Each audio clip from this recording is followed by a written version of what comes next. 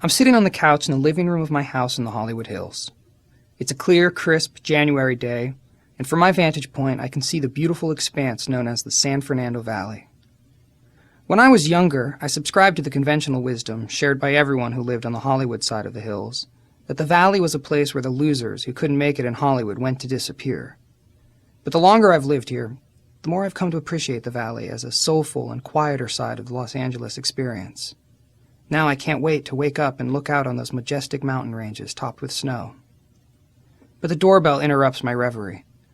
A few minutes later, a beautiful young woman enters the living room, carrying an exquisite leather case. She opens it and begins to set up her equipment. Her preparations complete, she dons sterile rubber gloves and then sits next to me on the couch. Her elegant large glass syringe is handcrafted in Italy. It's attached to a spaghetti-shaped piece of plastic that contains a small microfilter so no impurities will pass into my bloodstream. The needle is a brand new, completely sterilized microfine butterfly variant. Today my friend has misplaced her normal medical tourniquet, so she pulls off her pink fishnet stocking and uses it to tie off my right arm. She dabs at my exposed vein with an alcohol swab, then hits the vein with the needle. My blood comes oozing up into the spaghetti-shaped tube, and then she slowly pushes the contents of the syringe into my bloodstream. I immediately feel the familiar weight in the center of my chest, so I just lie back and relax. I used to let her inject me 4 times in one sitting, but now I'm down to 2 syringes full. After she's refilled the syringe and given me my second shot, she withdraws the needle, opens a sterile cotton swab, and applies pressure to my puncture wound for at least a minute to avoid bruising or marking on my arms.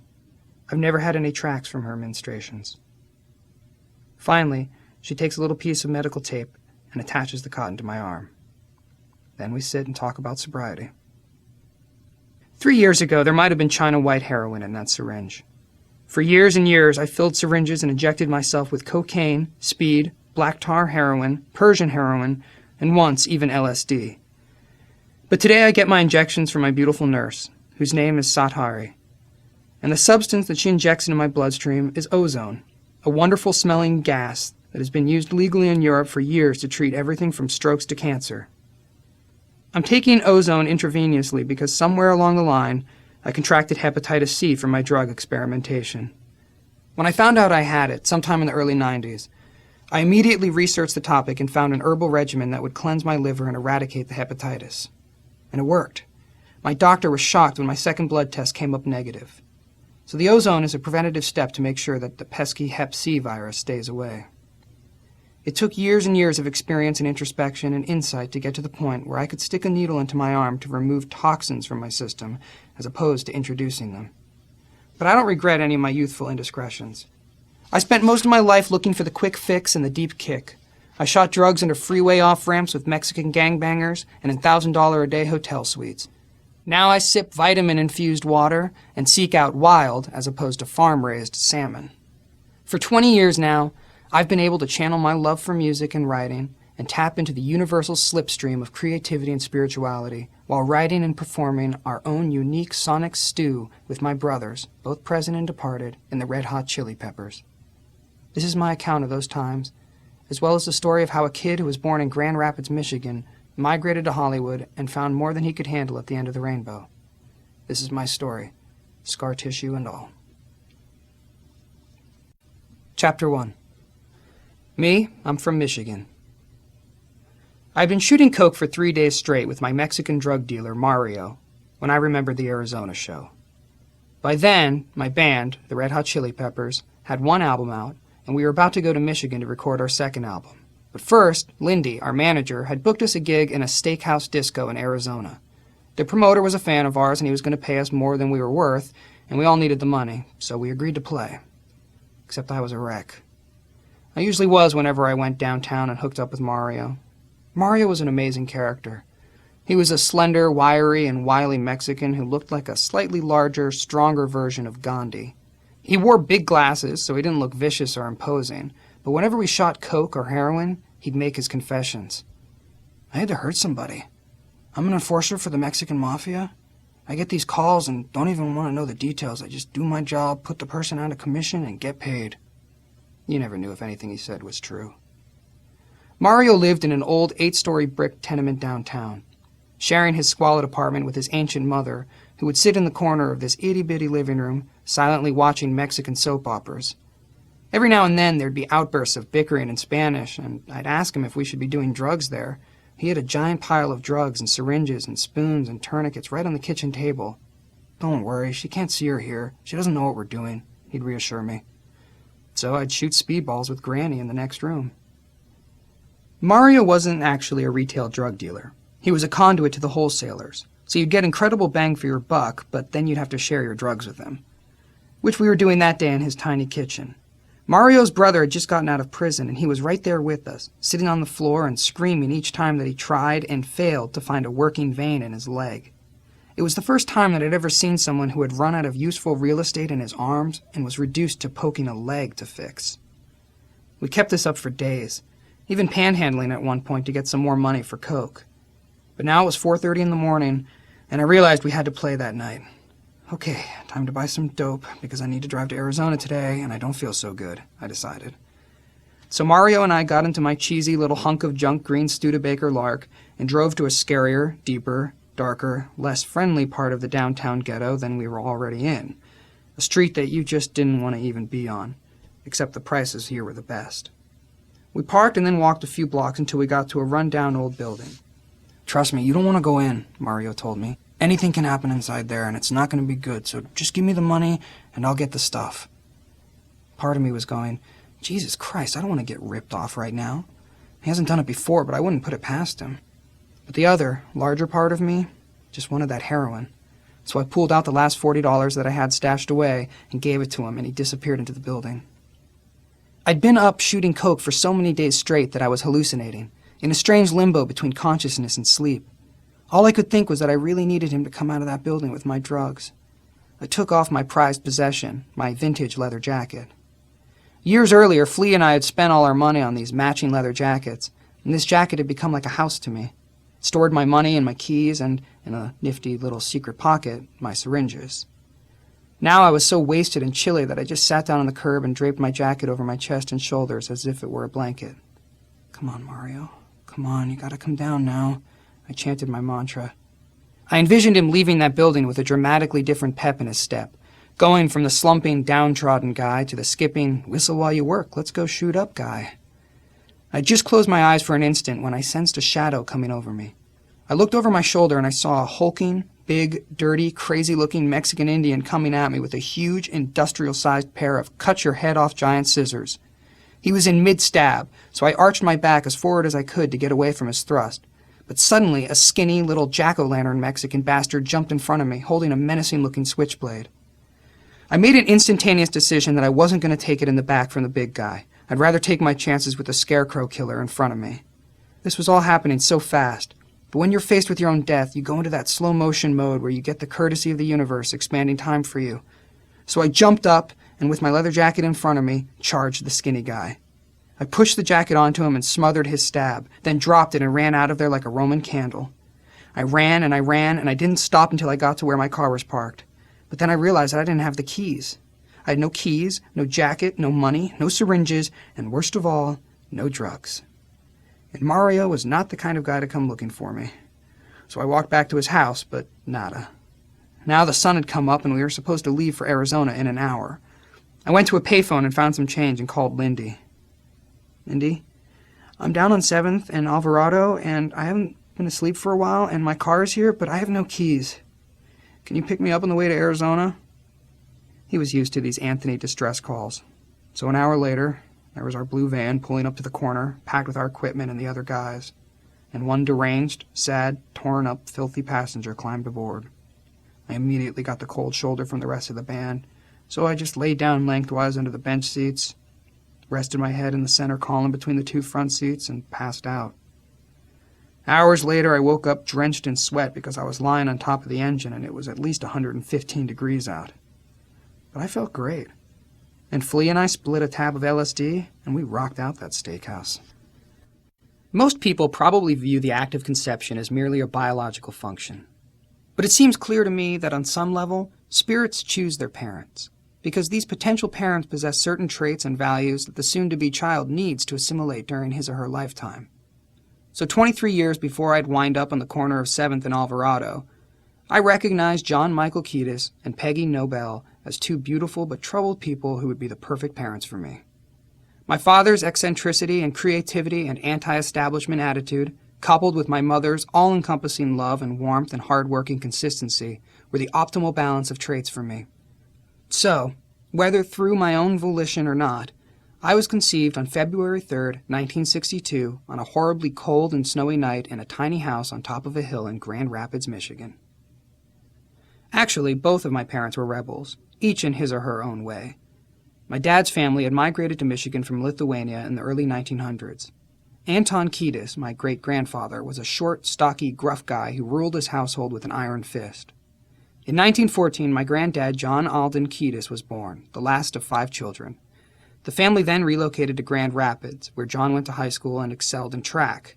As a teen, he was an inspiring Bing Crosby-like crooner and an excellent amateur short story writer. Growing up in the Kiedis household meant that my granddad couldn't drink, smoke cigarettes, or swear. He never had a problem conforming to that strict lifestyle. Eventually, he met a beautiful woman named Molly Vandenveen, whose heritage was a pastiche of English, Irish, French, and Dutch, and, as we've recently discovered, some Mohican blood, which explains my interest in Native American culture and my identification with Mother Earth. My dad, John Michael Kiedis, was born in Grand Rapids in 1939. 4 years later, my grandparents divorced, and my dad went to live with his father, who worked in a factory that produced tanks for the war effort. After a few years, my granddad remarried, and my dad and his sister had a more conventional home life. But John Alden's tyranny was too much for my dad to bear. Dad had to work in the family businesses, a gas station and then a drive-in burger joint. He couldn't play with his friends, he couldn't stay up late, he couldn't even think about drinking or smoking cigarettes. On top of that, his stepmom, Eileen, was a devout Dutch Reformed Christian who made him go to church 5 times during the week and 3 times on Sunday, experiences that later embittered him towards organized religion. By the time he was 14, he had run away from home, jumping a bus to Milwaukee, where he spent most of his time sneaking into movies and drinking free beer in the breweries.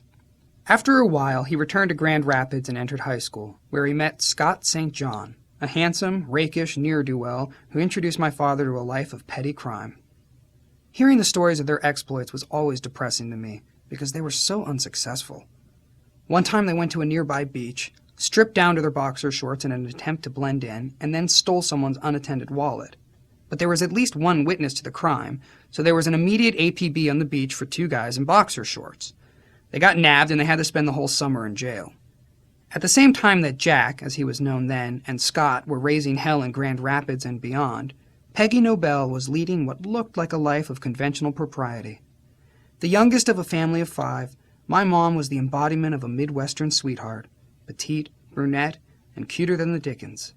She was very close to her dad, who worked for Michigan Bell. She always described him as a sweetheart of a man, wonderful, loving, kind, and fun. Peggy wasn't as close to her mom, who, although brilliant and independent, followed the conventions of the day and eschewed college for life as an executive secretary, which probably made her a little bitter. And as the rigid disciplinarian of the family, she often clashed with my mom, whose rebellious attitude took some unconventional routes. My mom was enthralled with black music, listening almost exclusively to James Brown and then Motown. She was also enthralled with the star athlete of her high school class, who just happened to be black, a pretty taboo romance for the Midwest in 1958. Enter Jack Kiedis, freshly back in Grand Rapids from a jailhouse stay for a burglary in Ohio. His sidekick Scott was stewing in the Kent County Jail for a solo caper, so my dad was on his own when he went to a party in East Grand Rapids one night in May of 1960.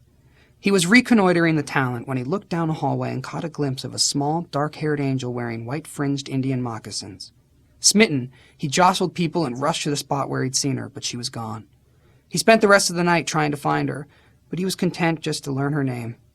A few nights later, Jack showed up on Peggy's porch, dressed up in a sport jacket and pressed jeans, holding a huge bouquet of flowers. She agreed to a date to see a movie. 2 months later, after obtaining permission from her parents, the still 17-year-old Peggy married Jack, who was 20, on the day before her parents' 35th anniversary. Scott St. John was the best man. 6 weeks later, Peggy's dad died from complications of diabetes. A few weeks after that, my dad started cheating on my mom. By the end of that year, somehow Jack convinced Peggy to let him take their brand-new blue Austin Healey and, along with his friend John Reeser, drive to Hollywood. Reeser wanted to meet Annette Funicello, and my dad wanted to be discovered and become a movie star. But most of all, he didn't want to be tied down to my mom. After a few months of misadventures, the two friends settled in San Diego, until Jack got word that Peggy was seeing a man who had a monkey back in Grand Rapids. Insanely jealous, he drove 100 miles per hour without stopping and moved back in with my mom, who was just innocent friends with the primate owner. A few weeks later, convinced that he'd made a huge mistake, Jack moved back to California, and for the next year, my parents alternated between being married and being separated, and between being in California and being in Michigan. One of those reconciliations led to an arduous bus ride from sunny California to freezing Michigan. The next day, I was conceived. I was born in St. Mary's Hospital in Grand Rapids, 5 hours into November 1st, 1962, just shy of 7.5 pounds, 21 inches long. I was nearly a Halloween baby, but being born on November 1st is even more special to me. In numerology, the number 1 is such a potent number that to have 3 ones all in a row is a pretty good place to start your life. My mom wanted to name me after my dad, which would have made me John Kiedis III, but my dad was leaning toward Clark Gable Kiedis or Courage Kiedis. In the end, they settled on Anthony Kiedis, which was an homage to my great-grandfather. But from the start, I was known as Tony. I left the hospital and joined my dad, my mom, and their dog, Panzer, in their tiny new government-funded home in the country outside of Grand Rapids. But within weeks, my dad started getting wanderlust and cabin fever. In January 1963, my granddad, John Kiedis, decided to uproot the entire family and move to the warmer climates of Palm Beach, Florida. So he sold his business and packed up the U-Haul and took his wife and 6 children, plus my mom and me. I don't remember living in Florida, but my mom said it was a pleasant time, once we got out from under the yoke of the abusive patriarch of the Kiedis family. After working at a laundromat and saving some money, my mom found a little apartment over a liquor store in West Palm Beach, and we moved in. When she got a bill for 2 months' rent from Grandpa Kiedis, she promptly wrote him, "I forwarded your bill to your son. I hope you hear from him soon." Mom was working for Honeywell by then, pulling in $65 a week, 1 week's worth of that going towards our rent. For another $10 a week, I was in daycare. According to my mom, I was a very happy baby. Meanwhile, my dad was alone in his empty house in the country. Coincidentally, the wife of one of his best friends had left him, so the 2 buddies decided to move to Europe. Dad just left the house with his car still in the garage, packed up his golf clubs, his typewriter, and the rest of his meager possessions, and took off for Europe on the SS France. After a wonderful 5-day trip that included the conquest of a young French woman married to a Jersey cop, my dad and his friend Tom settled in Paris. By then, Jack had grown his hair long, and he felt simpatico with the beatniks on the left bank. They had a pleasant few months, writing poetry and sipping wine in smoke-filled cafes, but they ran out of money. They hitchhiked up to Germany, where they were inducted into the army to get free passage back to the States on a troop ship. They were packed in like sardines, tossed around on turbulent seas and dodging vomit along with insults like, "Hey, Jesus, get a haircut." That ride home was the worst experience of my father's life. Somehow he convinced my mother to let him move back in with her again. After her mother died in a tragic car crash, we all moved back to Michigan in late 1963. By now, my father was determined to follow the lead of his friend John Reeser and enroll in junior college, ace all his courses, and get a scholarship to a good university, and ultimately get a good job and be in a better position to raise a family. For the next 2 years, that was exactly what he did. He finished junior college and got many scholarship offers, but decided to accept a scholarship from UCLA, go to film school, and realize his dream of living in Los Angeles. In July 1965, when I was 3 years old, we moved to California. I have some vague recollections of the first apartment that the 3 of us shared, but in under a year, my parents had once again split up, once again over other women. My mom and I moved into an apartment on Ohio Street, and she found a job as a secretary at a law firm. Even though she was in the straight world, she always maintained that she was a closet hippie. I do remember her taking me to Griffith Park on the weekends to a new form of social expression called love-ins. The verdant, rolling hills were filled with little groups of people picnicking and stringing love beads and dancing. It was all very festive. Every few weeks, my routine would be interrupted by a special treat, when my dad came to pick me up and take me on outings. We'd go to the beach and climb down on the rocks, and my dad would put his pocket comb out, and all these crabs would grab it. Then we'd catch starfish. I'd take them home and try to keep them alive in a bucket of water at my house, but they'd soon die and stink up the entire apartment. In each of our ways, we were all prospering in California, especially my dad. He was having a creative explosion at UCLA and using me as the focal point of all his student films. Because he was my father, he had a special way of directing me, and the films all wound up winning competitions. The first film, A Boy's Expedition, was a beautiful meditation on a 2.5-year-old who rides his tricycle down the street, does a big slow-motion wipeout, and lands on a dollar bill. For the rest of the film, I go on a wild ride through downtown LA, going to the movies, buying comic books, taking bus rides, and meeting people, thanks to that buck I found. In the end, it all turns out to be a fantasy sequence, as I pocket the bill and ride off on my tricycle. My dad's budding career as a director got derailed in 1966, when he ran into a cute young roller skating car hop who introduced him to pot. When I was about 4, my dad and I were on one of our outings, walking down Sunset Strip, when he suddenly stopped and gently blew some pot smoke into my face. We walked a few more blocks, and I was getting more and more excited. Then I stopped and asked, "Dad, am I dreaming?" "No, you're awake," he said. "Okay." I shrugged and proceeded to scamper up a traffic light post like a little monkey, feeling slightly altered. Once my dad got into pot, he started hanging out at the music clubs that were part of the new scene on Sunset Strip. Correspondingly, we saw less and less of him. Each summer, my mom and I returned to Grand Rapids to see our relatives. Grandma Molly and her husband Ted would take me to Grand Haven Beach, and we'd have a great time. During that stay in the summer of 1967, my mom ran into Scott St. John at Grand Haven. After they spent some time together, he talked her into returning to Michigan with him in December 1967. The move wasn't all that traumatic, but Scott coming into the picture was definitely disturbing. There was nothing calming or soothing or comforting about this chaotic character. He was big and tough and swarthy and mean with black, greasy hair. I knew that he worked at a bar and that he got into a lot of fights. One time I woke up early in the morning and went into my mom's room, and he was lying on the bed. His face was just obliterated, with black eyes and a bloody nose and a split lip and cuts. Blood was everywhere. My mom was putting ice on one part of his head and cleaning up the blood off another part of his face and telling him he should probably go to the hospital. He was just being gruff and gnarly and mean. It was unsettling, knowing that my mom was in love with this guy. I knew he had been a friend to someone in the family, but I didn't realize that he was my dad's best friend. Scott had a short fuse and a big temper, and he was physically volatile. It was the first time in my life that I had received pretty hardcore spankings. One time I decided that I didn't like the tag in the back of my favorite blue jacket because it was itchy. It was pitch black in my room, but I knew where the scissors were, so I went to cut the tag out, and I ended up cutting a huge hole in the coat. The next day, Scott saw the hole, pulled down my pants, and spanked me with the back of a brush. So it was a rough little patch there. We were living on a very poor side of Grand Rapids, and I entered a new school to finish kindergarten. Suddenly, I stopped caring about learning, and I became a little rogue. I remember walking across the schoolyard and just cursing wildly at age 5, stringing together 40 curse words in a row, trying to impress my new friends. A teacher overheard me and called a parent-teacher conference, and I started developing the mentality that authority figures were against me. Another manifestation of my emotional discombobulation was the Slim Jim episode. I was with a friend of mine, and we had no money, so I stole some Slim Jims from a candy store. The owner called my mom. I can't remember my punishment, but shoplifting Slim Jims wasn't the average thing for a 6-year-old boy to do in Grand Rapids. In June 1968, my mom married Scott St. John. I was the ring bearer, and at the reception, I got a purple Stingray bicycle as a gift, which elated me.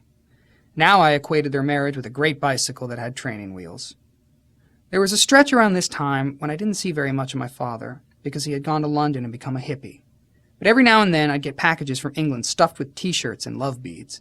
He'd write me long letters and tell me about Jimi Hendrix and Led Zeppelin and all these different bands he was seeing and how great the English girls were. It was like my dad was on some kind of psychedelic Disneyland ride off in the world, and I was stuck in snowy-ass Nowheresville, USA. I knew that there was this magic out there in the world, and that my father was somehow the key to it. But I also, especially in retrospect, enjoyed growing up in a calmer clime. That summer, I went out to California for a few weeks to see my dad, who had returned from London. He had an apartment on Hilldale in West Hollywood, but we spent a lot of time in Topanga Canyon, where his girlfriend Connie had a house. Connie was a fantastic character with a huge shock of flowing red hair, alabaster skin, really beautiful and crazy as could be. Besides Connie, my dad's friends were all these quintessential, drug-saturated hippie cowboys. There was David Weaver, a non-stop talking, huge man with shoulder-length hair, a handlebar mustache, and basic California hippie attire, not quite as stylish as my dad. He was a brutal brawler who fought like a wolverine. The last corner of my dad's triangle was Alan Bashara, a former Vietnam vet who sported a huge afro and a big, bushy mustache. Bashara wasn't a macho tough guy hippie. He was more the Georgie Jessel of the group, spewing a mile-a-minute comic shtick. So with David, the cool, tough, fighting guy, my dad, the creative, intellectual, romantic guy, and Alan, the comedian, it was working for all of them, and there was no shortage of women, money, drugs, and fun. It was round-the-clock partying with these guys. Weaver and Bashara had a house near Connie's, and they ran a rather enormous marijuana business out of Topanga Canyon. When I first got there, I didn't realize all this. All I saw was a lot of people constantly smoking pot. But then I walked into a room, and Weaver was sitting there counting stacks of money. I could tell that the vibe was very serious. I thought, okay, don't even know if I want to be in this room because they're doing math. So I went into the next room, where there was a small mountain of marijuana on top of huge tarps. Connie would constantly have to come get me and take me out to play in the canyon. It was, don't go into that room! Don't go into this room! Keep an eye out! Make sure no one's coming! There was always the element of suspense that we were doing something we might get caught for, which would give a kid some worry. But at the same time, it's like, what's going on in there? Why do you guys have so much money? What are all these pretty girls doing everywhere? I do remember having a sense of concern for my dad. At one point, some friends of his were moving from one house to another, and they filled this big open truck with all their possessions. My dad jumped up and rode on top of the mattress, which was precariously balanced on top of all the other belongings. We started moving, and we were careening down these canyon roads, and I was looking at my dad, barely holding onto the mattress, going, "Dad, don't fall off!" "Oh, don't you worry," he said. But I did. That was the beginning of a theme, because for many years to come, I'd be scared to death for my dad's life. But I remember having a lot of fun, too. My dad and Connie and Weaver and Bashara would all go to the Corral, a little shit-kicker bar in the middle of Topanga Canyon where Linda Ronstadt and the Eagles and Neil Young played regularly. I'd go with the adults, and I'd be the only kid in the crowd. Everyone would be wasted, drinking and drugging, but I'd be out on the floor, dancing away. When I got back to Michigan, things hadn't changed much. First grade was pretty uneventful. My mom worked days as a secretary at a law firm, and after school I'd stay with a babysitter. But my life took a decided turn for the better in the fall of 1969, when we moved to Paris Street. We'd been living in a real poor white trash section of the city, with lots of quadruplexes and shanty towns, but Paris Street was like something out of a Norman Rockwell painting. Single-family houses and manicured lawns and neat, clean garages. By now, Scott was mostly out of the picture, but he had stayed around long enough to impregnate my mother. Suddenly, I had a trio of beautiful young teenage girls watching me after school. At age 7, I was a little too young to be having crushes, but I adored these girls in a sisterly way, in awe of their beauty and their budding womanhood. I couldn't have been happier to spend time with them, whether it was watching TV or swimming in the local pool or going for walks in the small wildlands in the area. They introduced me to Plaster Creek, which would become my secret stomping grounds for the next 5 years, a sanctuary from the adult world where my friends and I could disappear into the woods and make boats and catch crawfish and jump off bridges into the water. So it was definitely a huge relief to move into that neighborhood where everything seemed nicer and where flowers grew. I even liked school. Whereas my previous school seemed dark and dismal and dreary, Brookside Elementary was a pleasant-looking building that had beautiful grounds and athletic fields that ran beside Plaster Creek. I wasn't as J.C. Penney as the rest of my classmates, because we were on welfare after my mom gave birth to my sister, Julie. So I was wearing whatever hand-me-downs we'd get from the local charitable institutions, with the occasional Liverpool Rules t-shirt I'd get from my dad. It didn't really register that we were on welfare until about a year later, when we were at the grocery store and everyone else was paying in cash, but my mom broke out this Monopoly money for the groceries. Being on welfare bothered her, but I was never fazed by that so-called stigma. Living with a single parent and seeing that all my friends had mothers and fathers in the same house didn't make me envious. My mom and I were actually having a blast, and when Julie came into the picture, I couldn't have been happier to have a baby sister. I was really protective of her, until a few years later, when she became the subject of many of my experiments in torture. By the 3rd grade, I developed real resentment towards the school administration. Because if anything went wrong, if anything was stolen, if anything was broken, if a kid was beaten up, they would routinely pull me out of the class. I was probably responsible for 90% of the mayhem, but I quickly became a proficient liar and cheat and scam artist to get out of the majority of the trouble. So I was bitter, and I'd get these ludicrous ideas such as, What if we detached the metal gymnastic rings that hang next to those swings, used them like a lasso, and put them right through the picture window of the school? My best friend, Joe Walters, and I snuck out of the house late one night and did it. And when the authorities came, we scampered like foxes down to Plaster Creek and never got caught. Many, many years later, I sent Brookside an anonymous money order for the damages. My problem with authority figures increased as I got older. I couldn't stand the principals, and they couldn't stand me. I had loved my teachers up until 5th grade. They were all women and kind and gentle, and I think they recognized my interest in learning and my capacity to go beyond the call of scholastic duty at that stage. But by 5th grade, I'd turned on all the teachers, even if they were great. By now, there was no male figure in my life to rein in any of this antisocial behavior, as if any of the males in my life would have. When my sister Julie was 3 months old, the police started staking out our house looking for Scott because he had used some stolen credit cards. One night they came to the door, and my mom sent me to the neighbors while they interrogated her. Weeks later, Scott showed up and came storming into the house in a complete violent rage. He'd found out that someone had called my mom and told her he'd been cheating on her, so he rushed over to the phone in the living room and pulled it out of the wall. I started shadowing him every inch because my mom was terrified and I wasn't having any of that. He started to go into my room to get my phone, but I threw myself in front of him. I don't think I was too successful, but I was prepared to fight him, using all the techniques that he had taught me a few years earlier. My mom finally sent me next door to get the neighbors, but that was clearly the end of his welcome in that house. Still, about a year later, he attempted to reconcile with my mother. She flew to Chicago with little Julie, but he never showed up at the rendezvous spot. The cops had busted him. She had no money to get back home, but the airlines were nice enough to fly her back free. We went to visit him at a hardcore maximum security prison, and I found it fascinating but a little disconcerting. On the way home, my mom said, "That's a first, and that's a last." And shortly after that, she divorced him. Lucky for her, she worked for lawyers, so it didn't cost her anything. Meanwhile, my admiration for my dad was growing exponentially. I couldn't wait for those 2 weeks every summer when I'd fly out to California and be reunited with him. He was still living on the top floor of a duplex house on Hilldale. Every morning I'd get up early, but my dad would sleep until about 2 p.m. after a late night of partying, so I had to find a way to entertain myself for the first half of the day. I'd go around the apartment to see what there was to read, and on one of my searches I came across his huge collection of Penthouse and Playboy magazines. I just devoured them. I even read the articles. I had no sense that these were dirty magazines or in any way taboo, because he wouldn't come out and say, "Oh God, what are you doing with those?" He'd be more likely to come over, check out what I was looking at, and say, "Isn't that girl incredibly sexy?" He was always willing to treat me like an adult, so we talked openly and freely about the female genitalia and what to expect when I ended up going there. His bedroom was in the back of the house, next to a tree, and I remember him explaining his early warning system and escape plan.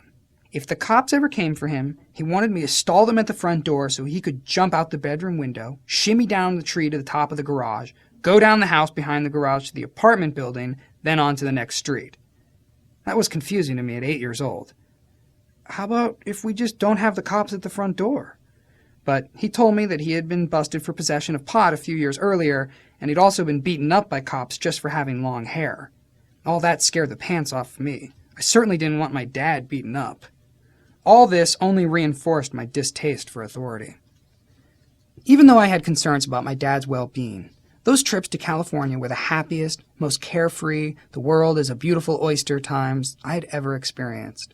I went to my first live music concerts and saw artists like Deep Purple and Rod Stewart.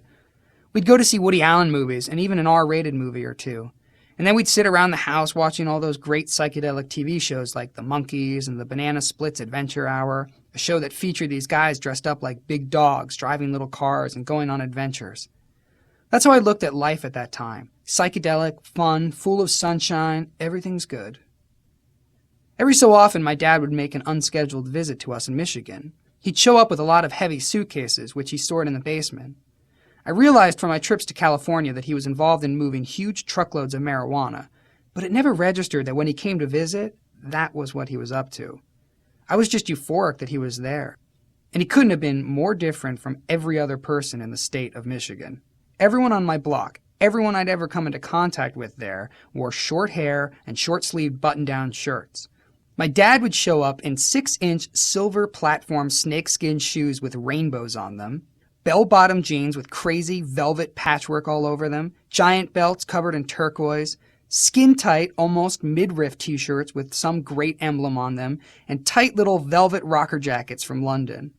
His slightly receding hair was down to his waist, and he had a huge, bushy handlebar mustache and huge sideburns. My mom didn't exactly embrace my dad as a good friend, but she recognized how important he was to me, so she was always pleasant and facilitated our communication. He would stay in my room, and when he left, she would sit down with me and I would write him thank you notes for whatever presents he'd brought me and tell him how much fun it was to see him. By the 5th grade, I had begun to show some entrepreneurial talent. I'd organize the neighborhood kids and we'd put on shows in my basement. I'd pick out a record, usually by the Partridge Family, and we'd all act out the songs using makeshift instruments like brooms and upside-down laundry tubs. I was always Keith Partridge, and we'd lip-sync and dance around and entertain the other kids who weren't quite capable of partaking in the performance. Of course, I was always looking to make a buck or two, so one time when we had the use of a friend's basement, I decided that I would charge whatever these kids could come up with, a dime, a nickel, a quarter, to come down to my friend's basement and attend a Partridge Family concert. I set up a big curtain and put a stereo behind it. Then I addressed the crowd. The Partridge Family are basically shy. And besides, they're much too famous to be in Grand Rapids, so they're going to play a song for you from behind this curtain. I went behind the curtain and pretended to have a conversation with them. Then I played the record. All the kids in the audience were going, "Are they really back there?" "Oh, they're there, and they've got someplace else to go, so you guys get running now," I said. I actually got a handful of change out of the deal. During 5th grade, I also devised a plan to get back at the principals and the school administrators I despised, especially since they had just suspended me for getting my ear pierced. In a school government class one day, the teacher asked, "Who wants to run for class president?" My hand shot up. "I'll do it," I said. Then another kid raised his hand. I shot him a look of intimidation, but he kept insisting he wanted to run. So we had a little talk about it after class. I told him that I was going to be the next class president, and if he didn't bow out immediately, he just might get hurt. So I became the president. The principal was dismayed beyond belief. I was now in charge of assemblies, and whenever we had special dignitaries come to the school, I was the one who showed them around. Sometimes I'd rule by intimidation, and often I'd get into fights at school. But I also had a tender side. Brookside was an experimental school with a special program that integrated blind and deaf and mildly retarded older kids into the regular classes. As much of a hooligan and an intimidator as I was, all of these kids became my friends. And since kids can be evil and torment anyone who's in any way different, these special students took a beating at every recess and lunchtime, so I became their self-imposed protector. I was keeping an eye on the blind girl while the deaf guy was stuttering, and if any of the jerk-offs teased them, I'd sneak up behind the offender with a branch and brain them. I definitely had my own set of morals. In 6th grade, I started coming home for lunch, and my friends would congregate there. We'd play spin the bottle, and even though we had our own girlfriends, swapping was never a problem. Mostly we just French kissed. Sometimes we'd designate the time that the kiss had to last. I tried to get my girlfriend to take off her training bra and let me feel her up, but she wouldn't give in. Somewhere late in the 6th grade, I decided that it was time to go live with my dad. My mom was at her wit's end with me, clearly losing all control. When I wasn't given the green light to go live with him, I started to really resent her. One night she sent me to my room, probably for talking back to her. I don't think I even grabbed anything. I went straight out of my bedroom window to make my way to the airport, call my father, and figure out a way to get on a plane and go straight to LA. None of the flights went straight to LA, but I didn't know that. I never even made it as far as the airport. I ended up at the house of one of my mom's friends a few miles away, and she called up my mom and took me home. That was the point at which my mother started considering letting me go. A big factor in the final decision was the entrance into her life of Steve Idema. Since Scott St. John had gone to jail, my mother decided that maybe her idea of reforming bad boys wasn't such a good one. Steve was a lawyer who provided legal aid for the impoverished. He had been a Vista volunteer working with poor people in the Virgin Islands. He was a totally honest, hard-working, compassionate, stand-up fellow with a heart of gold, and my mom was crazy about him. As soon as I realized that he was a good guy and that they loved each other, I began lobbying harder to go to California and live with my dad. Chapter 2. Spider and Son. When I left Michigan at 12 years old in 1974, I told all my friends that I was moving to California to be a movie star. But as soon as I started driving around with my dad and his Healy, singing along to the pop songs on the radio, which I wasn't particularly good at, I announced, I'm going to be a singer. That's really what I'm going to do. Even though I verbalized it, I didn't think about that vow for years. I was too busy falling in love with California. For the first time in my life, I felt like this was where I was supposed to be. It was palm trees and Santa Ana winds and people I liked looking at and talking to and hours I liked keeping. I was forging a friendship with my dad that was growing by leaps and bounds every day. He thought it was great because he had this young guy who could handle himself, whom all his friends and girlfriends loved. I wasn't slowing him down in the slightest. If anything, I was giving him a new prop. So it was working to our mutual benefit. And I was going through the roof with new experiences. Some of the most memorable of those new experiences happened right in my dad's little bungalow on Palm Avenue. He lived in one half of a house that had been split into 2 units. It had a quaint kitchen and wallpaper that was probably from the 30s. There were no bedrooms per se, but my father converted a small add-on storage room into a bedroom for me. It was all the way at the back of the house, and you had to go through a bathroom to get to it. My dad's bedroom was the den, a room that was enclosed by 3 swinging doors that led to the living room, the kitchen, and the bathroom. It had nice black wallpaper with big flowers and a window that looked into the side yard, which was teeming with morning glories. I had been there only a few days when my dad called me into the kitchen. He was sitting at the table with a pretty 18-year-old girl he'd been hanging out with that week. "Do you want to smoke a joint?" he asked me. Back in Michigan, I automatically would have answered no.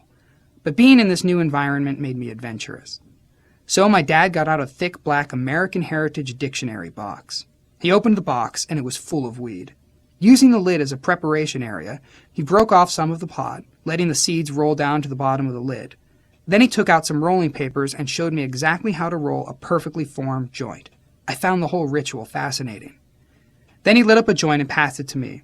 "Be careful. Don't take too much. You don't want to cough your lungs out," he counseled. I took a little drag and then passed the joint back to him. It went around the table a few times, and soon we were all smiling and laughing and feeling really mellow. And then I realized I was high. I loved the sensation. It felt like medicine to soothe the soul and awaken the senses. There was nothing awkward or scary. I didn't feel like I had lost control. In fact, I felt like I was in control.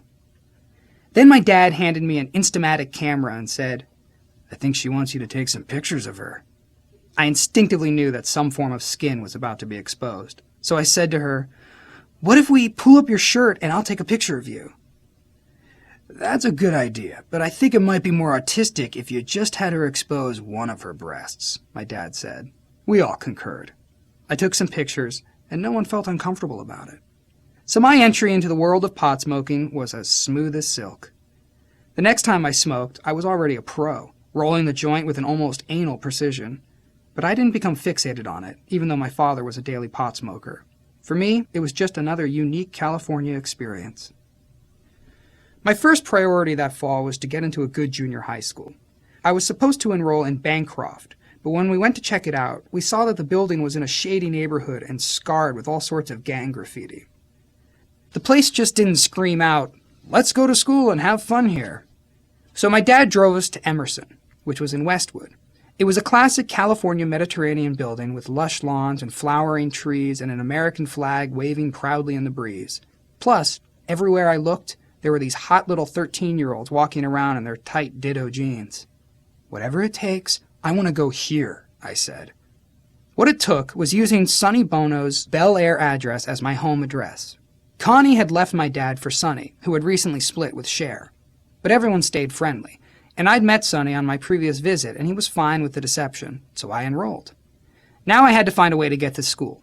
If I took a city bus, it was a straight shot, 4.2 miles down Santa Monica Boulevard. The problem was the RTA was on strike. My dad was established in his routine of staying up late, getting up late, being high most of the time, and entertaining women all the time, so he wasn't exactly going to be a soccer mom and drive me to and from school. His solution was to leave a $5 bill on the kitchen table for a cab. Getting home would be my project. To facilitate that, he bought me a Black Knight skateboard, which had a wooden deck and clay wheels. So I'd skateboard and hitchhike or walk the 4 miles home, all the time discovering Westwood and Beverly Hills and West Hollywood. I went through almost all my first day at Emerson without making a friend. I started getting worried. Everything seemed new and daunting. Coming from a small Midwestern school, I wasn't exactly an academic. But at the end of the day, I had a creative arts class, and there was a friend waiting to happen. Sean, a black kid with bright eyes and the biggest smiles. It was one of those times when you march up to someone and say, "Do you want to be my friend?" "Yeah, I'll be your friend." Boom, you're friends. Going to Sean's house was an adventure. His dad was a musician, which was a new one for me, a dad who went out to the garage and practiced music with friends.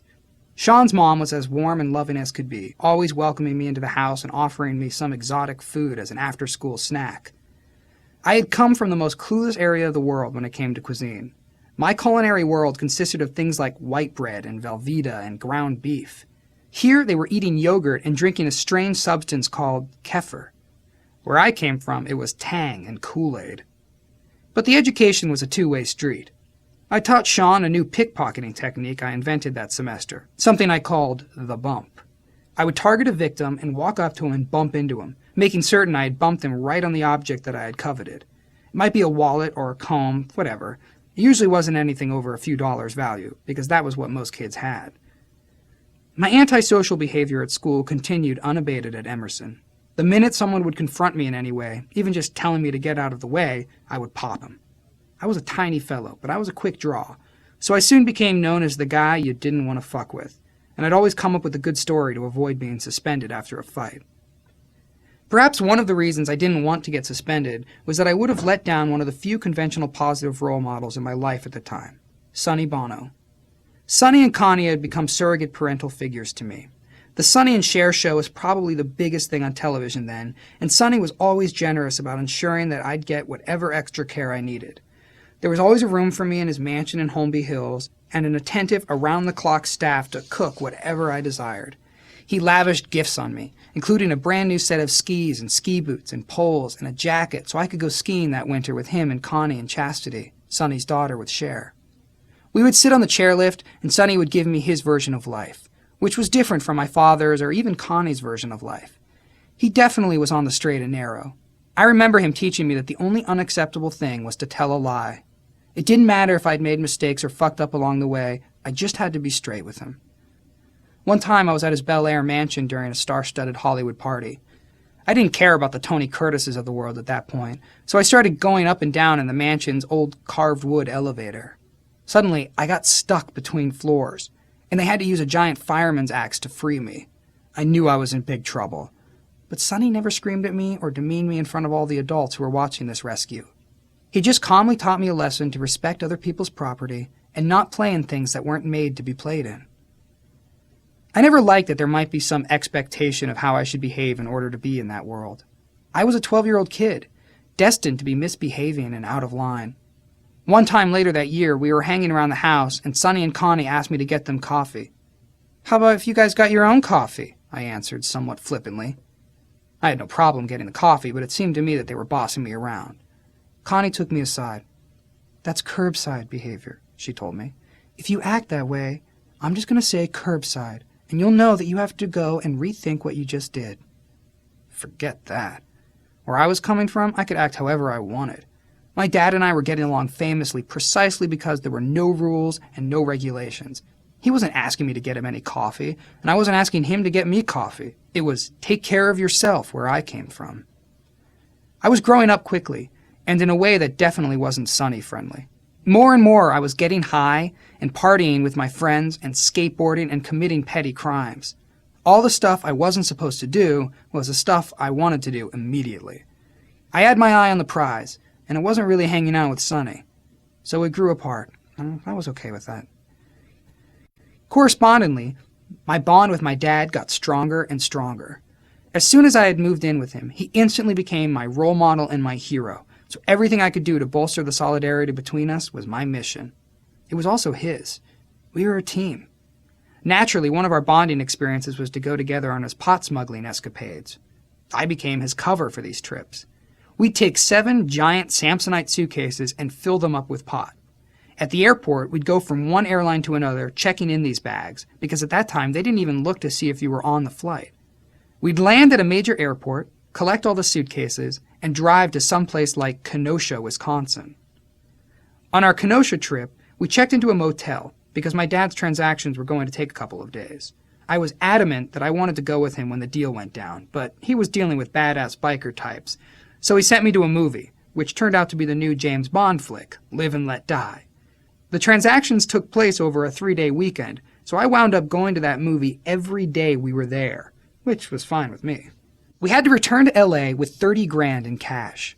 My dad told me I'd be carrying the money, because if they caught someone who looked like him with all that money, he'd be busted for sure. That was fine with me. I'd much prefer to be part of the action than be sitting on the sidelines. So we rigged a belt piece, stuffed it with the cash, and taped it to my abdomen. "If they try to arrest me, you just fade away," he instructed me. "Just pretend you're not with me and keep on going."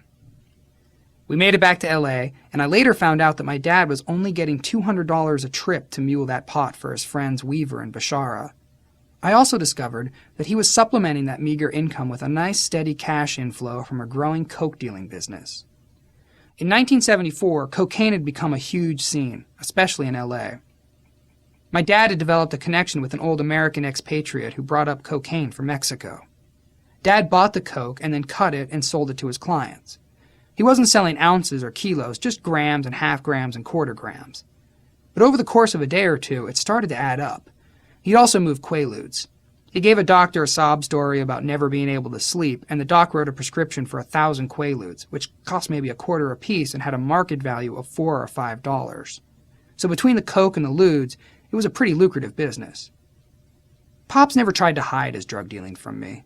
He didn't go out of his way to tell me about it, but I was such a shadow to him that I'd observe all his preparations and transactions. There was a small add-on room similar to my bedroom off the kitchen. It even had a door that led to the backyard, and my dad set up shop there. The centerpiece of his drug paraphernalia in that back room was his triple beam scale, which was put to more use in our household than the toaster or the blender. His work plate and snorting tray of choice was a beautiful green and blue Mexican tile, perfectly square and flat. I'd watch him cut up the coke and strain it, and then take a brick of Italian laxative called mannitol and strain it through the same strainer so it would have the same consistency as the coke. It was important to the bottom line to make sure the coke had been cut with the proper amount of laxative. There were a lot of people coming by, but not as many as you would think. My dad was fairly surreptitious about his dealings, and he knew the risk would increase with a lot of activity. But what his clientele lacked in quantity, it sure made up for in quality. There were plenty of movie stars and TV stars and writers and rock stars and tons of girls. One time we even got a visit from 2 famous Oakland Raiders on the eve of the Super Bowl. They came over pretty early, about 8 or 9 p.m., and they looked a lot straighter than the usual clientele, sitting on my dad's homemade furniture and looking sheepish and unnerved by the fact that there was a kid hanging around. But it all worked out. They got their stuff, and they went out and won the Super Bowl the next day. What was kind of annoying about the whole experience was the late-night traffic. It was then that I saw the real desperation this drug could induce. I wasn't being judgmental about it. It was more like, wow, that guy really wants that damn coke. One guy who was an insatiable garbage disposal for the cocaine was the brother of a famous actor. He'd come by every hour, on the hour, until 6 in the morning, wheeling and dealing and shucking and jiving and talking long promises.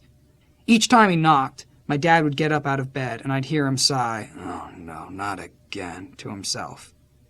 Sometimes my dad wouldn't even open the door. He'd just talk to people through the window screen.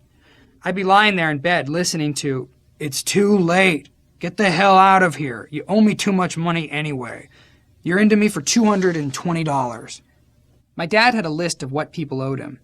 I'd look over that list and hear him say, "If I could just get everyone to pay me what they owe me, I'd have all this money."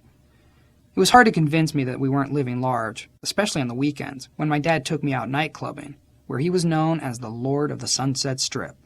He was also known as Spider, a nickname he had picked up in the late 60s when he scaled a building just to get into the apartment of a girl he was fixated on. Sunset Strip in the early 70s was the artery of life that flowed through West Hollywood. People constantly jammed the street, shuttling between the best clubs in town. There was the Whiskey A Go-Go and Filthy McNasty's. 2 blocks from the Whiskey was the Roxy, another live music club. Across the parking lot from the Roxy was the Rainbow Bar and Grill. The Rainbow was Spider's domain. Every night he'd get there around 9 and meet up with his posse, Weaver and Connie and Bashara, and a rotating cast of characters. Getting ready for the night out was a ritualistic experience for my father, since he was so meticulous about his appearance. I'd sit there and watch him preen in front of the mirror. Every hair had to be just so, the right cologne applied in the right quantity, then the donning of the tight t-shirt and the velvet jacket and the platforms. Eventually, we'd go to custom tailors to replicate his outfits for me. It was all about mimicking my dad. Part of the ritual was getting the right high to start the night. He was obviously saving the grand finale of Chemical Cocktail for much later in the evening, but he didn't want to leave the house without the appropriate beginnings of that buzz, which usually revolved around alcohol and pills. He had Quaaludes and Placidyls, which were downers that stopped you from having motor skills. When you mixed them with alcohol, they stopped the guy next to you from having motor skills. But my dad's pills of choice were Tuinals. When I went out with him, he'd pour me a small glass of beer. Then he'd break open a Tuinal capsule. Because the powder from the Tuinals was so horrible tasting, he'd slice up a banana and shove the broken up Tuinal in the banana. He'd take the part that contained more powder and give me the smaller portion. Then we were ready to go out. Our royal reception would start as soon as we walked up to the Rainbow's door. Tony, the maitre d' of the club, would greet my dad as if he were the most valued customer on the strip. Of course, the $100 bill that my dad handed him as we walked in didn't hurt. Tony would lead us to my dad's table, the power table, right in front of a huge fireplace. From that vantage point, you could see anyone who was coming in the club or walking down from Over the Rainbow, a nightclub within the club. My dad was incredibly territorial. If a person who didn't pass his muster sat down at the table, Spider would just confront him. "What do you think you're doing?" I just wanted to sit down and hang out," the guy would say. "Sorry, pal, out of here. You gotta go." But if someone came in who was of interest to my father, he'd jump up and arrange seating. His policing of the table made me uncomfortable. I didn't necessarily want interlopers to sit down, but I thought my dad could have been kinder and gentler. Especially when the booze and the downers were flowing at the same time. He could be an asshole. But he was a great catalyst for getting interesting people together. If Keith Moon, or the guys from Led Zeppelin, or Alice Cooper was in town, they'd be sitting with Spider, because he was the coolest guy in the house. We'd be at the Rainbow most of the night. He didn't stay at the table the whole time, just long enough for his anchors to arrive to hold down the table, and then they'd all take turns making the rounds within the restaurant bar area, or going upstairs. I always loved the upstairs club. Whenever one of my dad's girlfriends would want to dance, she'd ask me, because Spider was not a dancer. The night wouldn't be complete without cocaine, and it became a great sport to see how clandestinely you could consume your blow. The experienced coke hounds were easy to spot, because they all had the right pinky coke fingernail. They'd grow that pinky at least a good half-inch past the finger and shape it perfectly, and that was the ultimate coke spoon of the time. My dad took great pride in his elaborately manicured coke nail, but I also noticed that one of his nails was decidedly shorter than the rest. "What's up with that one?" I asked. "Well, that's so I don't hurt the ladies down below when I'm using my finger on them," he said. Boy, that stuck in my mind. He actually had a finger that was pussy-friendly. I was the only child present for all of this insanity. For the most part, the adults who didn't know me just ignored me. But Keith Moon, the legendary drummer for The Who, always tried to make me feel at ease. In the midst of this chaotic, riotous, party-life atmosphere where everyone was screaming and shouting and sniffing and snorting and drinking and humping, Moon would take the time to be still and take me under his arm and say, "How you doing, kid? You having a good time? Shouldn't you be at school or something?" "Well, I'm glad you're here anyway."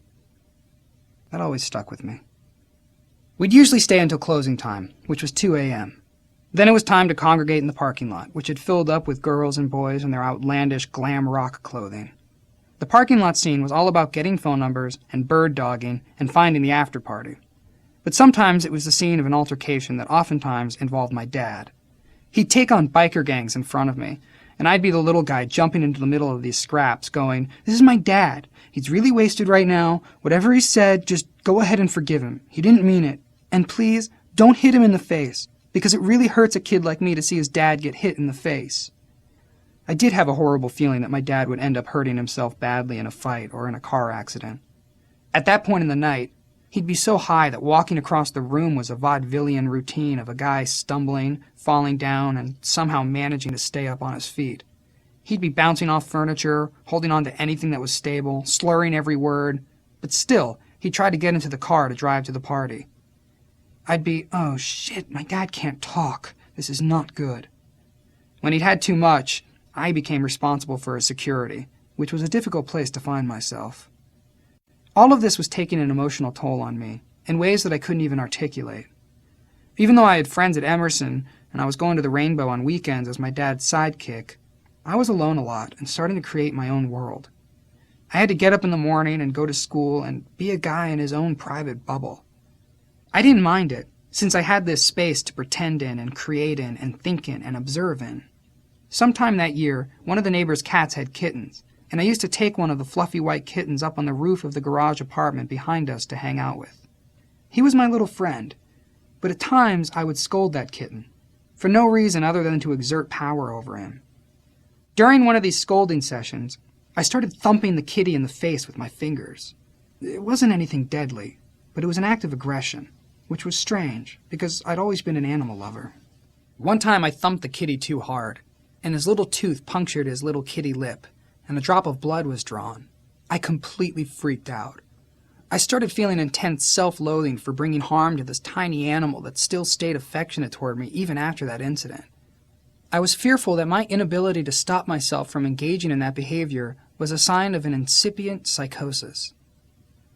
But on the whole, I wouldn't have traded my lifestyle for anything else, especially some of the mundane realities of my friends at Emerson. I'd go to their houses and see their dads come home from their office buildings and not have any time or energy or compassion for their kids. They just sat there and drank their whiskey and smoked their cigar and read their paper and went to bed. That didn't seem like a much better option. Trying to get some sleep so I'd be rested for school the next day while people were having sex on the couch and shooting cocaine and cranking the stereo was definitely not a mundane reality, but it was mine. On school nights, I'd stay home, but Spider would be right at the power table at the Rainbow, and half the time the after-party was at our house. I'd be at home asleep, and all of a sudden I'd hear that door open and a stream of maniacs would flood into the house. Then the music would begin, and the laughter and the cutting of the lines and the general mayhem would ensue. I'd be trying to sleep in my back room, which was connected to the one and only bathroom, and people would be in and out of there pissing and screaming and doing drugs.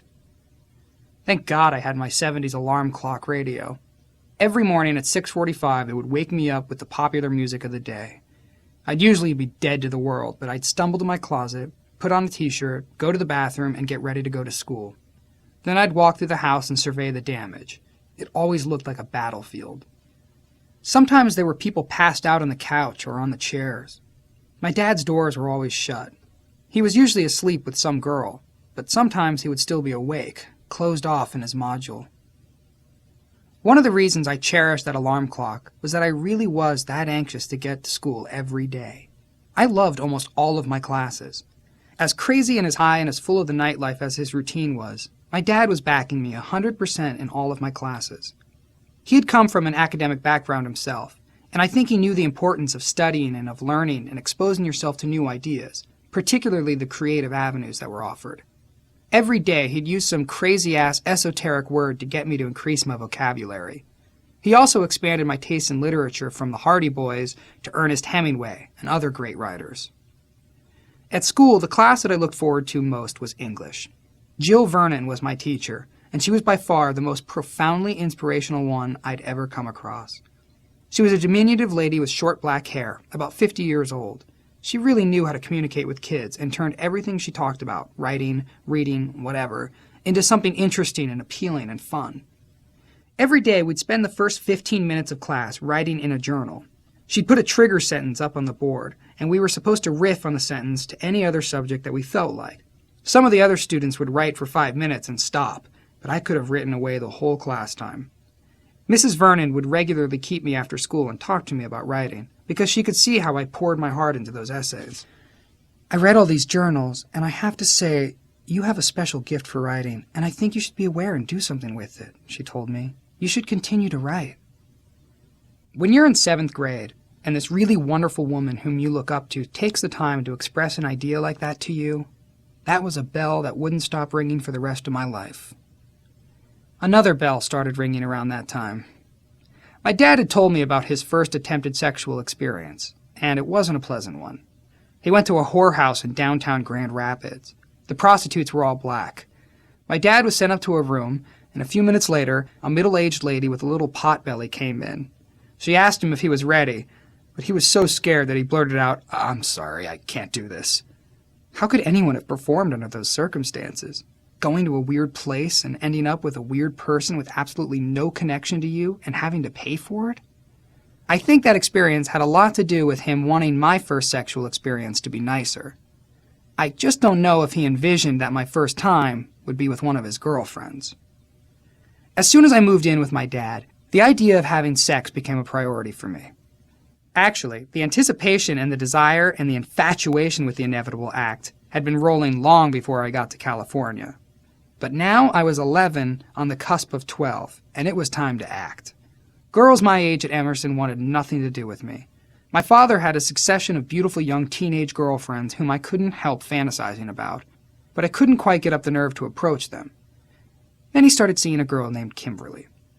Kimberly was a beautiful, soft-spoken 18-year-old redhead with snow-white skin and huge, perfectly formed breasts. She had an ethereal, dreamy personality that was typified by her adamant refusal to wear her glasses despite terrible nearsightedness. I once asked her if she could see without them, and she said that things were very fuzzy. So why didn't she wear the glasses? "I really do prefer the world unclear," she said. One night, shortly before my 12th birthday, we were all at the Rainbow. I was high as a little kite on a quaalude, and I got up the courage to write my father a note. "I know this is your girlfriend, but I'm pretty sure she's up for the task, so if it's okay with you, can we arrange a situation where I end up having sex with Kimberly tonight?" He brokered the deal in a flash. She was game, so we went back to the house, and he said, "Okay, there's the bed, there's the girl, do what you will." My father's bed was bizarre to begin with, because he had piled 4 mattresses on top of one another to create an almost throne-like effect. He was a little too present for my taste, and I was nervous enough as it was, but Kimberly did everything. She guided me the whole way, and she was very loving and gentle, and it was all pretty natural. I can't remember if it lasted 5 minutes or an hour. It was just a blurry, hazy, sexy moment. It was a fun thing to do, and I never felt traumatized then. But I think subconsciously it was probably something that always stuck with me in a weird way. I didn't wake up the next morning going, "Geez, what the hell was that?" I woke up wanting to go brag about it to my friends and find out how I could get the arrangement happening again. But that was the last time my dad ever let me do that. Whenever he'd have a new beautiful girlfriend, I'd say, "Remember that night with Kimberly? How about it?" He always cut me off. "Oh, no. That was a one-time deal. Don't even bring that up. It's not going to happen." The summer of 1975 was my first trip back to Michigan since I moved out to live with my dad. Spider gave me a big fat ounce of Colombian gold, which was at the time the top of the food chain when it came to weed, and some Thai sticks and a giant finger brick of Lebanese hash. That was my supply for the summer. Naturally, I turned my friends Joe and Nate on for the first time. We went to Plaster Creek, smoked a fatty, and emerged doing somersaults and cartwheels and laughing. All summer I told people about the wonders of living in Hollywood and about the different, interesting people I had met and the music I was listening to, which was everything in my father's collection, from Roxy music to Led Zeppelin to David Bowie, Alice Cooper, and The Who.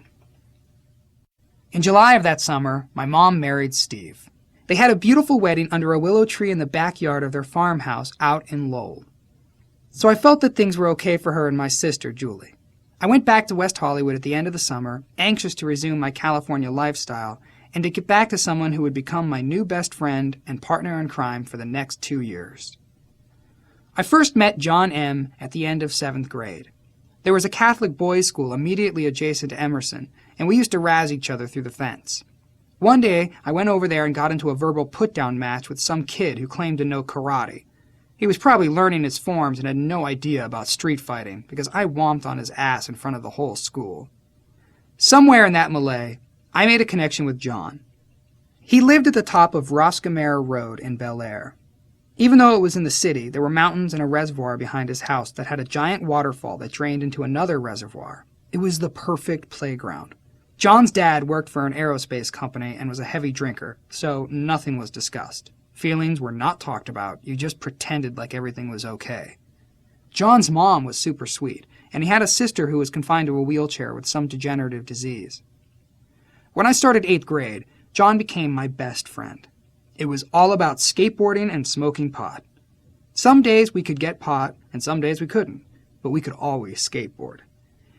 Up to that point, all of my skateboarding had just been street skating for transportation and jumping off curves, basically getting where I had to go with a modicum of style in the way I rode. Really, it was as functional as it was anything else. In the early 70s, the sport started to elevate, and people were riding in drainage ditches and along banks and at emptied-out swimming pools. It was about the same time that the dog pound skaters in Santa Monica were taking skateboarding to a new, higher semi-professional level.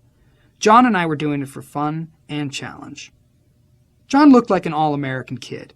He had a real taste for beer, and we'd go hang out in front of the local country market and talk adults into buying beer for us. Getting drunk wasn't my preferred high, but it was kind of exciting to get out of control in that way, to feel you didn't know what was going to happen. We graduated from asking people to buy us six-packs to pulling off heists for our booze. One day we were walking through Westwood and saw workers at a restaurant loading cases of beer into a third-floor storage area. When they left for a second, we climbed up on a dumpster, grabbed the fire escape ladder, pulled ourselves up, opened the window, and took a case of Heineken that lasted us for the next couple of days. We graduated from beer heists to stealing whiskey from the supermarkets of Westwood. We'd go into the supermarket and take a bottle of whiskey and slip it up a pant leg, pull the sock up over it, and walk out with a bit of a peg leg. It was terrible tasting, but we'd force ourselves to get it down. Before we knew it, we were out of our minds on the firewater. Then we'd skate around and crash into things and get in mock fights. At a certain point, John decided to grow his own marijuana garden, which I thought was very inventive of him. Then we realized that it would be easier to search out other people's gardens and steal their weed. One day after we searched fruitlessly for weeks, we found a patch that was guarded by dogs. I diverted the dogs, John stole the weed, and we brought all these huge plants back to his mom's house. We knew we had to dry them out in the oven first, but John was worried that his mother would come home, so I suggested since most people were still at work, we should just use somebody else's oven. We walked a few houses down from John's, broke in, cranked the oven, and shoved this mound of weed in. We stayed there for an hour, and though the weed never became smokable, now we knew how easy it was to break into people's houses, and we started doing that with some regularity. We weren't out to take people's televisions or to go through their jewelry. We just wanted money, or stuff that looked fun to have, or drugs. We went through people's medicine cabinets, because by now I'd seen a lot of pills, and I knew what to look for. One day we found a huge jar of pills that said Percodan. I'd never taken one, but I knew they were considered the creme de la creme of painkillers. So I took the jar, and we went back to John's. "Well, how many should we take?" he asked. "Let's start with 3 and see what happens," I guessed. We both took 3 and sat around for a few minutes, but nothing happened. So we took a couple more. The next thing we knew, we were out of our minds on an opium high and loving it. But that was a one-time thing. We didn't take the Percodans again. Our small successes with pulling off heists emboldened John. He lived across the street from his old elementary school, and he knew that all the day's receipts from the cafeteria were kept in a strong box and stored in the freezer every night. It turned out that during his last month as a 6th grader, John had stolen a set of the janitor's keys to the school. We plotted out a strategy. We got some masks, wore gloves, and waited until after midnight one night. The keys worked. We got into the cafeteria, went to the freezer, and there was the strongbox. We grabbed it and ran out, right across the street to John's house.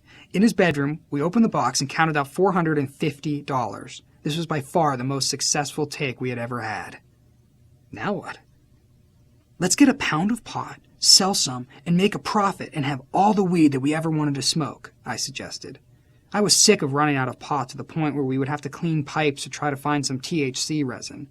I knew that Alan Bashara would have a pound of pot lying around, and he did. Unfortunately, it was shite pot. I had the idea to sell it out of my locker at Emerson, but that was too nerve-wracking, so I ended up taking the pot home and selling it out of my bedroom, all the time dipping into the brick and smoking the better pieces. At one point, I was trying to sell this shitty pot to a couple of junkies who lived across the street, but even they were critics. When they saw my bottle of Percodans, they offered me $5 a pill. I sold the whole jar in one fell swoop. The pinnacle of my 8th grade drug experimentation with John was our 2 acid trips. I didn't know anyone who took LSD. It seemed like a different generation's drug. Still, It sounded like a more adventurous experience that wasn't about getting high and chatting up the ladies, but about going on a psychedelic journey to an altered state. That was exactly how I saw my life then.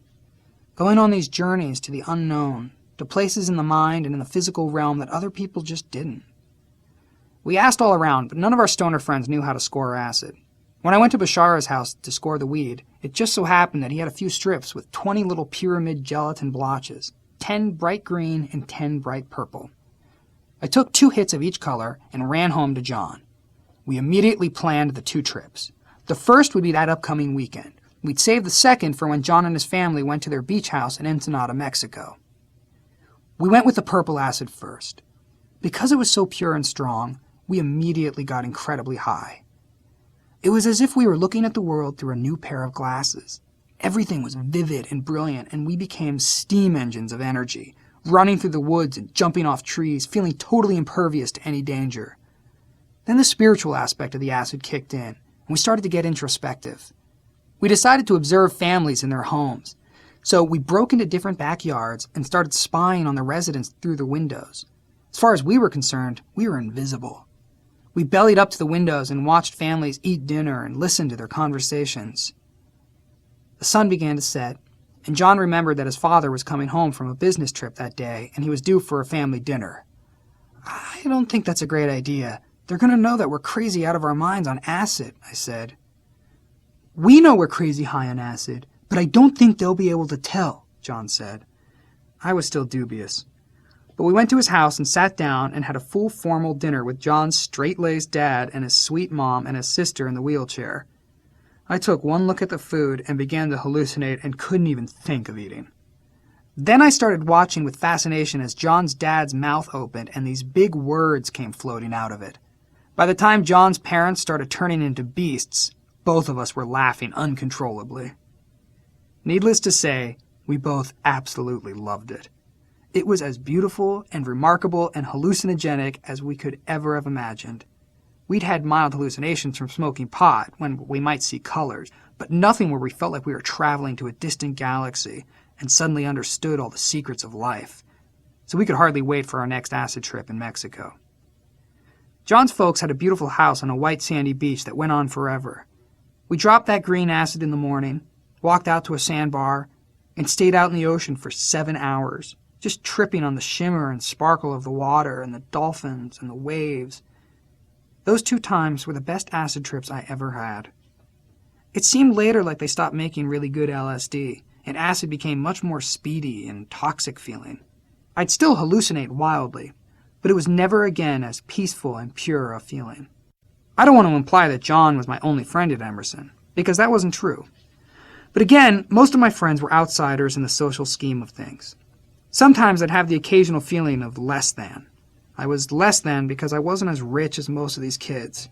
I also felt left out when it came to girls. Like every good boy going through puberty, I started fixating on every hot girl who came into my line of vision. And Emerson was full of them. They were rich little prima donna debutante girls with names like Jennifer and Michelle.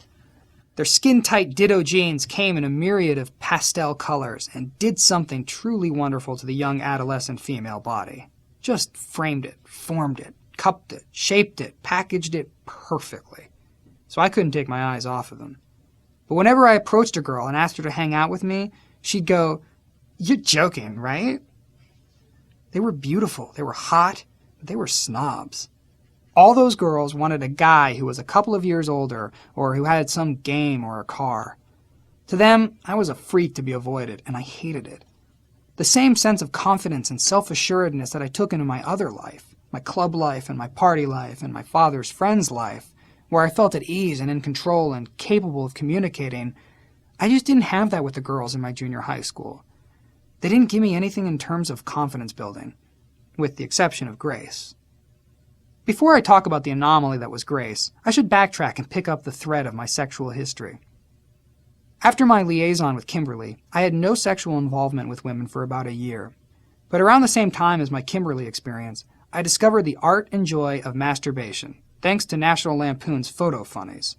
For some reason, masturbation was not a subject that my dad broached. He taught me every minuscule part of the female anatomy, but he never told me that if I needed sexual satisfaction, I could do it myself. National Lampoon inspired me to figure it out. All this experimentation took place one afternoon in my add-on bedroom. I wasn't a horribly late physical bloomer, but I was by no means early.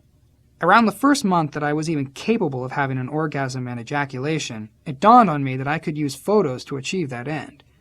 Surprisingly, I didn't use my dad's vast collection of Penthouse and Playboy magazines. I was attracted to the realism of the girls in those lampoons, the fact that the girls weren't in the conventional postures of what was supposed to be sexy.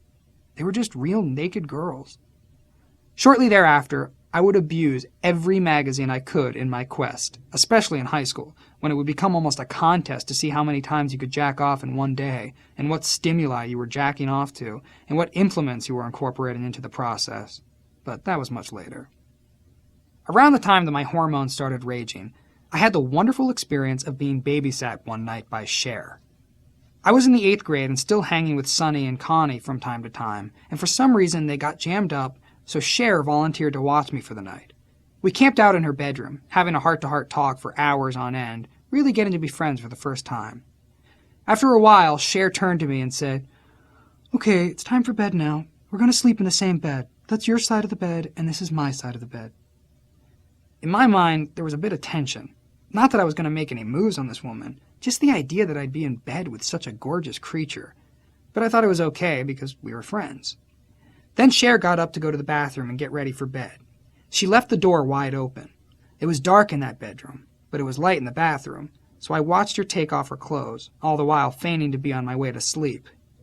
There was a woman's naked body, and it was long and slender and special and just thrilling.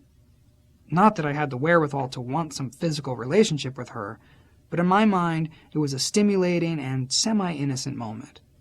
After a while, she walked back into the room and got into bed naked. I remember thinking, this is not bad, lying next to this naked lady. The next woman who advanced my sexual education was older than I was. Becky was an ex-girlfriend of Alan Bashara. She was about 24 at the time and small and beautiful with adorable curly hair. She was also into Quaaludes. I would go on errands with her, and she'd break up some ludes, and then we'd pile into her Fiat and drive around town. The days would always end up with us both getting high, coming home, and fooling around. Our sessions turned into great instructional lessons for me, because she showed me exactly how to go down on a girl. One time she even told me to massage her buttocks. Wow, I never would have thought of that, I marveled. Sex was still pretty sporadic for me in the 8th grade, but even then there wasn't a kid I knew who was getting laid. Every one of my friends was destined to stay a virgin for the next few years, so part of the joy for me was going to school the next day and telling my friends, "Hey, I spent the night with a girl." They were like, "Whoa, that's beyond comprehension." They were even more amazed after my experience with Grace at Emerson.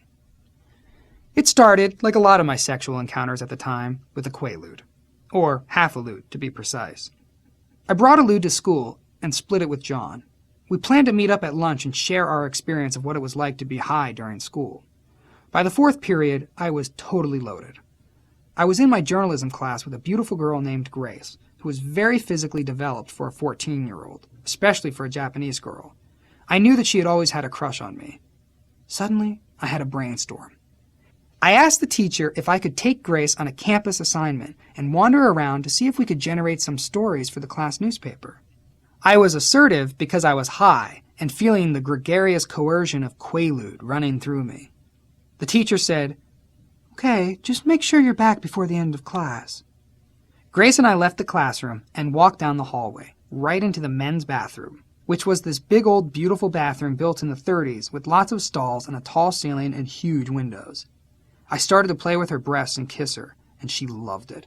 I was high and she wasn't, but she was just as horny as I was and equally willing to have this experience. Just as I began to finger her, a little kid came into the bathroom, saw us in the stall, and screamed and ran out.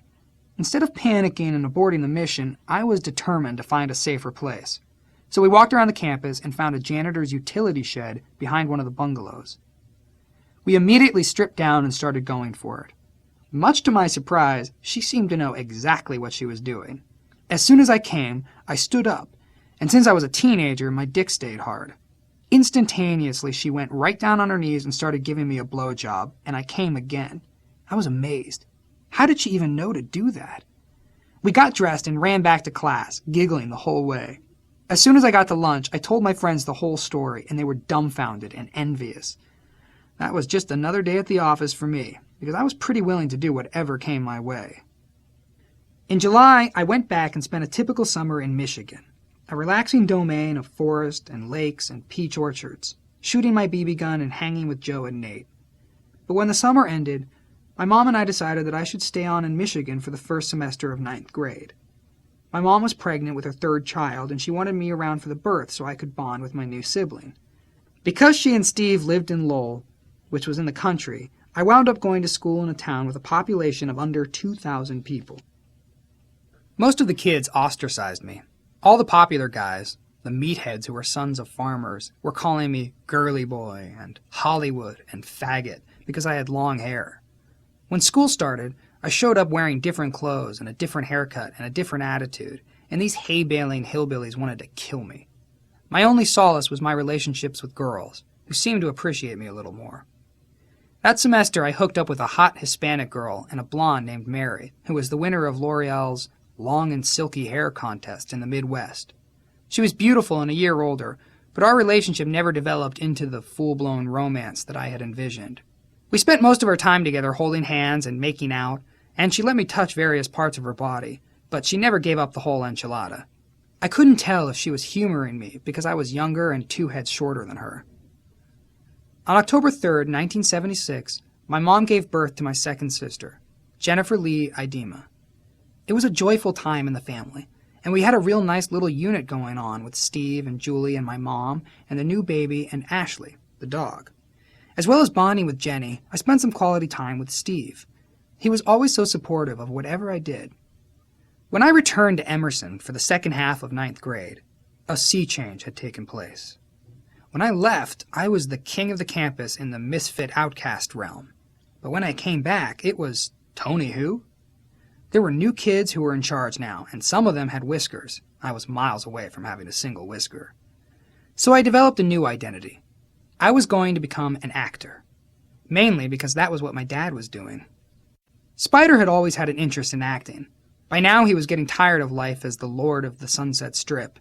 He was fed up with selling drugs and the constant barrage of people invading the house at all hours of the night. So when Lee Strasberg opened a branch of his institute in Los Angeles, Pops decided to enroll.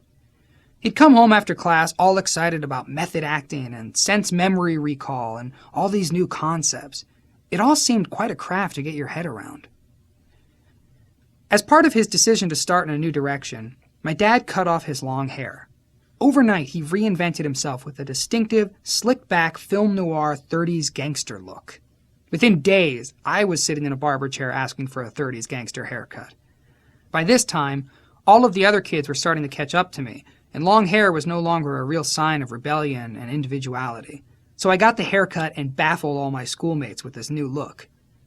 When my dad started wearing double-breasted pinstripe suits with black and white spectator shoes and nice white button-down shirts with fancy ties, the first thing I did was go out and get an identical outfit made up.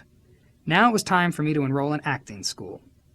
I took children's classes with a woman named Diane Hull, and they were wonderful. We were taught that there was more to acting than merely pretending. You really had to get into the headspace of the character you were playing. After a few months of studying, my dad dropped a bombshell on me. He was going to legally change his name from John Kiedis to Blackie Dammit. For his new last name, he had combined the first and last names of one of his favorite authors, Dashiell Hammett. "What do you want your stage name to be?" he asked me. In one more gesture of solidarity with my dad, I said, "Well, it's got to be something Dammit because I'm your son." So Cole Dammit was born. Get it? Cole, son of Blackie. From that day on, he was known only as Blackie, both professionally and personally. No John, no Jack, no Spider. But I had the 2 separate identities going. There was no way I was shaking Tony at school, and my family wasn't about to start calling me Cole. But Blackie did. He called me Cole more often than not, because he always stayed in character. With our stage names set, it was time to get agents. He found an agent to represent him, and then he got a recommendation for a child actor's agent for me. Her name was Toni Kelman, and she was the hottest child agent in all of Hollywood. By the time I signed, I had already been cast in a movie. Roger Corman was doing a triple R-rated version of Love American Style called Jokes My Folks Never Told Me. It was the quintessential 70s flick with beautiful naked women throughout. The director had gone to UCLA with my dad, and he came over to visit one day. I answered the door. "I'm here to see your dad," he said cordially. I didn't know the guy, and I certainly didn't know his relationship to Blackie, so I summoned myself up to my 5-foot-something height and hissed, "Well, who are you?" What I was saying with my body language was, "I'll kick your ass if you try to come in my house, even though I'm just a kid." He was so impressed with my confidence that he cast me in 2 vignettes as this badass kid who tells dirty jokes in the classroom. Right off the bat, I got hired to do an after-school special in a public network children's show. Of course, I was cast as the bad kid in both shows. But it was work, and it was piling up. I started an account at my dad's bank, and soon I opened that bank book up and saw a couple of grand in there, a shocking amount of money for me. I was getting spoiled, cast for every part auditioned for. One afternoon I was at John's house when Blackie called me to tell me that I had just been cast as Sylvester Stallone's son in Fist, his next movie after Rocky. I was so excited I ran out of the house, whooping and singing the theme song to Rocky with my arms up in the air. I was convinced that I would be the next big thing because I was co-starring with Sly Stallone, even though I had only one scene with him at the dinner table. When I got to the set, I went to Stallone's trailer and knocked on the door, figuring we should bond before we shot our big scene. "Who's that?" said a gruff voice from the trailer. "It's Cole. I'm playing your son in the scene we're about to do," I answered. He cautiously opened the door. "Why are you here?" he said. "I'm playing your son, so I thought we should get some hang time in so I could develop—" Stallone interrupted me. "No, I don't think so," he said and looked around for a PA. "Hey, somebody come and get this kid. Get him out of here," he screamed. We did the scene, and when I delivered my big line, "Can you pass the milk?" the camera wasn't exactly in tight for a close-up. It turned out to be a don't blink or you'll miss it role. But still, it was another credit. Having been in Fist helped when I went to Paramount to audition for a film called American Hot Wax, which was the story of Buddy Holly and the DJ Alan Freed. It was a big movie, and I was auditioning for a key role in the film, the president of Buddy Holly's fan club. After cattle calls and innumerable callbacks and even a screen test, it narrowed down to 2 candidates, me and the hottest child actor around, Moosey Dreer. I was confident that I'd get the role because Blackie had gone all out to help me prepare for the role, learning all of Buddy Holly's songs and buying the big horn-rimmed glasses. So when Tony called me to tell me that I hadn't gotten the part, I was shattered. That night, Connie took me to a friend's house, and we went on a total drug binge, snorting coke, smoking pot, sipping booze, and chatting about how I was going to get them next time and end up being the biggest movie star this town had ever seen, and yada, yada, yada. An endless stream of nonsensical cocaine gabbing between the boy who had just lost the role of a lifetime, the lady who wanted to help him out but really was kind of lost herself, and the guy who just wanted to get in the lady's pants. It went on until the wee hours of the morning, when the coke finally ran out, at which point the reality ran in, and it was not so nice. The chemical depression of the drugs wearing off, combined with the reality of the loss, made for a brutalizing 24 hours for me. Despite my other early success, I wasn't the most disciplined or diligent of acting students. I dug it, and I participated in it, and I learned from it, but I wasn't committed to putting all of my energy into that world. Having fun with my friends and running around town and skateboarding were still high on my list. Getting high was high on my list. I had already discovered the pleasures of cocaine before that night Connie tried to cheer me up. When I was 13, Alan Bashara had come over to our house on Palm in the middle of the day and told my dad that he had some incredible cocaine. Back in the 70s, cocaine was very strong and very pure. It wasn't so chemical heavy as it is these days. I'd been seeing the adults do it for the last year and a half in the house, so I told him I wanted in. Bashara made me a line and I snorted it.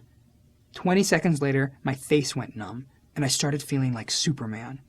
It was such an unabashedly euphoric rush that I felt like I was seeing God. I didn't think that feeling would ever go away, but then, boom, it started to wear off. Whoa, can we get some more of that? I was frantic. But Alan had to leave, and my dad went about his business, and I was bummed out. Fortunately, the young boy's chemistry doesn't take that long to recover, An hour later, I was fine and moving on to the next thing. So I fell in love at first sight with cocaine. I would always check the house to see if there was anything left behind from the night before. There frequently was. I'd scrape the plates with a razor blade and scour the empty glass vials and cobble the residue together, then take it to school and share it with John. But we always waited for school to let out. Except for that half Quaalude, I never did drugs in school. Cocaine inadvertently led me to heroin. I was 14 and with Connie one day when she took me for a ride to Malibu. We wound up at a coke dealer's house where all these adults were doing massive amounts of the white powder from a huge pile on the drawing table. I was right in there with them, monkey see, monkey do, and we were all as high as can be. At one point, they decided to go out somewhere. By now, there was only one small solitary line on the mirror. "You can stay here, but whatever you do, don't do that little line," they said. I just smiled and said okay. The minute they closed that front door, whoosh, I snorted up that line. When they came back in, they saw that the line had been hoovered.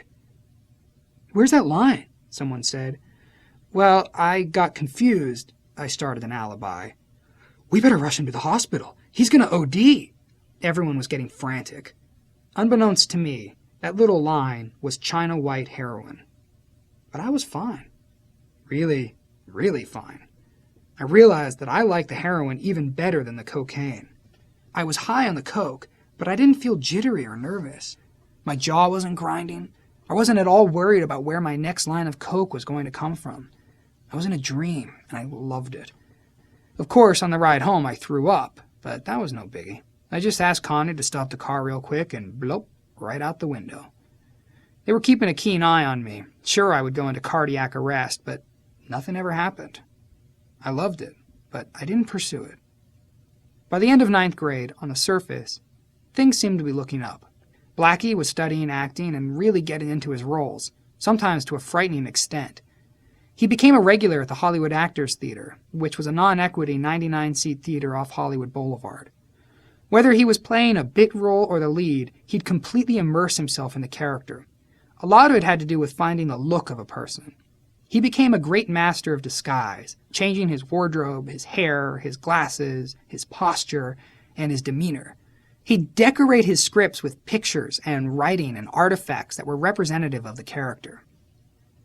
The problems began when he started to become his characters, and they reached a boiling point when he got cast as a transvestite in a Hollywood Actors Theater production. Blackie was so completely unafraid of what people would think of him, and so completely enraptured with the idea of becoming this character, that he lived as a transvestite for months.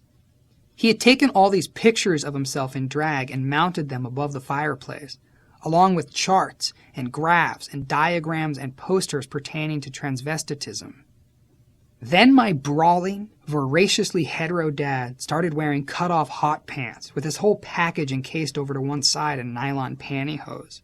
He'd put on a tube top and wear gloves with rings over them. His makeup would be immaculate, down to the hot pink lipstick. He'd prance around the house in high heels, sucking on a lollipop, talking all crazy gay. It got worse when he started to go outside like that. He'd just walk up and down Hollywood Boulevard talking to strangers in character.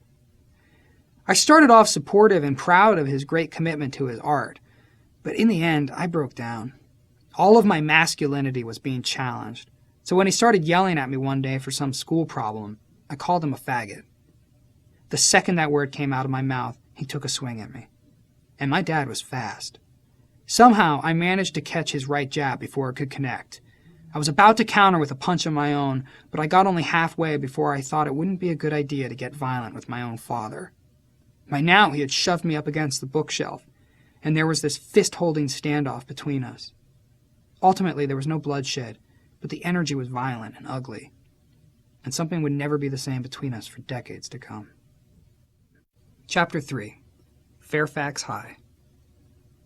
I'll never forget my first day of high school. I arrived at Uni High and checked in with my counselor to get my class assignment. Then she dropped the bombshell. "Tony, I know you've been going to Emerson for 3 years under a false address. Because you don't live in the district, you can't go to school here." I didn't know it then, but that was one of the most eventful twists of fate I'd ever experienced. I went home to figure out what high school was in my district. It turned out to be Fairfax High, a sprawling school in the corner of Fairfax and Melrose. I went there the next day and felt like an alien in a sea of people who already knew one another. Because I was a day late, a lot of the classes I wanted were full. I didn't know any of the students, I didn't know any teachers, I didn't even know where the cafeteria was. I started filling out my class forms, and when they asked for my name, I impulsively wrote Anthony instead of Tony. When roll was called, the teachers all called out, "Anthony Kiedis," and I didn't correct them. I just became Anthony, this slightly different guy who was more mature, more in control, more adult. Fairfax was a true melting pot. There were Chinese immigrants, Korean immigrants, Russian immigrants, Jewish kids, and tons of black kids, along with the white kids. Once again, I started befriending all of the loneliest and the most unwanted kids in school. My first friends were Ben Tang, a scrawny, uncoordinated, huge, bespectacled Chinese kid, and Tony Schur, a pasty-faced 98-pound weakling. About a month into the school year, Tony and I were talking in the quad at lunchtime when a tiny, crazy-looking, gap-toothed, big-haired kid came waltzing up to Tony, put him in a headlock, and started roughing him up. I couldn't tell at first if this was friendly fooling around or if the guy was bullying my best friend at Fairfax, so I erred on the side of friendship. I stepped in, grabbed him off Tony, and hissed, "If you touch him again like that, you're going to regret it for the rest of your life." "What are you talking about? He's my friend," the kid protested. It's weird.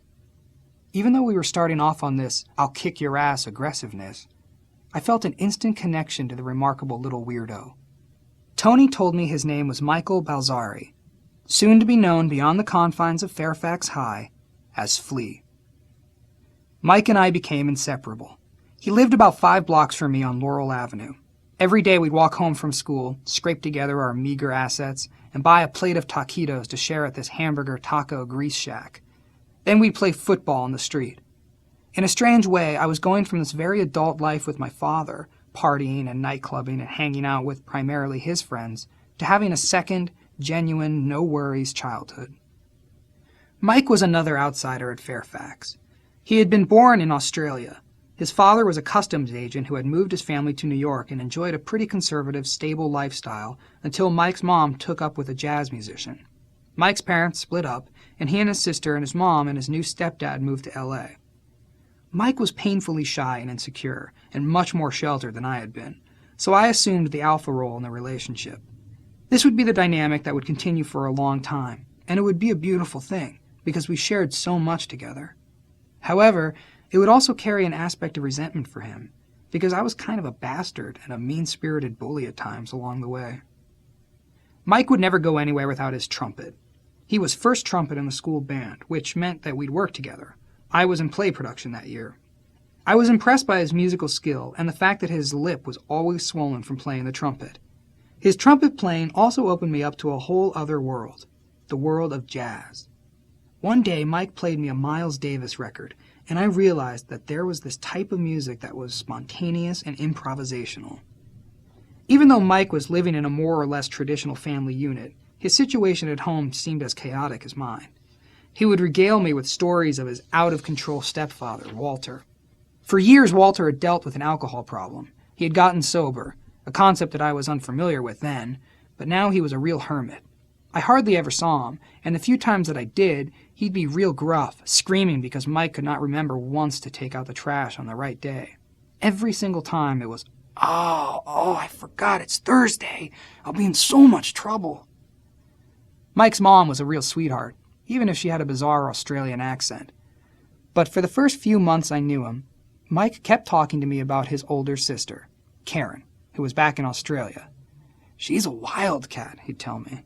"She's really hot. She's got 1 million boyfriends, and she's the best gymnast at Hollywood High. She went streaking in the middle of a citywide competition." I had to meet this Balzari's sister. Later that school year, Karen finally showed up. She was young and foxy and incredibly forward. By then it was common for Mike and me to sleep over at each other's houses. In fact, Mike's room had 2 tiny cot beds, one for him and one for me. His family had a hot tub in the backyard, and one night Mike, Karen, and I were in the tub drinking some wine. Karen's hand was continually wandering over to me under those bubbles, and when Mike called it a night and I was about to do the same, Karen grabbed me. "You stay," she implored. Time to meet the sister. Karen immediately took charge. She started making out with me, then took me back to her bedroom, where she spent the next 3 hours introducing me to a variety of sexual experiences I hadn't even known were possible. She was on her game, doing things like going to the sink and coming back with a mouthful of hot water and giving me a blowjob. What in heaven's name had I done to deserve this beautiful experience? The next day, Mike asked, "How is my sister?" I spared him the details because, after all, she was a sister, but I did thank him profusely for introducing us. Years and years later, he came to me and said, "We're really good friends, but this is something that's been bothering me for years. While you were in the room with my sister, I went outside the house and was peeping through the window for a few seconds." By then, I couldn't have cared less, but it was probably a good thing that he waited as long as he did to tell me. Mike was into pot when I first met him, so I began to dip more and more into my dad's stash to satisfy our needs. I knew the hiding places on the top of the bookshelves where he kept his half-smoked joints. But he locked his main stash in the same closet where he kept his scale. One day I was hanging out with Mike in his stepdad's cellar workshop, and I came across a huge cache of skeleton keys. It was a 1-in-a-million chance, but I asked Mike if I could try these keys on Blackie's closet, and sure enough, I found one that worked. So I started to carefully skim off my dad's stash of grass, Quaaludes, and Coke. Mike was impressed that I could grab a bud and leave everything so intact that Blackie never realized anything was missing. My first real bonding trip with Mike happened that semester, when we went skiing on Mammoth Mountain. The Greyhound bus ride up was full of your classic mixed nut variety of derelicts and forlorn people.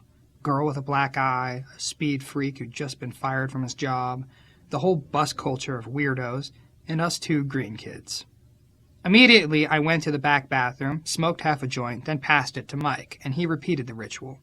By the time we got to Mammoth, a blizzard had started, and it was pitch black. Our plan was to spend the night in the laundry room of the condos there, a tip that one of my Emerson friends had given me, but the Greyhound left us in the middle of nowhere. We set out in the general direction of the condos, and suddenly Mike got a horrible stomachache. We walked, and we were freezing, and Mike was nearly in tears from the pain. Just as frostbite was about to set in, we made an arbitrary turn and found the condos. We walked into the laundry room, got out our sleeping bags, and rolled out one beneath the rickety plywood shelf for folding clothes, and the other on top of the shelf. I popped a few quarters in the dryer and curled up on the floor, while Mike slept on the rickety shelf that was meant to hold a few pounds of clothes. The next morning, we went to rent skis. We picked out all our equipment, and Mike tried to pay with the credit card his mom had given us, but the 17-year-old girl behind the counter wouldn't take it. She insisted Mike's mom had to be there in person to authorize the charge. Mike tried to explain that his mom was already on the slopes, but she wouldn't budge. I had to salvage this trip, so I went outside and approached a lady who was getting ready to ski with her kids and asked to borrow her jacket and her ski hat and her glasses. Somehow I convinced her, and I put on her parka and her hat and her big square sunglasses. I took our mittens and hats and stuffed them in the parka to make tits, and I channeled Mike's mom's voice in my head, and then I went back into the ski shop and marched up to the girl behind the counter. "I can't believe you pulled me off the slopes for this. This is my card, and I gave it to my son. What is your problem?" I said. The girl was scared out of her mind, hearing this crazy woman's voice coming from behind this ski mask, and we got the stuff.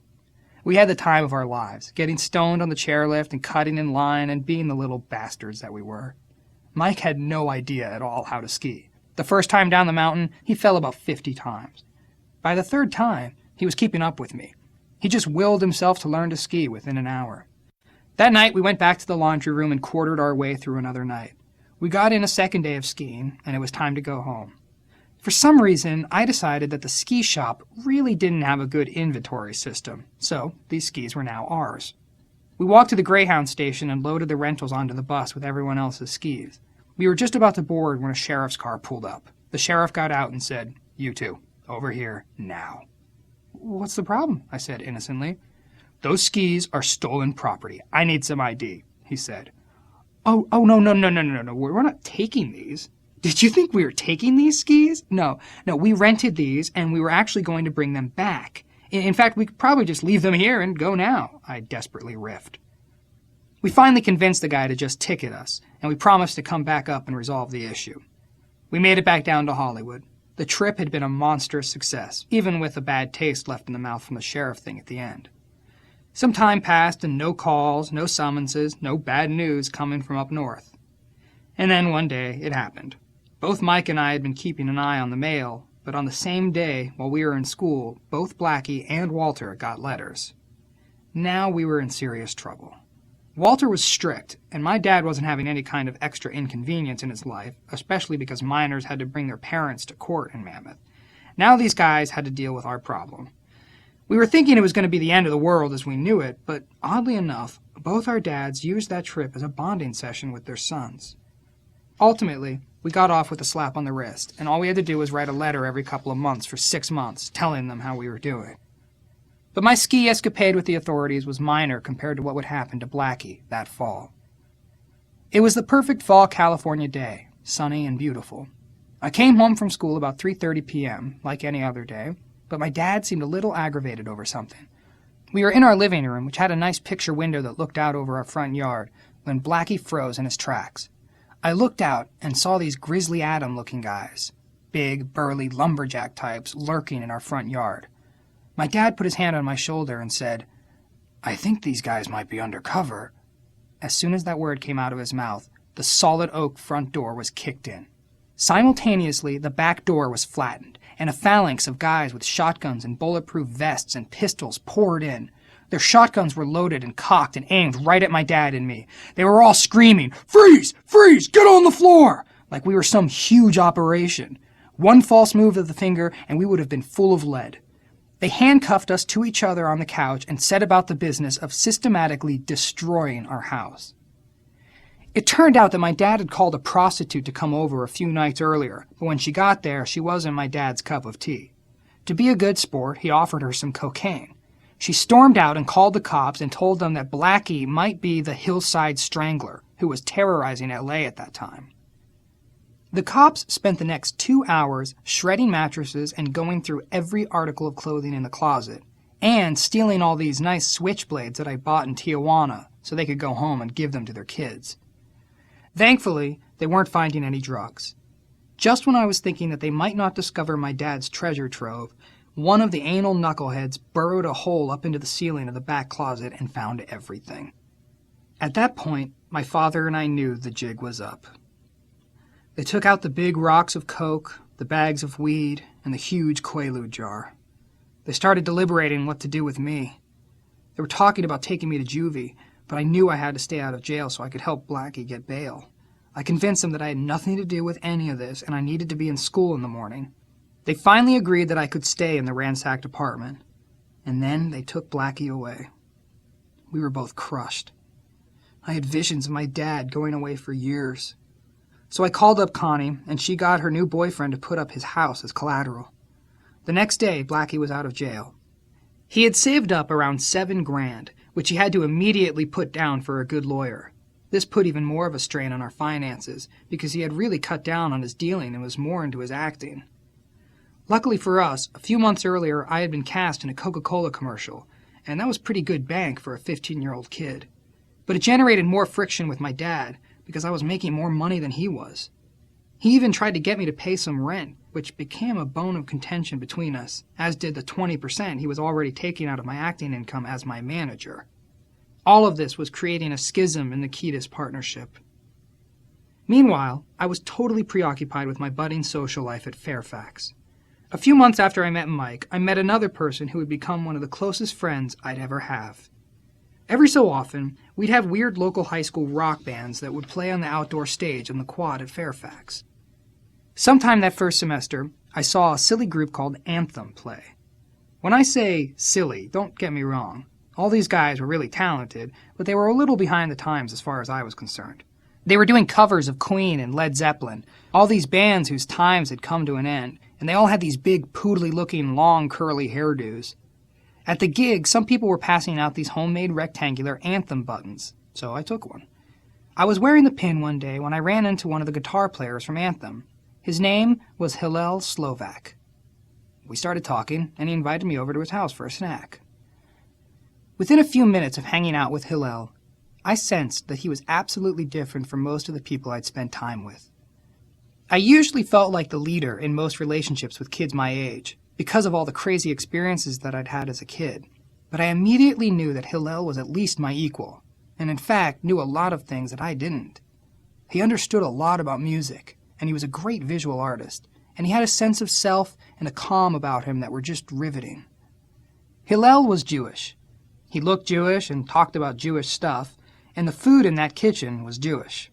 He made us egg salad sandwiches on rye bread that day, which was totally exotic food to me then. After the sandwiches, we had a meaningful heart-to-heart chat. By the time I left his house, I was thinking, well, that's my new best friend for life right there. It had been like that when I met Mike and Joe Walters. Sometimes you just know. Hillel had a Datsun B10 station wagon, and we spent many, many nights driving up to the top of the Hollywood Hills, pulling into a rest stop, looking out over the city, putting in some crazy progressive rock tapes, smoking weed, and discussing the girls at Fairfax. It was one thing to meet Mike and Hillel, who would both become such important people in my life.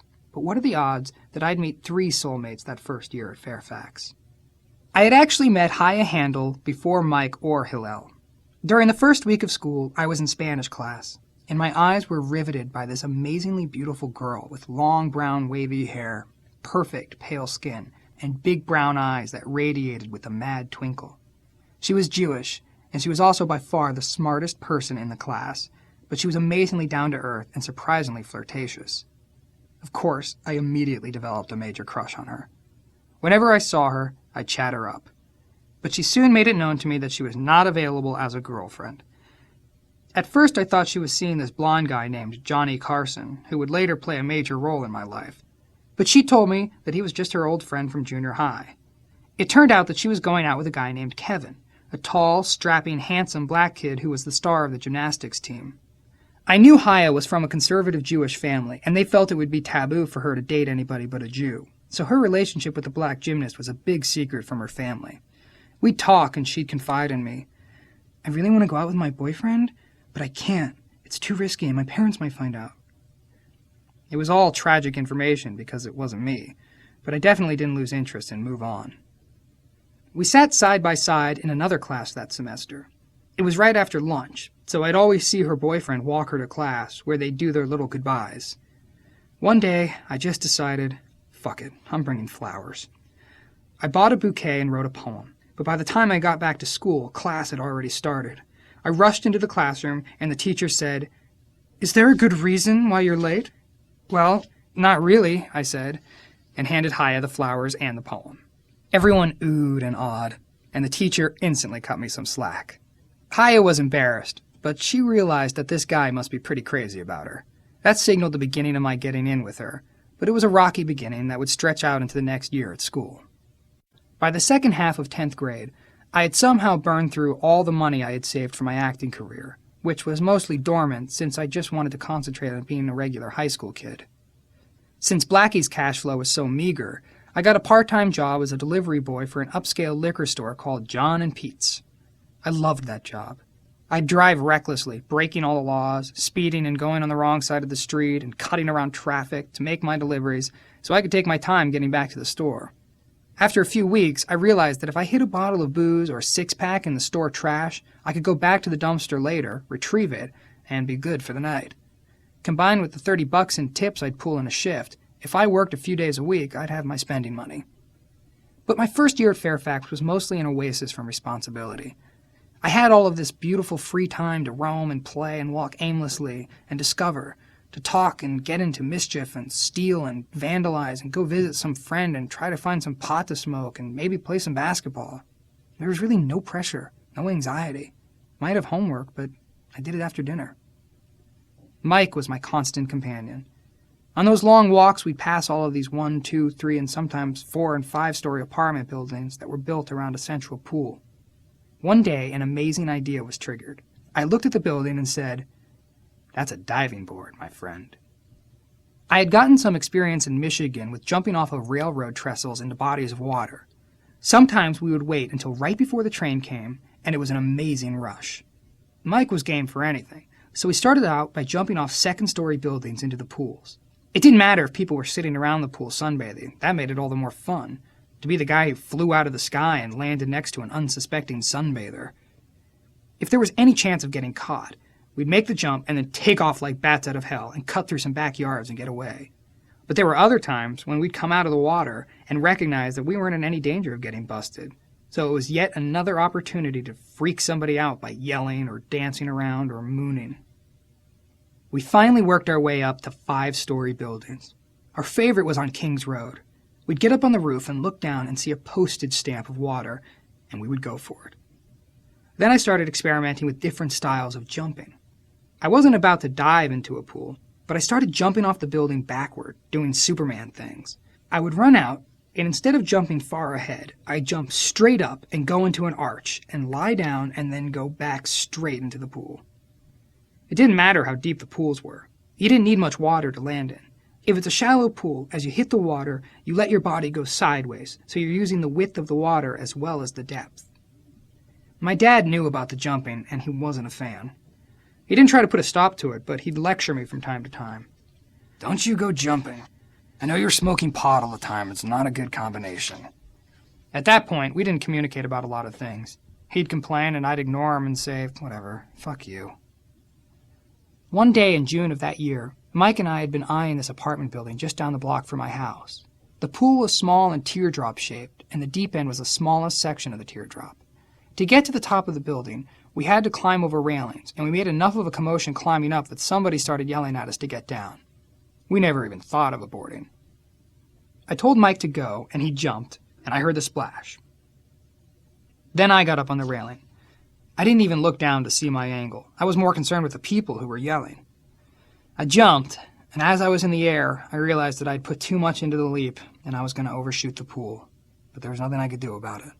The concrete was coming up at me, and I landed smack on my heels and missed the pool by about 10 inches. I was dazed and fell back into the pool and started to sink. Somehow, despite being in paralytic shock, I managed to push myself out of the pool, roll over onto the lip of the concrete, and emit this inhuman sound that sounded like it came from the depths of Hades. I looked over and saw Mike, but I couldn't move. Somebody called an ambulance, and the paramedics clumsily rolled me onto a gurney, almost dropping me in the process. They didn't stabilize the stretcher in the back of the ambulance, so I was bumping around in agony the whole ride to the hospital. It was pain and shock and horror, and I knew something was seriously wrong because I still couldn't move. They took me to Cedars-Sinai and did an x-ray, and after a while the doctor came into the room and said, "You broke your back, and it doesn't look so good." I had been keeping a pretty optimistic, stiff upper lip outlook on the whole thing, but when he gave me the prognosis, I started weeping. There goes my summer.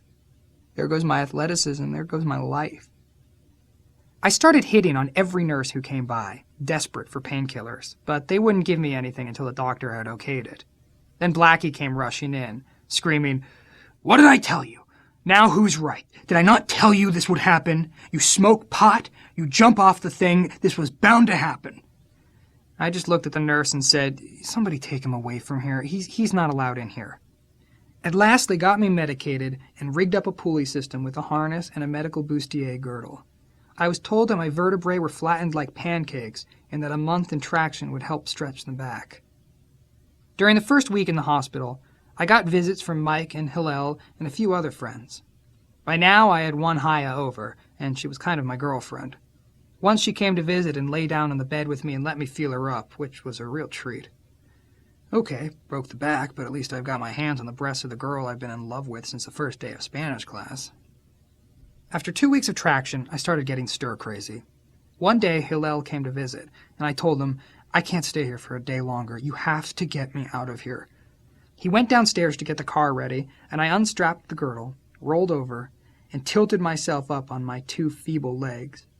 With my bare ass flashing out of my hospital gown, I started lurching like Frankenstein down that hallway. All the nurses went crazy, screaming that I couldn't go anywhere for 2 more weeks, but I didn't care. Somehow, I made it down the steps, and Hillel helped me into the car. Before I went home, I made him drive me to the building where I had messed up so I could try to figure out what I'd done wrong. I spent the next few weeks horizontal in my own bed. I got some lovely visitations from a friend of my father's named Lark, who was a beautiful, relatively successful 20-something actress. She came by at all hours, during the day, late at night, whenever, just to fix me up sexually. I had gotten my girdle back, and I had to keep telling her to be real careful, but I was getting absolutely ridden by a wild nymphomaniac banshee. That made the convalescing time a little more pleasant. That summer I went back to Michigan, but I was still struggling with my back. Every time I'd get an x-ray, the doctors always said it didn't look good. It was crooked. The vertebrae were still smushed. It was never good news. But over time, my back progressively got better. At some point, Mike took a Greyhound out to visit me. He showed up at my house after this torturous journey, looking totally haggard and sleep-deprived, since he had been squeezed the whole way between a giant, snoring Indian and someone who kept constantly throwing up. He had a penthouse with him, and I remember opening it up and all the pages were stuck together. That was the way it was when I got it," he lied. But he was as happy as a bunny rabbit once we got settled in. My mom treated him like her own son, and Steve let us take his car and explore Michigan. We took a camping trip to the Upper Peninsula. We visited my aunt and my cousins, and we went water skiing. We were 2 kids, grown up in some ways, but children in other ways. But certainly not thinking of ourselves as children. Thinking of ourselves as masters of the universe over all other life forms, including adults. We were hipper, cooler, smarter. We knew more about pretty much everything there was to know more about, and we were fine with that. Adolescence is such a fun time in your life because you think you know it all, and you haven't gotten to the point where you realize you know almost nothing. So we had our summer fun. And when Mike was ready to go back, I remember my mom going to town with bags and bags of food for this poor kid who had to go on the Greyhound. She baked him a pecan pie and gave him a huge industrial-sized bag of Pepperidge Farm goldfish and treated him like a little prince. I went back for my second year at Fairfax, but things were getting increasingly troubled at home. After the bust, while my dad was waiting to be sentenced, he became a lot more careful. He stopped selling drugs completely and became the prototypical starving actor. We'd fight over the most mundane things. One time he was outraged that I ate a can of his soup. Another time I infuriated him when I ate a sandwich out of the refrigerator that he had been coveting all day. Around this time, Blackie also tried to impose a curfew on me. He arbitrarily decided that I had to be in by midnight. If I broke curfew, I'd be locked out. One night I went out skateboarding and got home a few minutes after midnight and the door was locked. I knocked and I knocked and knocked. There was no answer. Finally, he came to the door, totally incensed. "What did I tell you? There's no getting in here after 12. He complained that he had to get up early to go to acting classes, and I was interrupting his sleep. This from the same guy who kept me up till 6 in the morning throughout my junior high years. The next time it happened, my neighbor came out and offered to let me crash on his couch, but I declined. I had tried to leave my window open a crack so I could sneak back in, but my dad was so security conscious that he'd make sure the house was airtight before he went to bed. So I had to wake Blackie again, and he was even madder this time. We had a shoving match in the kitchen, and he told me that I had to either follow his rules or get out. It was a no-brainer. I called Donde Bestone, this friend of mine, and asked if he wanted a roommate. I had met Donde during my first year at Fairfax, but by the 11th grade, he had dropped out and was dealing weed out of his own house on Wilcox. He was the only 16-year-old I knew who had it together enough to have his own pad and a great little car. He agreed to let me move in, but he laid out exactly how much rent I had to pay and what my responsibilities would be around the house. In the middle of the day, Haya came over in her huge car, and we started loading my stuff. It consisted of some clothes, my stereo, and a large neon shamrock billiard sign that my dad had given me. Unfortunately, as I was pulling out of the driveway, Blackie came home. Whoa, where do you think you're going? He said. I'm out. I'm leaving. You're seeing the end of me. What's all this stuff in the car? He asked. That's my stuff, I maintained. It's not your stuff. It's my stuff. You gave me this stuff, I reminded him. I gave it to you as long as you're living under my roof. If you're not in the house, it's not your stuff. We had this big argument over the belongings, which I lost, but I didn't even care at that point. I just wanted out. I moved in with Donde and immediately concluded that he was way ahead of his time in many different ways. For one, he had an extraordinary record collection, complete with special shelving units built to house it, and a really nice sound system. Part of his deal, along with being a knucklehead and smoking pot, was to play music all day and all night. Every waking hour in that house, there was a record spinning. Thankfully, he had incredible taste in music. He wasn't one of those guys who was exclusively into ska or punk rock or vintage blues. He was into everything. And because he had friends who worked at record companies, he was always getting advanced copies of albums by David Bowie or Talking Heads. Our house also became the party house, and we'd throw these rather gala affairs every couple of weekends. It was one of those periods when the drugs and alcohol were working to perfection and not interfering with getting work done, and no one was strung out on anything. Donde always seemed to come up with some cocaine for these parties, and cocaine then was a treat, not something that we had all the time, so we weren't carried away with it. Around this time, my relationship with Hillel intensified. I was taking a health class that was 2 doors down from Hillel's art class. His art teacher was very liberal, so I'd get passes from my health class to go to the bathroom, and I'd go and have some intense conversations while Hillel was doing his anatomical drawings. Mike and Hillel were also becoming friends and developing an interesting musical bond. Anthem was about to play a series of shows at other high schools, and out of nowhere, Hillel began to secretly teach Mike how to play the bass guitar. Todd, the current bass player in Anthem, wasn't a very good musician, though he did provide the band's PA system. But Hillel and Alan Michalski, the other guitarist, and Jack Irons, the drummer, were authentic musical talents, so Hillel was looking to replicate that on the bass. When Todd walked in on a rehearsal one day and saw little Mike playing Anthem songs on Todd's bass through Todd's bass amp, he took his equipment and quit the band. So Mike was in. Right before they started playing around, I approached Hillel and asked if I could introduce the band. Actually, I got the idea from Blackie, who had long been introducing his friends' bands with comic, ironic, Vegas-type speeches. Hillel agreed, and for my first introduction, I reworked one of Blackie's classic vamps.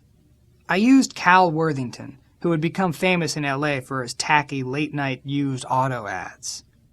"Ladies and gentlemen, Cal Worthington calls them the hottest rockers in LA. Their parents call them crazy, and the girls call them all the time. But I call them like I see them, and I call them Anthem!" I screamed.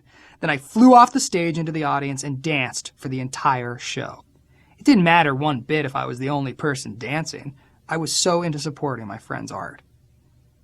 But as much as I was a fan of the whole band, it really became about me and Mike and Hillel.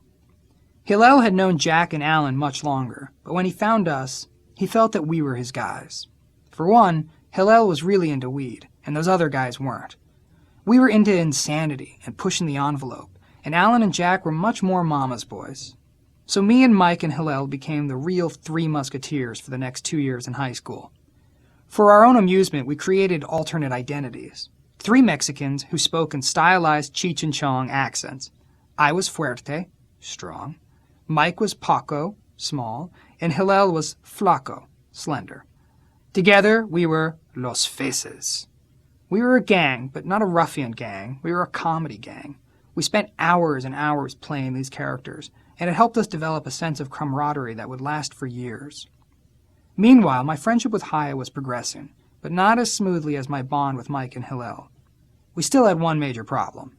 I wasn't the nice Jewish boy her family had envisioned. I'll never forget the way she explained the situation to me. "This is how it is. I love you, you're my man, but my parents can never know because they don't want me to date someone who isn't Jewish. So as far as they're concerned, you and I are best friends, and we work on school stuff together, and that's it. Don't be affectionate toward me when you come over. Just act like my friend." It was hard. Her father barely spoke a word to me. Her mother was more cordial, but they both smelled something uncomfortable in their lives, and it was me. I could always see how their repression manifested itself in her psyche. As much as she tried not to limit herself to her parents' confined world, they still exerted a strong hold on her, a bond that she'd fight against, but when push came to shove, she'd never break it. She was their daughter. I knew she loved me, but she was afraid to go too far with that love. During 11th grade, I was crazy about the idea of making love to her. I'd had all of these different sexual experiences, but never one based in true love. I knew how much fun fucking could be, but here was a chance to do it for real. I was trying to get her to sleep with me, but she wouldn't commit.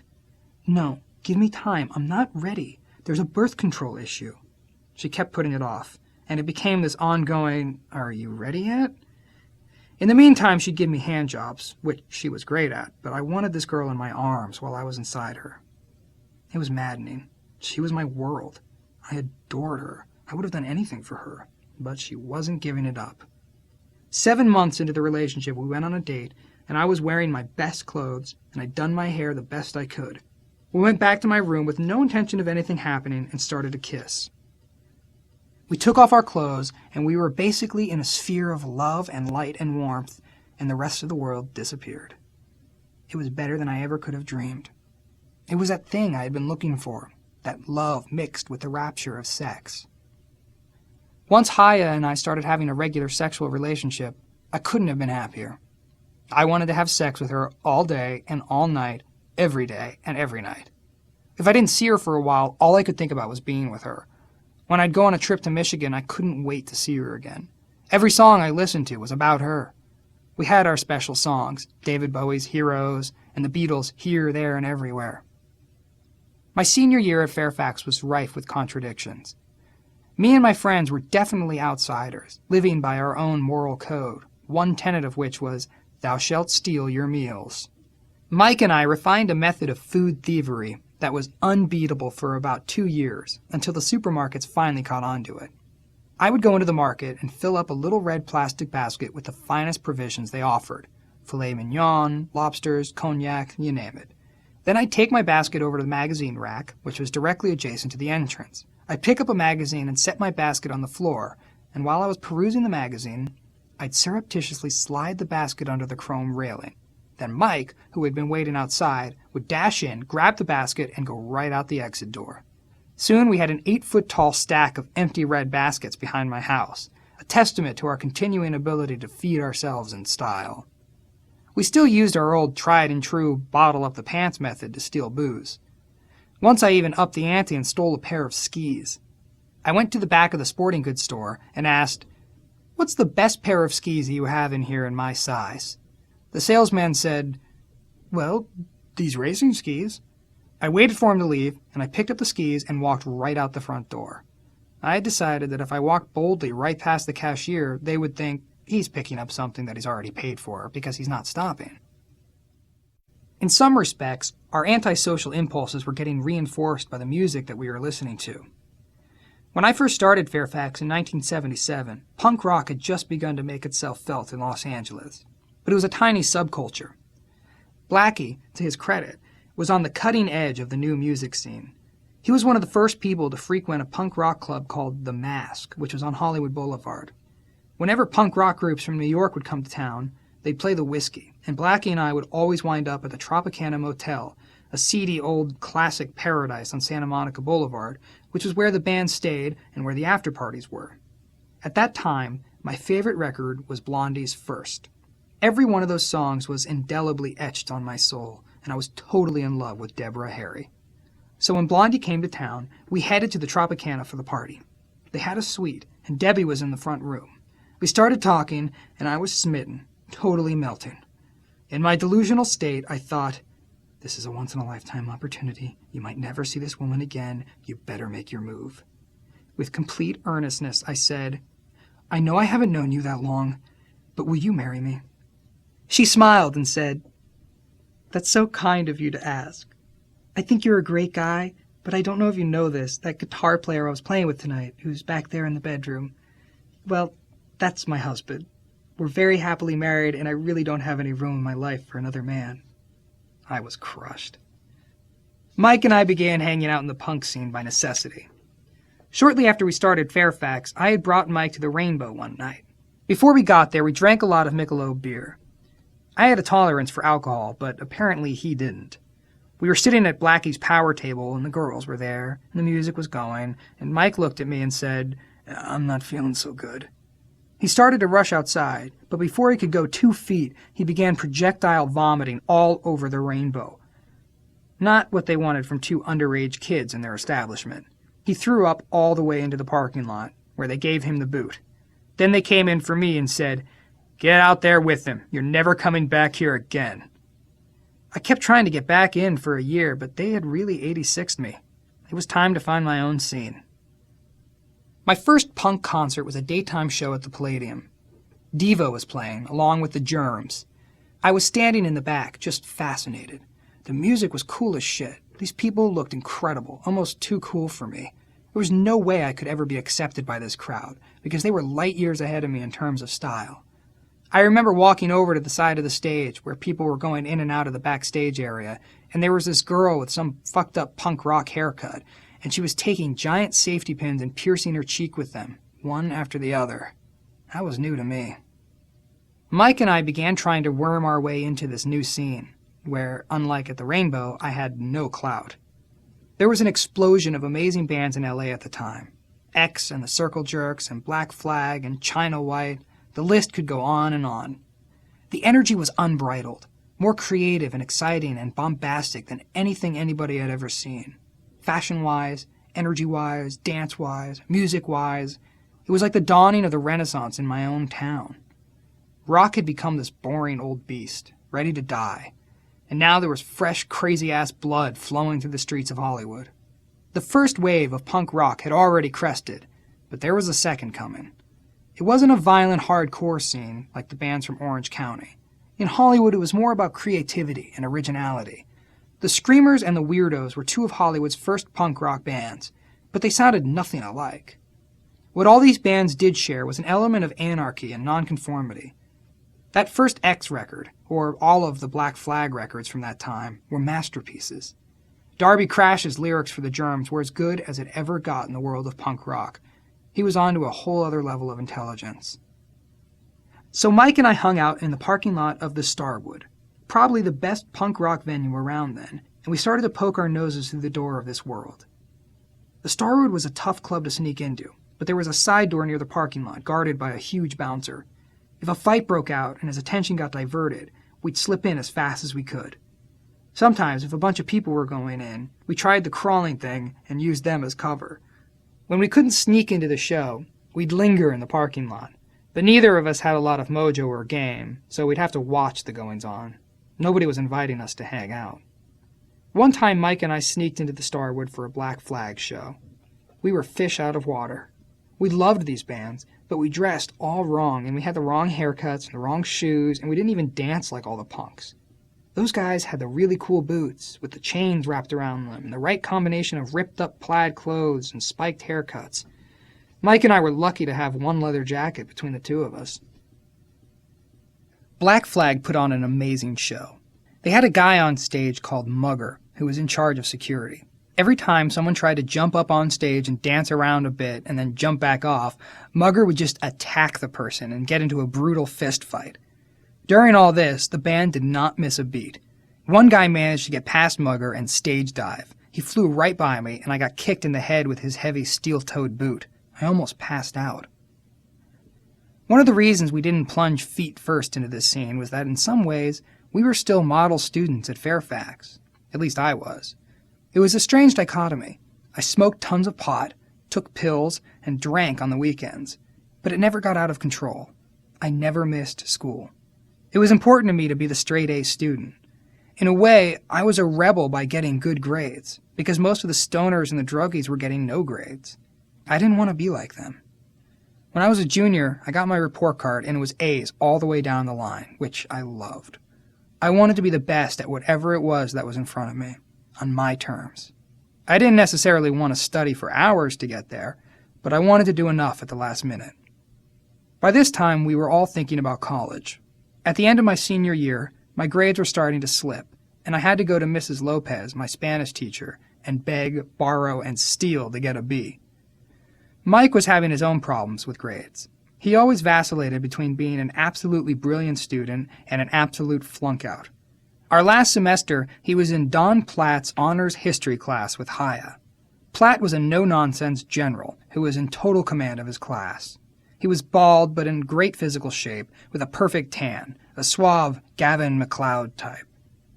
Mike and I had been running around like maniacs the week before his big final, and he didn't study for it, so he cheated.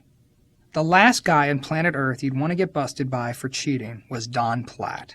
He was not afraid to call you out in front of the class and humiliate you. That's what he did to Mike, who came out of class that day white as a ghost.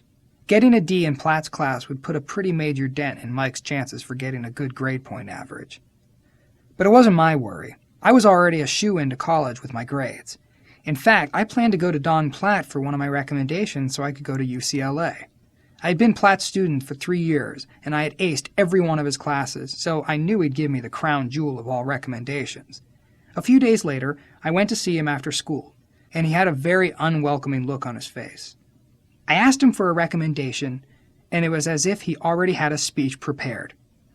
Anyone who associates with Michael Balzery is not a friend of mine, nor is he getting a recommendation from me. For all I know, you and Michael were cheating the whole time you were in my classes. This was absurd. I was probably the best student he'd had in 10 years. The only time I'd even come close to crossing him was in my first semester. I had chosen to do an oral report on Uriah P. Levy, who was a great American naval officer. During the course of my research, I discovered the derivation of the word fuck. It came from the early naval logs that the captain would keep. If a crew member was punished for having sexual intercourse, it was noted in the log as fuck, for unlawful carnal knowledge. That was too good a factoid not to share with the class. So I was up there spieling on Uriah P. Levy and the Navy, and it was all Monty Python-esque to me. I got to the punishable offenses, and I walked up to the chalkboard and wrote F-U-C-K in huge letters. I looked over at Mr. Platt, and the blood was rushing to the top of his bald head, but I never cracked a smile and continued to explain the concept. Meanwhile, Mike and the rest of the class came unglued, but there was nothing Platt could do. I had him. Now he thought he had me. I tried to make my case for the recommendation, but he wasn't having any of it. "There's the door," he said. I walked out of there shell-shocked. Ultimately, I wound up going to the geometry teacher, and he was nice enough to write me a great recommendation. But I still had to get even with Platt. Somewhere along the line that semester, I had stumbled upon some cardboard boxes of beautiful, big black and red plastic marquee letters. Thinking they might be useful for an art project, I kept them. At the end of that Memorial Day weekend, the night before we were supposed to return to classes, Mike and I were driving around, stoned on pot, listening to music, when a brilliant idea came to me. We drove up to the marquee in front of Fairfax High and started climbing up the pole, armed with the appropriate letters. Then we spelled out, "Dandy Don Platt sucks anus," and motor oiled the pole and the platform to inhibit the progress of anyone who would try to take our message down. We looked up at the sign, congratulated each other, and went home and fell asleep. The next day we went to school, and there was a whole hubbub of activity around the marquee. People taking pictures, and workmen trying to circumvent the motor oil and get those letters off. Nobody ever came to Mike or me for questioning. We weren't even suspects. Maybe Platt had screwed over enough kids that there was an abundance of people with a motive. But that wasn't the end of it. At the end of that summer, we decided to leave a message for the incoming class at Fairfax. So we went back to the box of letters, climbed back up that pole, and left Dandy Don continues to suck anus. Chapter 4. Under the 01 Sun. I was thrilled to find out I'd been accepted to UCLA. Not only was I going to the same university my father had, but Haya, who could have gone into any school in the country, had chosen to stay home and go to college with me. It was like the planets had aligned. But I came back down to earth pretty fast. I never felt at home at UCLA. The student body was filled with Poindexters and Asian kids who weren't there to socialize or yuck it up at all. Everyone there was all business all the time. I didn't make one friend the entire time I was there. Besides, club going and partying at Donde's house and running around with Hillel and Mike was way more important to me than studying Chinese history, which was, don't ask me why, one of the classes I signed up for. On top of these general woes, my finances were completely on the skids. I had no income except for the $20 a month my mom was sending me. So I reverted to my old practices. When it came to getting textbooks, which were incredibly expensive, I went to the campus bookstore, filled up my basket, walked over by the exit, nudged it past the censors, then bought a pack of gum and picked up my free books on the way out. When it came to food, I'd go to the school cafeteria, which had a great selection of hot and cold meals, and fill up a tray. Before I got to the register, I'd start going backward in line, as if picking up things I had missed, until I got to the end of the line. Then I'd walk out with the food. I never got caught. Hillel would often come and join me. because he was on a budget too. Those meals with him were probably the most joyous moments of my college career. That year, Hillel, Mike, and I perfected something we called dining and dashing. We'd pick restaurants that had a lot of traffic and a lot of waitresses, like Cantor's on Fairfax. We'd eat our food, then individually slip out the door.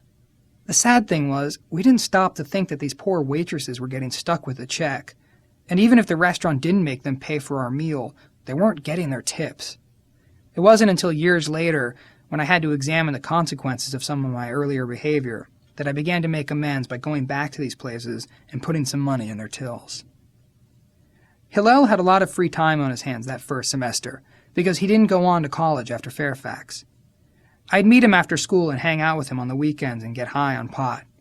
He was a late bloomer to drug use, but he loved his weed. I relished the time I spent with him, since I sure wasn't looking forward to school. I hated all my classes except one, an expository composition class taught by a young female professor. Each week we had to write a composition that she'd critique. Even though I was the great procrastinator and would wait until the night before the paper was due to even think about it, I loved that class. I got an A on every paper, and like Jill Vernon, the teacher would keep me after class and encourage me to write more. If some of my other classes had been Recreational Drug Taking 101, or better yet, Advanced Coke Shooting, I might have fared better at UCLA. I was 14 the first time I shot coke. I was at one of my dad's parties back on Palm Street, watching all the adults shooting up, and I badgered them into making up a small load and shooting me up. At the end of my senior year at Fairfax, I started shooting up again. One of the first times I was alone at home and felt so ecstatic that I called Haya. I told her, "This is the greatest feeling ever. We have to do this together." I didn't see it as a road to death and insanity. I just saw it as a beautiful, beautiful feeling. As euphoric as that feeling is, the come down from shooting coke is horrific. Dante's Inferno times 10. You fall into a dark and demonic, depressing place, in an agonizing state of discomfort because all of these chemicals that you normally have to release ever so slowly to keep yourself comfortable in your skin are now gone, and you have nothing inside to make you feel okay. That's one of the reasons I took heroin a few years later, became the 80-foot pillow to break that cocaine fall. I never had any qualms about using needles to ingest drugs. Once I even made shooting up into a weird art project. I was still at Fairfax, and I'd had a fight with Haya. She had been ignoring me for a couple of days, so I drove over to her dad's store where she worked. I pulled up in front of her car and, in broad daylight, stuck an empty syringe into my arm and drew out a couple cc's of fresh blood. Then I walked up to her car, squirted the blood back into the palm of my hand, smeared it on my mouth, and made blood kisses all over her windshield and the driver's side window. My romantic little blood project worked. I went home, and I got a call later that day. "I got your message. That was so nice. I love you so much." Unfortunately, the blood stained the glass, and despite repeated washings, we never could erase all the traces of those blood kisses. I was comfortable with syringes, but my dilemma was how to get them. I figured it out one day when I was walking through a supermarket that had a pharmacy. I saw an advertisement for insulin, and a light bulb went off in my head. I realized that if I went up to the counter and acted like a diabetic and ordered my insulin first, when I asked for syringes, they wouldn't even question it. I marched up and ordered the Lente U100 insulin. The pharmacist went to the refrigerator and got out a box of insulin vials, and as he was walking back, I offhandedly said, "You'd better throw in a pack of microfine 3s, too." Without missing a beat, he grabbed some syringes. That scam worked for me for years and years. My drug use increased exponentially during that first year at UCLA. I knew that just down the road, Life was in session, and that was where I would go for my education, which included going to every concert I could afford. I saw the Talking Heads and the Police. I even went to New York with Donde to visit his family and see some shows. It was Donde's birthday, so we dropped some acid and went to Trax to see John Lurie and the Lounge Lizards, then to the Bottom Line to take in Arthur Blythe. To our amazement, Blythe had Kelvin Bell, the great guitar player from Defunct, playing with him. The show was incredible, and after it was over, I went to the bar and talked to Kelvin about music and about his guitar playing and the records that I knew he played on. He was very happy to engage about music with this 18-year-old boy from Hollywood who was blazing on acid. I was excited because Kelvin was one of the people who had gotten me seriously into music. Donde had his defunct album, and when we'd have people over to the house, he'd put it on and say, "Everyone get around, Anthony's going to dance." And I'd bust some moves. Dancing became this playful competition for us, and at one point we all started going to dance contests. We'd show up at Osco's, a hip punk rock disco on La Cienega, and Hillel and Mike and I would enter the contest. We were off the map. Most people would break out conventional dance moves that you'd seen before, but we'd go out and invent steps. Besides constantly playing records, Donde also had an inexpensive electric guitar and an amplifier. On the weekends, when he wasn't working at his dad's telephone answering service, he would sit there and bang away on this electric guitar. He knew a few chords, but he had a really harsh tone, so when he'd start noodling around, I usually got out of the house. Still, one day Donde suggested that he and I and Mike should form a band. He'd play guitar, I'd sing, and Mike would play bass. Though it was more of a joke than anything else, we rehearsed a few times at his dad's theater in Hollywood. The biggest contribution to this project was the name. Our friend Patrick English used to refer to his dick as a spigot, and I thought it was such a fantastic nickname that I became Spigot Blister. Donde named himself Skidmark. I forget Mike's name. We called ourselves Spigot Blister and the Chest Pimps. The chest pimps being the pimples that resided on Mike's pubescent chest. Our rehearsals consisted mostly of making noise. In retrospect, it was more of an exercise in coming up with personas than coming up with music. We didn't write any songs or even any lyrics. We just made some bad noise and screamed and banged on things. Eventually, we lost interest in the whole project. But seeing Kelvin Bell was inspirational for me, and I had a distinct feeling, even though I didn't have a concrete means of achieving it, that whatever I ended up doing with my life, I wanted to make people feel the way this music was making me feel. The only problem was that I wasn't a guitar player, I wasn't a bass player, and I wasn't a drummer, and I wasn't a singer. I was a dancer and a party maniac, and I didn't quite know how to parlay that into a job. Every attempt that I'd made to even keep a job had turned into a dismal failure. Back at Fairfax, I went through a succession of shitty little jobs that highlighted how incapable I was of fitting into society. I worked at a collections agency, I worked for a country store, I even worked as an underage waiter at the Improv, but I got canned from each of these gigs. At UCLA, I was so desperate for money that I read a notice on the crappy jobs where you can exploit the students and get them to work for nothing board that a rich family in Hancock Park needed a dog walker for their 2 German shepherds. I didn't mind taking the daily walk, and I didn't mind hanging out with the dogs, but it was a pathetic situation to have to walk these dogs for all of $25 a week. Sometime during that first year, I couldn't pay Donde rent anymore, so I had to leave. I went back to that same job board and found a notice that said, "Room and board for young male student willing to participate in the caretaking of a 9-year-old boy. Single mother needs help taking the boy to and from school." The woman lived in a small, quaint house in Beverlywood. She was a young mom who'd been jilted by some dude and was now alone with a so-called hyperactive, attention deficit kid who was being dosed with Ritalin. She liked me right away. My responsibilities weren't that great, basically making sure that the kid got to school in the morning and was picked up in the afternoon and served a snack. For me, it was ideal. I had a roof over my head, some food in my stomach, and a nice room where Haya would regularly visit and we would engage in some noisy lovemaking sessions. After a while, I bonded with the little guy. He might have been a touch mentally challenged, but he wasn't hyperactive or suffering from a shortened attention span. When we were together, he wasn't spastic or out of control. I had read that when adults took Ritalin, instead of having a calming effect, it would stimulate the post-adolescent chemical balance. One night, Hillel and Mike came over and we decided to test those theories. Sure enough, in combination with a nice stolen bottle of Finnish vodka, we were off to the races. We ate handfuls of the Ritalin and became 3 drunk comets running around the house. The kid had a great time, and when his mom and her date came home a bit tipsy, she partied with us, never realizing that we were high on her son's meds. Eventually, though, she fired me from the job. I was almost history at school, too. From the first few weeks, I had felt totally alienated from campus life, so much of an outsider that I memorialized the feeling with a harsh, bizarre haircut. I decided to cut all of my hair really short except for the back, which was long, down to my shoulders. I wasn't mimicking hockey players or people from Canada. It was just my idea of a punk rock haircut.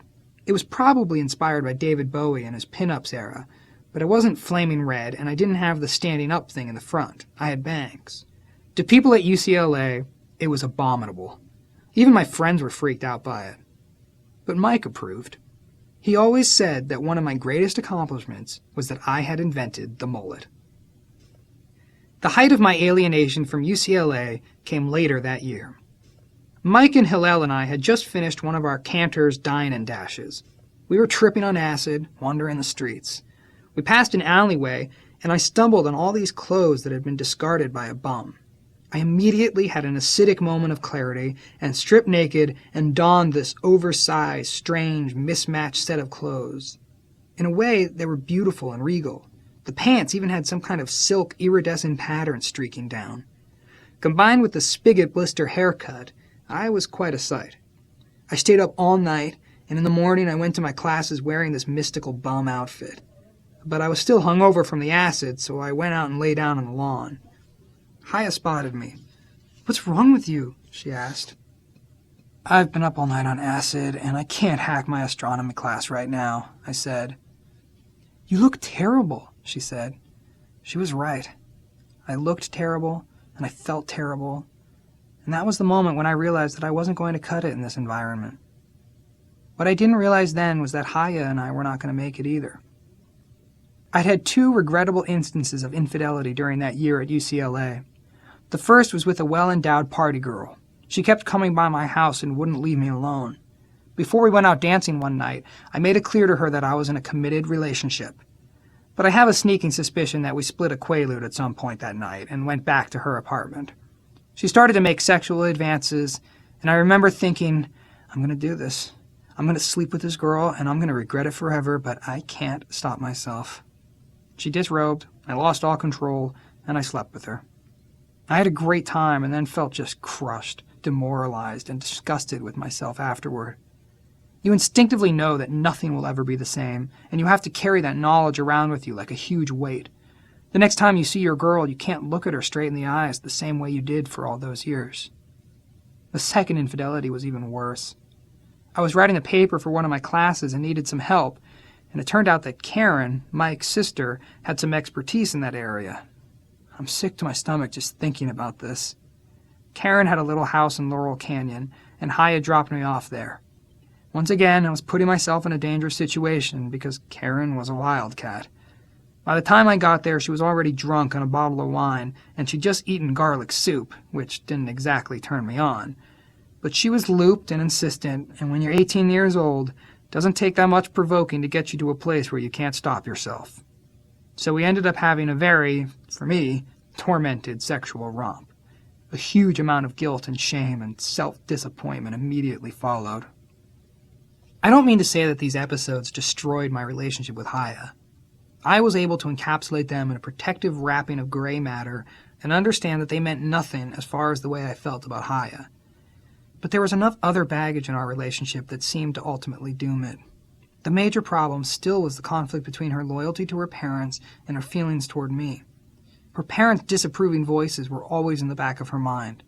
And if anything, her parents' attitudes got more inflexible as our relationship progressed.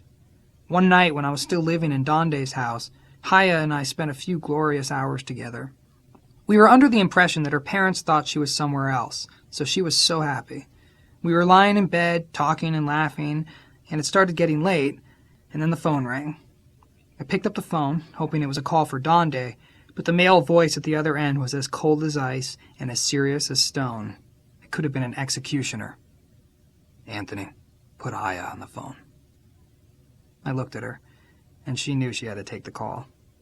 She started listening to his tirade about how she was no good and how he would disown her, and she started crying. I tried to tell her that I loved her and that they didn't have her best interests in mind, but she just sighed and said, "No, this is my family. I can't turn my back on them." And she went home to the people who were doing that to her. By the end of that first year at UCLA, Haya and I had begun to have talks about what we were going to do. At one point, Hillel had even given me a chai. the Hebrew letter that signifies life, and I wore it on a chain around my neck. I guess this baffled Haya's dad enough for him to call me into his house and ask about my background. I explained I was mostly Lithuanian, and he liked that. "Did you know that before World War II, 10% of the population of Lithuania was Jewish?" he said. Then he went to his library and got some Lithuanian genealogy books out and desperately tried to find out what the chances were that I had some connection to a Jewish bloodline. I humored him, but I knew it was a lost cause. So Haya and I were having these talks, and they were getting serious and sad, because she was driven in school and under the domination of her family, but we were madly in love with each other. The stress of college and her unique family dynamic was taking a toll on our sex life. I was terribly hurt and confused, and my ego and sexual confidence started ebbing. Little by little, our relationship was disintegrating, not in an immature way, but in a profound way, when we both quietly understood that our worlds might be too disparate, and there might not be a future for us. We wound up having our final talk at Hillel's house, which had become a sanctuary for me during that unmanageable year. Hillel gave us his room, and Haya and I looked at each other and said, this really isn't going to work. Then we lay there in Hillel's bed, holding each other tight and crying for what seemed like hours, because we both knew that this great love was coming to an end. I never made the decision to quit UCLA at the end of my first year. My classes were over, and once again, I went to that job board, but this time I found something really interesting. It was a job as a jack-of-all-trades for a graphic arts film company, and they were paying $10 an hour, which was way over the minimum wage. The company had compact office space on La Brea. The offices were modern and high-tech, and the owner of the company, David, was very manicured, very pristine-looking, and clearly gay. Just by observing, I could tell that he ran a tight, efficient ship. My interview went well. I'm sure it didn't hurt that I was an 18-year-old male, and I started work the next day. My job consisted mostly of running film to the developers, being in charge of the petty cash, and doing whatever else David wanted. This was one of the first companies to specialize in graphic animations for commercials and network logos. David had gotten in on the ground floor of computer animation and was making a fortune. Even though I was just a runner, he took a shine to me and began to explain these complex graphic applications. It wasn't a sexual thing. From day one, we had open hetero-homo discussions about the desirability of men versus women. Even though I was the embodiment of the type of boy he was constantly searching for, he never sexually harassed me or made me feel uncomfortable in the workplace. It didn't take me long to apply my lifelong skill of taking advantage of situations. So when he sent me out to buy personal things for his house, such as a new quilt, I'd usually order 2 of the same item and keep one for myself. No one ever seemed to notice, and since he had a house in the hills and a Ferrari and a Porsche Carrera, I didn't think he'd miss it. He must have seen me much more for what I was, and much less for what I thought I was getting away with, because he was no dummy, but he let me slide. To me, it was summer vacation, and I was making money faster than I could spend it. Mike was working at an animal hospital, and our friend Johnny Carson, who used to hang out with Haya in junior high school, had a job at Warner Brothers. For years, Mike and I had dreamed of getting our own place in Hollywood, so the 3 of us decided to pool our resources and rent a nice little house right near the Formosa Cafe. We settled into the house, but 3 weeks later, an even nicer house down the block went up for rent. It had a larger yard and was a couple of $100 a month cheaper. So we jumped ship, battled to get our security deposit back, and moved down the road. Pretty soon, it was evident that J.K. was the odd man out, since he had a 9-to-5 life working at Warner's. Mike and I didn't let our jobs get in the way of our partying, which, even at the first house, consisted of shooting a lot of cocaine. We'd blast a B-side song by the Police called Fall Out, and then Mike and I would shoot the coke and run around the house in a temporary state of euphoric mega bliss. We'd raise our arms high in the air to stop the bleeding and start rhapsodizing, "Oh my God, oh my God, oh my God, this is a good one, this is the big one, this might be too much, oh no, it's too much, I'm good, oh this is incredible," and then we'd sing along with the song. One rather normal, non-coke shooting citizen would have to deal with these 2 madmen who were paying more attention to their own world than the outside world. When J.K. planned to go away skiing at Mammoth for a few days, Mike and Hillel and I decided to have the party to end all parties. Mike and I went on a booze-stealing binge and stocked the house. Then we emptied all the furniture out of the house so there'd be more room for dancing. Hillel helped us distribute flyers, and I duct-taped huge letters to the living room floor that spelled out dance. Mike had been squirreling away these colorful pills from the animal hospital, not to consume them, but as souvenirs. We had a chest-high, shallow mantle that went all the way around the house, so we alternated patterns of blue and yellow and red pills along the mantle, creating a kind of Japanese rock garden effect. Then the hordes arrived. The booze started flowing, and the music was pumping, and people were dancing and disappearing into bedrooms and going off in the bushes, and it became the best party we'd ever gone to, let alone thrown. As the night wore on, everyone started consuming the pills, not realizing they were for doggy constipation or feline psychosis or whatever. At some point, the house took on a life of its own, as if its energy was pulsating out of the windows into the world. We passed out sometime early the next morning, and when we came to, Mike and I looked around the place. It was a war zone. The floors were covered in an inch of goop. There was food and crushed pills and vomit and empty beer bottles and cigarette butts and general debris everywhere. I knew J.K. was coming home that night, so I got out some mops, a bucket, water, and soap, and went around that house the entire day and cleaned every nook and cranny. By the time I was done, it looked like no one had ever come over. Even though I was able to hold down my job at the graphics company, I had definitely become a cocaine addict. We had a fairly constant supply, because both Mike and I were making money, and he was able to supplement what we bought by trading bass lessons for coke from some dealer in Topanga Canyon. I looked forward to the days he taught, because as soon as that lesson was finished, we'd be shooting the cocaine. There was never enough to go on for more than an hour or so, but I had a real need to get those drugs in me. The psychological addiction was in full effect. I wasn't physically weak, but psychologically I wanted cocaine constantly.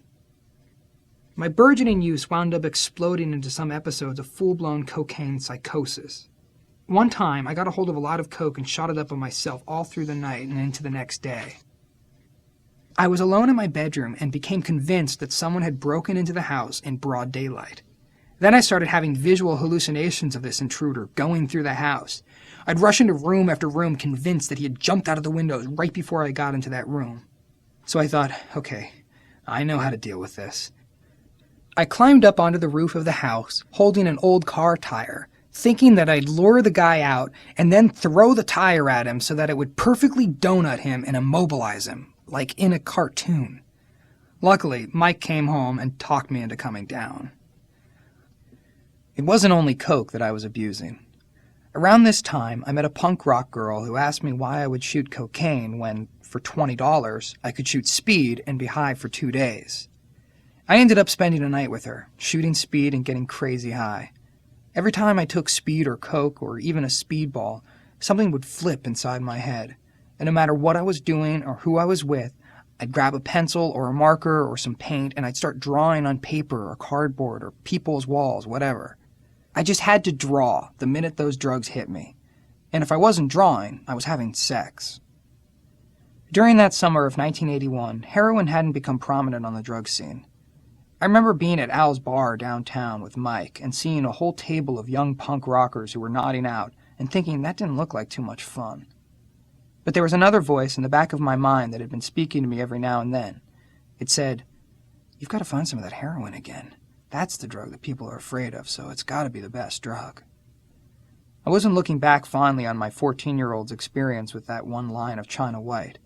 I was more into the idea of taking a truly subversive drug. One day a new guy came to work. He looked like a rockabilly singer, with a black pompadour, big black Roy Orbison shades, super pale skin, and a bizarre demeanor. I asked my coworker Bill what was up with that guy. "Well, that's the way you look when you do heroin," he said. Bingo. Here was my connection to the world of heroin. After a few days, I approached the guy and said, "Can you get me some of that damn heroin?" He said, "Absolutely, absolutely." Junkies always want to get new guys drugs because they can rip them off. So we made plans to do the heroin that night at my house. I was so excited that I rushed home and told Mike and J.K. that I was going to shoot heroin that night. "What? You can't shoot heroin, you'll die," they cautioned. I told them that this guy had shot it for a while, and they were so intrigued that we decided they should watch me shoot up. That night, the guy came over and was taken aback to see an audience sitting on chairs around the kitchen table. But he set up the spoons and went through the whole ritual of cooking up this Persian dope, which I'd never seen before. Because it was oil-based, he needed a lemon to cook it up with. First, he fixed himself and got a little stoned, and then he said, "It's your turn." He fixed up the rig, and it was brown. I'd never shot up anything that was brown before. Everyone was on pins and needles, wondering if I was going to die. I shot up but didn't feel much. I asked him for some more, and he said okay, but this would be the end of the dope.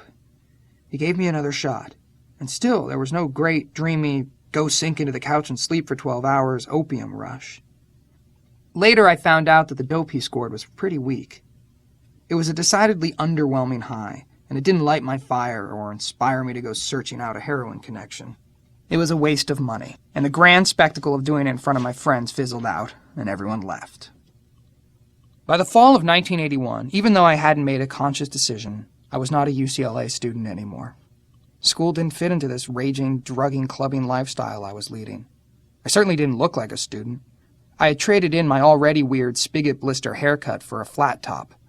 I had been seeing flat tops around the club scene, and I thought they looked cool, so I went down to Bulgarian Bud's Flat Tops on Melrose Avenue, and for $4 they shaved off all the hair on the sides and back of my head and left a half-inch of hair standing straight up on the top of my head. When I did that, it was like I had totally erased all my ties to my past. Now I was a crazy, out-of-control punk rocker. When I showed up for work the next day, David was amazed. "Oh my God, you've cut off all your hair," he said. Just then a Devo song came on the radio, and I turned it all the way up and started dancing all over the office. "That's a very violent style of dancing," he fretted. But I was off and running into my new identity. The whole time I was working, I was dipping into the petty cash box, getting more and more into shooting cocaine, and drinking lots of alcohol, and taking lots of pills. I didn't see it happening, but the wheels were falling off of me. I didn't care about work. I didn't care about my health. I didn't care about responsibilities like paying rent. I was just on a runaway train ride. The horribly ironic cosmic trick of drug addiction is that drugs are a lot of fun when you first start using them, but by the time the consequences manifest themselves, you're no longer in a position to say, "Whoa, gotta stop that." You've lost that ability, and you've created this pattern of conditioning and reinforcement. It's never something for nothing when drugs are involved. After I called in sick one too many times, David fired me. I felt really sad that I had let him down. I was also sad that the goose laying the golden eggs was gone. Then I got more bad news. It seemed that J.K. had brought a copy of the party flyer we had printed up to our landlord. He told him that we had distributed the flyers in record stores on Melrose and had a wild party that endangered the house. Meanwhile, J.K. had lined up 2 other friends to move in. By the time his eviction procedure worked, we were ready to go. Our lives had begun to self-destruct to the point where we couldn't have paid rent regularly. Before we left the house, I did manage to scrape together some money and buy myself a used car. I had been using a Capri that Steve and Peggy gave me as a high school graduation present. I never maintained it, so for the last year it had no muffler and 0 brakes. I'd routinely hit the curb with my wheels when I wanted to stop. One morning the car just ceased, and when I checked the oil, it was bone dry. The whole engine had turned to stone. So I said goodbye to my car, thanked it for a couple of years of faithful, accident-free service, and left it on the street. I picked up a copy of The Recycler and found a beautiful 62 T-Bird for $600. It was big and bad and, soon enough, would become a mobile bedroom for me. For some reason, it didn't faze us when Mike and I found ourselves out on the street. The whole concept of sleeping didn't make much sense to us then. There were all these new clubs opening and a whole post-punk scene developing in Hollywood. There was the Lhasa Club and the 01 After Hours Bar and the Cash Club, which stood for Creative Artist Space of Hollywood. We'd end up at these places because we were out all night, every night, going with this invisible flow, following the party. Mike was in a little better shape than I was. He wasn't hitting the drugs as hard, and he still had income from his animal hospital job. When we left the Formosa house, he ended up crashing at the Cash Club. Cash was run by a woman named Janet Cunningham, who had a legit job as an extras casting director for the film industry. If you were an actor or a painter or a musician, Janet would let you crash at this loft space for free. During the day, it would be a hangout spot, and at night there would be performances. At the time Mike moved in, Larry Fishburne lived there. along with a great Guadeloupean drummer named Joël, a French painter named Fabrice, and an authentic punk rocker named Animal Boner. Not only did this guy have some of the first tattoos I'd ever seen, other than on old sailors, his were on his kneecaps, and they read Metal Kneecap Factory. Because Mike was staying there, I'd wind up crashing there too from time to time. That was when we started doing heroin. Fab, in addition to being an artist, began to get a steady source of China White heroin. It was so pure that you could sniff one line and be loaded. Mike started sniffing it too, but he always remained a lightweight around heroin. The joke was that all you had to do was show him a bindle of H and he'd start vomiting. By now my flat top was growing out, so one night when we were out in the valley at a party, I asked Hillel to give me a mohawk. I knew he was good with shapes and dimensions, so we went into the bathroom and he hawked me up. Because my flat top had already been trained to stand up, I didn't have to use eggs or gel or whatever the other punks used to straighten their mohawks. Mine just stood up on its own, like the horsehair that stuck out of the top of those old fighting helmets. The mohawk gave me a new persona and a new energy. Even though I didn't have a place to live or a job, it didn't matter, because I had this new set of armor and a good feeling about myself. I would dress up in a white frock dress with no underwear and black combat boots and go out dancing. One of the great new places that I discovered was Radio Club, LA's first hip-hop club. I'd go there with Mike and Gary Allen, our crazy black gay fashion designer friend who was from Arkansas and was a lead singer in a band called Neighbors Voices. We'd dance for 5 hours straight and get completely wasted. When it was time to sleep, I wasn't picky. I'd go with the flow. If I was with Mike, I might crash where he was. Hillel's was a favorite spot on my couch tour. His family always made me welcome and never made me feel like the loser that I was, even though one time I overstayed my welcome and Hillel came to me and said, "I think if you stay on the couch tonight, my mom's going to have a little more than she can handle. She's been through a rough time of her own." I ended up sleeping in my T-Bird, parked right in front of Hillel's house. Between the bucket seats and the metal trim, I couldn't get comfortable, so I got out and crashed on their front lawn. In the morning, the neighbors' kids came out to play and saw this mohawked freak in thrift store clothing passed out on the grass. Eventually, Hillel invited me in for coffee and toast. When I wasn't at Hillel's, I'd stay with my friend Keith Barry. He lived with his hip dad in a small 2-bedroom back house in Hollywood. His pops was a daily weed smoker, so that became another pit stop to get high. Keith had always been an outcast, so he got behind my mohawk persona. He was also a great musician, and he turned me on to some stellar old jazz. He let me crash on his bedroom floor, and that was fine with me. I'd roll up a towel and put it under my head and be set. But like at Hillel's place, Keith's dad began to feel a little put off by my presence, so I wound up sleeping in their tiny backyard. It was barely big enough to contain a couple of lawn chairs, but that was all I needed to curl up in. Whenever I got any money, I'd go on a drug binge. The problem was, I didn't have a home to do the drugs in. So I'd start off using in somebody's house, and when they got finished, I'd go off to get more. I began to do a roaming drug shooting thing where I'd get the drugs, go into underground parking garages, hide out in a corner behind someone's trunk, set up, and then shoot up. I'd get all crazy high and go walking the streets, and then I'd find an alley or a schoolyard or go behind a bush and do some more. Sometime that spring, my homeless period came to an end.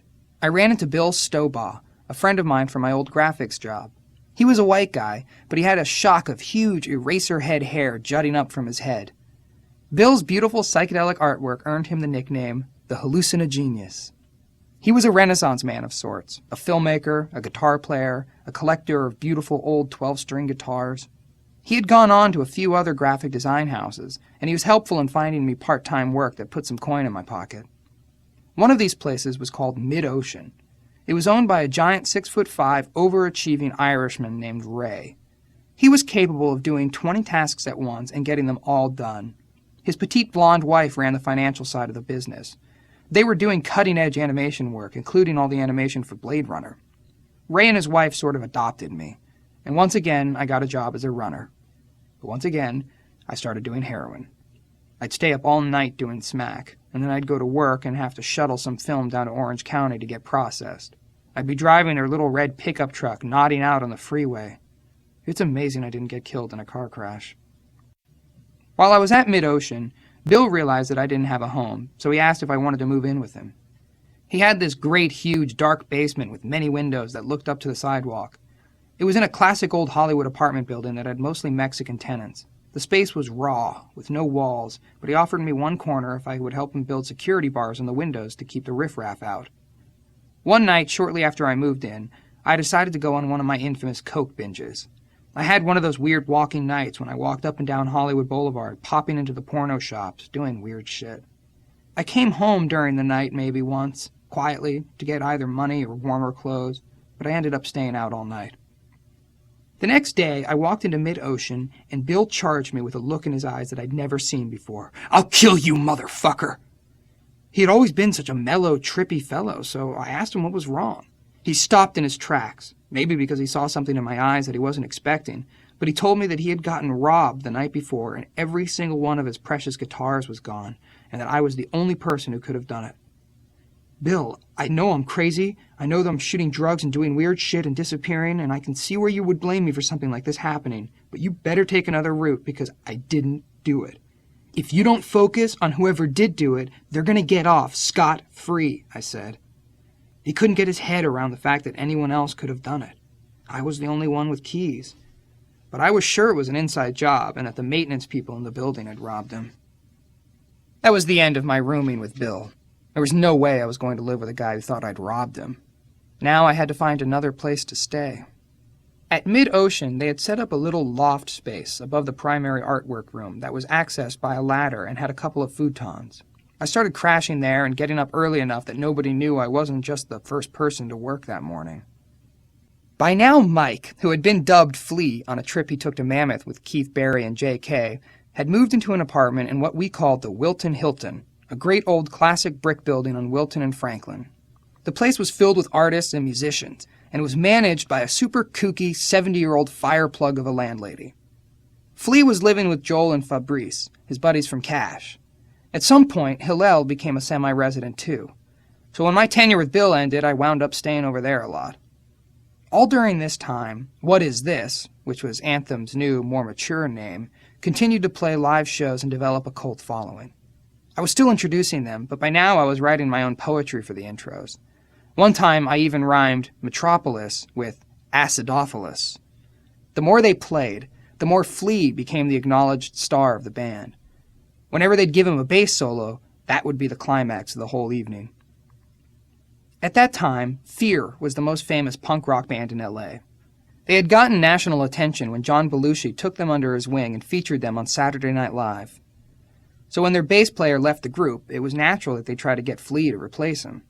One day, Flea came to me and dropped the bombshell that he had been asked to audition for Fear. This was a dicey situation, because Flea and Hillel were my two best friends in the world. But we talked, and it turned out if Flea had to choose between the two different styles of music, he would end up in the Fear camp. So I advised him to go and audition. He came back from the audition with the job, but now he had to face Hillel, the guy who had taught him how to play bass in the first place. Flea got so nervous before their meeting that he threw up, and Hillel did not take the news well. "I have no words for you," he said, and left the room. What Is This replaced Flea with a series of mediocre bass players. Meanwhile, Flea vaulted into punk rock mini-stardom. After several months of non-communication, Hillel had to forgive Flea.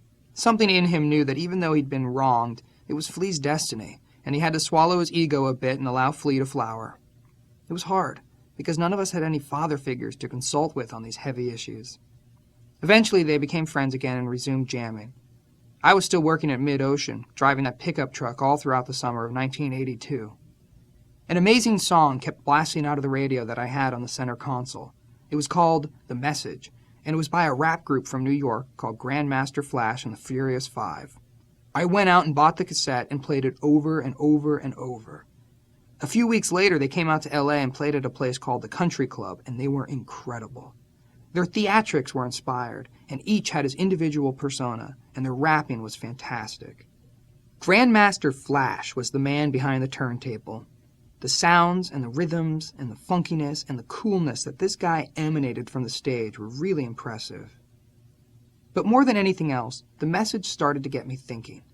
These guys were all writing rhymes, something that Hillel and I had been in love with for a long time. He and I would break into the top floor of the Continental Hyatt House on Sunset, which was a private club, and we'd have it to ourselves and look out at the spectacular view of the city, and we'd smoke a joint and invent these crazy characters and spontaneously erupt into these rhyming sessions. It was the first time I had ever attempted rapping. So when The Message became the hottest song that summer, it started dawning on me that you don't have to be Al Green or have an incredible Freddie Mercury voice to have a place in the world of music. Rhyming and developing a character were another way to do it. Chapter 5. Deep Kicking.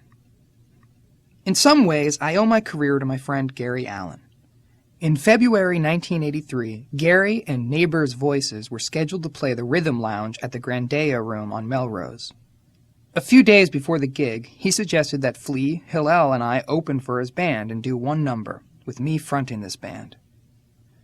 Although Hillel and Flea were initially skeptical, since I wasn't a singer, Gary had recognized my potential as a performer, mainly from my maniacal cavorting on the dance floor at various clubs around town. We decided to put something together, and it instantly became clear to me, thanks to Grandmaster Flash, that I didn't have to sing a song. I could go out there and rap a poem. All of us had latched onto the energy of Defunct and the raw edginess of the Gang of Four, and, of course, the cosmic freedom implicit in Jimi Hendrix's guitar playing, so we would channel all those influences. But mainly, we wanted to do something based in funk, because What Is This had absolutely nothing to do with the funk. We didn't have a space to rehearse, and we weren't taking this gig that seriously, so we decided all we really needed to do was get together in Flea's living room at the Wilton Hilton and have an a cappella rehearsal. Flea and Hillel had such exquisite telepathy going on that they could just look at each other and know what to play. So Flea came up with his bass line, and Hillel invented a funky guitar riff, and Jack Irons, the drummer in What Is This, laid down a beat. Then I went off to write some lyrics. I got lucky. I decided to write something I knew about, my very colorful friends and our wild nightlife scene. I called the song Out in L.A., and there were references to Flea and Tree, Keith Barry's nickname, and Slim, who was Hillel. In the great tradition of rap, I wrote a verse about my sexual prowess, and I called myself Antoine the Swan, for no other reason than it rhymed. For years and years, people would come up to me and ask, "What's the real thing behind the swan? You got a curve in your dick?" In a way, it was an ironic reference, because my dancing style was so ungraceful and unswan-like. I would attempt the physical maneuvers of a prima ballerina, and I'd wind up crashing or knocking over a table or pulling the curtains down. It was a pretty ambitious first song. I wrote in places for a bass solo, a guitar solo, and an a cappella vocal breakdown. After we rehearsed it to the point where we felt like we had it, I came up with a name for us. We weren't looking for a permanent band name, because this was just going to be a one-off, so I called us Tony Flo and the Miraculous Masters of Mayhem. That was how we wanted to play, majestic and chaotic. We showed up to the Rhythm Lounge, and there were about 30 people in the club, all there to see Neighbors' Voices. I was wearing a paisley corduroy 3/4 length robe and a fluorescent orange hunting cap. Oddly enough, I was totally sober. I had no idea how performing was going to make me feel. All I knew was that as we got up on stage, there was this weird sense of a force field traveling among us. I had seen Flea and Hillel and Jack play a million times, but I'd never seen so much intensity in their faces or purpose in their body language. Flea looked like a cylinder of glowing energy. Unbeknownst to me, he'd been snorting heroin before the show. The stage was microscopic. I could have reached out in either direction and touched Hillel or Flea. We didn't even get a proper introduction, but people started to take notice as we were plugging in. All the anticipation of the moment hit me, and I instinctively knew that the miracle of manipulating energy and tapping into an infinite source of power and harnessing it in a small space with your friends was what I had been put on this earth to do. And then Jack Irons, bless his heart, cocked his neck back and hit his sticks together and counted off. 1, 2, 3, 4. When the music started, I didn't know what I was going to do, but I had so much juice flowing through me that I did a flip in that tight space and nailed it. And we all just erupted. We had no idea what we were about until that moment, but right into the song, we realized that we were about exploding and killing it with everything we had. As we performed, everybody who was in that room who hadn't been paying attention zombied all the way up to the stage. When we finished, The audience was completely stunned and speechless, frozen in their tracks. Solomon, the French guy who was promoting that show, rushed out of his DJ booth and with typically passionate French body language, touched me and said, "Can you please come back and play next week at my club? Maybe you could have 2 songs by then?" Although we hadn't planned on playing again, I said, "Of course we'll be here next week, and we'll have another song for you." We were so high off that show that the idea of playing the next week seemed totally natural. We got together during the week and wrote a song called Get Up and Jump. Flea had been working for a long time on a bass part that was syncopated and intertwined and complicated, combining picking and slapping in a strange and beautifully funky way. I had to write lyrics, so I came up with some more that were character-based. I took the theme of jumping and wrote verses about different cartoony versions of jumping, jumping rope, Mexican jumping beans, but the most memorable line in that song was about Rona Frumkin, a girl Hillel had a crush on. One of Hillel's more outstanding characteristics was his big red nutsack, which he was very proud of and which he would put on display with hardly any urging. We used to joke about Hillel's package, because when he would put his dick and nutsack together, he'd form a pumpkin shape in his trousers, which would become a lot more pronounced when he was around Rona. So I wrote a verse that included, "Hillel be jumping on that little baby Frumkin. Say what? You got a pumpkin in your pants?" We decided we were going to get theatrical for show number 2, so we choreographed a funny dance to the popular song Pack Jam. The night of the show, the club was packed to the rafters, so we began our performance by marching in the front door and pushing our way through the crowd with Pack Jam blasting out of a boombox. When we got to the stage, we started in on this retarded, robotic dance. Jack couldn't get the synchronized moves together, so we abandoned the dance halfway through and went right into Out in L.A., and then Get Up and Jump. I guess my Frumkin lyrics worked, because she was in the audience, and later that night, Hillel finally was able to hook up with her. So whenever anybody in the band was having trouble scoring with a certain girl, I'd insert her name, and boom, it was like clockwork. 24 hours would not pass without that girl falling under the spell.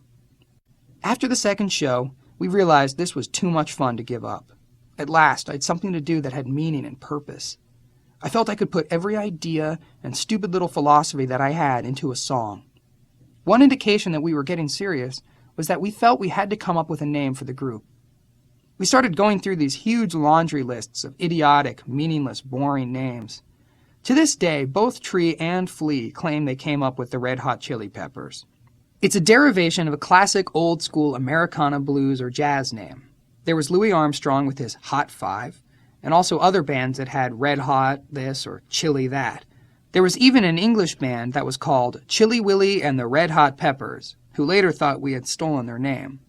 But no one had ever been the Red Hot Chili Peppers, a name that would forever be a blessing and curse. If you think of Red Hot Chili Peppers in terms of a feeling, a sensation, or an energy, it makes perfect sense for our band. But if you think of it in terms of a vegetable, it takes on all these hokey connotations. There's a restaurant chain named after the vegetable, and chili peppers have been merchandised in everything from home decoration hangings to Christmas tree ornaments.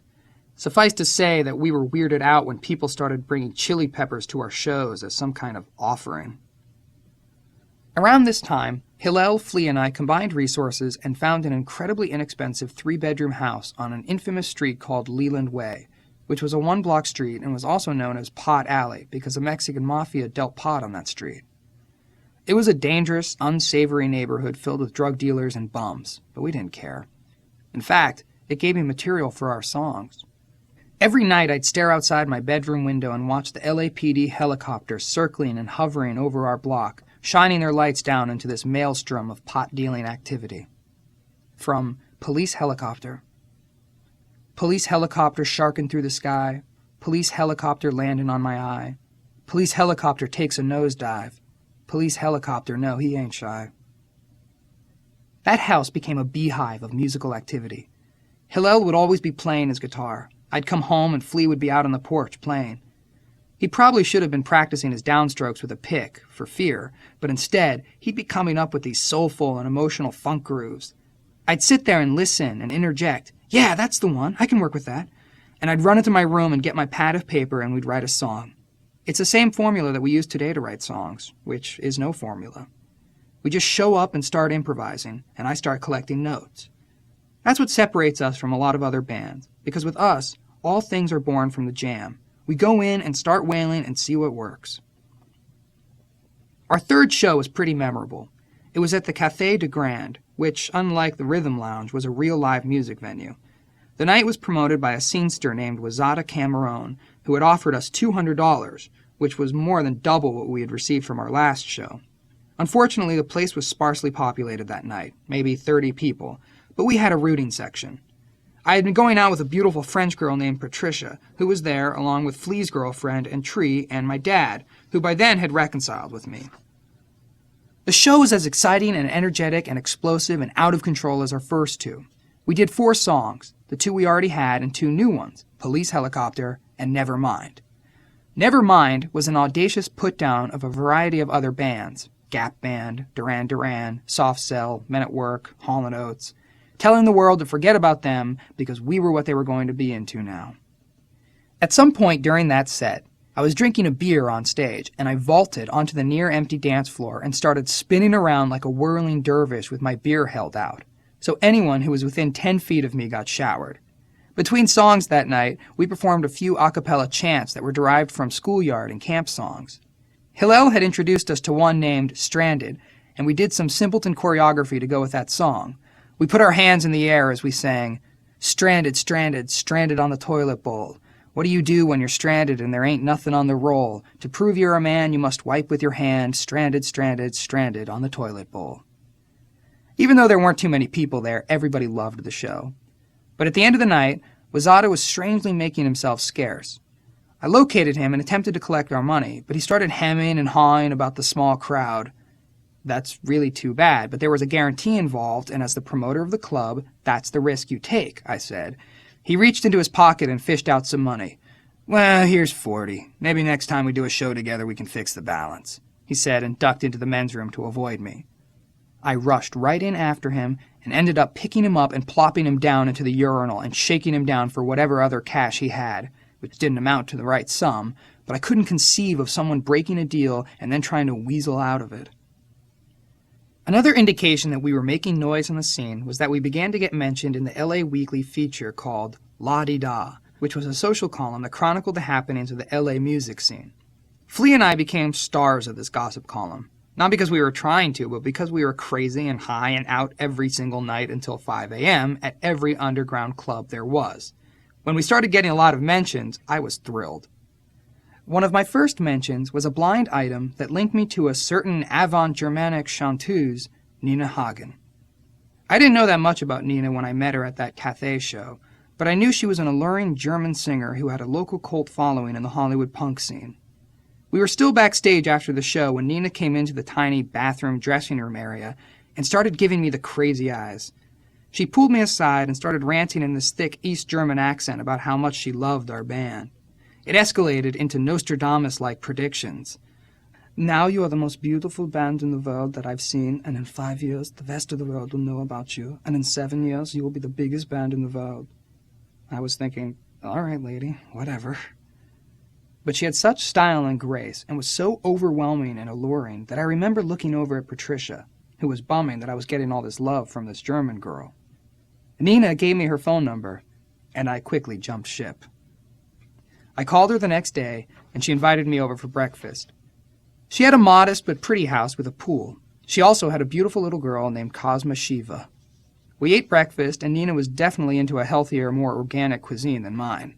We talked a lot that day, and Nina told me about her life in East Germany and the different men who had been in her life, the crazy junkie who was the father of her child, and her new boyfriend who was out of town for the month. I found her absolutely intriguing, and she was so loving that we started a hot and heavy romance from that day forward. It lasted about a month, but we continued to be good friends, and she continued to be an avid supporter of our music. Right after our romance ended, she asked if Flea and I would write a song for the record she was working on, and we came up with What It Is. Meanwhile, we were continually expanding our own canon of songs. One of the early songs we wrote in the Leland Way house was Green Heaven. I had been reading a lot of books about whales and dolphins, and I had always been acutely aware of social injustice. In LA in the early 80s, the police department was rife with corruption. So I started writing a song that would contrast life above the sea and life below the sea, chronicling the excesses of the Reagan years and comparing them to this idyllic Shangri-La that was happening below sea level, with animals that I considered to be of equal brain power. From Green Heaven. Here above land, man has laid his plan, and yes, it does include the Ku Klux Klan. We got a government so twisted and bent, bombs, tanks, and guns is how our money is spent. Time now to take you to a different place, where peace-loving whales flow through liquid outer space, grooving and gliding as graceful as lace, never losing touch with the ocean's embrace. Back to the land of the policeman, where he does whatever he says he can, including hating you because you're a Jew, or beating black ass, that's nothing new. We ended up spending 24 hours writing Green Heaven, and it became the epic centerpiece of our shows. Hillel would do an amazing talk box intro for the song. He'd run a big plastic tube out of a guitar box alongside a mic. Then he'd put the tube down his throat and play the guitar. The sounds from the guitar would go into his mouth, and by shaping his lips, he could form words from the guitar sound. It was painfully psychedelic, in the sincere use of that term. Not pop psychedelic or misconstrued television-grade psychedelic, but the real heart and soul of the cosmic journey to outer space psychedelic. As political as these lyrics seem to be, I never once considered the Red Hot Chili Peppers a socio-political outfit like, say, the Dead Kennedys. I just felt we were there to create beauty, induce joy, and make people laugh. And if the lyrics happened to include political or social commentary, then so be it. But it was never our responsibility to go out and be the U2 of our generation. Even though we were a band now, Flea would still go off to rehearse with Fear, and Hillel and Jack would go off to rehearse with What Is This, and there was never any conflict about any of that. We saw playing our songs as a fun thing to do, not as a career move. None of these guys was thinking of quitting their day jobs to do the Red Hot Chili Peppers, and I was fine with that. I was just happy to be planning for our next show, because each one was monumental to me. I couldn't sleep the night before. I'd lie there in bed and think about the performance, and if I did fall asleep, I'd instantly start dreaming about the show. When I got up, the first thing in my mind was, it's show night! There's a show tonight! And the whole day would revolve around the build-up to the gig. Soon after Flea and Hillel and I moved in together, Hillel fell in love with a new lady. When Hillel fell in love, he disappeared. He's your best friend, he's with you day and night, he falls in love, see you next year. So Flea and I were out running around to clubs, and we'd always wind up at the Zero, which had moved from Cahuenga to a great new location at Wilcox and Hollywood Boulevard. One particular night, Flea and I acquired a small quantity of China White and a Quaalude.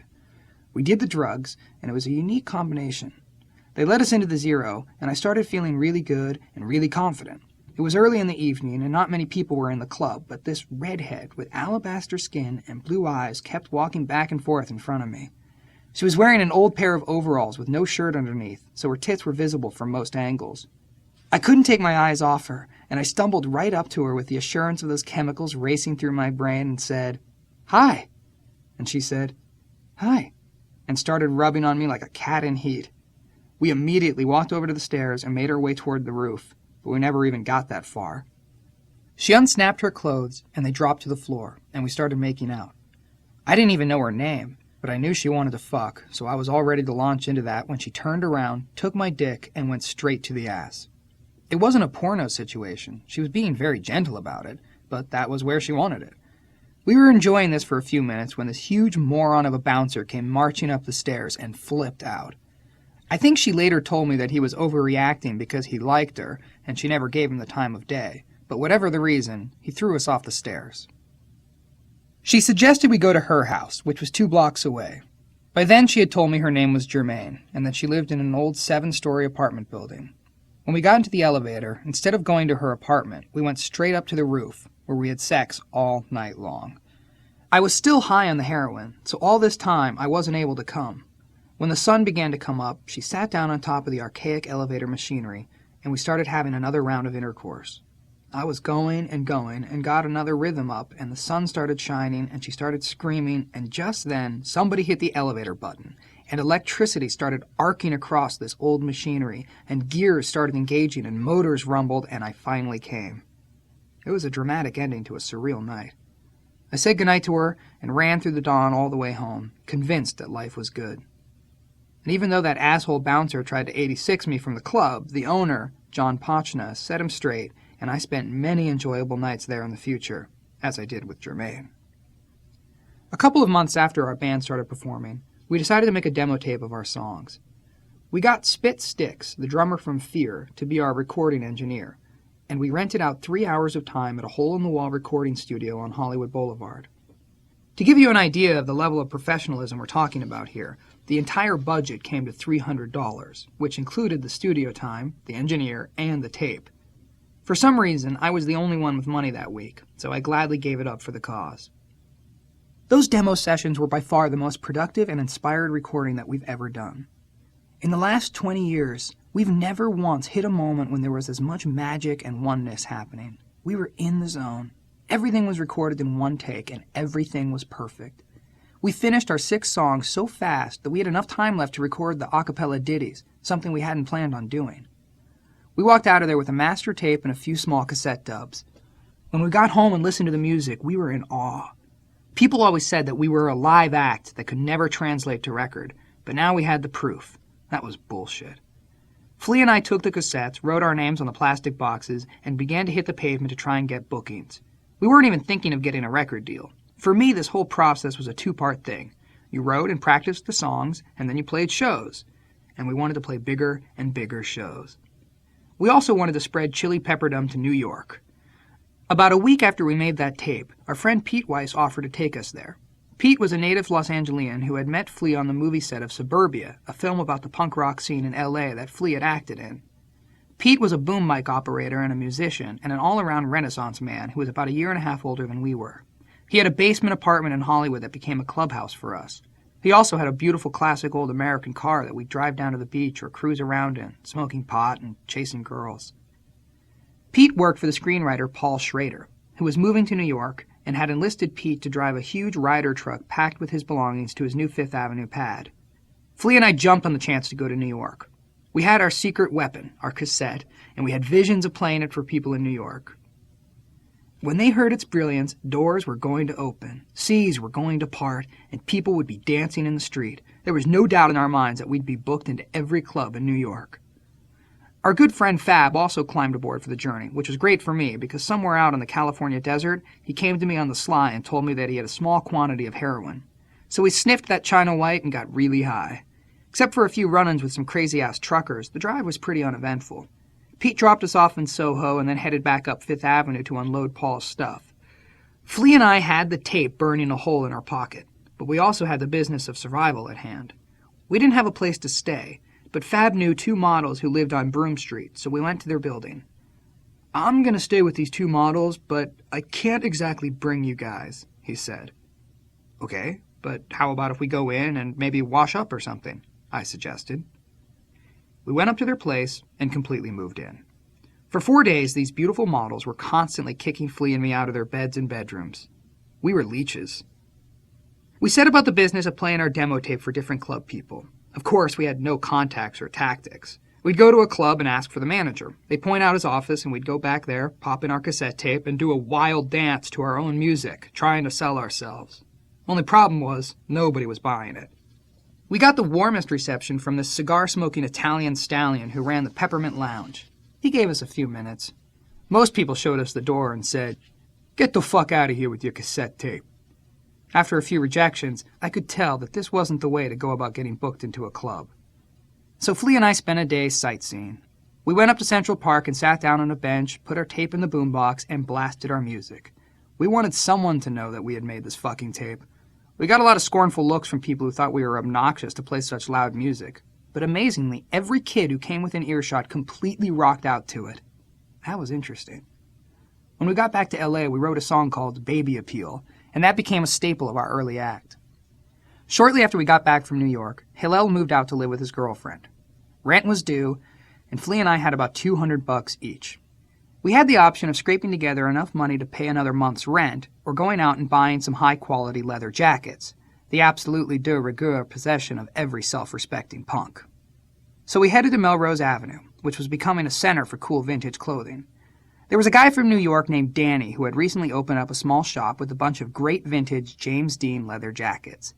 Flea and I picked out the perfect leathers, but when we went to buy them, Danny's prices were astronomical, at least $100 more than what we each had.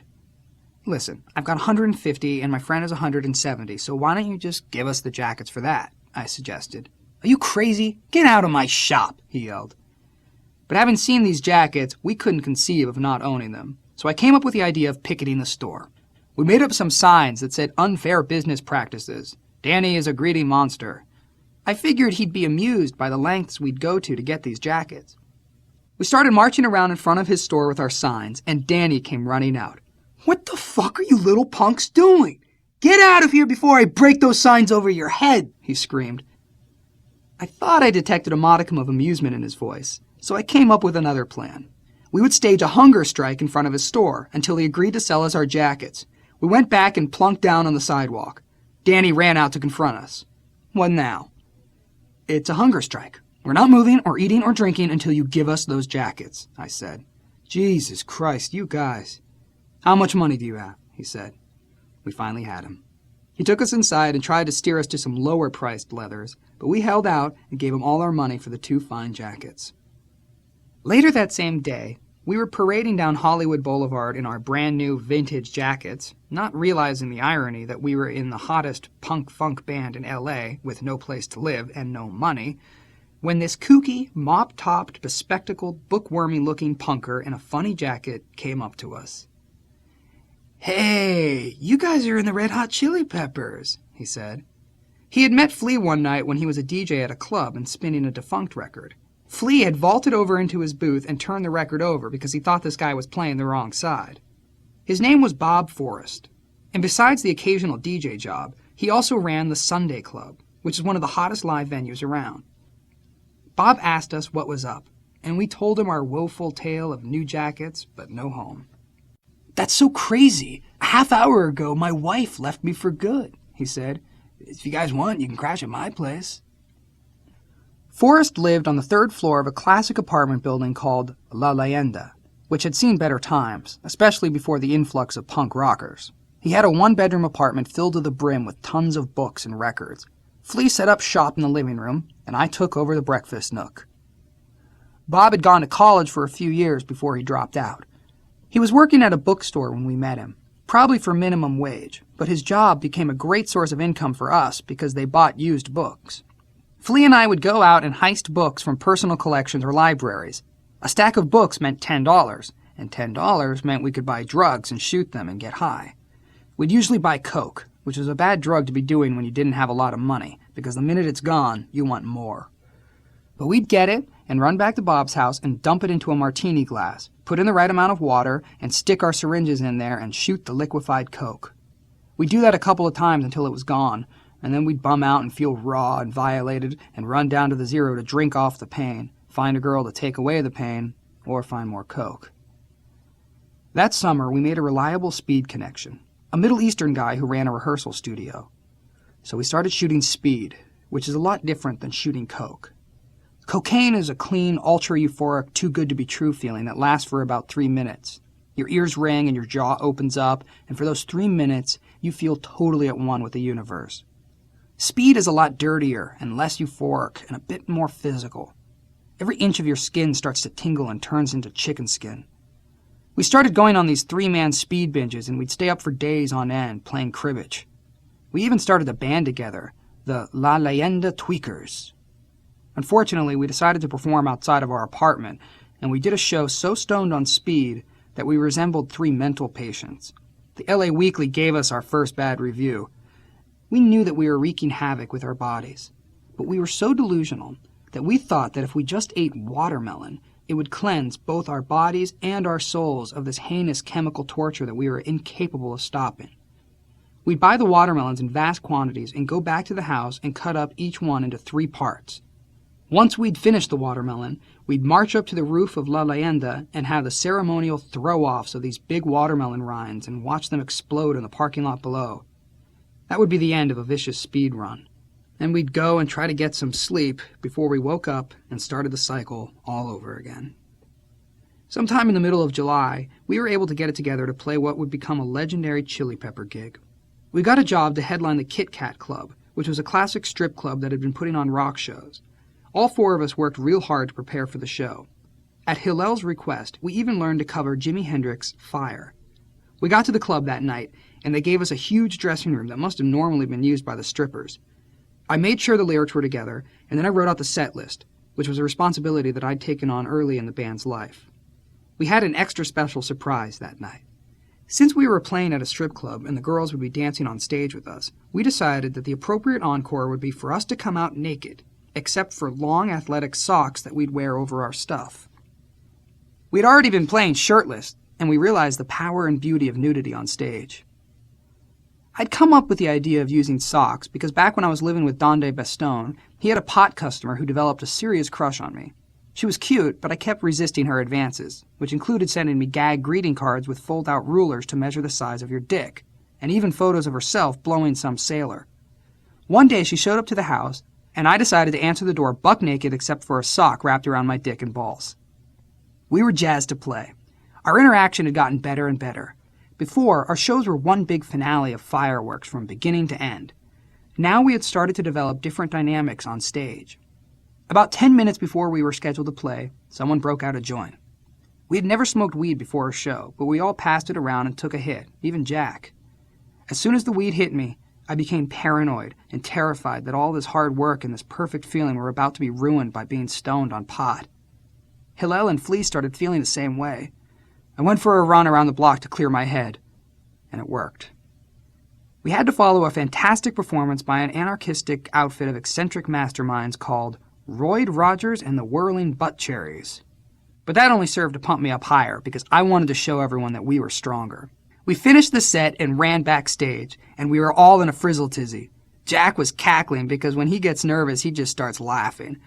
When we walked back on stage wearing only the socks, the crowd audibly gasped. We weren't deterred for one moment by the collective state of shock that the audience was experiencing. We started rocking fire, and our friend Allison Popo had shoved her way to the front row, and she started taking swoops at my sock. I was focused on the song and my performance, but another part of my brain started telling me how many inches I had between my sock and her farthest reach. As I watched a bunch of our friends who had all rushed the stage and were grabbing for the socks, I had a totally liberating and empowering feeling. You're young, and you're not jaded yet, and so the idea of being naked and playing this beautiful music with your best friends and generating so much energy and color and love in a moment of being nude is great. But you're not only nude, you've also got this giant image of a phallus going for you. These were long socks. Usually when you're playing, your dick goes into protection mode, so you're not loose and relaxed and elongated. You're more compact, like you're in a boxing match. So to have this added appendage was a great feeling. But we never figured that the socks were going to become an iconic image associated with us. We never thought that down the line we'd do it again and promoters would want to add riders to our contracts to ensure that we do it on their stage. It left a more lasting impression than we ever intended for it. One person in the audience who was really impressed was a 30-ish talent manager named Lindy Getz. Lindy used to work as a promotion guy for MCA Records, and he had managed the Ohio Players, one of our favorite groups. Flea and I scraped up enough money to get out to the Valley, where Lindy's offices were. Lindy was a 5'6", red-headed, mustachioed Jewish guy from Brooklyn who had somehow found his way to LA in the late 60s. That afternoon, we smoked some pot and did a line or two of coke and swapped stories. I don't think we realized it at the time, but Lindy was on his way down from his high-rolling payola paying days. He had managed the Ohio Players, but that was when their career was on the downswing. We were trying to keep face and maintain a facade of having a business, but the bills weren't getting paid, and the money wasn't coming in. Lindy seemed like a likable guy, even if he was dishing out some pretty lame one-liners. After our long conversation, Flea and I asked him for a minute to confer.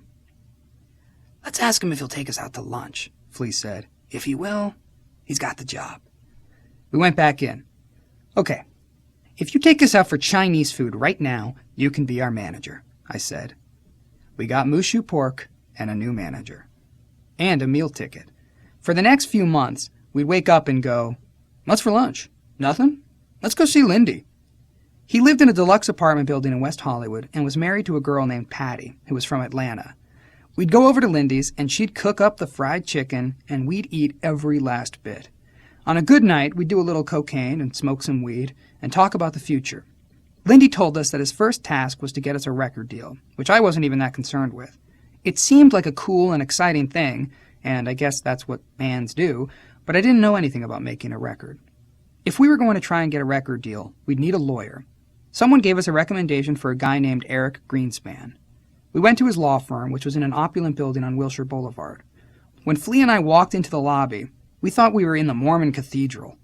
This firm represented the countries of both Israel and Egypt. We took the elevator up to Eric's floor and then went up to the lady at the reception desk. "We're the Red Hot Chili Peppers, and we're here to see Eric Greenspan," I said. "Well, I don't know. Let me..." She seemed taken aback. For some unknown reason, we decided to moon her. We turned around, exclaimed, "We're the Red Hot Chili Peppers, goddammit, and we want to see Eric!" And we dropped trousers. Just then, Eric came running out and took us into his office. He had some great Gary Panter artwork on his wall. He told us that he represented Gary as well as some reggae acts like Burning Spear. I cut to the chase. "We don't have a record deal, and we don't have any money. We just got a manager, and we need a lawyer." Eric didn't flinch. "Okay, I'll be your lawyer, and you don't have to pay me until you make some real money, and then we can do a standard 5% deal." So he became our lawyer, and never made a penny until we started making real money. He's still our lawyer today. It's a pretty rare guy in this business who does that. We didn't look like a cash cow to anybody at that point. The popular money-making bands at that time were hair bands like Poison, Warrant, and Rat. That's what was at the cash registers. We were just anti-everything. We were probably anti-making money at that point. In the space of 5 months, we had made a dent in the LA music scene. We'd gotten written up in the LA Times, and we were playing some respectable venues, like the Club Lingerie. The more prominent we became, the more Lee Ving started to sweat Flea about being in 2 bands. I remember he actually called once and said, "Are you going to be in my band, or are you going to be in that other band?" Flea said, "Well, I was going to be in both, but if you put it that way, I'll just be in my band." Sometime that August, Flea and I went to a party for an arty magazine in a house in the Hollywood Hills. I had taken to wearing a ripped-up flannel pajama top, and my mohawk had grown out and fallen over to one side. We were having a decent time hanging out in the backyard when I looked into the house and saw this cosmic creature of a young girl. She was walking like some kind of princess in slow motion with her hands out to the sides. She had on a giant white discus of a hat and these big opalescent jewels going around the crown. She was wearing an ill-fitting, futuristic-looking baggy dress made out of paper. She was a little bit chubby, but beautiful. And she had this absolutely bizarre magnetism, walking around and talking purposefully, but slowly, like she was Alice in Wonderland and the rest of the world wasn't. But she also had the feel of a punk rock version of Mae West, giving off that flamboyance and a brassy, sassy, untouchable vibe. Just the kind of girl I liked, the weirdo in the bunch. I walked into the house and pulled on her ponytail, or whatever boys do when they see a girl like that and don't know how to talk to. "Oh my, who are you?" she said. We started talking, and she was speaking in riddles, not giving me straight answers. It turned out that her name was Jennifer Bruce, and she was a fashion designer, and had designed her Mark of the Zorro hat. Within minutes, I was blown away by her presence, her aura, and her fashion statement. In a city that was rife with people trying to look different and act different and be all this and all that, here was a person who was accomplishing it with ease, because she was a natural-born super freak whose tendency in life was to look like the inside of an oyster shell. She wasn't exactly melting in my arms. She was keeping me at a distance. I don't think she gave me her phone number, but I kept pressing. "Come on, you don't have a choice. You're going to be my girlfriend whether you like it or not," I said. She must have felt something, because she was giving me enough to continue the process, but then she disappeared and I went off in a new direction. However, she was thoroughly etched into my consciousness. I had other things to attend to, one of which was opening for Oingo Boingo at the Universal Amphitheater. Oingo Boingo had come up from the same club scene we were in, and they'd just kept going. They weren't our favorite band in the world, but they had some interesting instrumentation. We knew their trumpet player, and he offered us the opening slot for their big show. Here we were with no record deal, a 10-song repertoire, and we were going from playing in a club before 200 people to playing to an audience of 4,000. We went out on stage that night wearing our weirdest clothes. Right in the middle of the first song, Flea broke a bass string. Suddenly, it was crickets time, and I had to talk to the audience while Flea changed his string. Within seconds, the crowd was booing and throwing stuff at us, chanting, "We want Oingo Boingo!" But it was combustible material for getting the energy going. We started in again, and Flea was so wound up that he broke another string.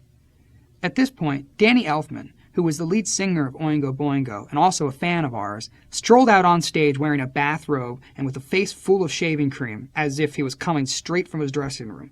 He took the mic and told the crowd that he really liked us and they should be respectful, and then he left. But the few unruly guys in the crowd didn't heed his endorsement. We soldiered on and got cooking, and by the time we were finished, I think we let them know we were for real and that they had just been hit with something they wouldn't soon forget.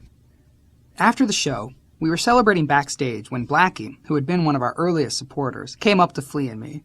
He was wearing tight black gloves, and he fanned out a couple of envelopes with plane tickets in them. "This is for you, Anthony, and I want you to take Flea," he said. Take him where? I was baffled. I looked in the envelope and saw 2 round-trip tickets to London, England. It was time for my rite of passage to Europe. We had a few things to attend to before we left for Europe, one of which was the complications that arose from getting a record deal. We had an inkling that record companies had been snooping around us, especially after our show at the Lingerie in the Universal Amphitheater and a triumphant return to the Kit Kat Club in September. One executive from EMI Enigma, Jamie Cohen, was particularly aggressive in going after us. One night, Flea and I were hanging out at La Leyenda when we got a call from Lindy.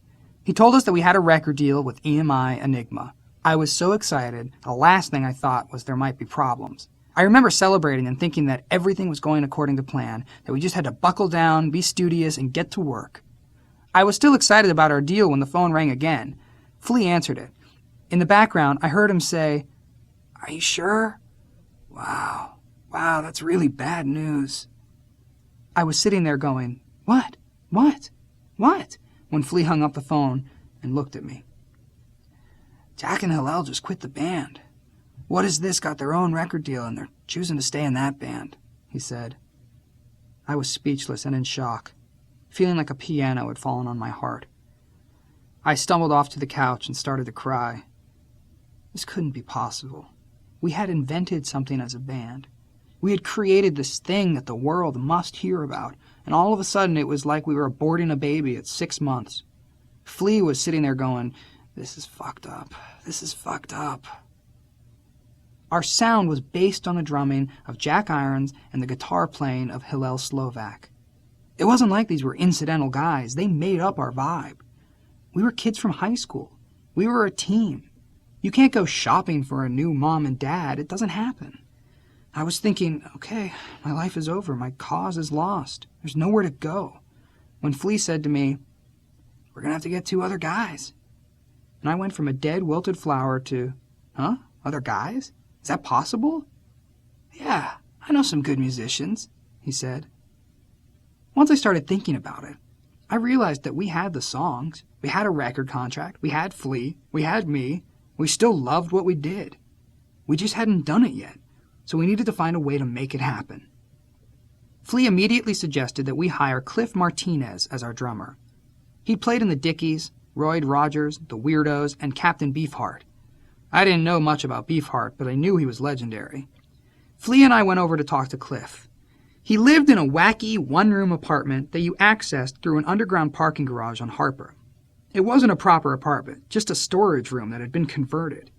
He had been in the Weirdos, so his band fashion sense was you get a washboard and you turn that into a shirt. Then you find a teapot and you make a hat out of it. When he played with Roy Rogers, he performed with a tampon hanging out of his ass. He was far and away the most eccentric one of us all.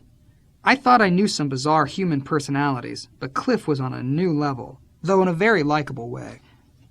When we asked him to join the band, he was goofy with joy, smiling and laughing and saying, "Let's do this. I hope I'm what you're looking for because this can be an amazing journey." We had our first jam, and it was clear from the get-go that Cliff Martinez not only could play crazy funk beats and super inventive one-of-a-kind avant-garde art beats, but he could do a variety of styles and do them all well. Now we had to find a guitar player. When we were jamming with Cliff, we discussed guitarists, and he suggested Dix Denny, a guy he had played with in the Weirdos. Flea had previously jammed with Dix, and he was a lovable fellow whom I had partied with. We felt comfortable that we could go on with these 2 guys, and Flea and I could go on to Europe. We had a great time in Europe, exploring London, Paris, and then Amsterdam. In Paris, I ditched Flea for a few days to hook up with a beautiful Danish girl. He gave me the silent treatment when I got back, but then I bought some beautiful painted powder blue tin cups off a street vendor and put them in the epaulettes of our leather jackets, and we instantly became the Brothers Cup. We went on to Amsterdam and spent a few more days in London before returning home. but I realized that during the whole trip, I was unable to get Jennifer out of my mind, despite my fling with a Danish girl and a short-lived crush I had developed on a French hooker. We returned to an interesting situation in our apartment at La Leyenda. We had been battling with the landlord for months over the rent that we weren't paying, and she had sent many eviction notices, but we ignored them. A few months before we left for Europe, she had the door taken off the apartment. Even that didn't stop us. We proceeded to carry on living there like it was no big deal that our apartment didn't have a front door. We figured there was nothing worth stealing anyway. It got to the point where we couldn't walk into the place because she would hear us from her nearby apartment and make a charge, so we started climbing up the fire escape and entering through a window. Then she'd rush in through the front door and see Flea sleeping naked, and she'd be furious. When we returned from Europe, she'd finally persuaded the marshals to show up, and they posted notices that we were going straight to jail if we occupied the premises again. Flea moved in with his sister, who had a one-room apartment above a garage in a Mexican part of town on East Melrose. Before long, I found my way there, and the three of us would share her queen-size bed. I didn't stay there for a long time, but it was long enough for me to get back on my feet and find Jennifer. Sure enough, I ran into her one night, and we connected. She lived out in the deep valley in Encino with her dad, who was an ex-Marine turned insurance salesman, and her little sister. They were in a classic, giant megalopolis valley apartment building with absolutely no character or charm. Jennifer's best friend was her cousin, both bleached blonde valley girls with an extreme flair for personalized fashion statements. Divas who would spend hours painting their faces with outrageous makeup and creating kooky costumes before they went out clubbing. They loved their kamikazes, and they smoked their Sherms, which were Nat Sherman cigarettes that were soaked in PCP. They were a couple of nutters, but there was something about Jennifer that I found absolutely fascinating. Not just aesthetically, but spiritually. Something in her eyes, something in her soul, something in her being that attracted me. I fell for her. No sooner did we start hanging out than we became boyfriend and girlfriend. Now I had this new person in my life who started taking up a lot of my time and energy, but she counterbalanced that by being an overall muse and a great giver. Jennifer was only 17, but she was coming off a relationship with a well-known Hollywood punk rocker. I was a fan of his, so I was a little bit jealous to hear the stories, but I also gave her extra credit for having been this guy's girlfriend. She was a hard punk rock flower who didn't take shit from anyone and was very certain about herself and very accomplished for a young person. She was going to the Fashion Institute in Los Angeles when we met. She even had her own car, a yellow hatchback MG. Like me, Jennifer was a very sexual being, although she had very little sexual experience. I'd been going strong for a while and was very sexually attracted to her. When we first started making love, I asked her if she'd ever had an orgasm, and she said she hadn't. She'd get close when she was in the bathtub and using the shower head, but she'd never had one during the act of sex. I promised that we'd work on that, and I started going down on her for what seemed like ages. She came closer and closer, and we finally cracked the code, and she became this orgasmic being, which was a great accomplishment, but also a great relief. One time early in our relationship, she wanted to take acid with me. We dropped some, and were driving around in her car, dying to have sex, so I took her to Flea's sister's place. I decided that instead of having sex in Karen's bed, which wouldn't have been a great idea, we'd go in the bathroom and have sex in the shower. We ended up in that shower for a long time, and we got pretty loud, and it became a quasi-spiritual experience, complete with hallucinations of rainbows. Then Karen came home. Karen was such a sexual person herself, and we were like sex friends who would share our various sexual escapades, so I didn't think she would mind that I was having sex in her shower. But I was wrong. Boy, was I wrong. When I emerged from that bathroom, Flea pulled me aside and told me that Karen was very upset, and what I had done in there was just not cool. So that was the end of my crashing with Flea and his sister. I started staying out in Encino, and Jennifer's father was not too pleased. But he did love his daughters, and if that meant he'd have to tolerate a hooligan, then so be it. To me, the Encino house was yet another refrigerator and a source of food and a place where I could be taken care of, especially when I fell ill that fall. I had suddenly lost all my strength, and even getting out of bed was an effort. When I finally went to the doctor, he told me that I had hepatitis. Ironically, it wasn't the type you get from needles. It was the hep you get from eating bad shellfish. After a week in bed, I was pretty good to go. Now that I had captured the heart of the girl I'd been pining away for, it It was time to get back to the business of being a band. One of our first problems was that Dix wasn't cutting it at guitar. Cliff had learned all our songs right away. He'd go home and practice all night long and make sure he knew exactly what to play. Dix was a great musician who couldn't apply himself to other people's parts. If you asked him to write a song, he was a wizard. But when it came time to learn Hillel's experimental funk riffs, that wasn't his thing. We didn't quite understand that. We thought anyone should be able to learn anything. He would come to rehearsal, and we'd have monster jams, but then we'd say, "Let's play Get Up and Jump," and Dix would draw a blank. That was a major problem, because we planned on recording all of our early songs. So Flea and I decided to fire Dix. But how do you fire this gentle, lovable, quiet man? We came up with a plan to invite him over for a game of croquet. We'd explain in a civil manner that his style and our style were not melding appropriately, and therefore we should both be free to go off and express ourselves in our own manners. There was a small yard across the street from Flea's house, and we set up for a croquet game without even consulting his neighbors. We were hitting the balls around, and I said, "So, Dix, how's everything?" "Good," he said. "We've been doing some thinking, and what we were thinking..." Flea, why don't you tell him what we were thinking?" I said. "Well, we were thinking, strictly in musical terms..." Anthony, I think you could probably say it better," Flea hedged. "Well, musically speaking, let's just say we're going in this direction, and..." "Flea, why don't you go ahead and take over from there?" "You're a musical genius of your own variety, and you're kind of going in that direction," Flea said. "And your direction and our direction just don't seem meant to be together." "We're sorry," we both said. We kept going on about how our musical directions were different, and Dix was listening, as usual, and not talking at all. After we thought we had told him that we had incompatible paths, Dix turned to us and said, "Okay, so rehearsal tomorrow's the same time?" We had to spell it out that we couldn't play in the band with him anymore, and at last it dawned on him, and he packed his bags and got in the car and left. That was the first of many heartbreaking firings that Flea and I would have to preside over. We thought we would always be four knuckleheads from Hollywood, but now we were learning that we would have to deal with the realities of life.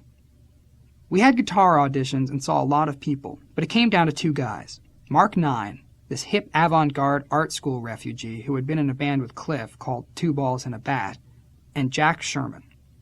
I had no idea of his background, no idea how he got to rehearsal, but I knew he was the nerd the minute he walked into the audition. Now, that wasn't a bad thing. We were embracing of the nerd energy at that time. But this guy was a nerd without even realizing he was a nerd.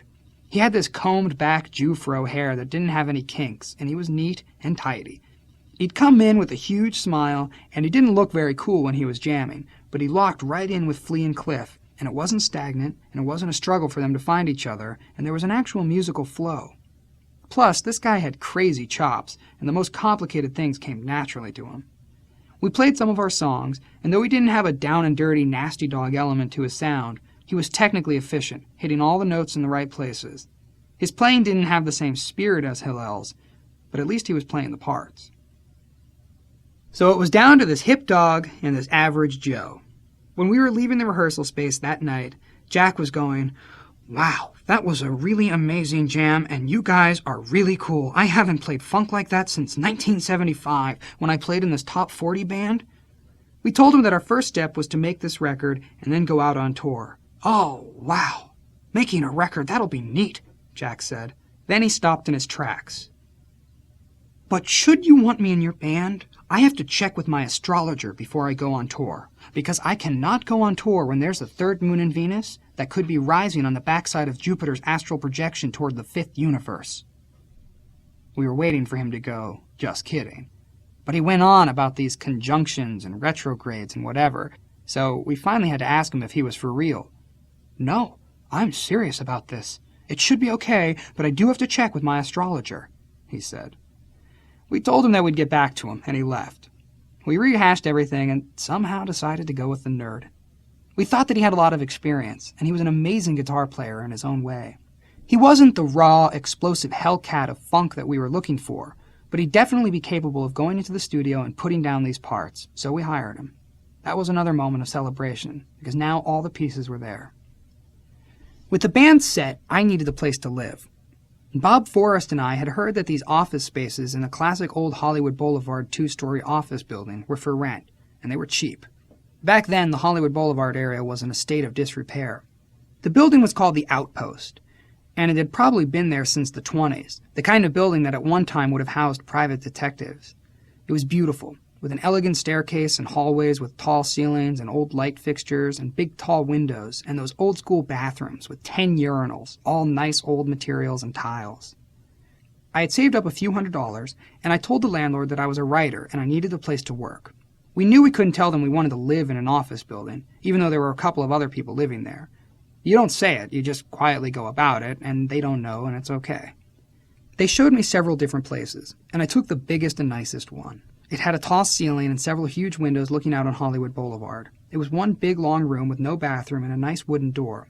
Bob was on a tighter budget, so he took the cheapest space, which faced the back parking lot.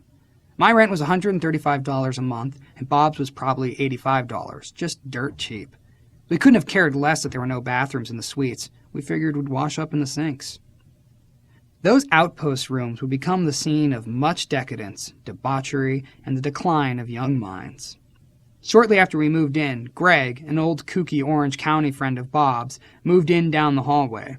He was a coke fiend, a coke dealer, and a wannabe guitar player. A designer moved in next to me who lived with her boyfriend, a huge ornery guitar player named Carlos Guitarlos, with whom I'd had run-ins in the past. I set about the business of decorating my new house. I put a bed in the corner, loft style, and I moved in a desk. Carlos' girlfriend offered me this little round sofa that was covered in furry leopard skin, which was an absolute find. Having Bob in such proximity was both a blessing and a curse. He would always be coming over, and we'd hustle up whatever meager amounts of money we could to go buy drugs. The heroin supply had eluded us, so we were doing coke and then trying to drink our way out of it. Of course, our new neighbor Greg had what seemed to be an endless supply. One night, I got on a roll and was buying stuff from Greg, and I couldn't stop, and he couldn't stop, so he started fronting me the drugs. I kept going back to his place and getting more and more. I even gave him some expensive skis I had as collateral until I could hawk a guitar in the morning, which was a charade of lies to keep the white powder flowing because I had no cash and no guitar. I thought that Greg would pass out and fall asleep for 5 days and not hassle me. The party finally came to an end, and I passed out in a gnarly state of discomfort. After sleeping for a few hours, I heard loud banging on my door. It was Greg, and he wanted his money. I was thinking that if I didn't answer the door, he'd go away. I could outpatience him. Wrong. He kept coming back periodically, hitting the door harder each time. Eventually, I heard the cracking of wood. I peeked up from the bed and saw a big axe coming right through my beautiful thick wooden door. Did not look good. I figured I could stay right there in bed and he'd rage in and chop me up with that axe because I had no money or guitar to hawk, or I could charge him and try to turn the whole thing around and stand a chance of surviving. I flew to the door, threw it open, and screamed, "You bastard! Look what you're doing to my door!" The air seemed to deflate from this enraged coke fiend. He looked at the door and then at me and said, "Oh my God, I'm so sorry. I'm going to fix that door right now." I decided to parlay my advantage. What were you thinking?" I said. "Now you owe me money for this." Greg looked confused. "No, you owe me money." "Owe you money? Look what you did to my door, my friend. I think we should just call it even." "I don't know. I owe my guy all that money." "Look, keep the skis. Get out of here. You destroyed my door." Greg turned around and walked off like a puppy dog with an axe in his hand. There was a big sliver that he had chopped out of my door, and you could see right into my place, so I got some cardboard and taped it up. Then I went back to sleep. That wasn't an atypical day at the Outpost, I'm sad to say. A lot of my days revolved around hanging out with Bob, doing drugs at night, waking up the next day with no money, and scraping together 99 cents to go downstairs and get a slice of pizza. Flea was no longer a participant in our insanity.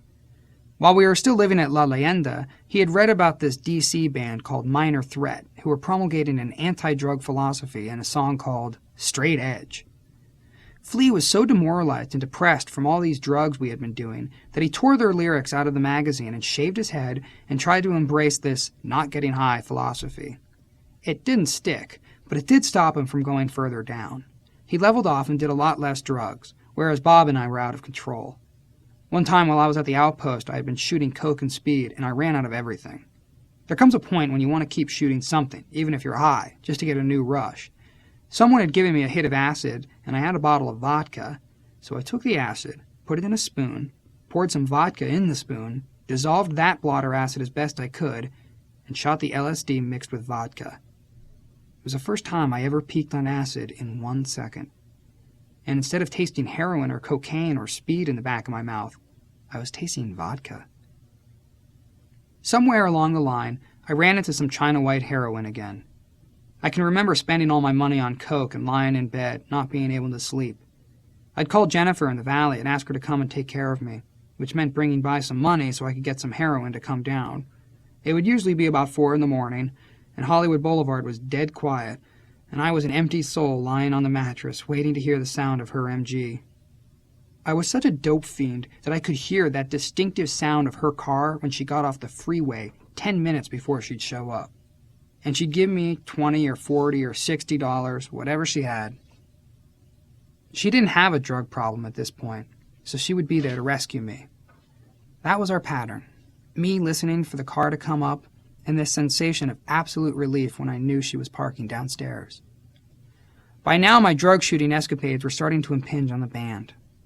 I'd miss rehearsal, then I'd go AWOL for a while, and I was starting to alienate myself from Flea. We had the record deal, and we had work to do, and I would be lying on the floor of my outpost space, rolled up in some blankets after a wretched night of abuse, trying to get some sleep. One day I was in that situation, and there was a knock on the door. It was Flea. He came into the room, which was a squalid mess, and he looked at me. "Anthony, get up." I sat up. "I can't do this with you anymore. You're too fucked up. I gotta quit the band." I woke up, because that wasn't what I was expecting him to say. I thought he'd say, "Dude, you're a mess. We gotta talk about you not getting quite so high anymore." But when he said he had to quit the band, all of my cells reverberated and I bolted up. That was the first taste of the fact that I could be destroying the dream we had created of this amazing funk band that was all about dancing and energy and sex. I wanted to be in that band with Flea more than anything, but how could I communicate that to him? Then it popped into my mind. "Flea, you can't quit," I pleaded. "I'm going to be the James Brown of the 80s. How could he argue with that? Chapter 6. The Red Hots. After we signed our record deal, Flea and I made the EMI offices our home away from home. A few people there were friendly to us, but we got the distinct feeling that if there was a totem pole of bands on their label, we weren't on it, let alone at the bottom of it. We even had trouble getting past the security guards at the front door. Every time we'd go there, we'd walk past a giant Rolls Royce parked by the entrance. We'd ask whose car that was, and they'd say, "Oh, that's Jim Matza's. He runs the company." But whenever we asked to meet him, we were told that we didn't need to. He wasn't involved in the day-to-day decision-making of any band. I can guarantee you that he did not know there was a band on his label called Red Hot Chili Peppers. One day, Flea and I went there in the afternoon, and Jamie Cohen, who had signed us, was out. We demanded to see a higher-up, and a secretary came out. "He's not available. He's in a very important board meeting with the entire staff of EMI International. They've all flown in for this meeting," she said. Flea and I ducked around the corner and conferred, and decided to drastically increase our visibility at EMI. So we went into the little bathroom, took off our clothes, went straight for the door, ran in, jumped up on the table, and ran up and down, hooting and hollering. Then we looked down and realized that it wasn't just men at that meeting. It was the entire multicultural EMI team from around the world, and they all had their briefcases and papers and graphs and charts and pointers and pencils, and we had trashed everyone's stuff. When this sank in, we jumped off the table, ran out of the room, and struggled to put on our underwear while being chased by the security guards, who had been notified of our intrusion. We took off like 2 pieces of mercury and outran the guards through the parking lot and up Hollywood Boulevard until we got to Waddles Park. Then we sat down and lit up a big fat joint of green Hawaiian weed to celebrate the act of letting EMI know who we were. Halfway through the joint, I started getting a little paranoid. "That was a good idea, wasn't it?" I asked Flea. "But what if they kick us off the label?" They looked pretty upset. Come to think of it, they were screaming at us, "Oh, God, what if we don't have a deal anymore?" When we came down off the pod high, we called Lindy to find out if we'd been dropped yet. But it all blew over, and we got ready to make our first album. Jamie and Lindy wanted to know who we wanted to produce the album, and Flea and I both, without hesitation, recommended Andy Gill, the guitar player from Gang of Four. Their first album, Entertainment, was what had inspired me to get into dancing back when I was living with Donde. The music was so angular and hard and edgy, the epitome of that English art school funk, and Gill's lyrics were great and socio-political, but in a way that didn't seem like they were taking themselves too seriously. Lindy got in touch with Gill's manager, and he agreed to produce us, which we thought was a great victory. When we met with him and he made disparaging comments about his earlier work, we should have seen the writing on the wall. But we started doing pre-production on the album at the SIR studios, which were on Santa Monica, right near Vine, just a few blocks from my new house with Jennifer.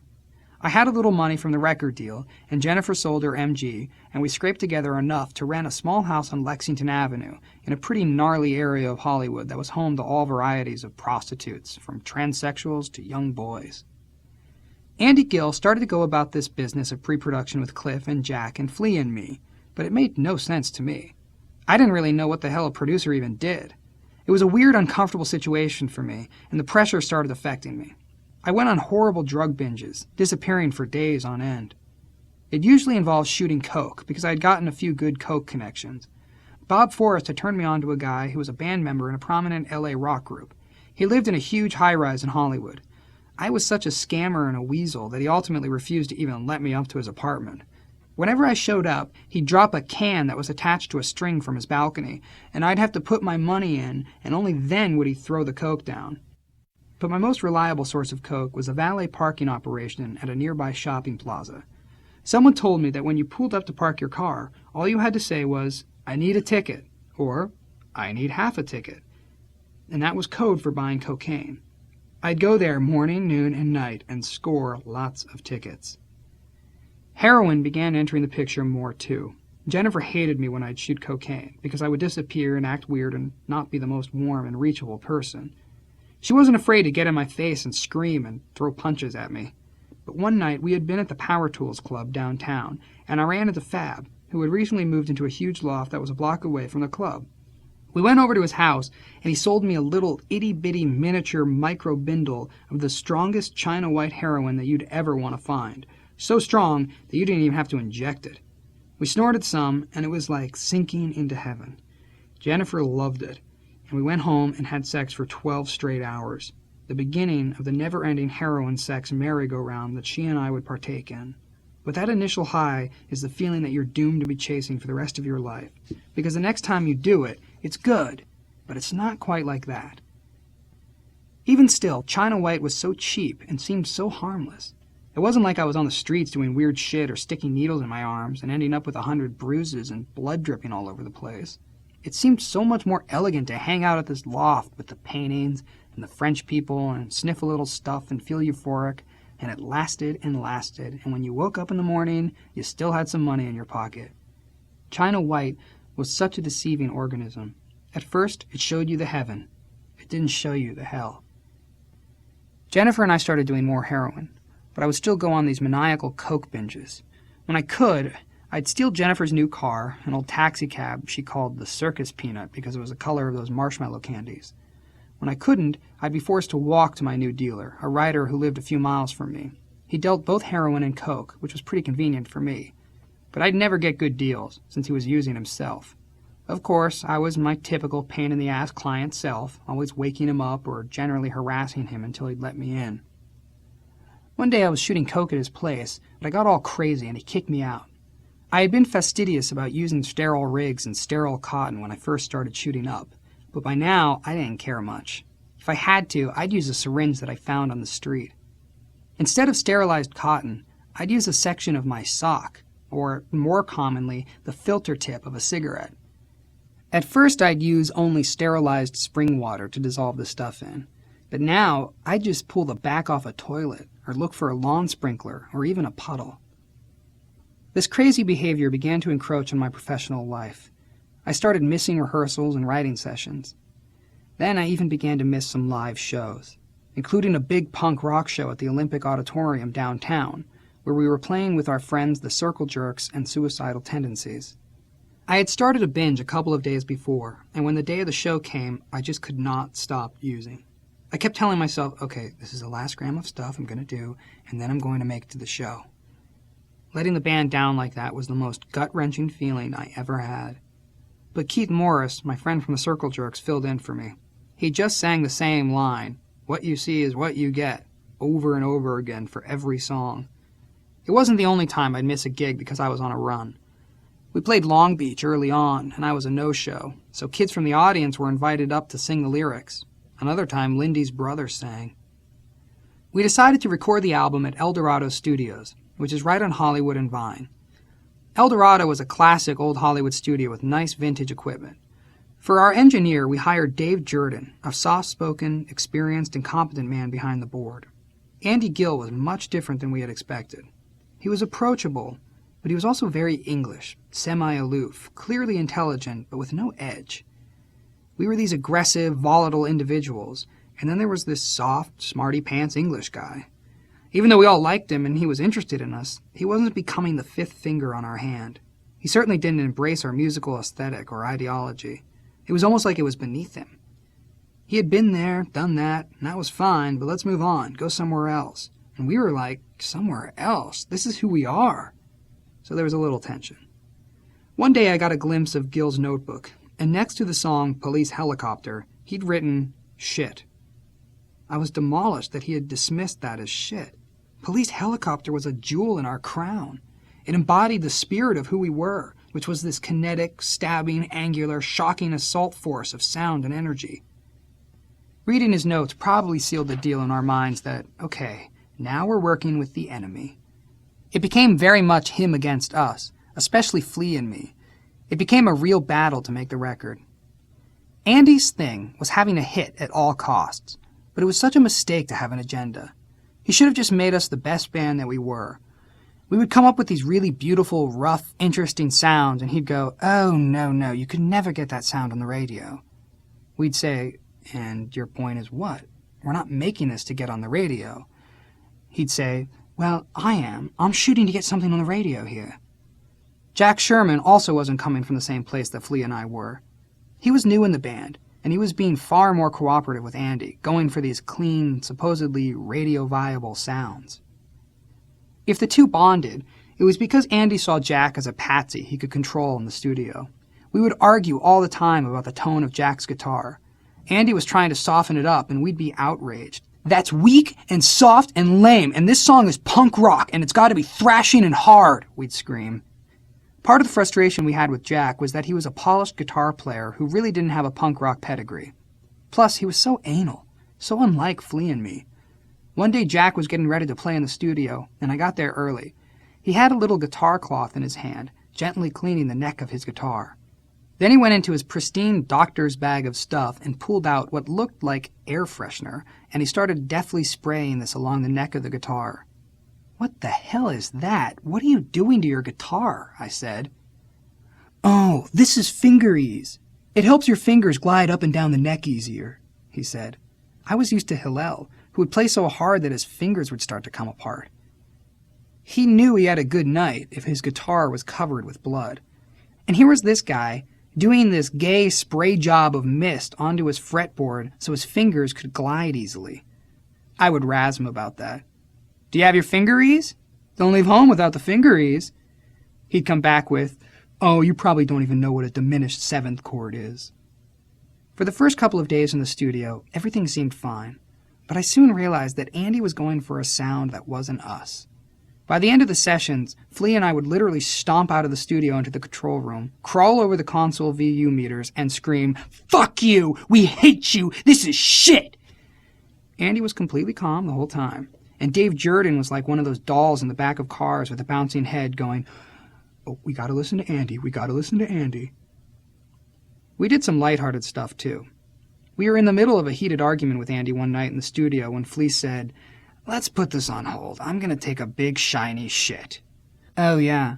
Be sure and bring that back for me then, won't you?" Andy said drolly. "Okay," Flea said. "I wouldn't put it past you," Andy said. I followed Flea out of the room. All the way to the bathroom, we were saying, "Let's really bring him the shit."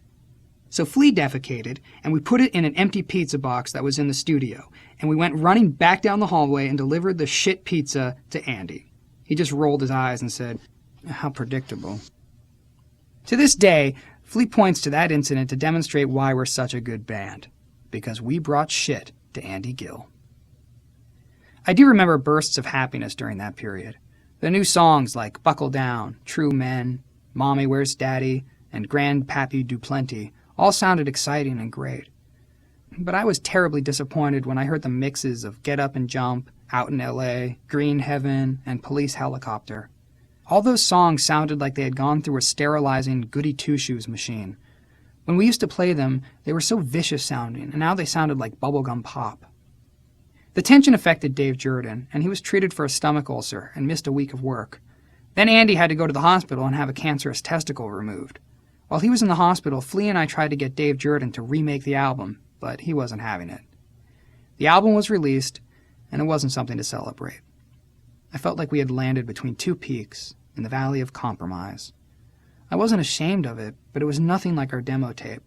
Still, our take was, okay, this is our record, and let's keep marching on. Especially after I read the first review. I picked up BAM, a little Bay Area music magazine, and they simply assassinated the album. I was very hurt, but I realized that sometimes people got it, sometimes they didn't. I couldn't put too much stock in what writers had to say about our music. Then we got a rave review in one of the first issues of Spin magazine, so we had the yin and yang of record reviews. At any rate, we were being acknowledged by some place other than the la-di-da column. Right before the record came, we posed for our first poster. We had done a photo session in our socks previously, and that went on to become infamous, but this was our first official promotional poster. Right before the session, I grabbed a magic marker and started drawing all over Flea's chest and stomach and shoulders. It was just lines and squiggles and dots, but it looked great. We were into wearing unflattering hats then, but Cliff showed up, and he was the most outside dresser of all of us. He was wearing a huge mask with a hat over it and some kind of gloves so you couldn't see 1 inch of his skin. He looked like a cloth-covered robot. Then Flea put me in a headlock, and we shot the poster. We would mug for the camera at all our shoots. We had been born in an era when posing and posturing and pursing and pretty boyness had taken over the landscape. It was all about trying to look as handsome as possible while making thin and empty music, and we were anti-whatever was popular. So mugging and distorting our faces seemed like the natural response to all these people trying to manicure themselves to perfection. We also made our first video. Enigma EMI came up with some money, and we hired Graham Whiffler, who had done films for this oddball San Francisco group called The Residents, which we loved. He designed a video for True Men, and we showed up and put in an 18-hour day doing things like sprouting up from under the stage through these sand holes because some farmer was watering his cornfield. We completely gave up the body. If we'd had to dive onto a bed of nails 10 times in a row, we would have done it. I remember waking up the next day and feeling 100 years old. I loved the video, although it was still weird to look at something and see Jack Sherman instead of Hillel. Probably a week after our record came out, unbeknownst to me, Flea got a call from Johnny Lydon, of Sex Pistols fame, to audition as the bass player for his new group, Public Image.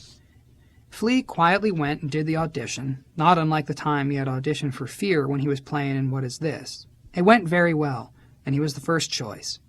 Then he consulted with Hillel, like he had done with me when he was approached by Fear. They listened to both groups, and Hillel asked Flea if he wanted to be a supporting member of Lydon's trip or a creating member of something new. Flea made up his mind to stick with our band. Thank God for that, because I was a torn-up ragdoll of a human being at that point. I'm sure Flea was constantly thinking, Jesus Christ, I can't rely on this freak. He's dying out there, covered with track marks, black and blue, up and down, stealing cars, disappearing, going to jail. Just a fucking nutcase. How can I tolerate that? One time around then, we were supposed to be rehearsing, but I didn't show up. Jack Sherman was raring to go, but Flea was sitting there with his bass on his lap and his head hanging down. Come on, let's do something, Jack said. Shut up, Flea growled. What's wrong with you? Why are you so down? Why can't we just get some work done? Jack complained. If your friend could die at any minute, you'd be down too, Flea said. I didn't hear about that exchange until this year. That early on, as far as I remember, Flea never expressed anything even close to that to me. Whenever we would talk about it, it was never, "I'm worried about you, I think you might have a problem, or you might be setting yourself up to die young."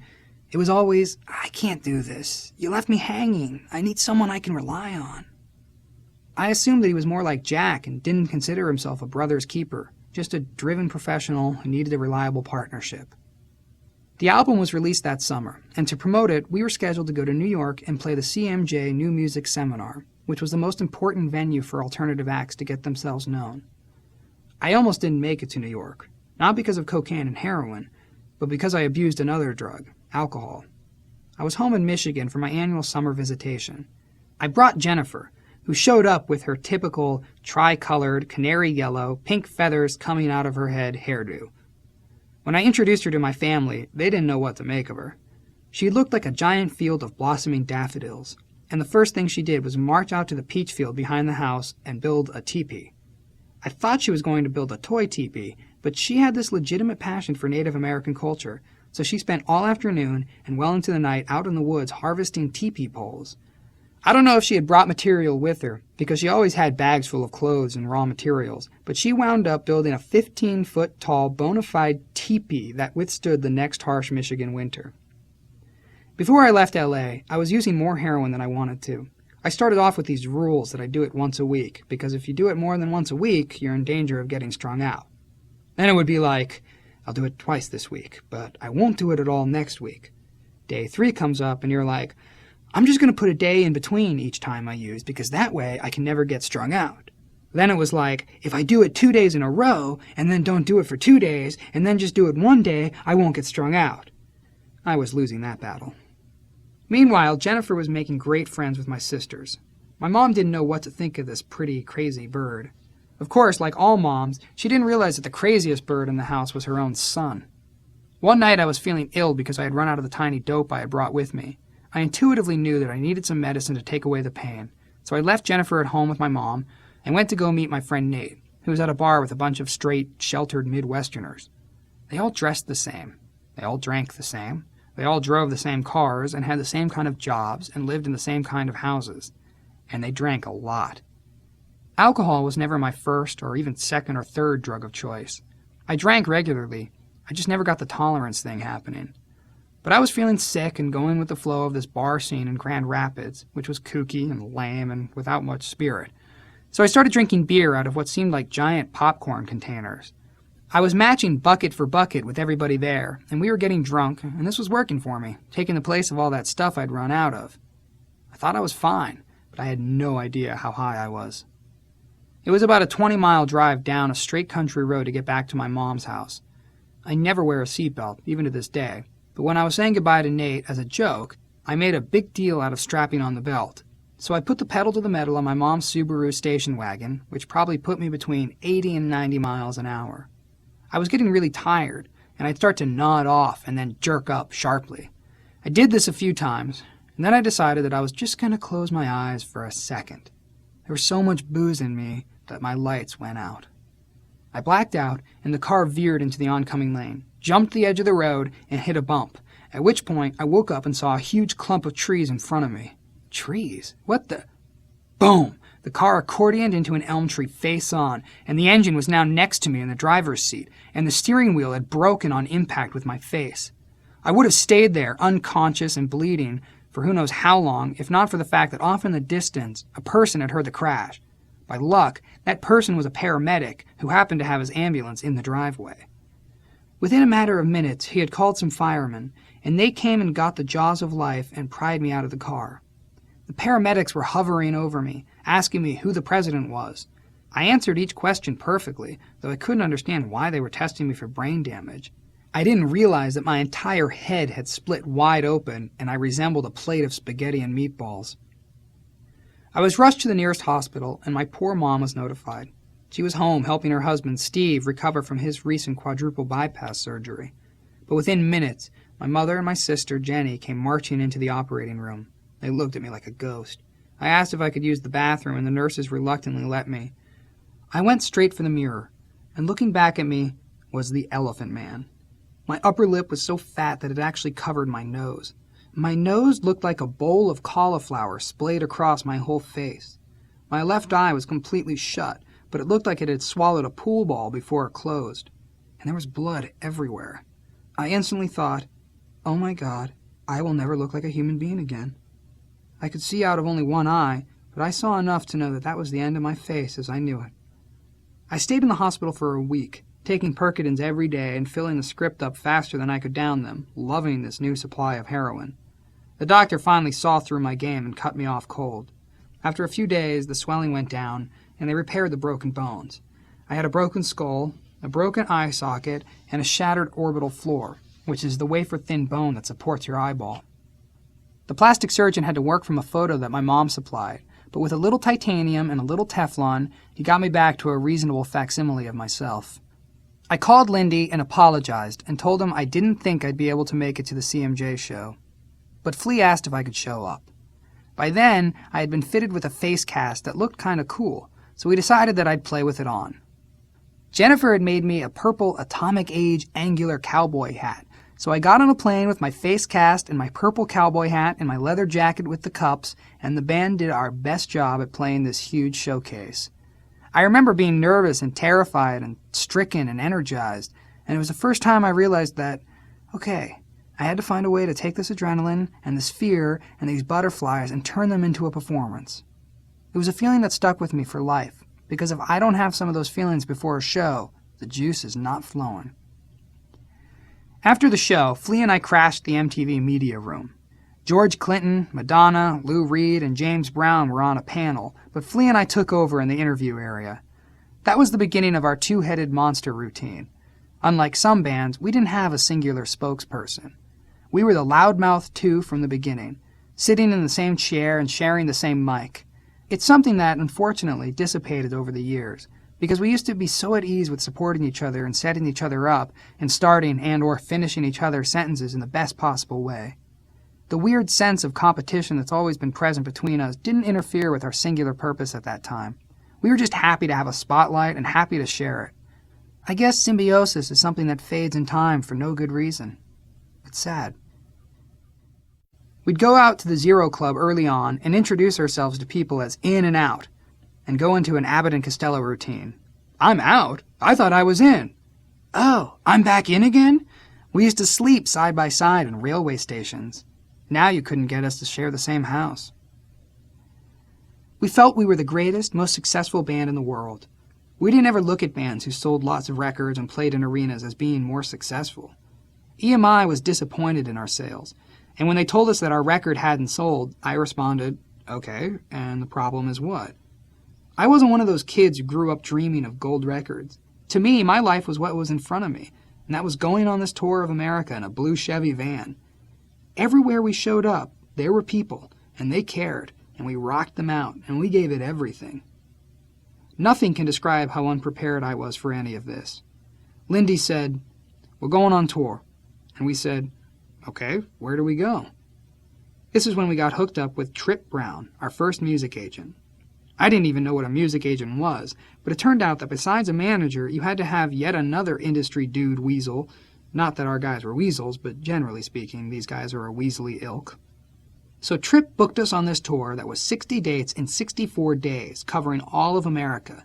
It never even crossed our minds to say, hey, that's a lot of shows and there are no days off. Before we left, the band invested in a beautiful blue Chevy van with white stripes. Lindy got it from a church group, and it was a big, heavy V8 that hauled ass. The few times that Lindy would let me drive it, I'd be able to get it airborne. Bob Forrest wound up driving the van to our first gig, which was in Detroit. Bob was a talented songwriter and performer, but he offered to be our roadie, so we hired him. Having Bob drive your van across country is not as simple as it sounds. This was a guy who couldn't manage $5. He'd accidentally spend whatever money you gave him on the most useless things possible, none of which had to do with gas or oil or accommodations. So by the time he got to Detroit, he was a drunken wreck, and he was bitter and angry. How come you guys got to fly and I had to drive? Because we hired you to drive the equipment. That's your job, we told him. And we had to live with it constantly, that I'm happy to be out here, but fuck you guys, I should be performing. Our first show was at a gorgeous old venue called St. Andrew's Hall. Back in those days, we would sound check before almost every show, if it was at all logistically feasible. So we started, and Jack was being as anal as a man could be.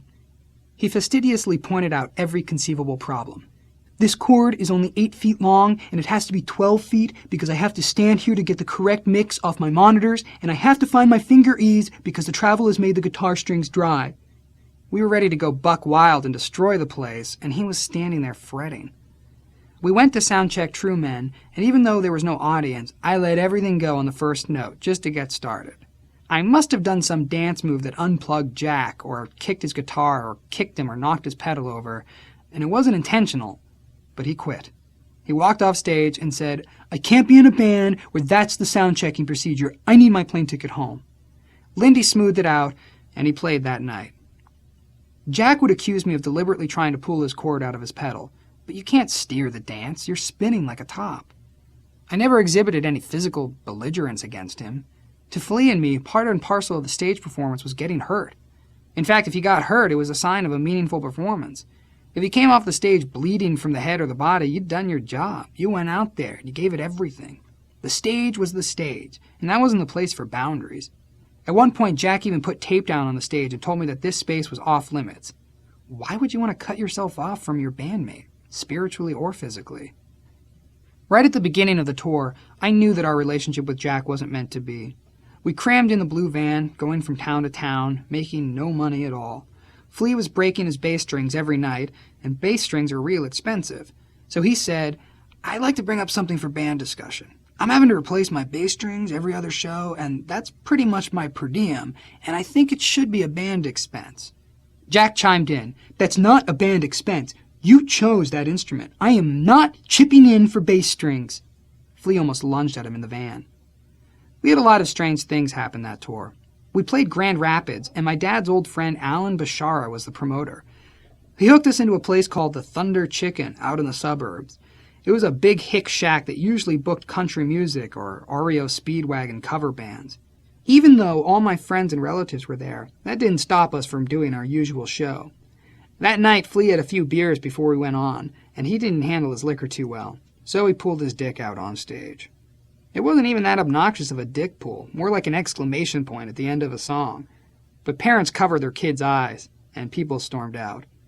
We left town, and the next day the local paper ran an article with a huge headline, "If I had a son like that, I'd shoot him." All of the local Christian Reform residents of Grand Rapids were talking about how horrible we were, that we were the devil's seed. My mom did not take that lying down.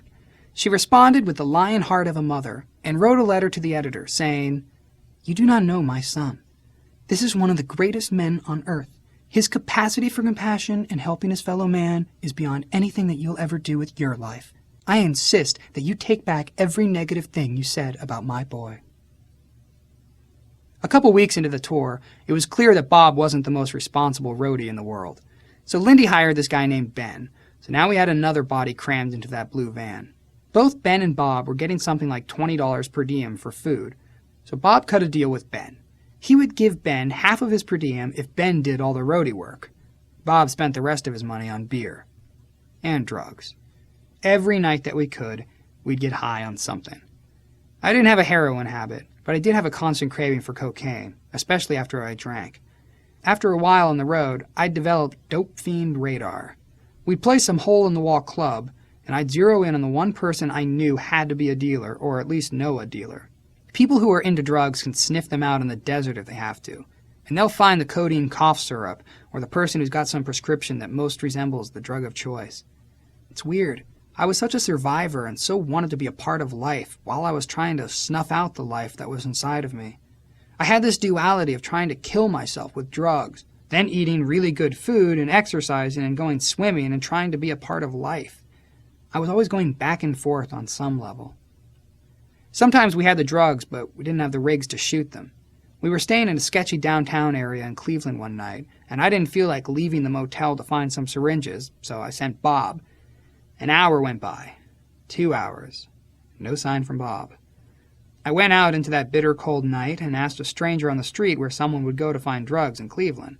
He directed me to an all-night coffee shop about 3 blocks away. Off in the distance, I saw the neon, which was a beacon of hope. I went in and scanned the room, And sure enough, at one of the back booths, there was Bob in his torn-up suit and dreadlocked hair, sitting with two crazy-looking big black chicks. I walked up to them and saw that one of these huge chicks was sitting on the outside of the booth. She appeared to have Bob pinned in. I was thinking she looked like a wide receiver for the Cleveland Browns, but when I looked closer and saw that beside all the lipstick and eyelashes and wigs and fluorescent clothing, there were some serious muscles on this chick, I realized she probably was a wide receiver for the Cleveland Browns. Then I saw that she was all over Bob, with her hand on his dick, sexing him up. I started screaming, "Get off my friend! Get off my friend!" And I was ready to dive into this fray. But then I realized that he had a smile on his face and he was enjoying himself. They'd been sitting there for hours, buying him drinks. We never got the syringes that night. But we did in Chicago. We played to a packed house, and I went on stage wearing the executioner's hood that I had worn for our True Men video. Then I pulled off the mask and dove into the audience while I was still singing. The band was in a great groove, and this hot little club girl, cute as can be, grabbed me, dropped to her knees, yanked off my stretchy fabric pants, and started giving me a blowjob right on the spot. I appreciated the gesture, but I didn't have the time or the inclination to have sex right then. I wanted to rock the place out. We finished the show, and somehow Bob had managed to come up with a goodly amount of coke. We were staying at a rundown inner-city travel lodge with barbed wire all around it, but we didn't care because we had the coke and some syringes and a bunch of beers. We went into our room and started slamulating huge amounts of club-bought cocaine. Poor Bobby instantly went into this cocaine psychosis and started going on about how we had to stop because there were police helicopters landing outside. He was glued to the window, convinced he was seeing helicopters. I can't remember if there were any helicopters or not, but if there were, they certainly didn't care about a couple of guys at the travel lodge shooting coke. Bob was so paranoid that he was ready to run into the parking lot and throw himself at the mercy of the police. I tried to calm him down. He'd collect himself, and then he'd go off again. They're coming again! He cowered for hours until that coke disappeared, which it always does. Then we found ourselves wide awake at 5 a.m. with our brains screaming for more dopamine. We found some booze and tried to drink ourselves into that early morning torture chamber of half sleep when Satan's birds are singing outside the window. It was not fun. Some of the most depressing sensations known to humankind come in that morning netherworld when you run out of coke and you're in some seedy hotel and the sun is coming up and you gotta go somewhere. A few times on that tour, I'd do the all-night drug thing and then get in the van, sleep on the floor under the seats all the way to the show, and have to wake up and feel like a wax statue with a core of styrofoam and somehow find the power to play. By the time we got to New York, about a month into the tour, Bob had had enough. We were staying at the Iroquois Hotel in Times Square, which was one step up from a welfare hotel. Flea and I and Bob shared a room, and I went out onto the fire escape to practice the songs because this was New York and I really wanted to get it right. I was going to unveil a new look for New York. A woman's swimming cap, really big sunglasses, my usual paisley smoking jacket, and, for this show at the Pyramid Club, an inflatable airline vest that I'd stolen on the flight to Detroit. At the opportune moment, I'd pull the CO2 cartridges and inflate. That night we had the most fantastic audience, a mixture of drag queens and hipsters and dope fiends, goth people and punk rockers. We rocked out and accomplished our mission and then went on to the after parties. The next day we assembled in front of our hotel with the van. We were off to play Maxwell's in Hoboken, New Jersey. Bob had been up all night, and he'd really come to the end of his rope. He was pulling a Rumpelstiltskin on the sidewalk, banging his feet into the pavement, screaming and yelling, "I won't be treated like this!" Treated like what? You're getting 3 squares a day and a place to stay, and you're getting paid. You got Ben to do all your work for you, so all you have to do is drink, and you never show up anyway. How are we treating you? We asked. This is a mockery. Don't you know who I am? I can't do this if Ben is going to be here. I quit. I quit this fucking tour, he said. Great. Okay. We gotta go, so we'll see you back in L.A. No, I mean it. I'm not coming with you anymore, he insisted. We were pretty relieved when he quit. As much as we cared about him and enjoyed the anarchy of his company, by the time we got to New York, it had lost its amusement. So we drove away and left him there. He was screaming and yelling and hissing the whole time we drove away. We went on to finish our tour, and he stayed in New York and went to work for a needle-dealing ring to support himself until he managed to get back to L.A. When you're doing a lot of alcohol or cocaine, your thinking becomes skewed. and you're willing to do a lot of things you normally wouldn't. I don't know if sleeping with a different girl more than half the time on tour while the love of my life was back in LA was due to drug-impaired judgment, though. At that point in my life, I had no morals. Even though I never stopped loving Jennifer, and I think about her every day and call her whenever I could afford it, I had no problem cheating on her. It became a momentum thing. If you don't actively seek out women, you lose that momentum. And even if you change your mind and decide you want to get laid, it becomes tough. But when it's happening every night, you're in that zone, and it becomes effortless, especially when you're the center of attention. That's what I wanted at that point in my life. It would change a few years later. The instant that energy shifted and there was no effort required to have sex with girls because I was in a known band was the instant I stopped wanting to have sex with them. When we were punk rockers no one had heard of, I wanted to grab people's attention and show them who I was. It was all fun, and it made sense, and I didn't feel weird about it. Of course, I was telling Jennifer that I was faithful, so I was not only cheating, but also lying. But I was an out-of-control, selfish egomaniac, out to get mine, morning, noon, and night. Sometimes it was tricky to get yours, especially when we were at least 2 to a room. You'd have to be creative. Sometimes you could use the bathroom backstage, or a room at an after-show party. When I was rooming with Lindy, which I did on occasion, it was no problem. One night I ran into this girl from Nebraska. It was ironic, because Nebraska is the corn state, and she had pubic hair that resembled the precise texture of corn silk. You meet a lot of different pubic hair along the way. The nappy, the long, the short, the shaved, whatever. This girl had black corn silk growing out of her pubic mound, and she was a sweetheart, mild-mannered, not a hussy, not a whore, not a trampy backstage girl of any kind.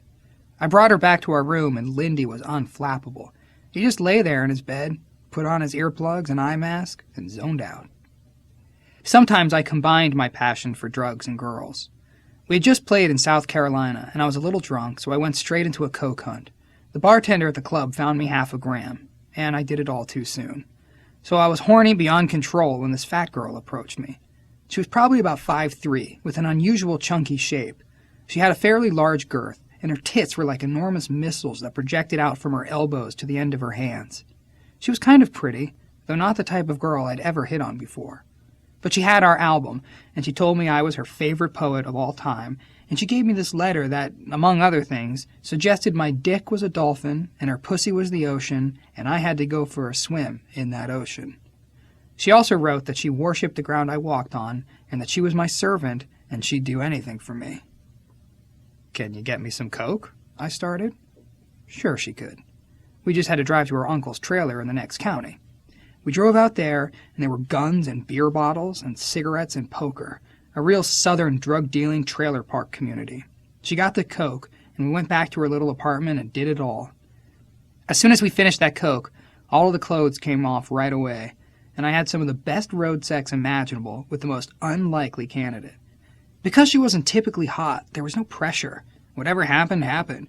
And we went for it all night with her big, beautiful, pillowy breasts and her crazy, extra-wide body shape. The whole time we were fucking, she was telling me this was her dream come true, but not in a way that made it unpleasant.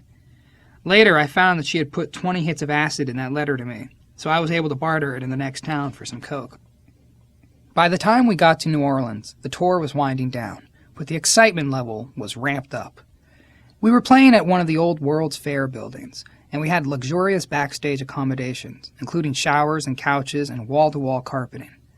We had finished the set when a lovely young woman wandered into our dressing room. She had bleached blonde hair and fire-engine red lips and giant eyelashes that made her look like a reincarnated southern version of Marilyn Monroe. As I was prone to do at the time, I made my move before anyone else could even talk to her. I grabbed her hand and pulled her into the bathroom and asked her if she could keep me company while I took a shower. Once I got into the shower, she went into an impeccable rendition of Marilyn singing Happy Birthday to JFK. I got out of that shower ready to go. She immediately threw off her clothes and we made love on the floor. I had known the girl for 5 minutes, but I was certain of my affection for her. We spent the night together, and I found out more about her, including the fact that she went to Catholic school. She would be the inspiration for a later song, Catholic Schoolgirls Rule. The next day we drove to Baton Rouge, and of course she came with us. After we got off stage, she came up to me and said, I have something to tell you. My father's the chief of police, and the entire state of Louisiana is looking for me because I've gone missing. Oh, and besides that, I'm only 14. I wasn't incredibly scared, because in my somewhat deluded mind, I knew that if she told the chief of police she was in love with me, he wasn't going to have me taken out to a field and shot. But I did want to get her the hell back home right away. So we had sex one more time, and she gave me an interesting compliment that I never forgot. She said, "When you make love to me, it's like you're a professional." I told her she should give herself a little time, and she'd realize that it was because she didn't have much to compare it to. And I put her on a bus and sent her back to New Orleans.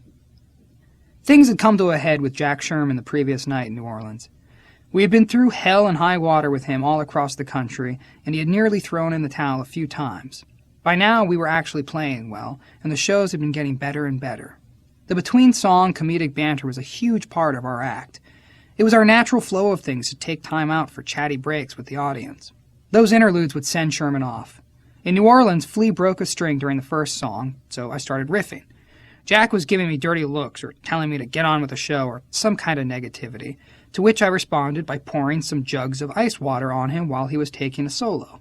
It wasn't a hateful act. It was more theatrical. This is what you're going to get if you fuck with a singer type of thing. Jack looked at me in shock and grabbed the mic. "I want you all to know that this is a historic show because this is the last night that I will be playing with the Chili Peppers." Then I went up to my mic. "I want you all to know that this is a show of historical proportions because this is the last night that we'll have to play with this asshole." It was high theater. We had the audience in the palm of our hand. They were going, "Is this part of the show? Is this for real?" And everybody was silent. Jack and I stared at each other, and he stepped up to the mic and said, "I think you owe me an apology, dude." Another pause, and I went up to the microphone. "I think you owe me an apology, dude." By then, Flea had changed the string, and he came over, and we continued playing, and it all blew over. But it was one of the most spectacular blow-ups, because it was bringing out this inner turmoil and making show business out of it. Jack was the ultimate straight man, since he really was a straight man. He wasn't even faking it. That was what people liked about us. When we got feedback from the shows, it was, "The music is really interesting. We had a great time dancing, but you guys are the funniest thing we've ever seen." God bless Jack.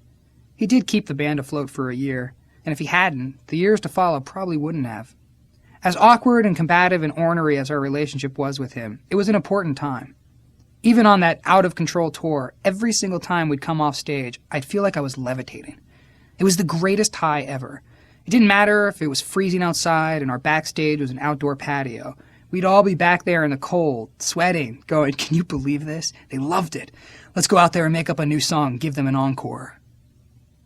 We came back from that tour with maybe $500 apiece, so Jennifer and I had to give up the Lexington house.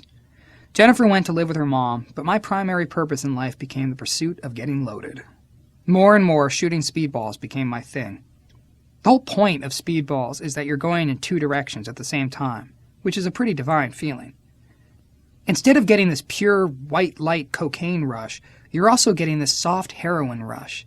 So it's not just a super ringy and crystal-like feeling, it's also a little of the dark opium den feeling. You're getting the best of both worlds. Your serotonin and your dopamine are releasing at the same time. When we came back from the tour, we realized that we had to let Jack Sherman go, which was sad. As much as we weren't on the same page with the guy, we knew it was a heavy thing for someone to go through. But we also knew it was time to get back to something that was raw, something that was coming from a common ground. So the three of us went to Jack's apartment in Santa Monica, where he was living with his new wife. And as we started marching with full intention, we started laughing hysterically out of sheer nervous excitement, and the thrill of the unknown and the dawning of a new era for us.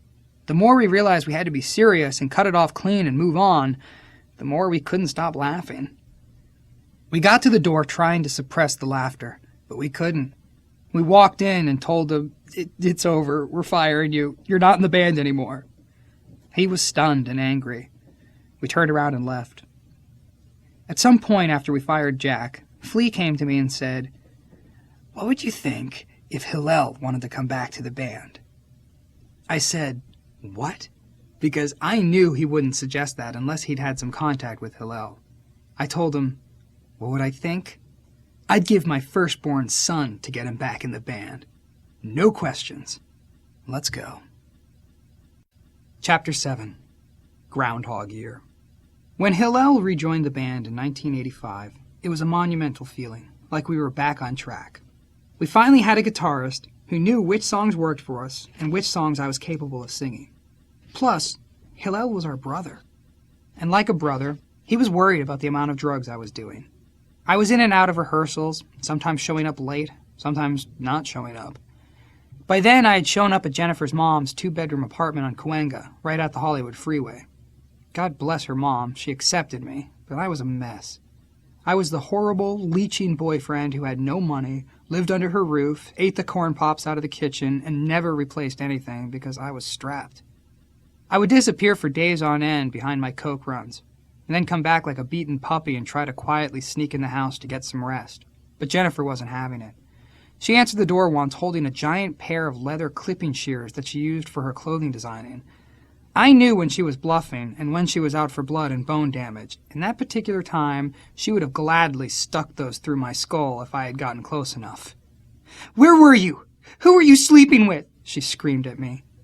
Are you kidding me? I didn't sleep with anybody. I was trying to get high. You know how I am," I pleaded. Eventually, I sweet-talked my way back into the house. The more Jennifer got into heroin, the easier it became for me to get into the house, because she needed a co-conspirator to cop with, and I needed her money.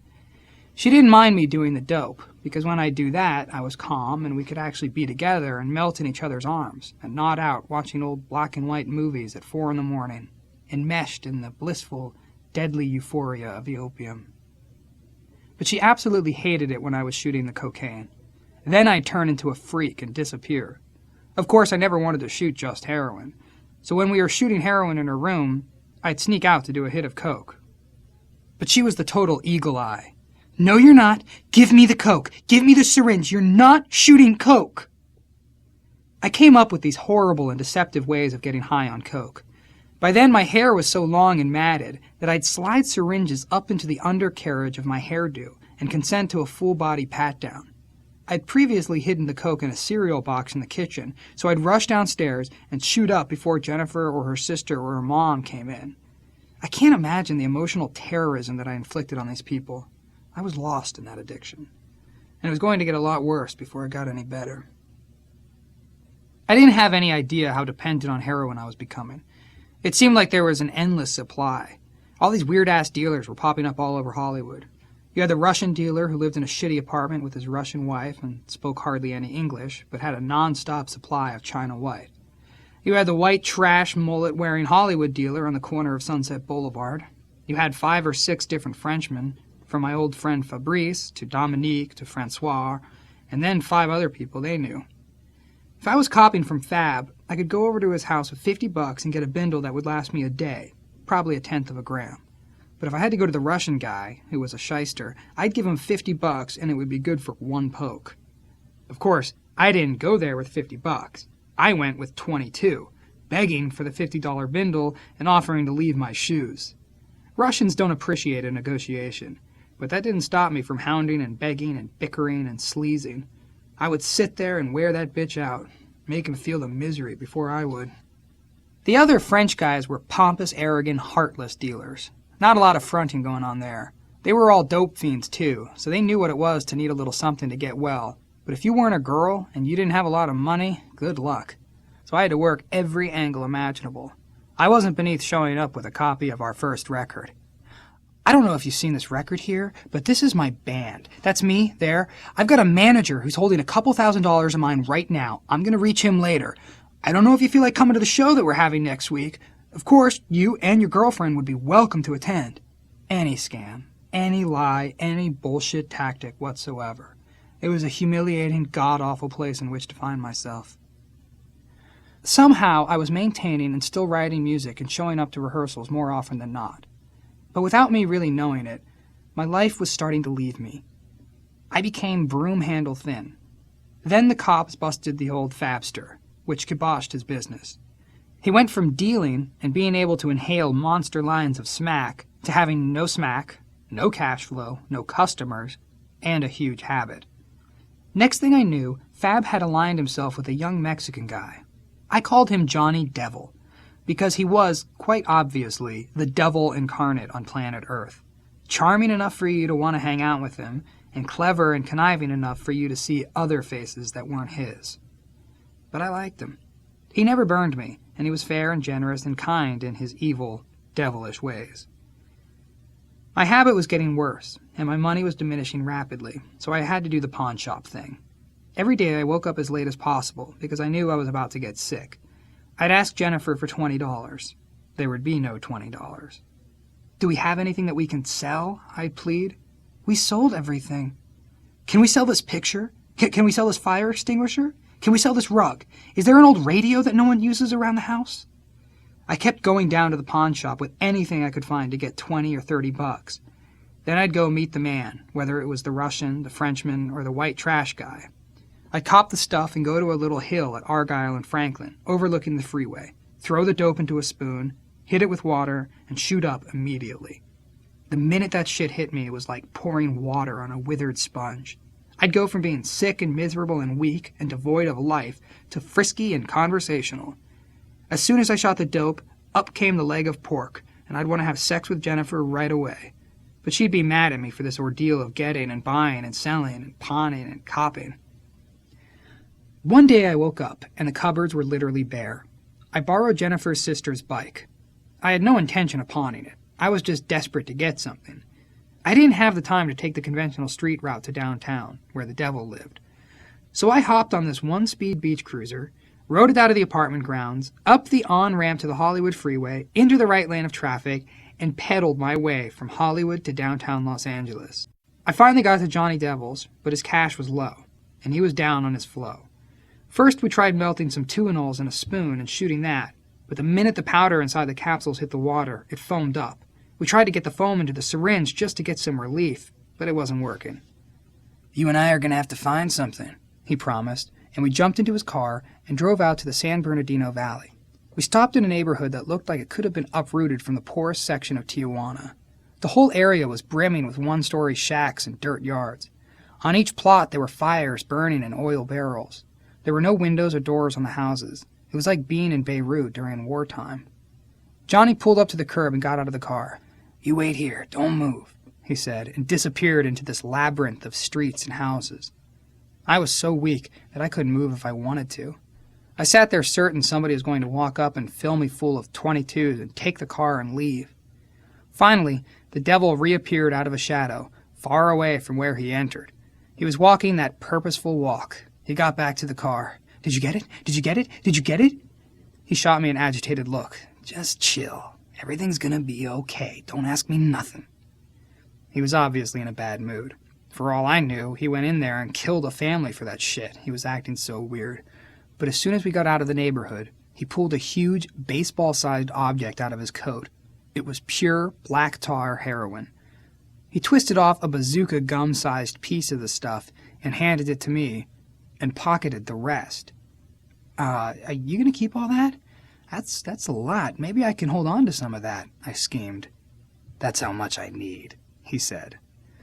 We drove to some girl's house in Hollywood, and he proceeded to melt that fucking baseball down, shot after shot, until most of it was gone, all the while never once passing out or ODing or even becoming incoherent. He just settled into his demonic wellness. A few days later, he disappeared, and I never saw him or heard about him again. Despite all my drug use, the writing for the second album was going well. I would watch Hillel and Flea play together, and I'd realize that music was an act of telepathy. That if you were standing next to your soulmate with a guitar in your hand and he with a bass, you could know what the other guy was thinking and communicate that through playing. Hillel had definitely grown as a guitar player in his time away from us. He started off as a Kiss-influenced player with some progressive rock thrown in. Then he experimented with the early Red Hot Chili Peppers, and now he'd come back with a weird, sultry element to his style. It wasn't all syncopated, manic funk. There was something smooth and fluid in his style also. While we were in the EMI rehearsal space on Sunset, we got a call that the legendary impresario Malcolm McLaren wanted to talk to us. McLaren was the mystery man who had created the Sex Pistols and Bow Wow Wow. Now he was looking for the next big thing, and if we were lucky, the star maker would sprinkle his dust on us. He came to a rehearsal with a few cronies, and we played him a couple of our crazy-assed, complicated songs, fast and chaotic and dense and layered, with no rhyme or reason, but a lot of feeling and a lot of funk. He clearly wasn't impressed. "All right then, can we have a chat somewhere, mates?" We walked to a tiny meeting room adjacent to the rehearsal space. Someone started passing around a spliff the size of a Havana cigar. "Okay, all that stuff you're playing, that's great, but it makes no sense. No one's going to care about that type of music. What I'm envisioning." He started throwing out words like cacophony and epiphany, and we were getting higher and higher, going, what does he mean by a cacophony of sounds? At last, he got to the point. By way of demonstration, he took out some pictures of surfers who were wearing hot pink punk rock colors. "I want to take this band and simplify all of the music, turn it into old 50s rock and roll, simple as can be, bass, rote notes, guitar, simple riffs, basic beats. And I want to make Anthony the star, the front man, so there's no confusion. The public can get their head around looking at one central character, and the rest of you will be in the background, playing the most simple rock and roll known to man." He paused to get our reaction, and I looked over at Flea. Flea had passed out. I guess Malcolm could tell that his message hadn't been well received. I was kind of flattered that he thought I had the potential to be this front man, but everything else he said disavowed everything that we held near and dear to our hearts. It was like the Wizard of Oz had spoken, and what he said was too ludicrous to take seriously. Now it was time for us to make our second record. EMI asked us who we wanted to produce it. Without hesitating, we said George Clinton, because after our first record, people came up to us and said, "You must be students of the P-Funk," which was George's legendary funk group. We were latecomers to the Parliament Funkadelic experience, and didn't know as much about George as we should have, or later would, but we knew that if James Brown was considered the godfather, then George was the great god-uncle of funk. So EMI got George on the phone, and we said, "George, we're the Red Hot Chili Peppers. We're from Hollywood, California. We're really hard-rockin' motherfuckers, and we think you should produce our record." We sent him our record and our demo tape, and he liked them. And after Flea and Lindy went out to Detroit to meet him, he agreed to produce us. To this day, when people ask how we got George Clinton, I tell them that we asked him on the phone.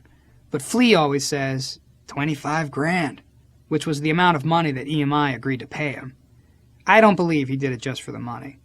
I think he also saw something special and beautiful and remarkable about these 4 kids who were attempting to keep the spirit of hardcore funk music alive, not in a pretentious or a copycat way, but by helping to invent a new genre of funk. We went to Detroit with about 70% of the songs finished. We had Jungle Man, my ode to Flea, this half-man, half-beast born in the belly of the volcano in Australia and coming to the world and using his thumb as the conductor of thunder on the bass, American Ghost Dance, Catholic Schoolgirls Rule, and Battleship, whose chorus, Blowjob Park, was inspired by Cliff's true-life adventures fending off blowjob entreaties at Mulholland rest stops while he practiced his vocal lessons. Nevermind and Sex Rap were songs that were on our original demo, and 30 Dirty Birds was an old Hillel camp song.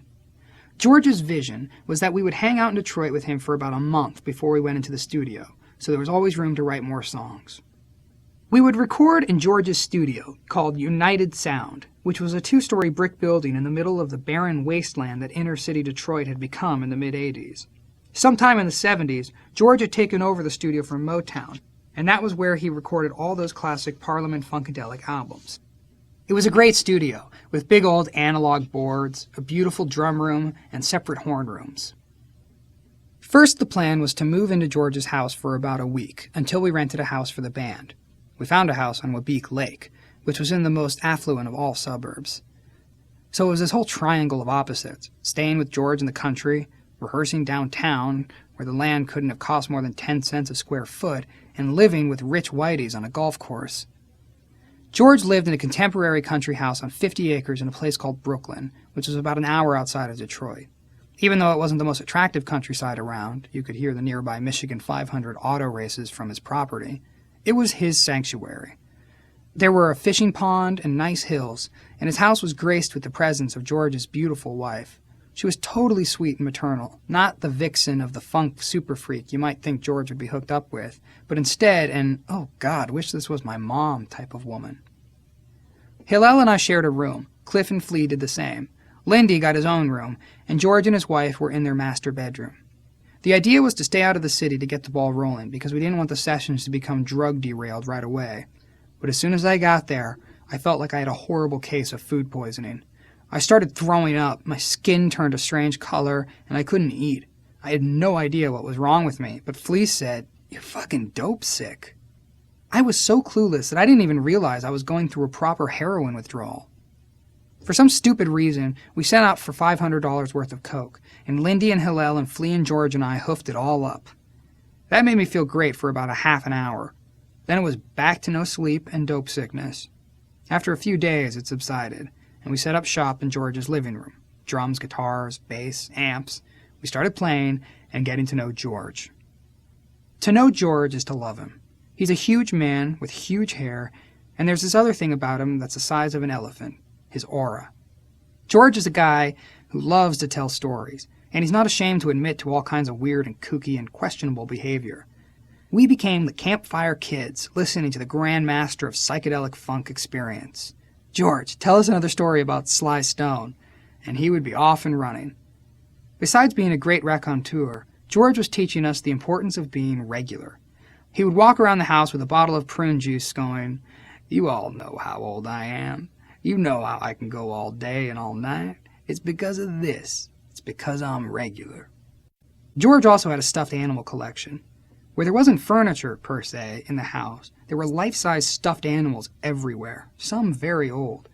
I guess he had been a collector, and his fans and friends and family constantly added pieces, so we were in the middle of this big circus of stuffed animals. After about a week of living with George, we moved into our house on the golf course. Then it was time to start making demos in a studio in downtown Detroit that was owned by a guy called Navarro, who was a colorful but nefarious old-school pimp/drug dealer/studio owner. He was an older gentleman with the lowest, grumbliest, deepest Isaac Hayes Barry White voice. You couldn't understand a lot of what he said, but you sure could understand what he meant. When he walked into the room, no matter who was there, girls, the crew, George, he was the man to respect. So we started doing the demos, and we also started doing the coke, which was everywhere. We'd order the Popeyes chicken, and we'd order the cocaine. And if you could eat the chicken before you got too high on the coke, you'd have dinner. If not, you didn't care about dinner. Unlike us, George never acted like a weirdo when he was high on coke. You wouldn't know whether he was on a ton of coke or not. He just had a really strong constitution. I'd get all tweaked out and try to finish these songs that I had started, and sometimes it would work, and sometimes I'd go in circles, coming up with these complex word combinations. So I was writing, and George was listening to these Hollywood kids playing eccentric hardcore funk music and loving every minute of it. I'd show him some lyrics and ask his opinion, and he'd go, "Wow, that's some outside shit. I love it. Go write another one. We need another verse." At one point during pre-production, Flea, who had been listening to a lot of Meters, suggested that we do a cover of their song Africa. George thought about it and said, "What if you did the song Africa, but had Anthony do a rewrite so it's no longer Africa, but it's your Africa, which is Hollywood?" So I did the rewrite, and George later fashioned one of his incredible vocal arrangements behind it. I think he even sang one or two of the lines in that song. Freaky Styley was another interesting George innovation. That was originally an instrumental overture to lead into another piece, but George was so into that swelling, riding groove that he was adamant it had to be its own song, even if the vocal was simple chanting. When we recorded that music, we were all in the control room listening to that groove, which is still one of the best pieces of music that we ever wrote. George just started chanting, "Fuck 'em, just to see the look on their face. Fuck 'em, just to see the look on their face." We all joined in, and it was a spontaneous bit of musical combustion. The other vocal in that song, "Say It Out Loud, I'm Freaky, Styley, and I'm Proud," was one of those born-in-the-moment colloquialisms. At that time, we called everything that was cool freaky styley. A dance, a girl, a drum beat, anything. When this whole process was finished and we were sitting around the kitchen table going, "What should we call this album?" Cliff looked up and said, "Why don't we just call it what we call everything else? Freaky Styley." After a little while in Navarro's studio, we finalized the arrangements, and I had some new lyrics ready to go. George had a unique style of producing. It wasn't a lot of super refined high tuning, reacting to every kick drum pattern. It was more from the heart producing. George was a master at hearing backup vocal parts, especially for esoteric parts of the song where you wouldn't normally hear vocals. If you listen to the Funkadelic records or the Parliament records, the vocal arrangements within the body of music are masterpieces unto themselves. So we started hearing that stuff in our songs, and we were open to anything. If he said, "I want to do a 5-person vocal at this part in the song," we jumped for joy. We shifted over to United Sound and started recording the basic tracks. We always put down a scratch vocal, because that was the era when you'd record a scratch and then try to beat it. We didn't have comping vocals, where you'd sing a song 20 times and cut and paste the best syllables. George put me in the middle of the room, not off in some other room, so I felt like a part of the band, which was a wise thing to do, since everyone had always said, "Oh, the Chili Peppers are great live, but you'll never capture their zany on-stage chemistry in the studio." During the recording process, we started getting an unusual visitor. His name was Louis, and he was a pale and bald Middle Easterner. Turned out he was George's personal Coke delivery guy. After a few visits, it was clear that George was into this guy for a lot of money, but George was unflappable. Louis began showing up with a couple of henchmen, and he'd say, in his slow, thick accent, "George, I'm real serious, man. You are going to have to make good before I can give you anything else. I'm running a business here." George would go, "Louis, look around. Do you think I'm strapped for cash?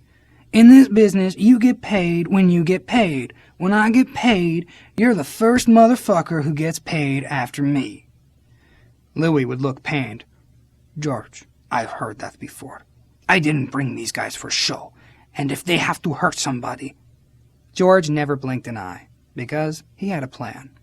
He knew Louis was fascinated by the music business, so he intuited that making Louis a part of the whole process would ensure a steady flow of coke. Finally, George promised Louis that he would make his vocal debut on the album.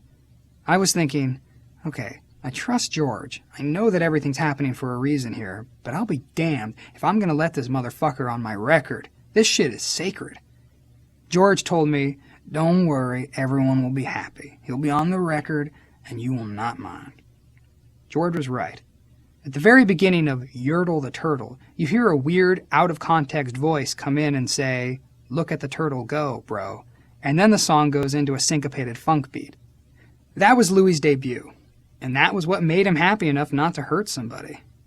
The longer the sessions went on, the more regularly he would show up with the blow, because he was wanting his 15 minutes in the damn spotlight. Right before it was time for me to go in and do the final vocals, I decided I wasn't going to do any cocaine for 2 weeks, which is like deciding to be celibate when you're living in a brothel. My decision had nothing to do with sobriety, because even though I was 23, I was still an emotionally troubled youth.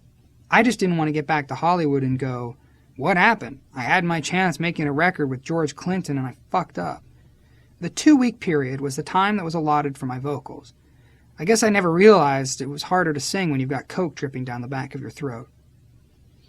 One of the reasons I was so concerned about my vocals was that during the pre-production process, Flea started to play a Sly Stone song, "If You Want Me to Stay," on the bass.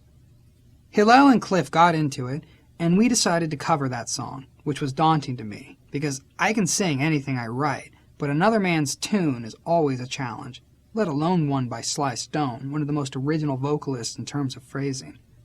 George must have sensed my uneasiness. "You have this in the bag. Don't even worry about it. I know what you're capable of," he reassured me. Then he invited me to his house for the weekend to work on the song.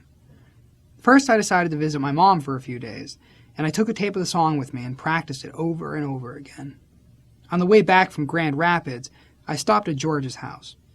We talked about the song and we practiced it, and then we took these long strolls through his property.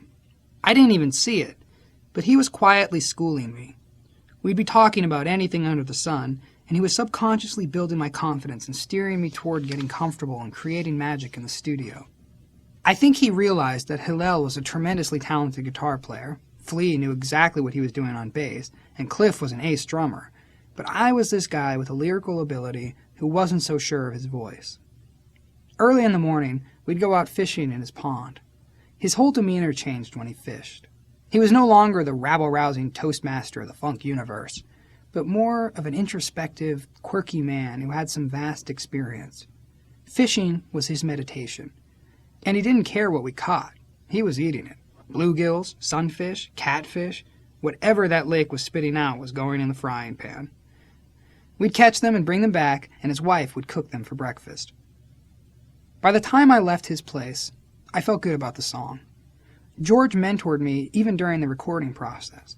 He had a mic set up inside his booth, and he'd send up shout-outs or sing along. We'd be out there recording the basic tracks and hear this great voice coming through the little transistorized speaker. When we set up the vocal booth and it was just me doing my vocals, George came into the studio, put on headphones, and sang and danced along with me while I was singing. He was like a big brother to me, thoughtful, totally sensitive, and understanding of the colorful and zany place where we were coming from. I wanted never to let him down.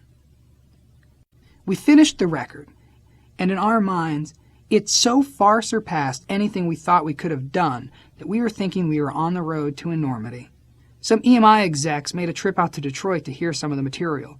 We played them a few tracks, and instead of them going, "You guys are going to be huge," they said nothing. I'm dancing and singing along, going nuts, and they're like, "Well, we'll see what we can do with this." Of course, we're talking about a record company that did not have an inkling of the awareness necessary to take something different and original and recognize its worth and introduce it to the world. They were looking for another band like Roxette. We went back to LA feeling absolutely accomplished and more experienced, and then everyone jumped back into his madness. By this time, Jennifer's mother had moved from Cahuenga to an apartment complex in Pasadena. Right next door to that was an abandoned building, so Jennifer and I started squatting there. The hot and cold water still worked, and we ran an extension cord into the building so we could listen to music, and we set up a bed and some candles. That's when I really started getting into heroin sex. I realized that if you were in love with somebody and you were sexually inspired to begin with, being high on heroin could amplify the experience tenfold, because you could have sex all night and not be able to come, but still be interested. I remember having these marathon sex encounters with Jennifer on that bed, thinking, life doesn't get any better than this. I'm in a band, got a couple of dollars in my pocket, got a beautiful, sweet, hot, sexy, crazy little girlfriend, a roof over my head, and some dope.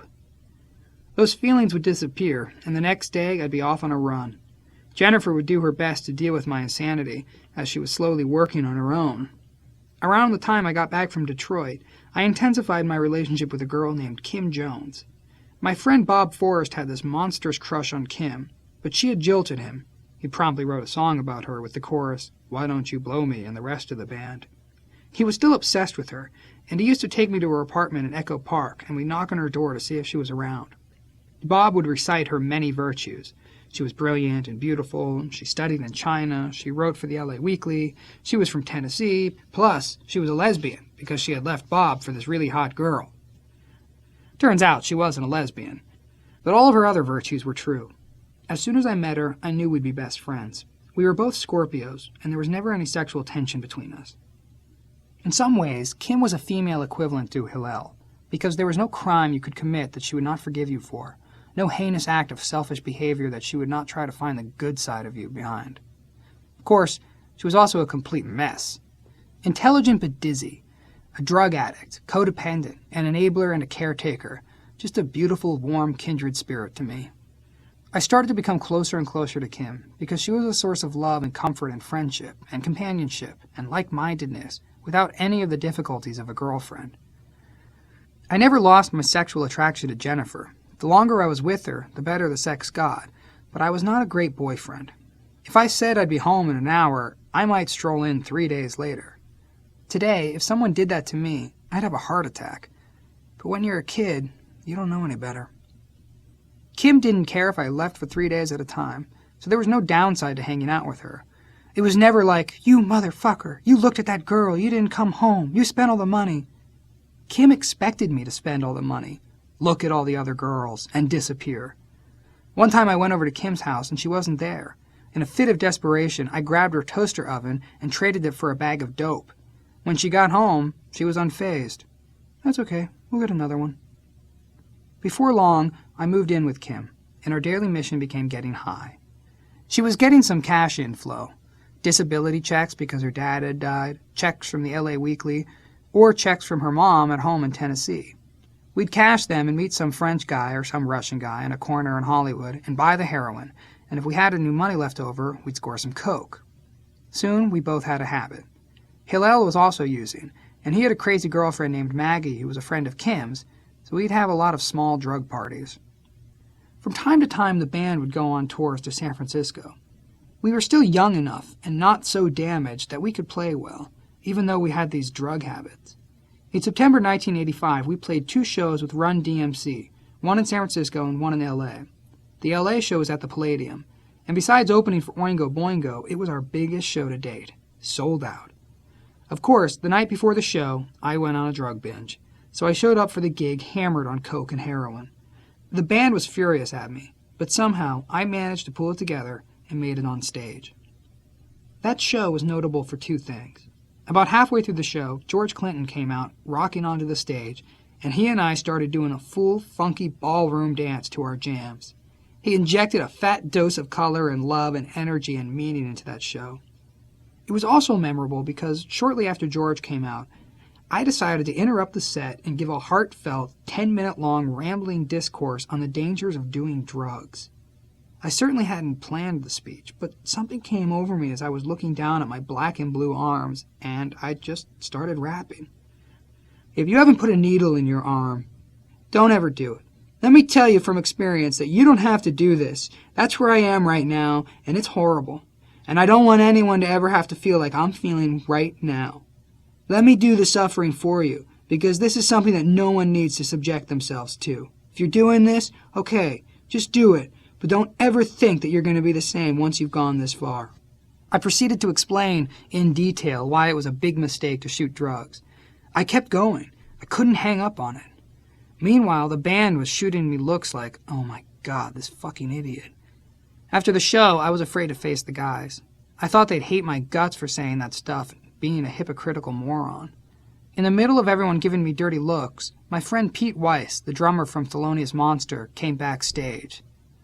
"Swan, I've heard you say a lot of stuff from the stage, but that was the coolest shit you ever said," he gushed. "That was riveting. You had every single ear in the place. They knew you were a fucked up bastard, but also that you cared and that you were just trying to share some love. Don't let that band of yours fool you. You did the right thing tonight." A month later, when it was time to tour the U.S. for Freaky Styley, my speechifying hadn't changed anything for us. Both Hillel and I were strung out, but for the first time, I noticed that he wasn't doing so well. He seemed weak, and while I was able to bounce right back from a run, he didn't seem to have that Israeli fire stoking like he always had in the past. It became evident when we started our usual on-tour wrestling diversion. Hillel and I had teamed up. I was his manager, and he was set to wrestle Flea. Even though Flea was real solid, Hillel was bigger, and he had massive tree trunk legs, like a tall pan. We had a 2-week build-up to this match, and when they wrestled in the hotel room one night, Flea destroyed him in as long as it takes to grab somebody and hurl him to the ground and pin him mercilessly to his death. 10 seconds. I could tell that Hillel had no inner core of strength. He had been robbed by his addiction of the life force that allows you to at least defend yourself. It was a sad moment. Hillel and I didn't do heroin on the road, so we would drink bottles of Jägermeister, because that gave us the feeling closest to a heroin high. He'd always tease me that I was a sloppy drunk, because I'd get drunk and take off all my clothes in the motel, and walk down the hall and knock on people's doors, whereas he'd get drunk and act suave. Leaving to go on tour was an ordeal for me then, mainly because of my volatile relationship with Jennifer. Even though I was staying mainly at Kim's house, Jennifer was still my girlfriend. Jennifer became convinced that Kim and I were having sex. One day she came by Kim's house, and Kim and I were sound asleep, naked and cuddling up. I know it would look like a bad scene if you were the girlfriend of the boy in the bed, but we were just having a nice drug high. No romance, just friendship. Jennifer didn't quite see it that way. Kim and I woke up to Jennifer shattering the bedroom window. She wouldn't come in with a good old-fashioned baseball bat. She made her entrance with an elaborately carved and painted bird head cane from the Mayan lands. After she broke through the window, she proceeded to try to kill me with the cane. When it was time to leave on a tour, I'd avoid Jennifer for days before, because I knew some kind of hatchet was going to be thrown at me. One time, I was early to the breakout place, which was the EMI parking lot on Sunset. I was with Kim, and we were both completely high on heroin, sitting in the front seat of some car. I guess in my half-awake drug reverie, I had somehow unbuttoned Kim's blouse because I wanted to see her milky white chest. I may even have been sucking on her nipple or holding her tit when, bam, bam, bam, there was the loud sound of something rapping against the window. I looked up, and it was Jennifer. "You motherfucker! You've been gone for days, and I knew that this was going on!" she screamed. "Jennifer, believe me, I may have had her shirt open, but I've never had sex with this girl. She's just my friend," I protested. "You said you were coming home 3 days ago, and you're leaving for 3 weeks, and by the way, I'm pregnant," she screamed. Meanwhile, the dispute had escalated to the sidewalk, and Jennifer was trying to kill me, or at least scratch my eyeballs out. "Jennifer, you see, this is why I don't come home for 3 days before I leave. Because I don't want to get hit, and you're too hard to deal with, and I know you're not pregnant because you just had your period, and I haven't had sex with you since you had your period, so don't try to tell me you're fucking pregnant." I tried to reason with her, but she was a bull. Not that I can blame her. There was no stopping her, and Kim was getting caught in the crossfire, so I ducked inside the EMI building. Jennifer followed me in and proceeded to pull my hair and scratch at my face. I was still high out of my mind and trying not to lose an eyeball or a tuft of hair, so I started running through the halls. Jennifer chased me. For some reason, I had a bag of cookies, so I started throwing the cookies at her to keep her far enough away that she couldn't connect with any of her punches. She grabbed some blunt instrument, so I put my foot out to keep her from hitting me with it, and she went further nuts, if that was possible. "Don't you try to kick me in the stomach just because I'm pregnant. I know you want to get rid of the baby," she screamed. Thankfully, Lindy came to my rescue. "Jennifer, we're only going away for a couple of weeks. I know how much this boy loves you. You're all he ever talks about." Somehow we made it out on the tour in one piece. Despite our touring, EMI never got behind the album, and they wouldn't give us any money for a video. That didn't stop us. Lindy had one of the first home video cameras, and he shot footage on our tours and took that footage and cut it into a BBC documentary that had filmed us lip-syncing Jungle Man at the Club Lingerie in Hollywood. He attached 2 VCRs in some back room at EMI, did an edit, and we had a video for $100.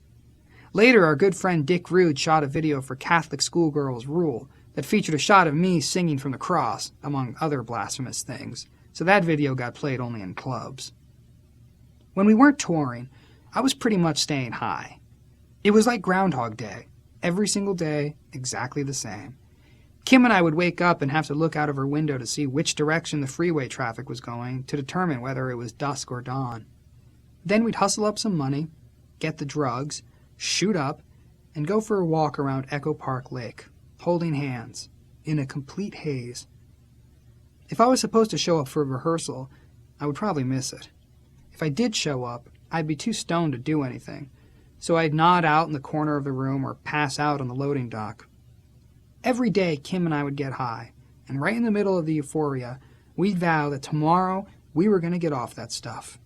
The next day, we'd start the whole process over again. By now, a lot of our friends were strung out on dope, and often the only time we'd see each other was when we were in our cars waiting to cop. We were each scoring from the same French guy, so we page him, and he'd call back and say, "Meet me at Beverly and Sweetsail in 10 minutes. We'd drive down there, and on one corner we'd see Hillel and Maggie in their car, and on another corner we'd see Bob Forrest and his girlfriend. The dealer would go from car to car, and Kim and I would always get served last, because we were the most likely either to not have the right amount of money or to owe money. But we were patient and willing to take whatever we could get. Then we'd go back, and I'd be in charge of splitting the bag and loading the syringes. Because I knew I had a much greater tolerance to heroin than Kim, unbeknownst to her, I would always take 75% of the bag and give her the rest. Ironically, that practice almost killed her.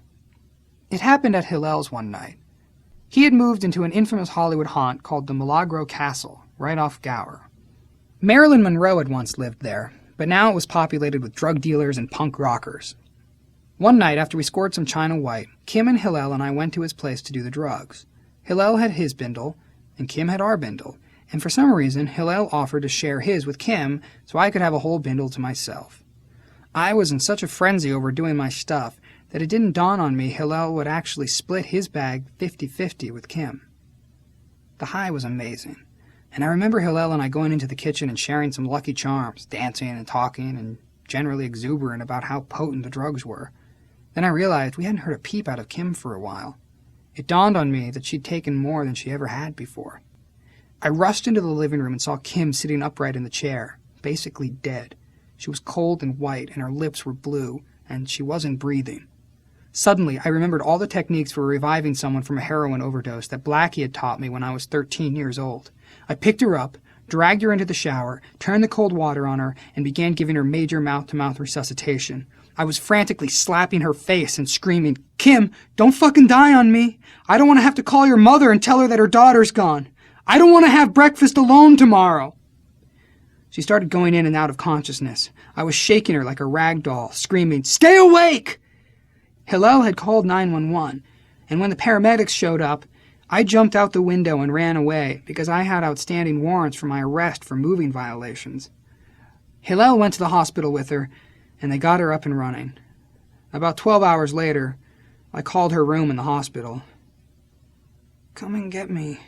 Those motherfuckers ruined my high," she said. "I'm sick. We need to go cop." Amazingly enough, it never occurred to me that there might have been a problem there. From time to time, I'd make half-hearted attempts to get clean.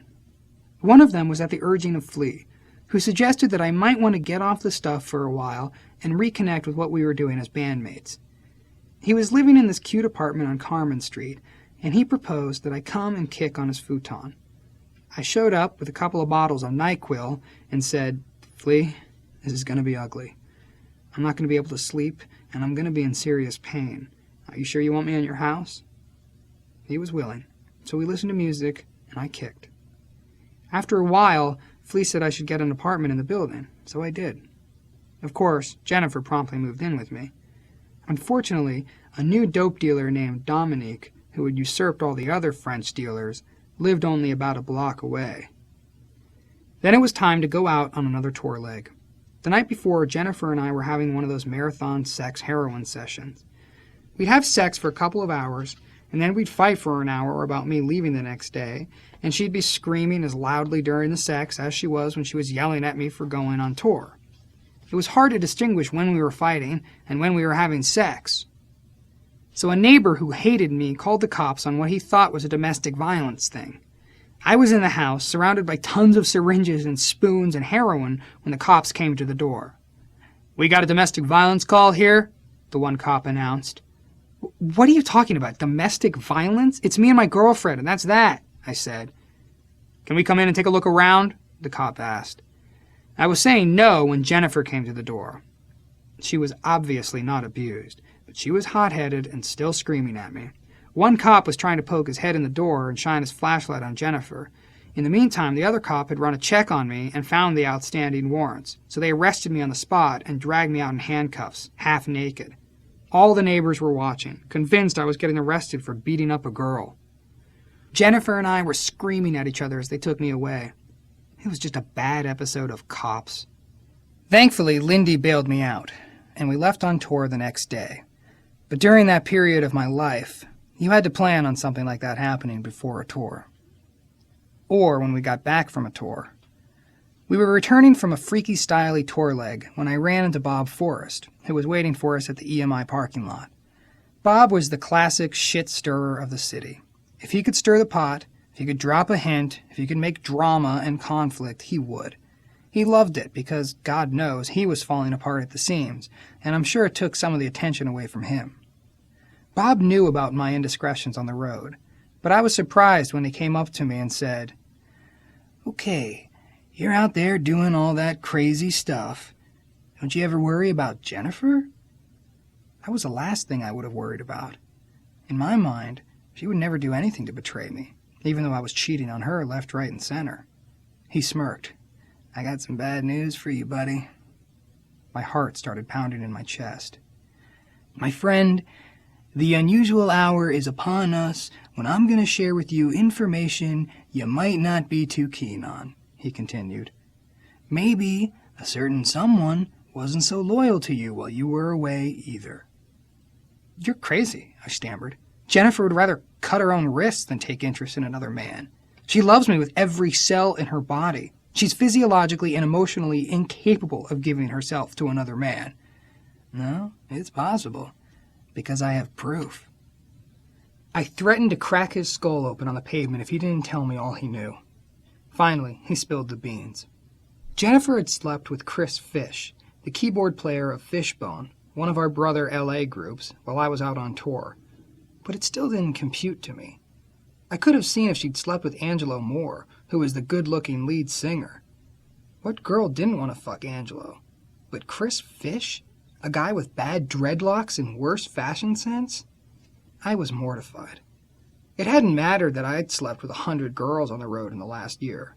This killed me. The reality of my friend and my girlfriend doing this while I was away was incomprehensible demoralization to the 10th degree. I felt paralyzed. I probably gave myself cancer at that moment. What could I do? For some reason, I went to my father's house and formulated a plan. First, I picked up the phone and called Chris. Chris, did you fuck my girlfriend? There was a giant pause. Then a slow and stunned voice said, "Oh man, Bob spilled the beans." I took a deep breath. You're not going to come after me, are you? I'm not going to come after you.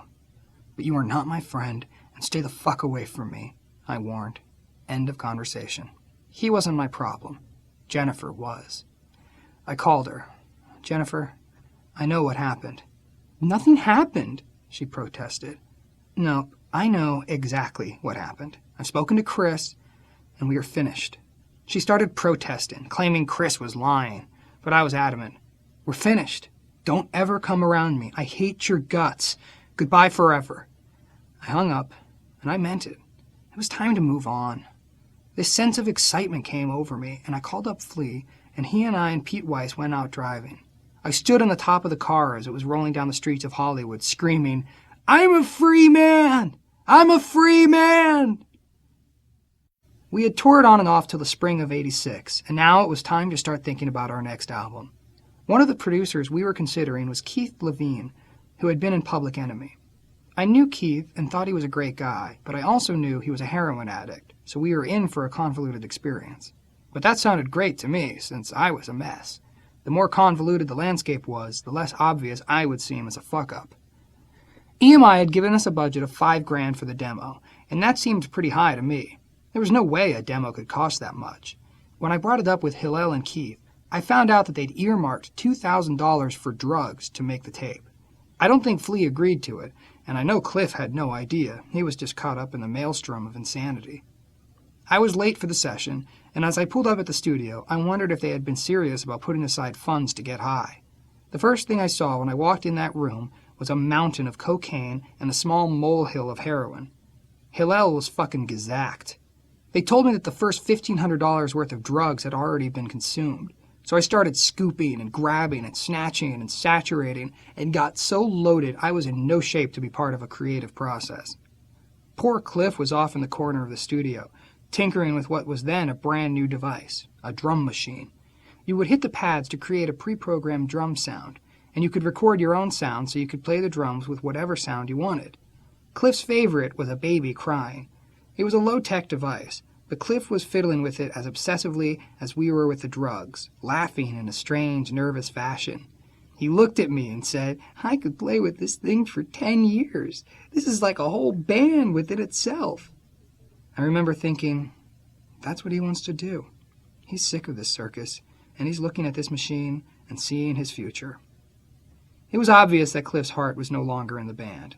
He didn't quit, but we sensed that he didn't want to continue, so Flea visited him and gave him the bad news. He took it pretty hard and had bitter feelings for a couple of years. But then Jack Irons, our original drummer, decided to come back to the band, which was as much of a shocker to me as when Hillel came back. Something must have happened with What Is This to shake Jack's loyalty, because he was not the kind of person to leave something for a better career opportunity. Whatever. He missed us, and he loved us, and he wanted to play music with us. So he came back, and we began to write music again as the original foursome. Then someone else came back into my life. About a month had gone by since I split with Jennifer. I was still shooting a lot of heroin and cocaine, not learning anything. I wasn't growing as a person. I wasn't setting goals or working on my character defects. I was just a fucked up drug addict. One night, about 3 in the morning, there was a knock at my door on Carmen Street. It was Jennifer.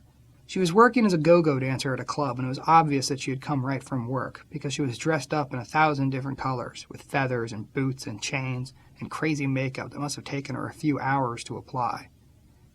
"Please, just let me in. I miss you. I miss you," she begged. "No chance," I said. "Just go. Don't get me in trouble. Don't start yelling. I don't need cops at my house." I closed the door and went back to sleep. When I woke up, I saw Jennifer curled up on the welcome mat outside my door, sound asleep. This went on for the next few weeks. Every night, she'd come up and either knock or curl up and go to sleep on my doorstep.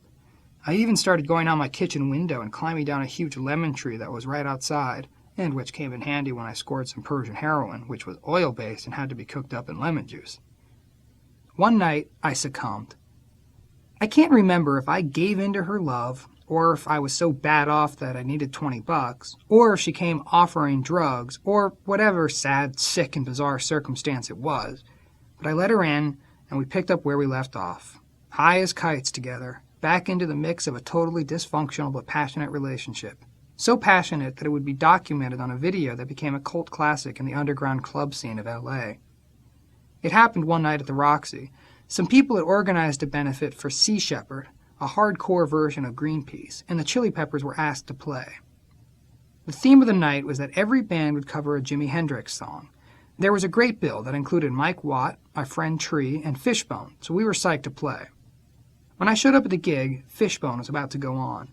Earlier there had been some discussion of Jennifer singing backup with Fishbone, but I kiboshed it. You are not going on stage with that guy. Fishbone took the stage, and I made my way to the balcony. When I looked down, there was Jennifer on stage. That was not good. Now I had to make her pay for disrespecting me like that in front of my friends. At the same time, I kept my focus, because what really mattered to me was that I sang Foxy Lady well. Right before we were scheduled to go on stage, this young hippie girl walked backstage. She had brown hair, was really pretty, and had these huge tits poking through her tank top that couldn't help but be in everybody's face. A light bulb went off in my head. I went over and whispered in her ear, "We're going to do Foxy Lady, and when we get to the end of the song, when we're freaking out on stage, I want you to come out and dance with me naked."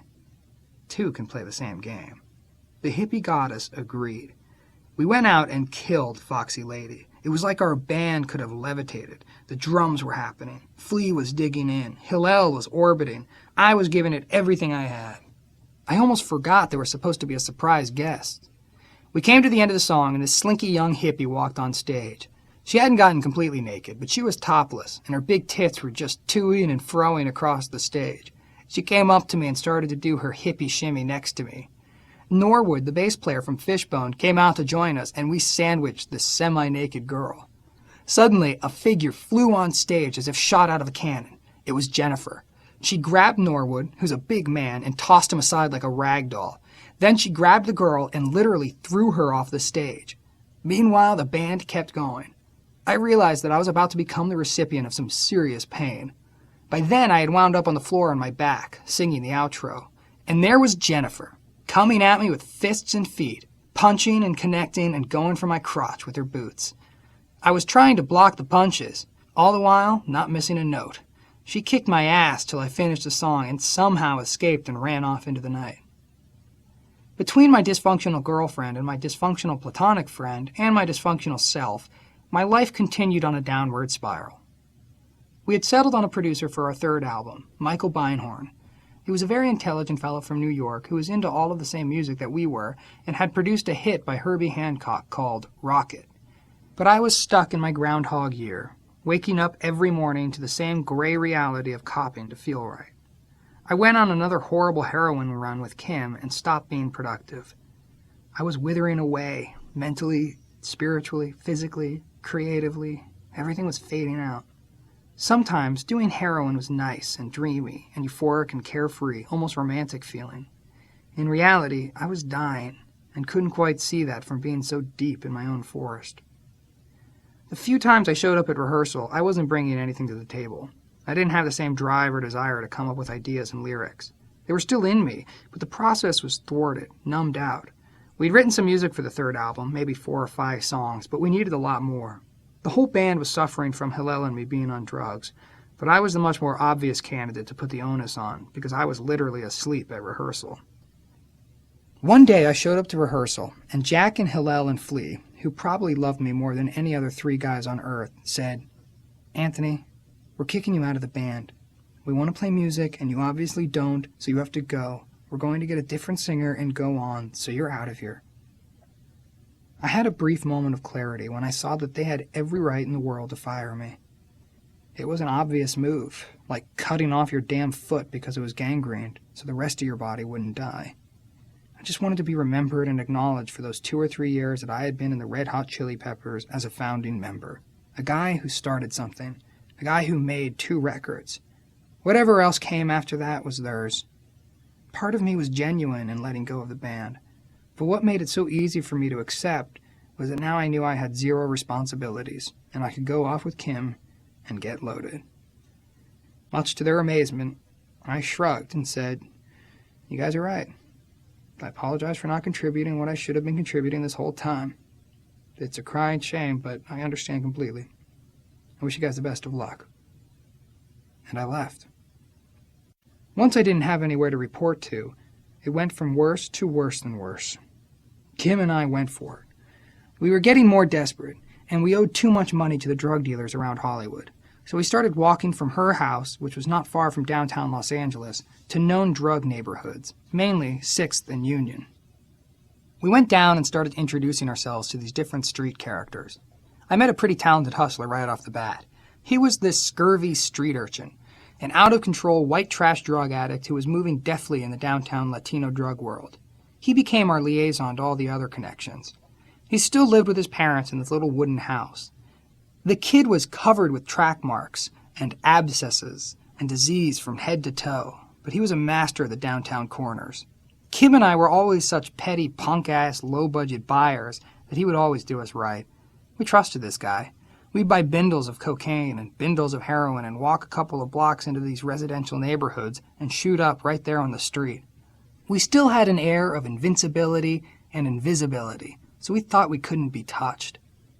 About a week after I was terminated from the band, I had a defining moment of sadness. I was talking to Bob Forrest, and he told me that my ex-band had been nominated for LA Band of the Year at the first annual LA Weekly Music Awards. For our circle, that was similar to getting nominated for an Oscar, so it was pretty exciting. Bob asked me if I was going to go to the ceremony. I told him I wasn't talking to the guys, so I couldn't imagine showing up. But the awards show happened to be at the Variety Arts Theater, a classic old venue right smack downtown. Coincidentally, I was in the same neighborhood that night, trying to hustle more drugs for my money than anyone wanted to give me. I was down to my last $10, which is not a good feeling, because on a night like that, you want to be inebriated, and instead I was barely high. I remember doing a speedball with some gang dealer guys when I realized the LA Weekly event was going on. I stumbled into the lobby of the theater in a bit of a haze. It seemed unusually dark inside, and there was hardly anyone there because the show was in progress. The doors that led down the aisles of the theater were open, so I leaned up against one of those doors and started scanning the audience for my old bandmates. Sure enough, they were in the front.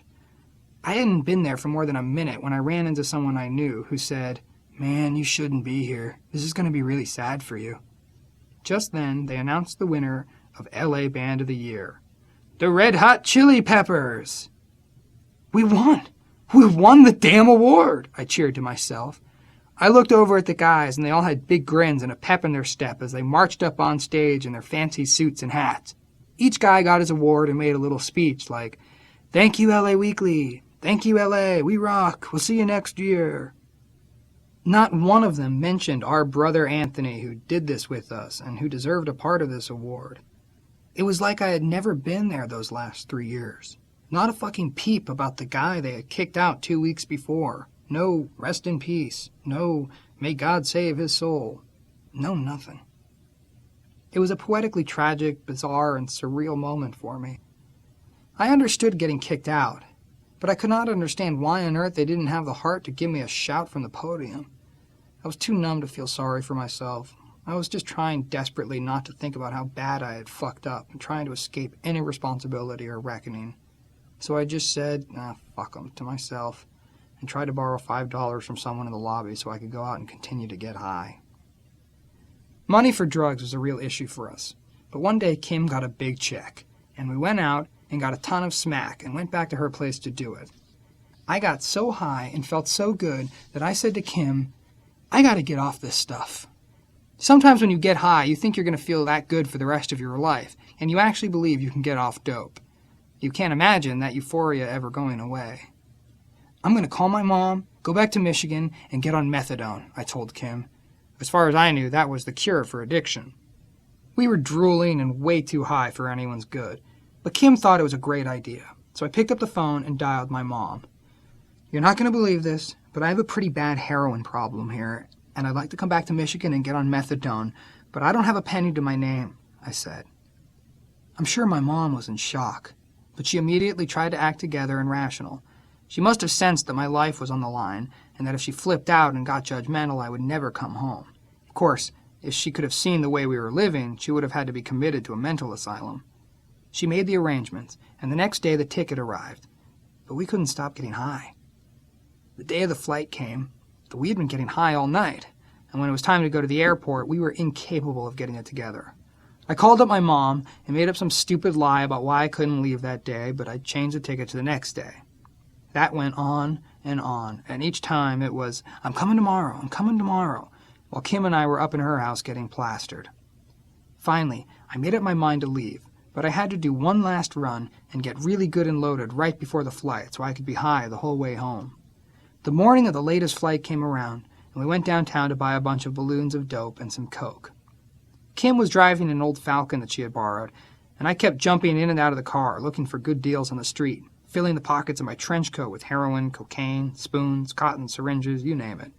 I was out on one of the downtown streets when I saw someone that could be useful to me on the other side of the street.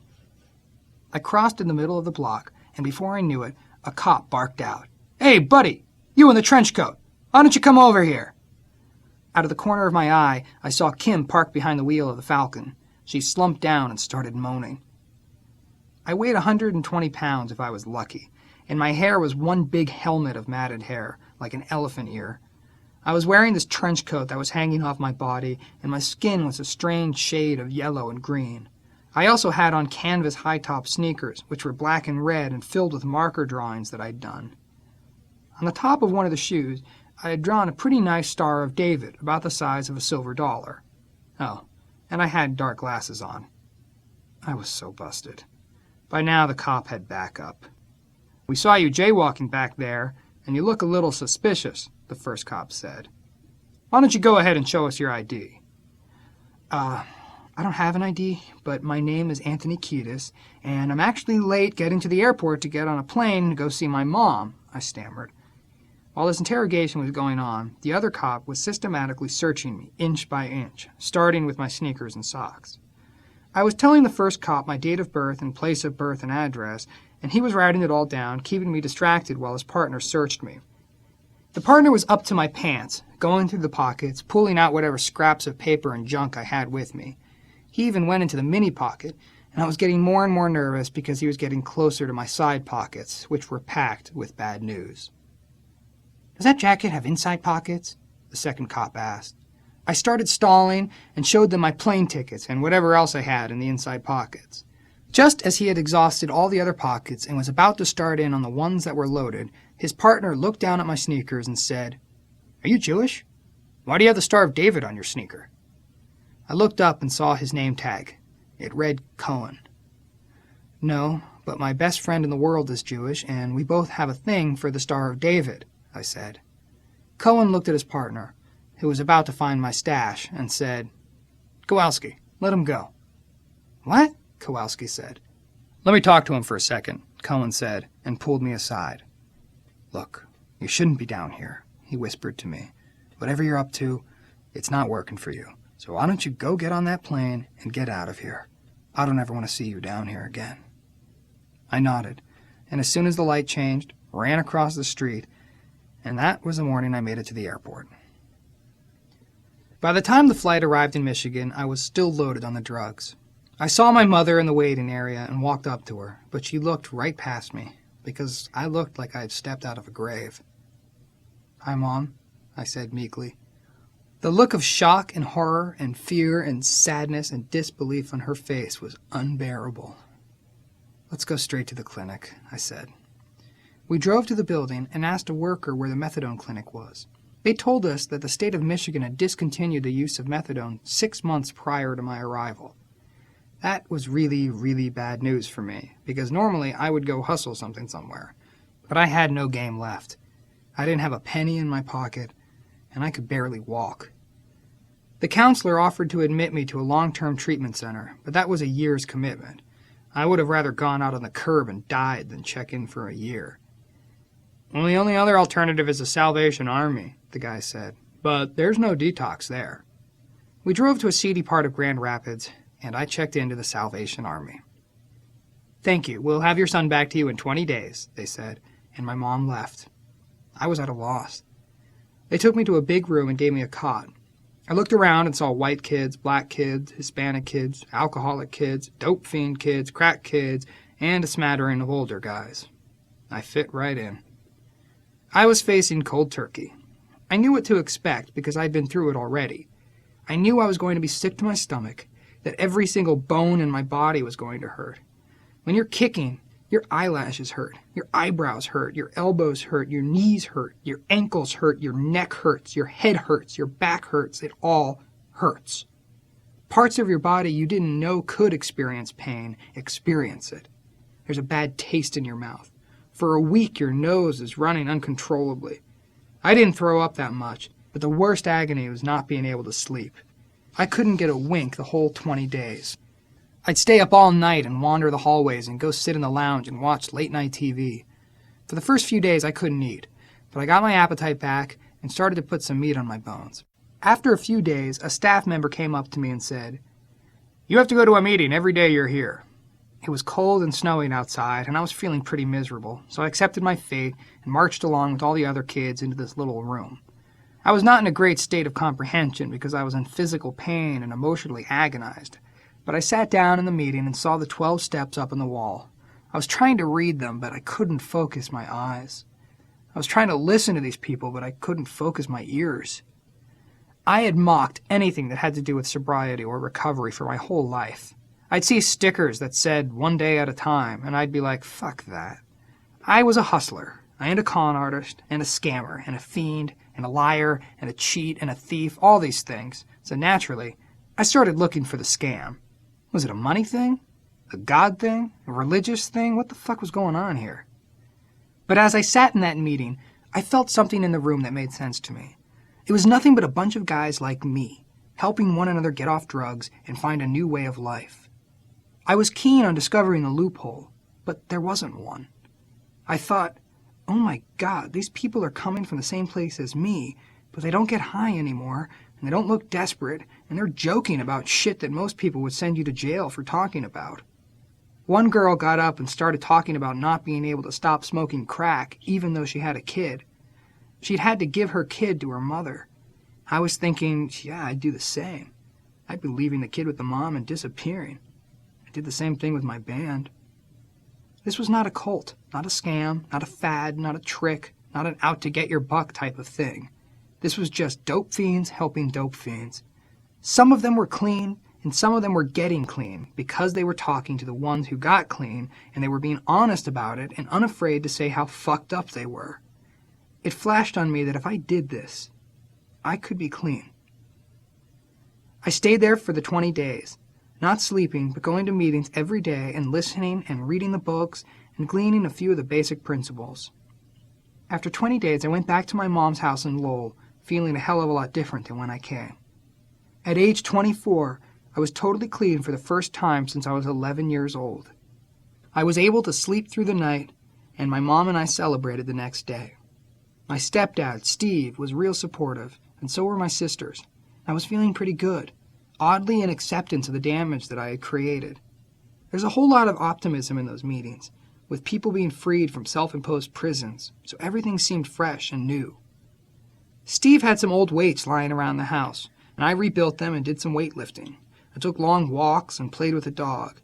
It had been so long since I'd felt normal and wasn't chasing something or calling someone or meeting someone in the middle of the night to talk him out of a bag of something. Amazingly, none of that was on my mind at all. During my stay at the Salvation Army, I realized that if I didn't want to keep doing what I had been doing, that I'd have to let go of Jennifer. I really wanted to stay sober, and I wasn't blaming her for my problem, but I knew that if I was with her, my odds of staying clean would be diminished. I kept going to meetings while I was at my mom's house, and I learned that alcoholism/drug addiction is a bona fide illness. When you recognize that there's a name and a description for this condition that you thought was insanity, you've identified the problem, and now you can do something about it. There's a real psychological relief that comes from discovering what's wrong with you and why you've been trying to medicate the hell out of yourself since you were old enough to find medicine. I wasn't too clear on the concepts in the beginning, and I still wanted to cut corners and do things my way and take some shortcuts and not do all the work that was asked of me, but I did like the feeling and I did identify hugely. I also felt waves of compassion for all of these other poor motherfuckers who were destroying their lives. I looked at the people in the meetings and saw beautiful young women who had become skeletons because they couldn't stop using. I saw other people who loved their families but couldn't stop. That was what attracted me. I decided that I wanted to be a part of something where these people had a chance of getting well, of getting their lives back. After being in Michigan a month, I decided to give Flea a call to check in. We exchanged greetings, and then I told him about the cold turkey and the meetings and the fact that I didn't get high anymore. "What do you mean you don't get high?" Flea said. "You're not doing anything? Not even pot?" "Nope, I don't even want to. It's called sobriety, and I'm loving it," I said. "That's insane. I'm so happy for you," he said. I asked him how it was going with the band, and he told me that they'd hired a new singer who had a bunch of tattoos, but I could tell in his voice that they weren't happy with him. I didn't really care. In no way or shape or form was I trying to get back in the band. Flea must have heard something in my voice that first call, something that he hadn't heard since we were in high school. It's amazing to me, because it wasn't like me not to be angling my way back into the band as soon as I felt good. But I honestly didn't care then if I went back to the band or not. It was a real take-it-or-leave-it feeling, which is really not me, because I'm a control freak, and I want what I want, and I want it immediately. However, at that moment, I was relieved of all the self-obsessed, driven behavior. A few days later, Flea called me. "Do you think you'd want to come back here and maybe play a couple of songs and see how it feels to be back in the band?" he asked. That was the first time I had even considered that as a possibility. I blurted out, "Wow, yeah, I would. There's really nothing else I'd want to do." "Okay, come back and let's get to work," Flea said. We got on the plane to go home, riding a whole new wave of enthusiasm for my new life. I decided to write a song about my month-long experience of going to meetings, getting clean, and winning this battle of addiction. I look back on it, and it seems naive, but it's exactly where I was at that point of my life. I took out a pad of paper, looked out the window at the clouds, and started channeling this river of wordology that was cascading toward me. From Fight Like a Brave. If you're sick and tired of being sick and tired, if you're sick of all the bullshit and you're sick of all the lies, it's better late than never to set it straight. You know the lie is dead, so give yourself a break. Get it through your head, get it off your chest, get it out your arm because it's time to start fresh. You want to stop dying. The life you could be living, I'm here to tell a story, but I'm also here to listen. No, I'm not your preacher and I'm not your physician. I'm just trying to reach you. I'm a rebel with a mission. Fight like a brave. Don't be a slave. No one can tell you you've got to be afraid. When I got back to LA, within 2 months, I was shooting heroin and cocaine again. My sobriety hadn't stuck for a long time, but now I knew there was a way out of the madness if I wanted it, and if I was willing to do the work to get it. I had been given the tools. I just didn't want to use them yet. Chapter 8. The Organic Anti-Beatbox Band. Rejoining the band wasn't the only thing that I talked to Flea about when he called me in Michigan. While I was away, Flea had a part in a science fiction movie called Stranded, and he met a beautiful young actress named Ione Skye, who he was certain was my type. We made plans for an introduction when I came home. When I got back to LA, I moved in with Lindy, who was nice enough to let me stay in the spare room of his 2-bedroom apartment in Studio City. Of course, that meant he had to fend off all the calls from Jennifer. I had no desire to talk to her, especially after I met Ione. From the moment I laid eyes on Ione, I knew that goddess was going to be my girlfriend. It was a few days before her 16th birthday, and she looked like she'd come out of a fairy tale book. Whereas Jennifer was this exquisitely manicured, modern, self-created sculpture of a punk rock superstar, Ione was more of an all-natural, soft, soulful forest nymph. She had long, flowing, curly brunette hair, a beautiful, large, flirtatious rack, and an overbite. I was always a sucker for an overbite. Ione came from an alternative lifestyle Hollywood family. Her dad was the folk singer Donovan, but he wasn't really in the picture. Her mother, Enid, was a beautiful hippie with blonde ringlet hair. Ione had a brother named after her dad. They all lived in this great old craftsman house on North Wilton, which was suffused with a warm, rustic, loving family vibe. Ione dressed like a hippie child and had an ethereal sixth sense about her, an extra gift. She was also way too sexually curious about everything. It was an energy that she didn't verbalize, but it worked for me at that age. She was probably the most beautiful, smart, sexy, caring, and nurturing young girl in all of Hollywood, and our attraction was mutual, thank God. A few days after we met, she was introducing me at her birthday party as her boyfriend. It was mind-blowing how quickly I fell completely and deeply in love.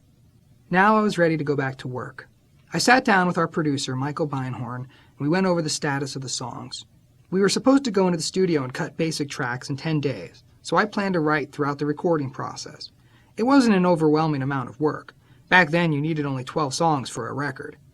We worked on Fight Like a Brave, and Beinhorn put a football rally chanting chorus on it. Me and My Friends, a song that I'd written while driving home from San Francisco with my old friend Joe Walters, came together nicely. Funky Crime was basically a lyrical description of a conversation that we'd had with George Clinton, in which he maintained that music itself was colorblind, but the media and the radio stations segregated based on the perceptions of the artists. Backwoods was a song about the roots of rock and roll, and Skinny Sweaty Man was my ode to Hillel. I wrote another song, No Chump Love Sucker, that was also in Hillel's honor. He had just been left high and dry and shattered by a girlfriend who dumped him for a guy who had more money and more drugs. So it was a revenge song against that type of evil, materialistic woman. Behind the Sun was a definite branching out for us. Hillel had this unusual melodic riff, and Beinhorn felt it was a song that could be a hit. He worked a lot with me on the melody, knowing that it wasn't my forte to get wrapped up in a pretty song. I guess my reputation at that time was for songs like Party on Your Pussy, which EMI refused to put on the record until we changed the title to Special Secret Song Inside. But it wasn't entirely accurate to think that all of our songs were raunchy. Love Trilogy became one of our all-time favorite songs. The music started off like a reggae thing, then it went into hardcore funk, and ended up in speed metal.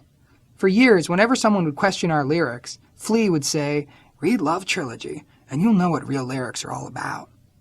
It's about loving the things that aren't necessarily perfect or always lovable. From Love Trilogy. My love is death to apartheid rule. My love is deepest death, the ocean blues. My love is the Zulu groove. My love is Koopaloop move. My love is lightning's blues. My love is the pussy juice. My love can't be refused.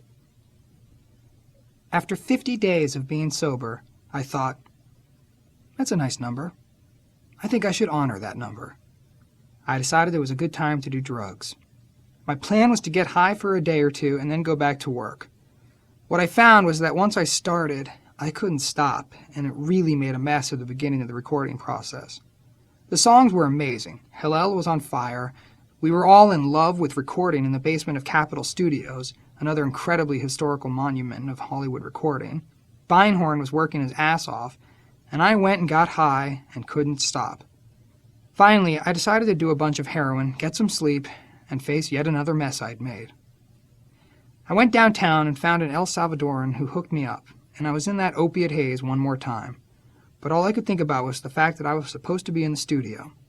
I started hearing Jackie Irons' beat in my head for a song we were working on called The Organic Anti-Beatbox Band. I sat in a downtown park, surrounded by an odd mixture of park people, and wrote the lyrics. I felt excruciating pain and guilt and shame behind not being there for the beginning of the record, but I thought if I showed up with something good to offer, the heat would diminish. And it did. I crashed at Lindy's, then got up and apologized and pulled it together for the rest of the session. Part of the reason I relapsed was because I didn't have a support system. I didn't know anybody who was sober. I had ventured out to a couple of meetings on my own, but I had a lifetime of the mindset, I can take care of whatever is wrong all by myself, and I don't need any of you yokels to guide me, because I don't, at this moment in time, want what you have. I went back into a self-imposed abstinence, which equaled what they call a dry drunk. It's an accident waiting to happen. You're not putting the stuff into you that makes you bonkers, but you're not dealing with any of the shit that's been in there your whole life and makes you want to get high in the first place. We had a great time making the record. It was inspiring to see Jack Irons back in the mix. He added such an important and different element to our chemistry. Hillel, Flea, and I were all pretty self-obsessed maniacs. Jack was the one wholesome fellow. He turned out to be messed up, but in a different way. He was a nice element, really hard-working and joyful and supportive. When it came time to record the vocals, I used Hillel as my bandmate/vocal producer. Every time I did a vocal, we both felt like I was going to a new place and that these were the best vocal expressions I'd ever put down on tape. Hillel was ecstatic, running in between takes going, I'm telling you, this is the most beautiful thing we've ever done. I can't wait to release this record.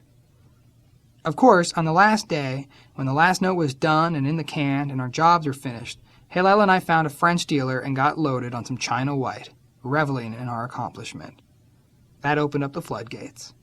While I was still staying at Lindy's house, I orchestrated an absolutely gory scenario of speedballing.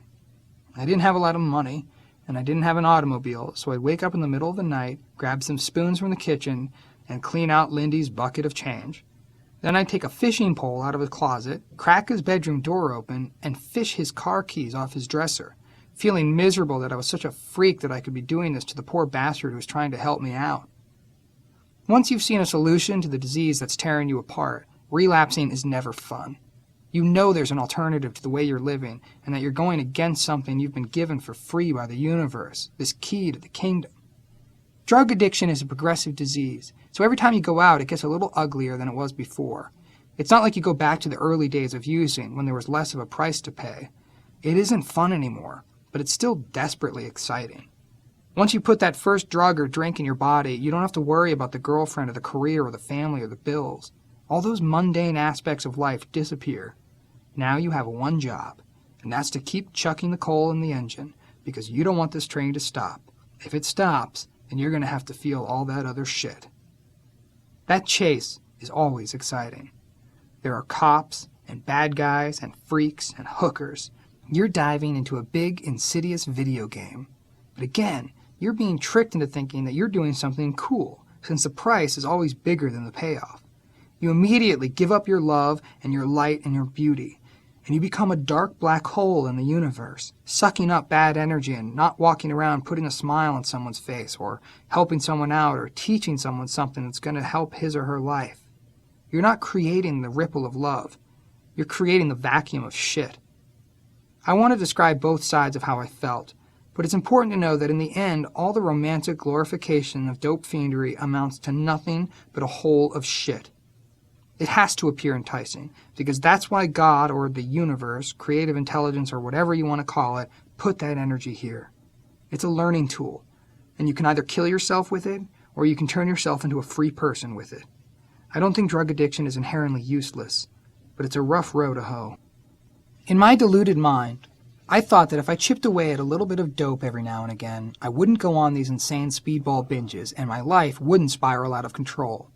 I moved into Ione's house, and a couple of times a week I'd go out and buy $40 worth of China White, smoke it, get high all night long, and then go to sleep and feel all right.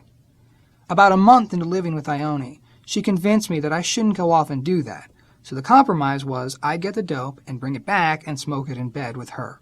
We used to have these all-night sessions when I'd smoke the dope, and then we'd cuddle up in bed and read books like Interview with the Vampire and Catcher in the Rye to each other all night long until the sun came up.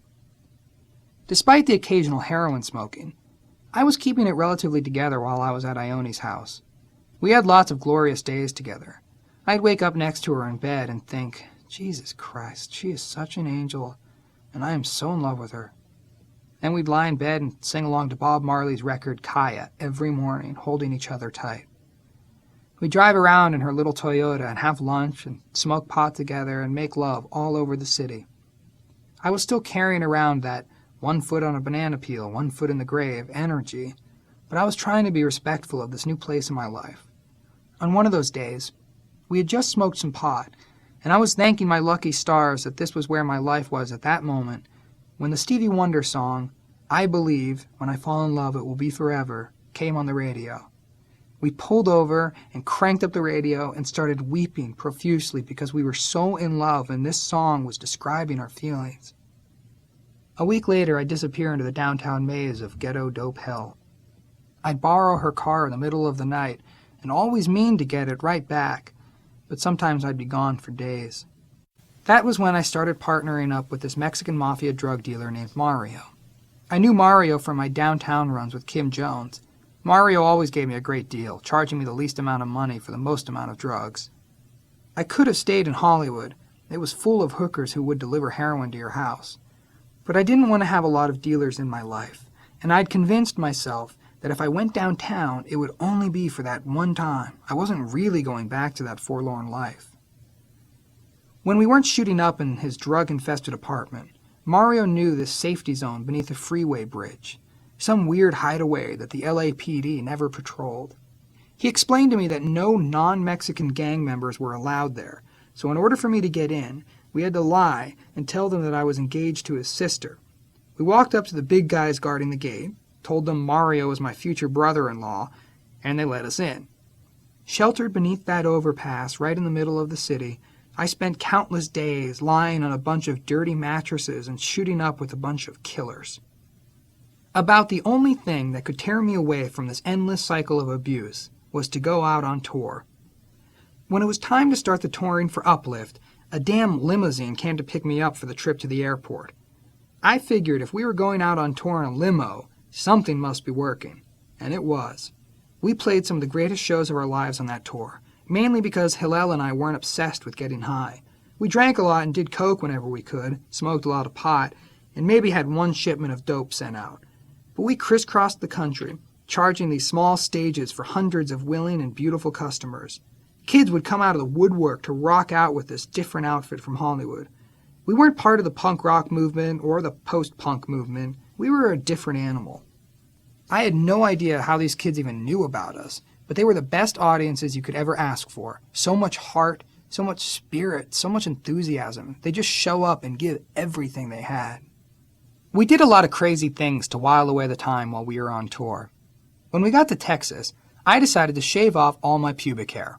I collected it and put it in a Ziploc bag and gave it to our roadie Nicky Beat as the merch for that night.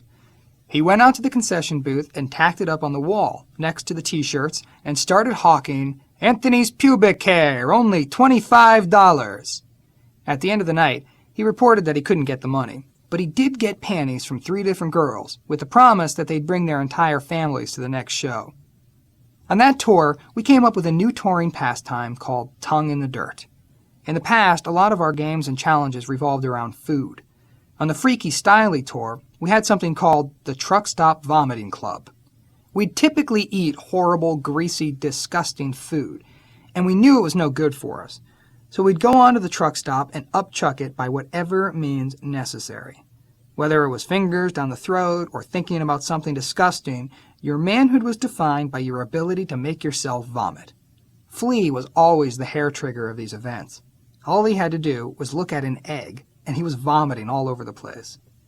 Then Hillel came up with something called the Grizzlers.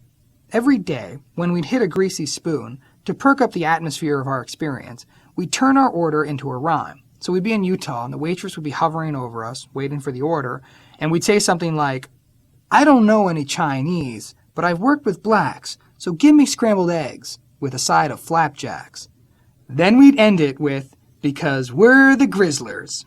We'd go around the table and everyone would have a minute or two to compose a Grizzler verse.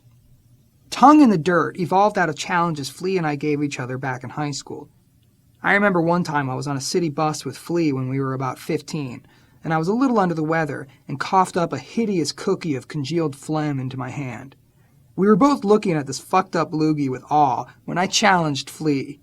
If you got any balls at all, you'll eat this right out of my hand because you're the only motherfucker crazy enough to do that. And he did. Tongue in Dirt was born without our even knowing it. In our newest refinement of the challenge, we'd get a few roadies and some of the girls who were traveling or visiting with us and form an irregular circle.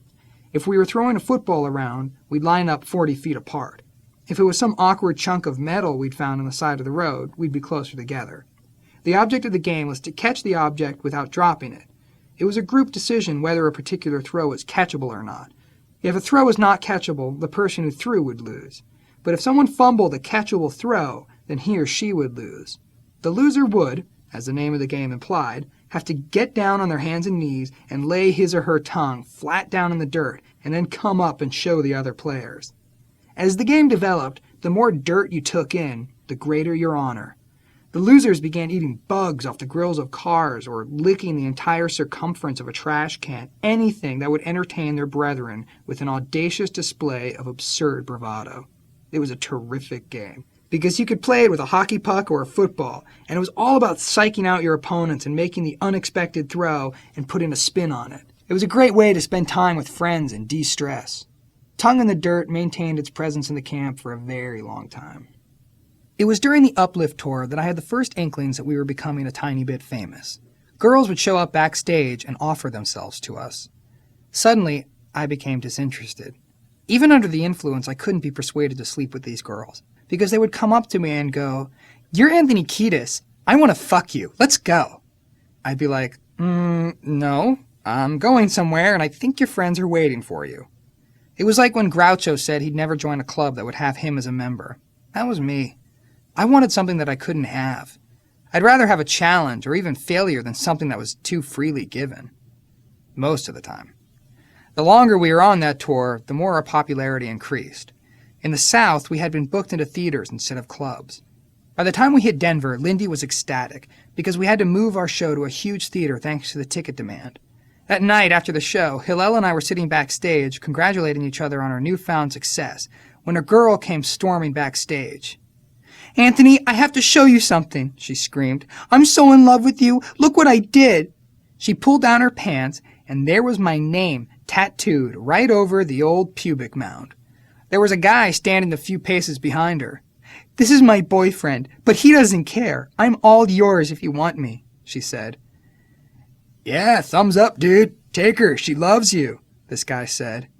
I didn't take him up on his offer. But Hillel and I looked at each other and realized that maybe all that touring for the last 3 albums had finally amounted to something. We still weren't getting radio airplay, but we were definitely infiltrating the psyche of American youth. Touring was usually not a lucrative endeavor for us. After Freaky Styley, we each got $3,000. But following this tour, Lindy announced that after expenses and including t-shirt sales, we were getting $22,000. To split? I asked. No. We each get $22,000, Lindy said. That was a quantum leap in finances for us. So my first order of business was to get a nice place to live for my angel girlfriend and me. But every time I'd go to look at a place, they'd hand me a long application. I thought I could just fork over some dough and the house would be mine, but every landlord was asking for me to list my last 5 residences, along with my last 5 places of employment. Okay, the last place I lived was with my girlfriend's mother. Before that, my manager's couch. Before that, a squat in Pasadena. Before that, I was homeless. Before that, it was another girlfriend's mother. Before that, it was Flea's sister's bed. Before that, a house that didn't have a door. My references weren't looking too good. They'd ask for bank account numbers and credit cards, but I didn't even own a checkbook then. All I had was $22,000 in cash. Eventually, I went to a 2-bedroom house on Orange Drive. It was a 30s triplex, very Art Deco, with wood floors and an old tiled bathroom. It was paradise, and it was $1,000 a month. After I inspected the place, the Russian landlord handed me an application, but I gave it right back to him. I can't fill this out. It doesn't work for me, I told him. Then you can't have the house, he shrugged. Get out of here. I pulled out a shoebox with $5,000 in cash. This is the first 5 months' rent. If you don't like me after 5 months, then kick me the hell out, I offered. He looked at the $5,000. The house is yours, he said. So I had our dream house, and I still had a lot of money. I decided to celebrate my new acquisition with the yin-yang of drug use, a nice pile of heroin and cocaine. Once again, I started speedballing like a maniac. There was no furniture in the house, and I didn't even know how to get the electricity turned on in my name, so I went out and bought 5 watermelons and dozens of candles. I cut the watermelons in half the long way and set them all over the floor of the house and shoved candles into their cores. So now the entire house was a sea of halved watermelons and candlelight. I inaugurated the bathroom by shooting up a ton of coke and dope. I picked up Ione and brought her back to our dream house. She looked a little skeptical, especially because there were mad streaks of blood down both my arms, and my eyeballs were spinning around in my head. I'm with you. We're in this together. It's going to be okay, but my mom is not having this, she said. In fact, she's on her way down here right now. Baby, don't you worry about a thing. I'll handle the mom. This is my forte, I said. They always told me I should have been a lawyer. Watch me work. Enid pulled up in front of the house, and I marched out into the street, my shirt covered in blood, with crazy eyes and matted hair. She got out of the car and stood under the streetlight with her arms crossed, just beside herself. Enid, it's gonna be okay, I reassured her. I love your daughter with all of my heart. I would die for your girl. She's my baby, and I'll take care of her as good as you did. She looked at the blood and then at me. But you have a problem. You're not well. Enid, trust me, this is a passing phase, I said. Enid was peeking past me into the house and staring at the watermelons and candles, probably convinced that this was some sort of satanic ritual sacrifice of the Virgin. But somehow, in the midst of this debauched debacle, I was able to come to some state of clarity and convince Enid that things were going to be okay. I sent her home and kept her daughter, and we started our life together in that house. The band's suspicions that we were moving to another level of popularity were confirmed when K-Rock asked us to play a daytime promotional show at the Palomino in the Valley, a classic old-school, beer-drinking, bar-room-brawling cowboy venue where people like Linda Ronstadt and the Eagles had played on their way up. The day of the show, we drove to the gig and were within half a mile of the venue when we got caught in a massive traffic jam. It was like the Rose Bowl parade. Traffic was stopped, and there were cops on horseback, and we were indignant because we had to get to our show. Then we realized that all the traffic was from people converging on the Palomino for our show. Between the power of K-Rock and the celebrated sons of the moment returning from their tour, we had stopped traffic. I must have gone on a pretty serious dope bender around this time, because in pictures of me from that show, I was frighteningly thin. Mario had re-entered my life, and I was back to borrowing Ione's car and going on runs with him. One day, in the midst of an outing, we were running out of money, so we suggested that we go deeper into the jungle of downtown, where the drugs were stronger and less expensive. We piled into Ione's Toyota and drove down to Skid Row, where 90% of the people on the street looked like extras from the Night of the Living Dead. Even though it was broad daylight, Mario and I looked like an unlikely duo to be rolling through those streets. I had taken all of my drugs and syringes and spoons and put them up under the driver's side visor of the car. Mario was in the passenger seat, scanning the streets like a computer for the right guy. I was driving cautiously, but all of a sudden I saw a cop car in the rearview mirror. I alerted Mario, and he told me to make a left, so I dutifully put on the signal, got in the proper lane, and made the turn. The cops kept following us. "Pull over by this alley," Mario said. As soon as I got near the curb, he opened the door and bezalted right out of the car. Now the cops were coming out of their car toward me. "Who's your friend there?" the first cop said. I tried to stay calm. That's Flacco, just a guy I know." "Well, do you know your friend Flacco there is an escaped convict and on the most wanted list?" the other cop said. Next thing I knew, I was under arrest for being in the company of an escaped felon. Luckily, they didn't search the car, but they did put me in the back of their patrol car, and we started canvassing the neighborhood for Flacco. Sure enough, they drove down some alleyway, and there he was. He looked at me like I had ratted him out, but when he got in the car with me, I made it clear that I hadn't said nothing to nobody. They took us to jail and separated us.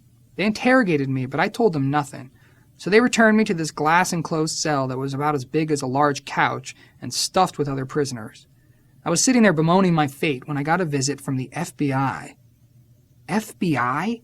I don't even know this guy. I was just giving him a ride and don't talk so much. The Fed cut me off. We're here to take pictures of your teeth. Apparently, I fit the description of the Ponytail Bandit, a white kid who had successfully knocked off dozens of Southern California banks. Finally, a forensic dentist arrived and stuck his damn fingers in my mouth and turned to the agent and said, "This is not the guy."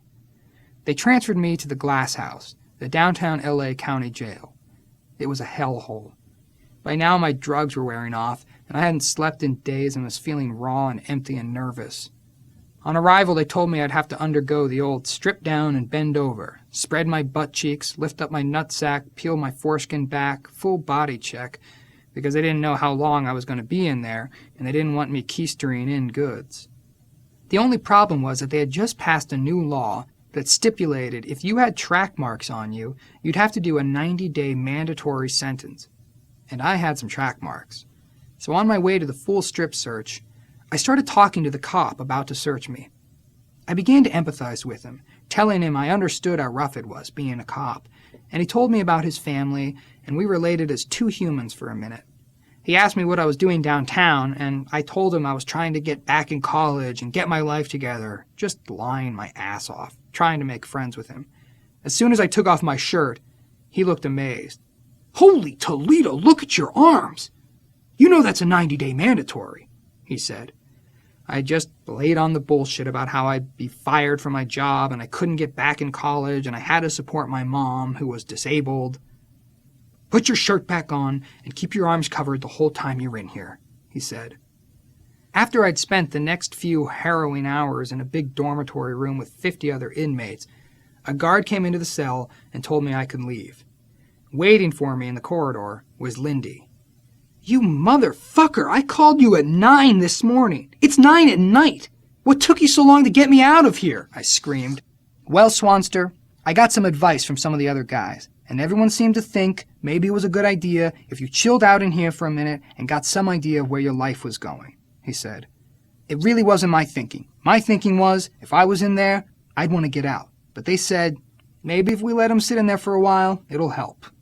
Look, motherfucker, you better give me $40, because that's not brotherly, leaving me in there like that," I said. "Whoa, $40? Swanster, I don't know if I should do that," Lindy said. "That's the least you can do. If you don't give me the 40, I'm going to be sick," I warned. He gave me the money and drove me to a place where I could cop. While my drug use remained blatant enough to send me to the Glass House, Hillel was battling his own demons in private. Whereas before we'd be together or there'd be girls involved, a whole party atmosphere, now it was more reclusive and isolated. There was a dark feeling to it. He was going off into a more constant and necessary use of heroin and cocaine, while I was becoming more of a periodic binger.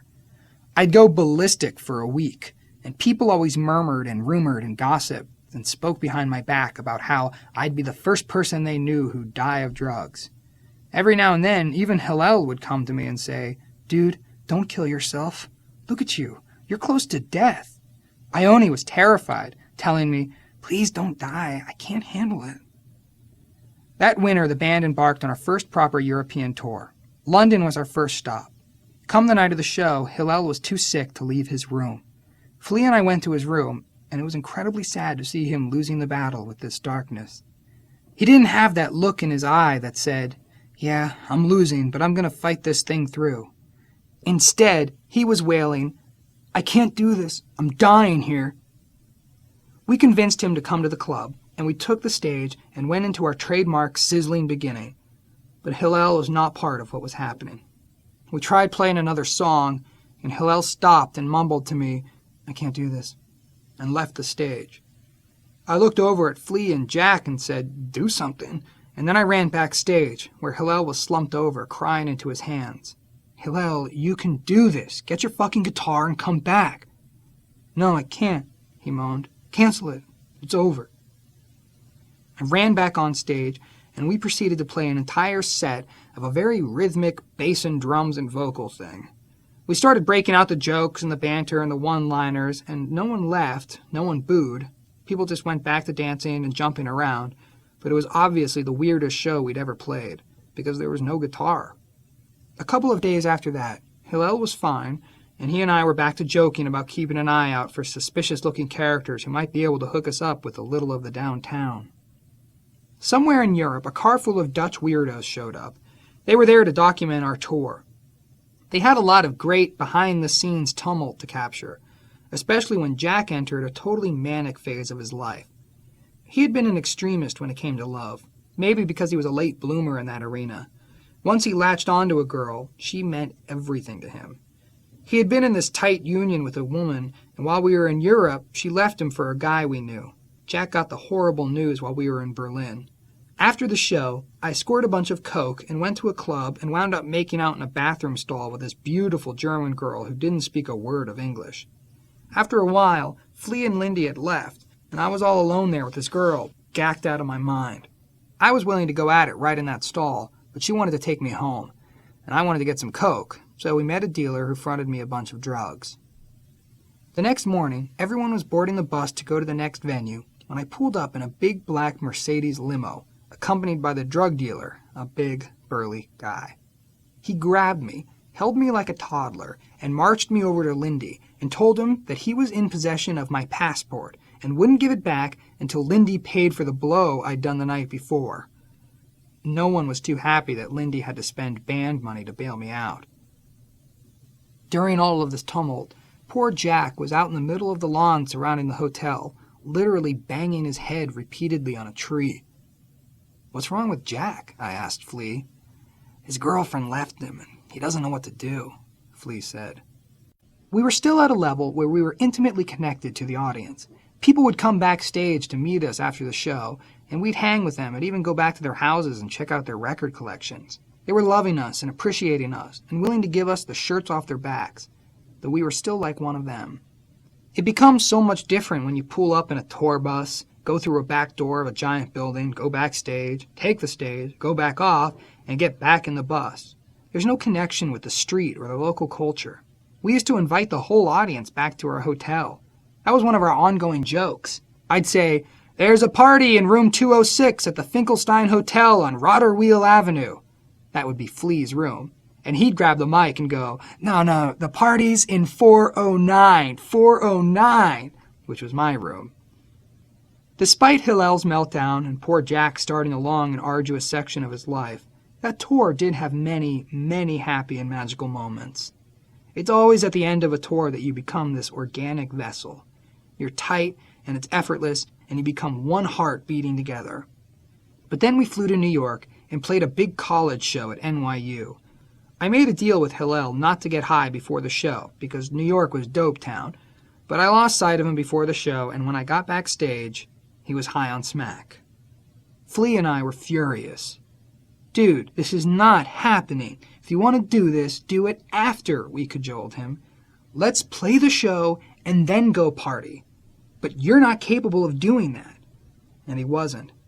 Hillel was pulling the exact routine that I had been before I got kicked out of the band. And when we got back to LA, we fired him. Hillel started to miss rehearsals, and Flea was like, "Fuck this. Hillel, you're out of the band."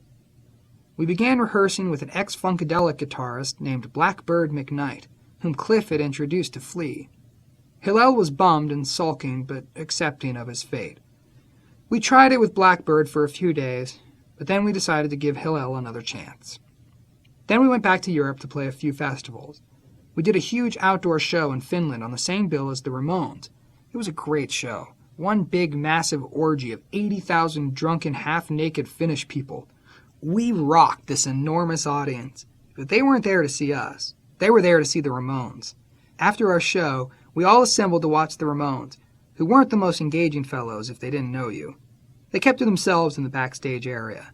Before they went on, they went through their entire set in the dressing room with unamplified instruments. When they went out, we huddled at the side of the stage, and someone came up with the idea of taking off our clothes and running on stage and doing a little dance in homage to the Ramones. Hillel was dead set against it, but Flea and Jack and I stripped down and skanked naked across the stage during Blitzkrieg Bop. Later that night, I ran into Johnny Ramone and their manager in the lobby of the hotel. Johnny bitched me out.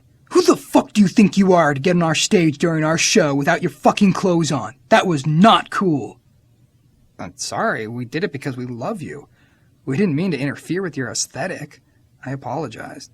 Johnny stormed away, but Joey Ramone, who'd been lingering in the shadows, came up and whispered to me, "Personally, I thought it was kind of cool," and then walked away. Our next stop was Norway, and on the way to Oslo, we had to take a long train ride. Hillel and I wound up sharing a berth. I always had a deep connection with Hillel. He had that capacity to allow people to go past the barriers of their comfort zone with how much they wanted to reveal to people. I set up those cutoff barriers all the time with my close friends, always reserving 25% in a mystery zone. But with Hillel, you were comfortable showing that hidden 25%. I bonded with him closer than I ever did to any other male. Maybe part of it was that we shared the sickness of drug addiction. You can't understand the experience of addiction unless you're an addict too. Hillel and I had that in common, but he also had a capacity for forgiveness that was beyond most mortals. No matter what you did or what your flaws or failures or weaknesses were, he would never hold them against you. Unlike Flea, who had a real scrapping brother-type relationship with me, Hillel wasn't competitive.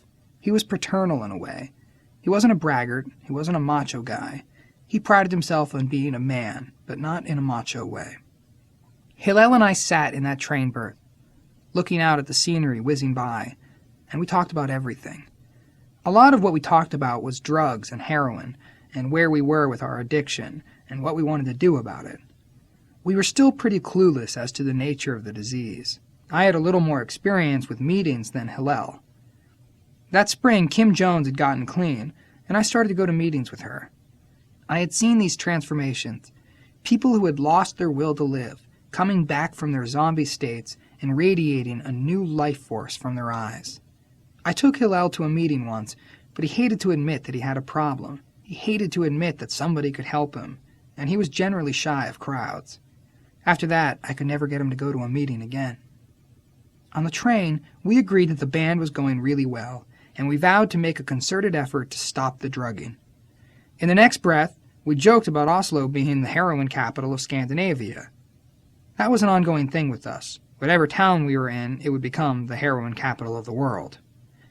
I could see that neither of us was committing to anything positive. It was more like, let me get high first, and then we'll see. I think we were sitting in the midst of a dark spirit, and we had to take the power away from that darkness and carry on as friends and bandmates. We both realized that we were at a point in our life when it was do or die. We played Oslo and then flew back to LA. We landed at the airport, gave one another a hug, and it was, "Great tour, great being with you. Call me in a few. I'll be good. You want to be good? Yeah, I'll be good too." We said goodbye, and then both Hillel and I made a beeline for our individual dealers. You probably could have set a stopwatch to see who copped first. I went home, checked in with Ione, and was off and running on a terrible, painful speedballing binge. I was downtown and realized that all this time had melted off the clock, way more than I had planned. So I decided to come home and at least be with Ione, because unlike Jennifer, she would rather I use with her than away from her.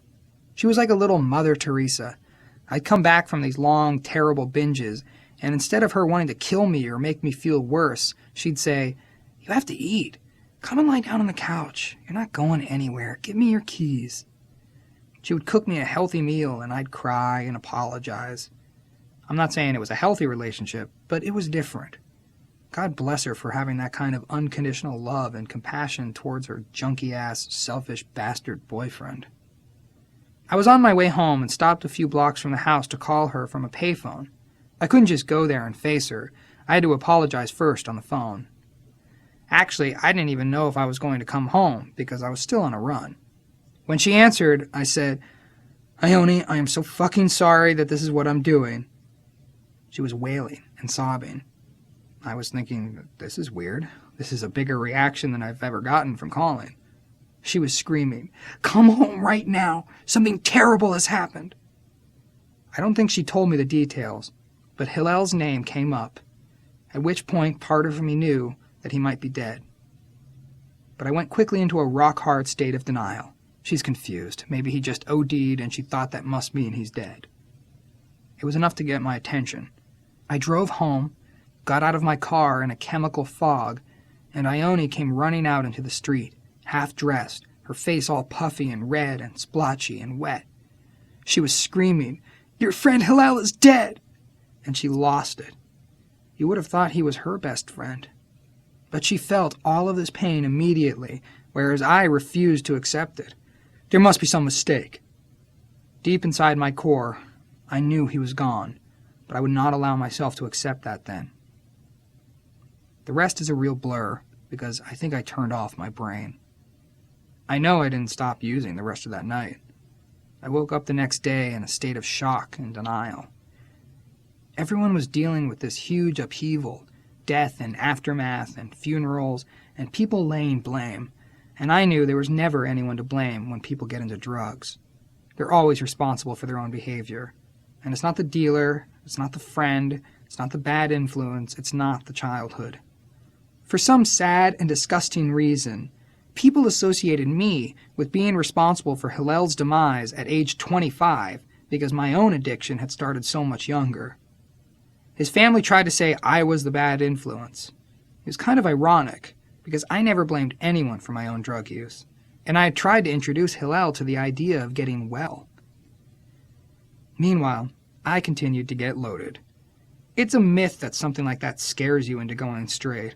Even when your close friend dies, you maintain a false sense of invincibility. You don't want to deal with your own wreckage. You just want to keep getting high. I heard from Ione that they were planning the funeral, but I was in no shape to attend. I couldn't stop using, for one thing. I was at my wit's end. I couldn't quit, but I couldn't keep using.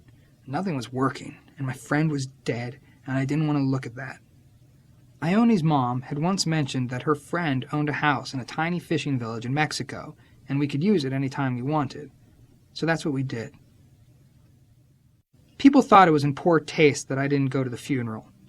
Hillel was my guy, my best friend, but I was dying of the same thing that killed him. And it wasn't about taste. It was about insanity and unmanageability. Ione and I flew to Puerto Vallarta, and from there we took a small outboard motor to a place called Yalapa, a small fishing village of about 100 people. We stayed in a nice house with a bed and a mosquito net, but there was hardly any electricity in the town. I lay there and went through another fucked up, nasty, cold turkey heroin kick while I was light years away from what was happening in Hollywood.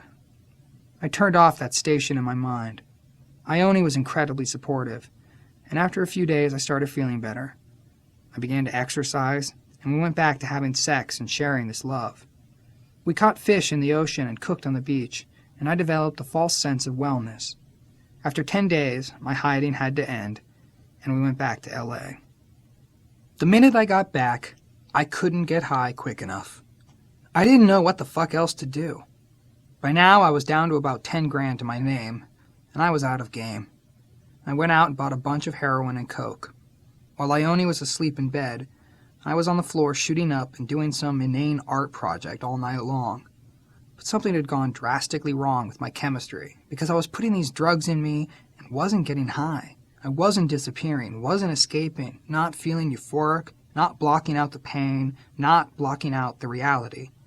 I kept doing more and more and more, but I was right there. I couldn't escape myself. Right around then, Jack Irons called a band meeting. He'd never done anything like that before. We met on Lindy's modest sailboat, and Jack sat us down and said, "This is not where I want to be. I do not want to be a part of something where my fucking friends are dying." He quit the band, and we understood. Lindy was probably thinking, what's going to happen here? The guitar player's dead, the drummer's quitting, the singer's hanging by a fucking thread. What happens now? But Flea and I did not plan on stopping playing music together. It wasn't out of lack of respect. It was out of respect. This was something that Hillel had helped build, and we were going to keep on building it, which was weird because I was in no great mental shape. But I knew that it was what I wanted to do, and Flea knew that it was what he wanted to do, and Jack knew that it was what he didn't want to do. Even though I was a mess, Flea and I hunkered down. We hired D.H. Peligro to play drums and Blackbird McKnight to play guitar. We had known D.H. for years, and at one point Flea, D.H., and I had a joke band called the Three Little Butt Hairs. We had played with Blackbird when Hillel was temporarily fired, so we were comfortable with him. But before we could even think about playing, I had to do something about my drug problem. When I was going to meetings that spring, I'd met a guy named Chris who was a young and crazy, skirt-chasing, mischief-making, sensible, funny guy. He had introduced me to a guy named Bob Timmons and said, "This guy could be your sponsor." Timmons was a bearded guy with tattoos who had a pretty hardcore past, but I immediately trusted him. He was quiet and not pushy, and he didn't seem to want anything from me. After one of those drug runs when I couldn't get loaded, I called up Bob Timmons. "I don't know what to do. My friend is dead, I can't stop using, and it's not even getting me high. I'm fucking going crazy." "Why don't you go into rehab?" he suggested. "That sounds horrible. What is it?" "For one thing, it's $10,000. $10,000? That's all I have," I said. "I think it would be a good investment," Bob said. "I think your life is at stake, and maybe one day you'll be able to make another $10,000 if you spend $10,000 right now. If you don't, that might be the last $10,000 you ever know." I didn't know what else to do, so I agreed. The rehab was a place in Van Nuys called ASAP. I got in the car with Ione to drive out there, and I was so infuriated that I was trying to drive the car into the tarmac. I zigzagged all the way down Van Nuys into oncoming traffic, and Ione was cowering in the passenger seat. I was mad that I had to check into rehab. I was mad that I couldn't get loaded anymore. I was mad that my friend had died. We got there, and I checked in, and they took a Polaroid of me. I was not looking real good. My skin was green and orangey yellow. My eyes were dead, and my hair had a life of its own. Then I was assigned a room, and a roommate. I was sharing a damn room with some other crazy bastard. He turned out to be this kid from Palm Springs who became my first sober rehab buddy. When you go to rehab, you end up meeting people from dozens of walks of life, all races, different financial realities, different religious backgrounds, but you end up loving all of them and seeing yourself in all of them. There was a female basketball player who couldn't stop smoking crack, a Brazilian businessman, a doctor, and a black SWAT team cop who busted people to get their drugs. I settled in, and it wasn't that bad. I stopped hating and started just being. My whole life I had been the most offensive person you'd meet, unable to tolerate any criticism. But now I started listening and being. Ione came to visit, and we broke the rules and had conjugal visits in the bathroom, which meant the world to me. I was so in need of some love and affection. From time to time, Bob Timmons would send different random sober people to visit me. I didn't know any of them, but I'd sit down to talk to them, and therein lay the magic of recovery. No one will ever really understand your predicament better than another addict. This stranger came in and talked with me, and the next thing I knew, the process of recovery was happening, whether I liked it or not. About 2 weeks into my time there, Bob Timmons came to visit. He'd seen that I had avoided going through the grief of Hillel's death, so he told me that he was going to take me out on a day pass. We drove to the Jewish section of Forest Lawn Cemetery and wandered around until we found Hillel's gravesite. There was a humble plaque in the grass, not even a tombstone. The inscription was something simple like, "Hillel Slovak, devoted son, brother, friend, musician." I was sitting there with Bob saying, "Yep, okay, there he is. I guess we did that. Can we get out of here now?" "No, I don't think we should leave quite yet," Bob said. "I'm going to take a walk. Why don't you do me a favor and talk to Hillel and tell him how you feel about him dying? And why don't you also make him a promise right now that you're not going to put another needle in your arm and that you're not going to drink and use?"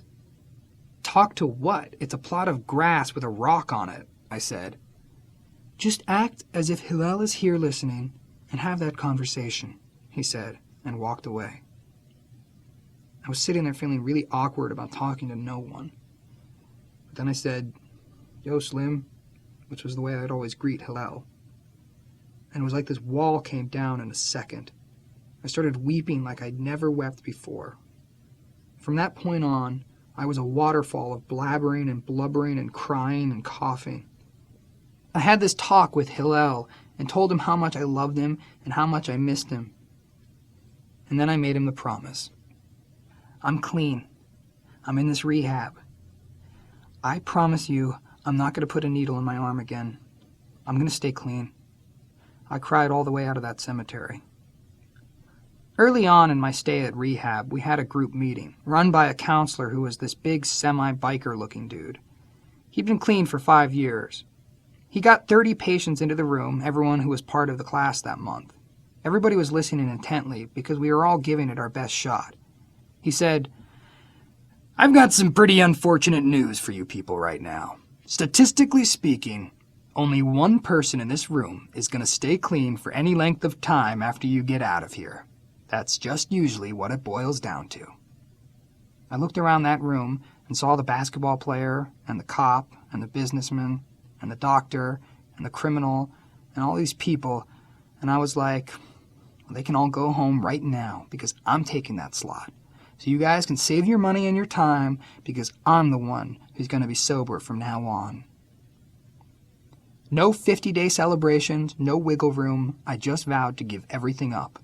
There wasn't any single moment of bedazzling revelation.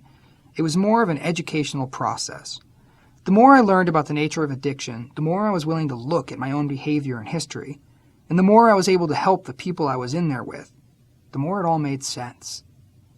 A lot of this process came through witnessing the sickness of these people I was in rehab with.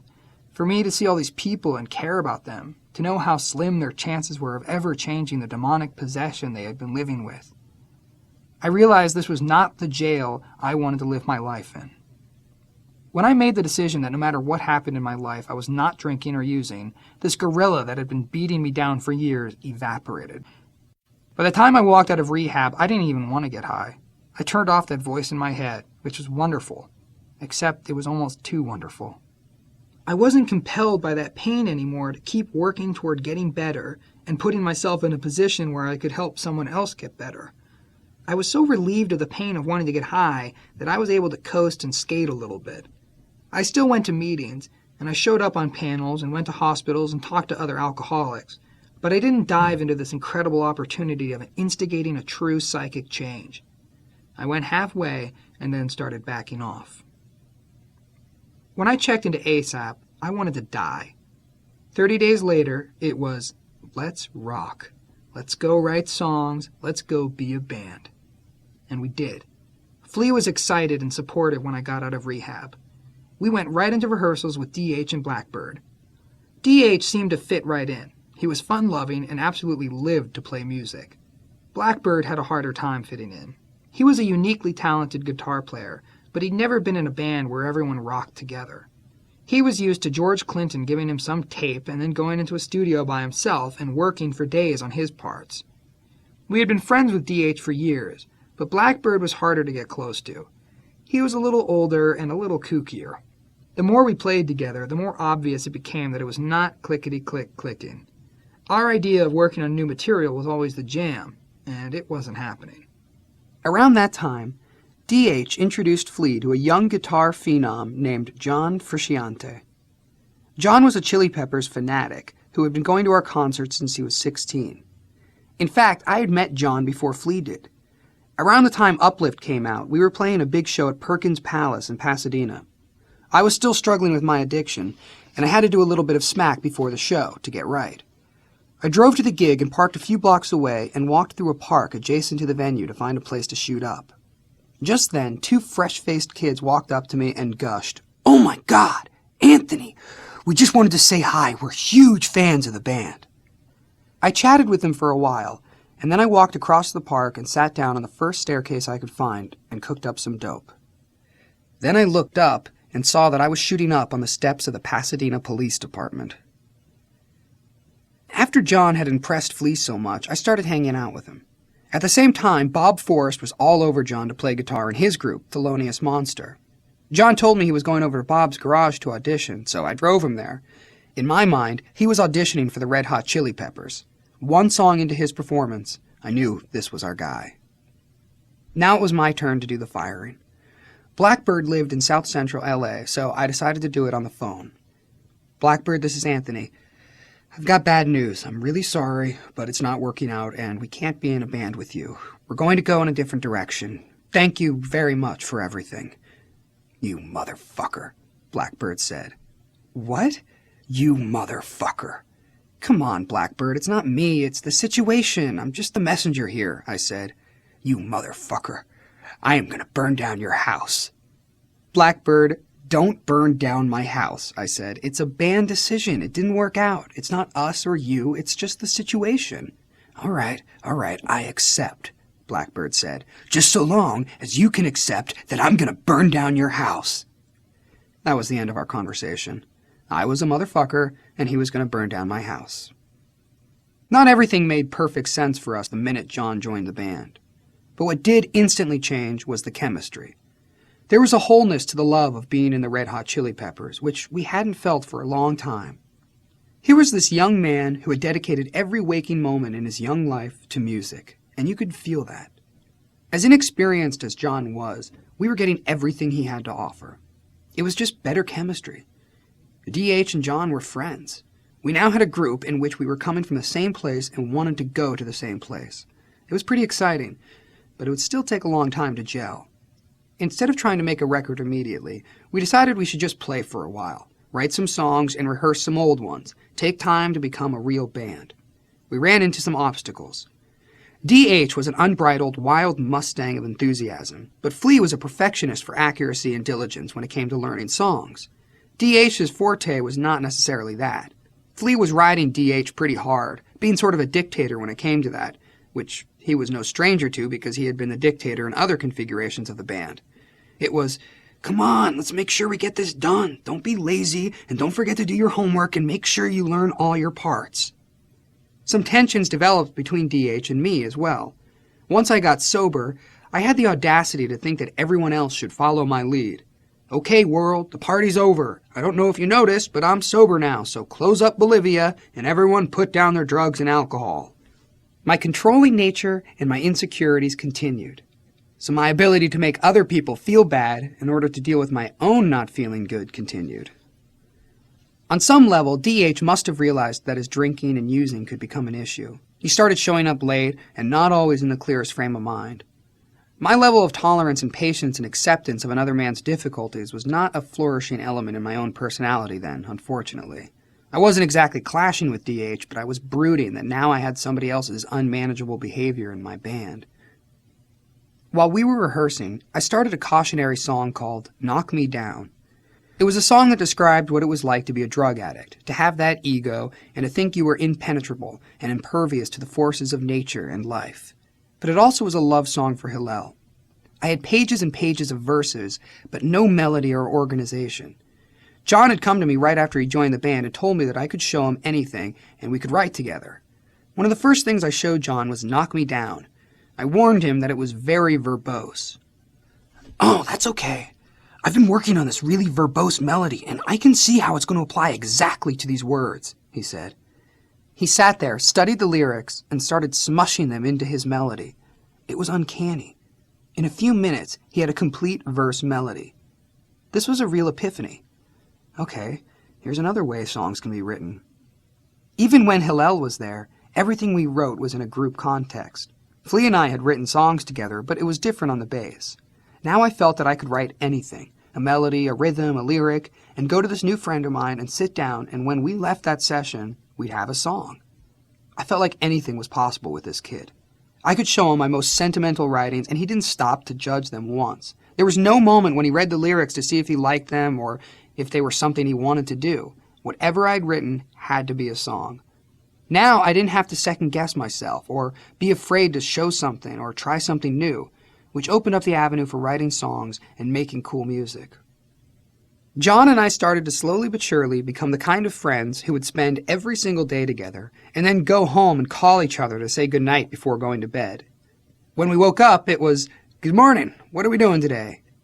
After a while, we didn't go anywhere or do anything without doing it together, which is a rare and valuable, but sometimes too intense experience.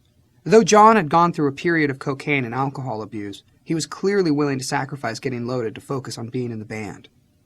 He was living near Cantor's with his girlfriend, but when we went out to parties and clubs, she started resenting that this guy in the new band was whisking him away from the routine of their relationship. Ione had no problem with that. She was doing great, working a lot. But John ended up breaking up with his girlfriend shortly after he joined the band. We decided it would be a good idea to break in the new bands at obscure, off-the-beaten-path venues. So Lindy booked a tour that we called the Turd Town Tour. It was a disaster. We played holes in the wall in cow towns in Wyoming, and northern Colorado, and Utah. Nobody in these turd towns cared enough about us to show up, and when they did, it was a real rodeo crowd. Unfortunately, D.H., bless his heart, sweetest guy in the universe, was drinking quite heavily, and he wasn't at his sharpest for these shows. One night on that tour, D.H. was dropping the beat, forgetting parts, not so clear on the songs. After the show, he and I had a huge confrontation. Look, if you want to be in this band, you're going to have to do something about your condition. It's either do something or bow out, I told him. Flea and John were both backing off, going, we're not sure what to do here. Anthony's being kind of a jerk, but the fact is, D.H. is fucked up, and he isn't really carrying his weight in the band.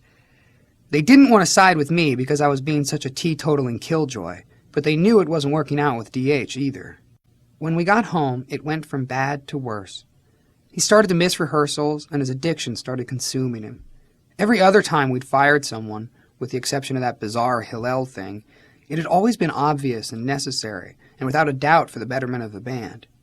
But D.H. was our friend whom we loved and cared about and didn't want to see anything bad happen to. Still, it wasn't salvageable.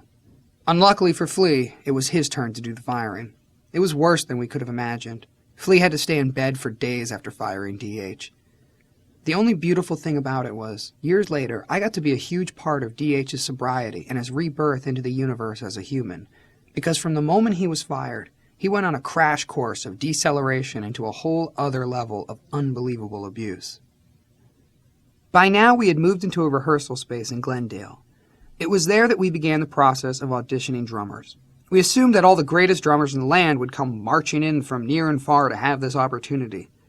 Looking back, it wasn't as brilliant an opportunity as we saw it. Everybody and his grandmother did start coming through that door with a set of drums, but not too many of them were any good. During the process, a friend of ours, Denise Zoom, called up Flea and told him that she had a drummer for us. According to her, this guy Chad Smith was the best drummer she'd ever heard, and he ate drums for breakfast. Anytime someone calls you up out of the blue talking about some dildo from the Midwest who eats drums for breakfast, you're like, save me the time, please. But we let this guy come down and audition. We were waiting and waiting for him to show up, and he was late. I went outside to see if anyone was there, and I spied this big lummox walking down the street with a really bad Guns N' Roses hairdo and some clothes that were not screaming, I've got style. I had already decided against the guy, based on how he looked, but he came in and we were all business. There are the drums, get ready to play, you got 10 minutes. We're going to jam for 5, and then we're going to try a song or two for 5. Chad was not in the least bit intimidated by all this attitude we were giving him. Every other poor bastard who had sat down at the drums would look over at Flea, who would launch into an aggressive, hardcore, slapping funk rock bass line, and the drummer would fall over himself trying to follow. Flea would wash them away with his intensity. Flea started playing something hard, complicated, fast, and awkward to see if the guy could follow. Chad instantly not only matched him, but started leading him and taking him for a ride. He over-aggressed Flea and did it with finesse and did it some more and some more and some more. We couldn't believe what was happening. I was so turned around from my initial impression of this guy that I started laughing hysterically. Now Flea was looking at him like, whoa, what do I do? Where do I go? What the hell's happening here? Chad wasn't stopping for a second to let Flea catch up and figure it out. He was screaming like Art Blakely did behind the drums when you're getting your gusto up for the moment, because there was a lot of energy being released at that moment between Flea and him. It was a big eruption of sound and energy, and all I could do was laugh hysterically, howling at this fucking guy with the bandana and the puffy hairspray hair and the bad Venice Beach muscle man shorts, thinking how funny was this that the goofiest guy we'd ever seen blew all of us away right in our own rehearsal studio. It was genius, and everyone loved it. We all knew that Chad was the guy, and now we wanted to see what his level of commitment was. We also wanted him to change his look. We said to him, okay, you're good. You can be in the band if you shave your head today. Show up later at Cantor's with your head shaved and you have the job. Chad said, Whoa, a shaved head? I don't know. the choice is yours. Shave your head and be in the band. Don't shave your head and don't be in the band. And we went to Cantor's and waited for him. He showed up with the same bandana and stupid hair. Dude, do you want this job or not? We asked. Yeah, I'm going to play in the band, but I'm keeping the hair, he insisted. And we conceded. We realized that anybody who was bold enough to stand his ground in the face of all that pressure was not going to be a bitch. Later on, we found out that the real reason he didn't want to shave his head was because his hair was receding, and he was hiding that behind the bandana. Either way, it was another important day in our history, because now we had a drummer who was reliable and an awesome person to jam with. Now we could get down to work. Chapter 9. Reforming. Because John was so young and inexperienced, he came in for a lot of good-natured ribbing. He was a kid who'd spent most of his young life holed away in his room, practicing his guitar, so everything about being in a rock band was new to him. Flea and I used to continually tease him, calling him Greenie, or the Green Man, or the Green Hornet. Years later, John confessed to me that all this ribbing made him incredibly self-conscious, but at the time, we had no idea of the effect we were having on him. Flea and I didn't consciously want to make him feel bummed out or insecure. That was just the playing ground of our comedy. The litany of green names spoke of something else, a huge sign of affection. You're in our graces and in our hearts if you have more than one nickname. All that green stuff was because we loved this kid, and we were so happy to have his creative energy in our lives. If we did it with a smirk and a poke, maybe it was just to not show how much we cared about him. If you look at it like, whose phone number are you dialing the most, and whose house are you going over to the most, and who are you sharing the most experiences with, it was clear I was completely in admiration of this young man. John and I recently talked about the fact that when things wouldn't go my way, I'd ignore him. Okay, this guy's acting in a way that I can't appreciate and, without him having any idea, affecting my sense of well-being, so I'll ignore him until the feeling goes away. It wasn't a healthy or communicative way of dealing with stuff, but you have to remember that John went from being a 17-year-old unrecognizable kid to being in the Red Hot Chili Peppers. He was equally, if not more, abusive to the people around him. He was a pretty crass fellow for about a year there. I had people coming to me constantly going, "Your guitar player is a fucking dick. He fucked this girl and then threw her out in the street in the middle of the night and told her to never come back." I never saw him acting like that, so I defended him. I was willing to accept the fucked up aspects of his personality just because he was young and going through a rough transition. Chad wasn't getting renamed every day because we weren't as close to him. He stayed very much a man unto himself within the band. He had a whole different way of dealing with being the new guy, and that was, I don't need them, I don't want them, I've got my own life. He never showed any signs of needing to be in our inner circle. He would rather run with his own kind, which was a different breed of person than either Flea or me. Chad showed us very little of who he was and where he was coming from and what he was thinking. Just to give an example, he's been in this band since 1988, and it wasn't until the end of 2003 that I found out when Chad left Michigan to come to LA, he was heading to Hollywood to become a handsome leading man. We never sat down and had the heart-to-heart of what his hopes or dreams or fantasies were. Chad shows up to do his job, he's friendly and personable. I considered him one of the weird pillars that held up our fortress when times got rough. When it came to clothes, his sensibility were way different from ours, and I used to tease him about it all the time. He'd show up in 80s-looking purple double-breasted suits, and I'd say, "Did you raid Arsenio's closet for that?" He thankfully stopped teasing his hair when he joined the band, but instead of hanging out at a punk rock dive like Smalls with Flea and me, he'd go to the Motley Crue bar and wear funny jeans and belts and cowboy boots and play pool and go after rock chicks. People would see him and report to me that he had his hair teased up higher than a girl's, but the next day he'd come to rehearsal wearing a baseball cap. It wasn't that he was a chameleon by nature. He just wouldn't show off all his colors around us. We found common ground in the music. Even there, his musical sensibility was different, but his energy and passion and the power he had for creating rhythm were unsurpassed. Just about every time we had a rehearsal or a show and he was practicing by himself, I'd rock the mic and sing along, and it always felt exciting and fresh, even when he was playing simple, basic, "you've heard that before" beats. He wasn't experimental or avant-garde, and he didn't listen to a super different variety of music, staying pretty much in the rock and pop genre, but what he did was fulfilling nonetheless. We'd never had a drummer who had a supercharged angst battery that never seemed to run low. I shudder to think that we ever would have made him feel unwelcome or unwanted by giving him the same tough love boot camp style introduction into the band that we gave John, but we did it because we cared about him. We wanted him to be close to us. We had our new guys and started working. It was weird and difficult at first to develop songs, more so than ever before. Flea was showing up with parts, and John and Chad were trying to find themselves. Michael Beinhorn was throwing in another wrench. There were a lot of days when we had a lot of good ideas, but we didn't know how to craft a song out of all this music that was coming up. It was a lot to expect to pick up where Uplift Mofo Party Plan had left off. I think John felt a big responsibility to follow in Hillel's footsteps, though he wasn't trying to replicate Hillel's sound. He had a cleaner, more modern sound. We just needed new songs. When Cliff and Jack Sherman came into the band, we had already written a body of work. Now we had to write an album's worth of new songs. Slowly but surely, some pretty different sounding grooves started to develop. The drums had a new uber intensity. Cliff was artistic and creative and intricate. Jack Irons was very much the metronome. But Chad was moving more air than had ever been moved by a drummer, so that was giving us a new vibe. I'd listen to the jams and go home and sit in the kitchen with piles and piles of papers. It never dawned on me that you could write a song with 5 sentences of lyrics and a chorus. I thought because Flea was busy and the drums were busy and these textures were complicated, I had to do the same thing. When I sat down to write, I wasn't looking for 1 or 2 interesting ideas. I wanted a 5-page poem to rap. I'd sit there for 8 hours at a time, writing songs like Good Time Boys and Subway to Venus and Johnny, Kick a Hole in the Sky, where the lyrics go on and on and on. Even my tribute to Magic Johnson was constant wordology. Anything that was hard to say, I was happy to write it. When it came time to record, we began butting heads with Michael Beinhorn.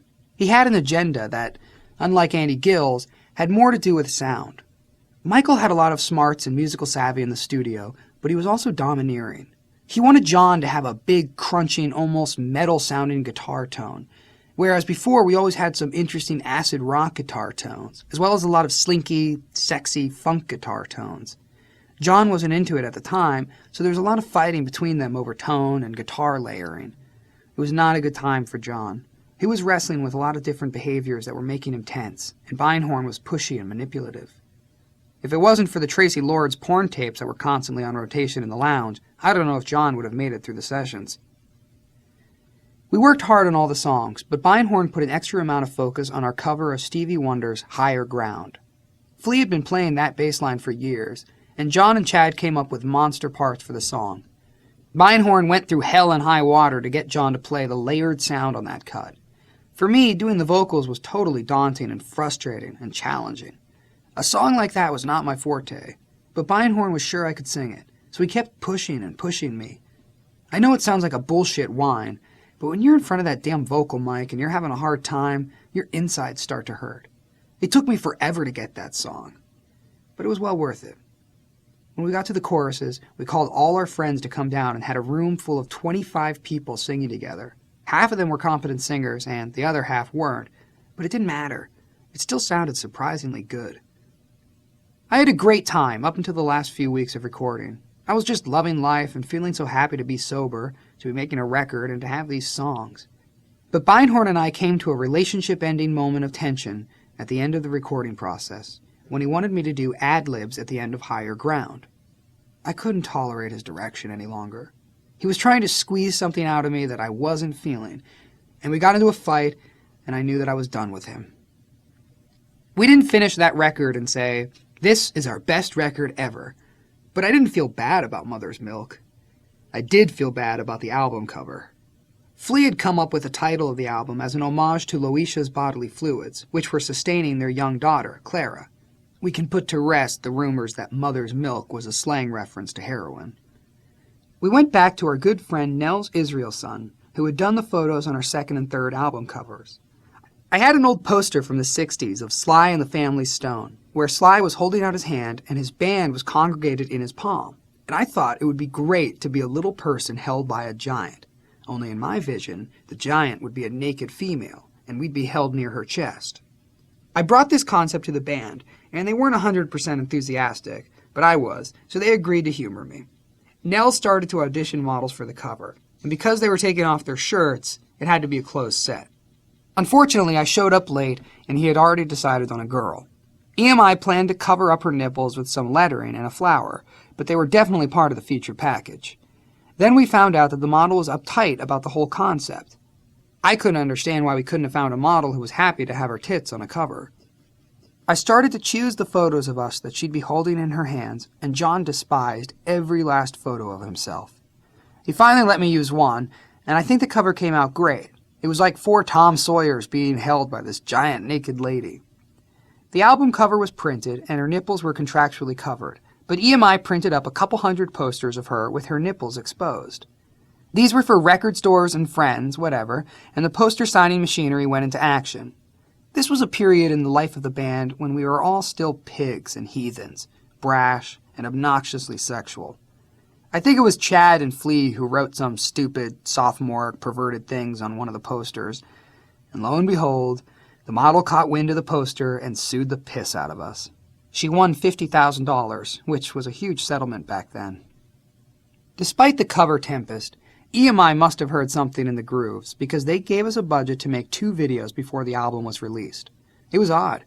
We weren't coming off a successful record. Uplift had sold about 70,000 copies, maybe making its money back.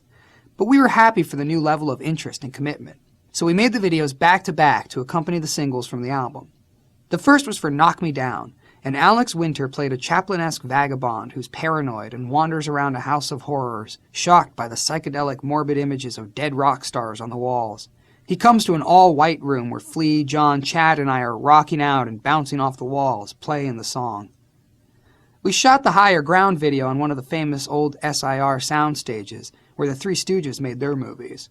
We had a full makeup and art department and separate wardrobe people, and a huge, huge stage, which was quite a departure.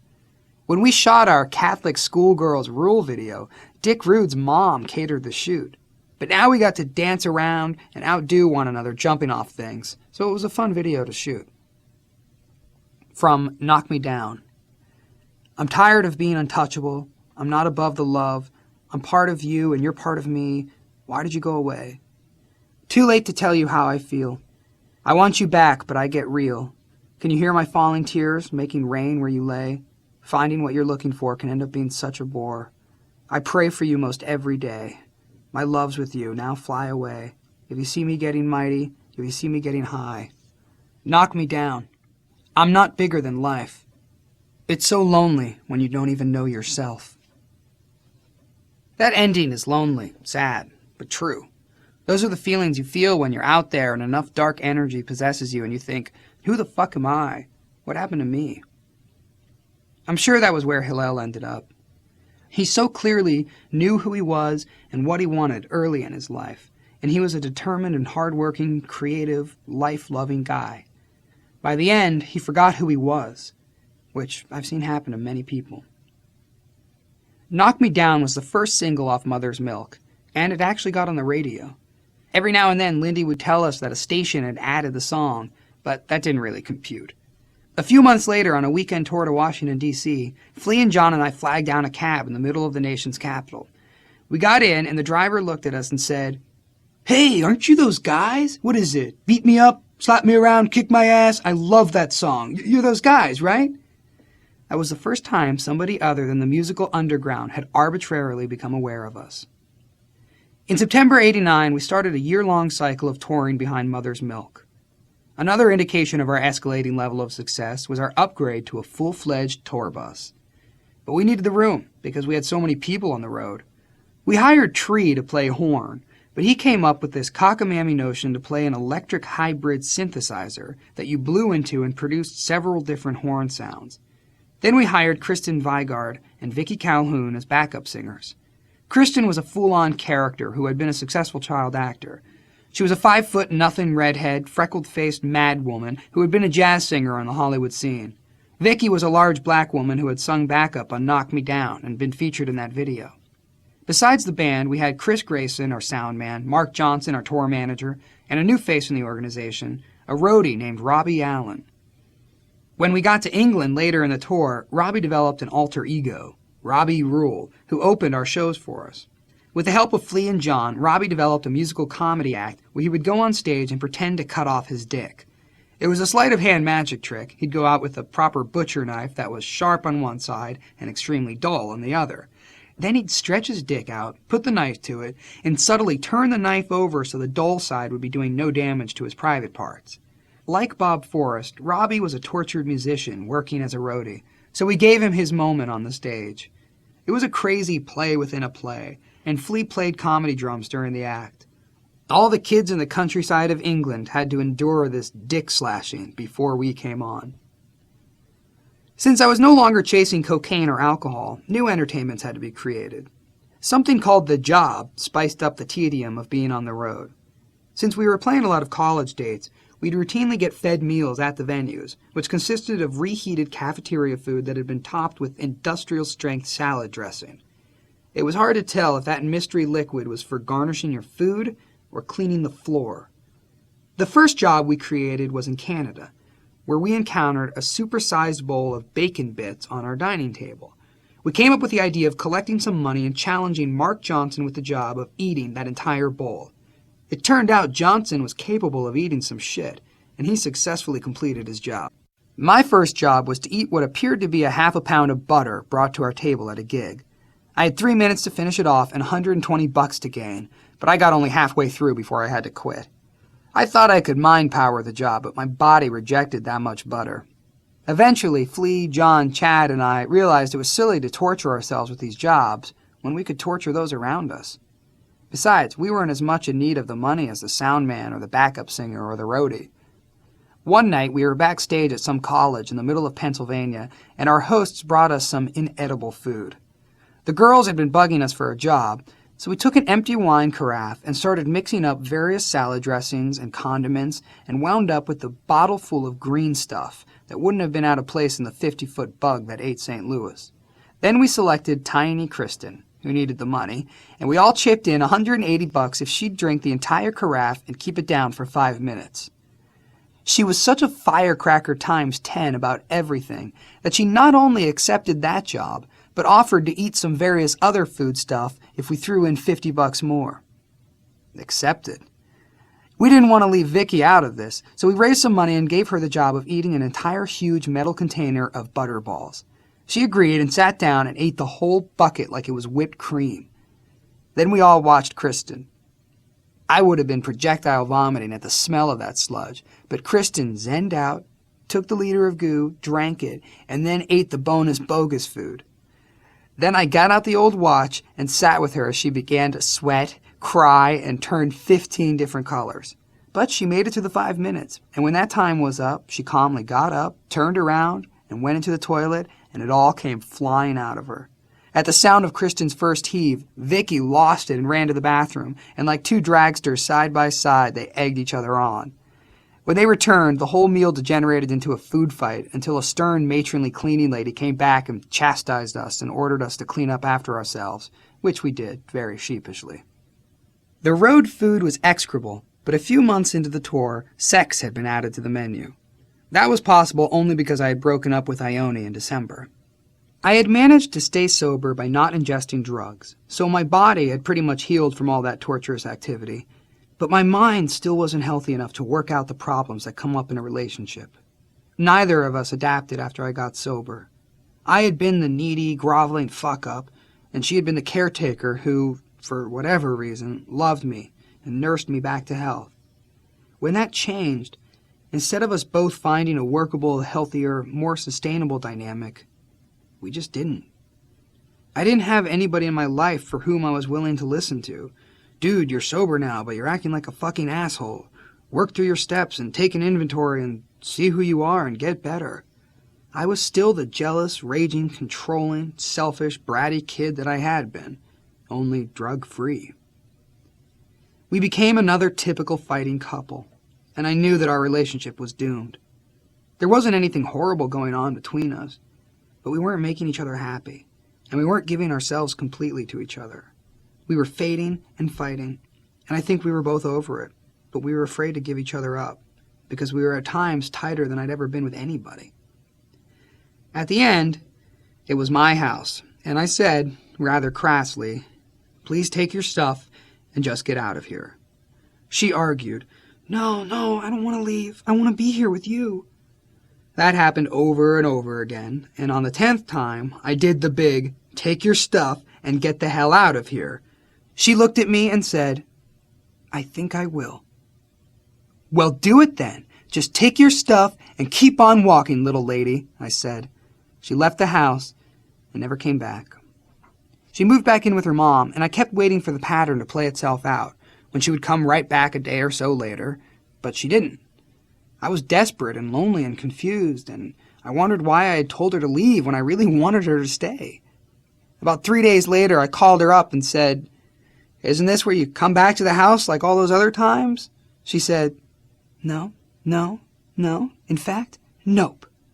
Actually, I'm never coming back again. I finally agree with you. It's over." This was right before Christmas. Before I went home to Michigan, I bought Ione an Art Deco statuette and delivered it to her house.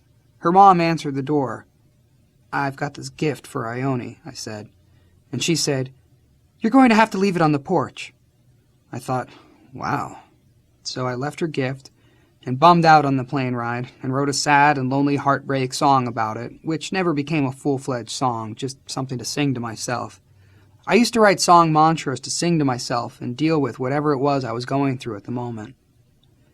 At my mom's house, I was alone for the first Christmas in years. I realized it was over with Ione and that she already had somebody else in her life, so I'd better accept that this was all part of the beauty and the flow, and it was time to move on to a new chapter of life and love and adventure. Even still, there was a lot of unfinished business from the relationship.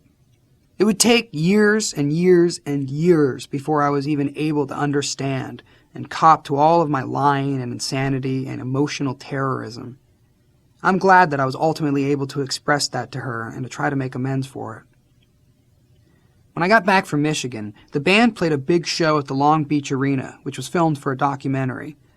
In the middle of a backstage interview, the interviewer started asking me about Ione, and I told him that we'd had a rough breakup. Just then, John peeked into the camera frame and said, "That's right, ladies and gentlemen, Anthony's a free man, and you know what that means? It's time to fuck!"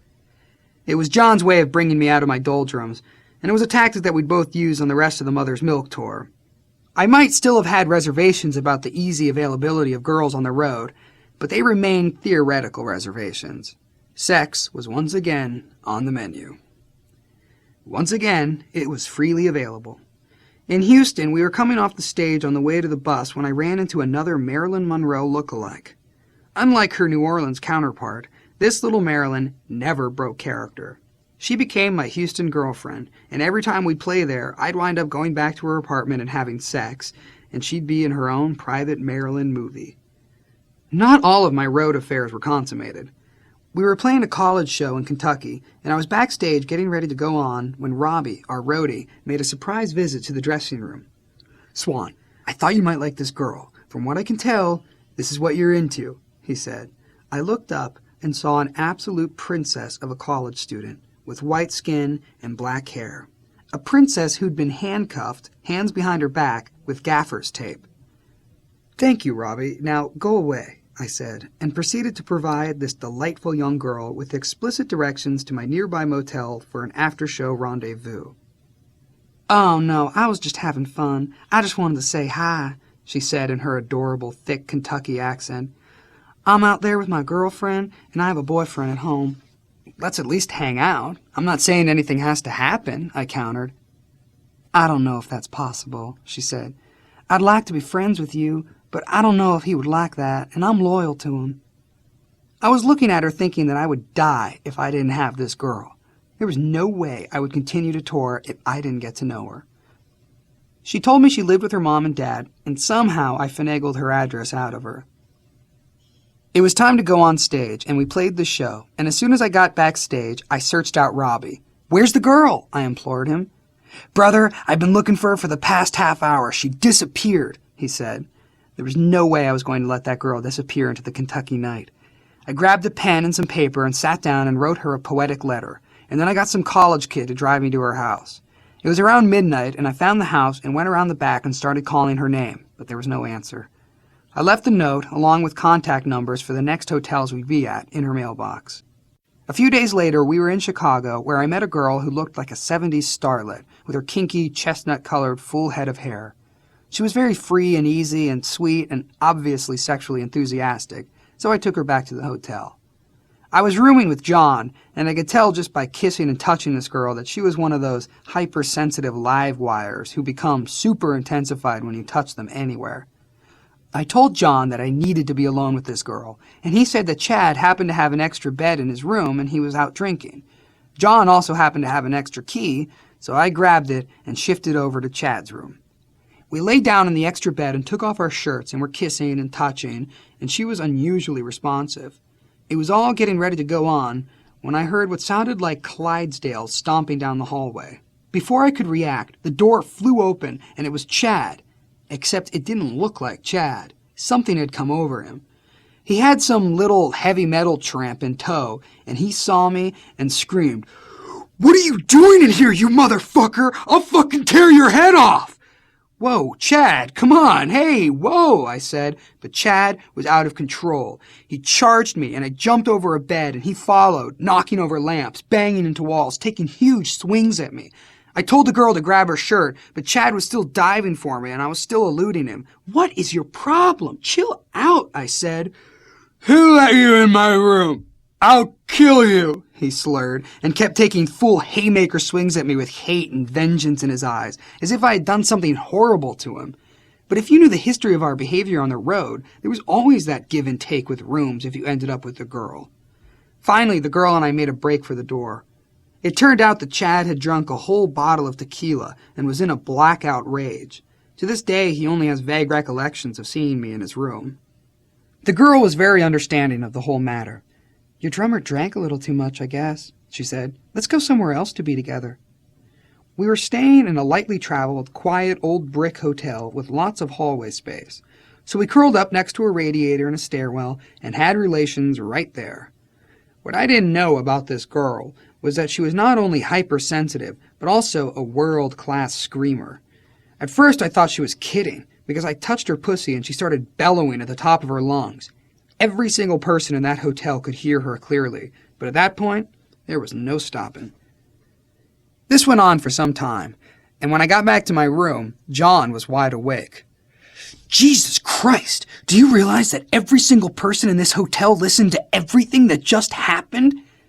I was touting the virtues of a girl who couldn't control herself on any level when John cut me off. "If there's ever a time when you're feeling like it would be permissible for all parties involved, I have to experience that," John said.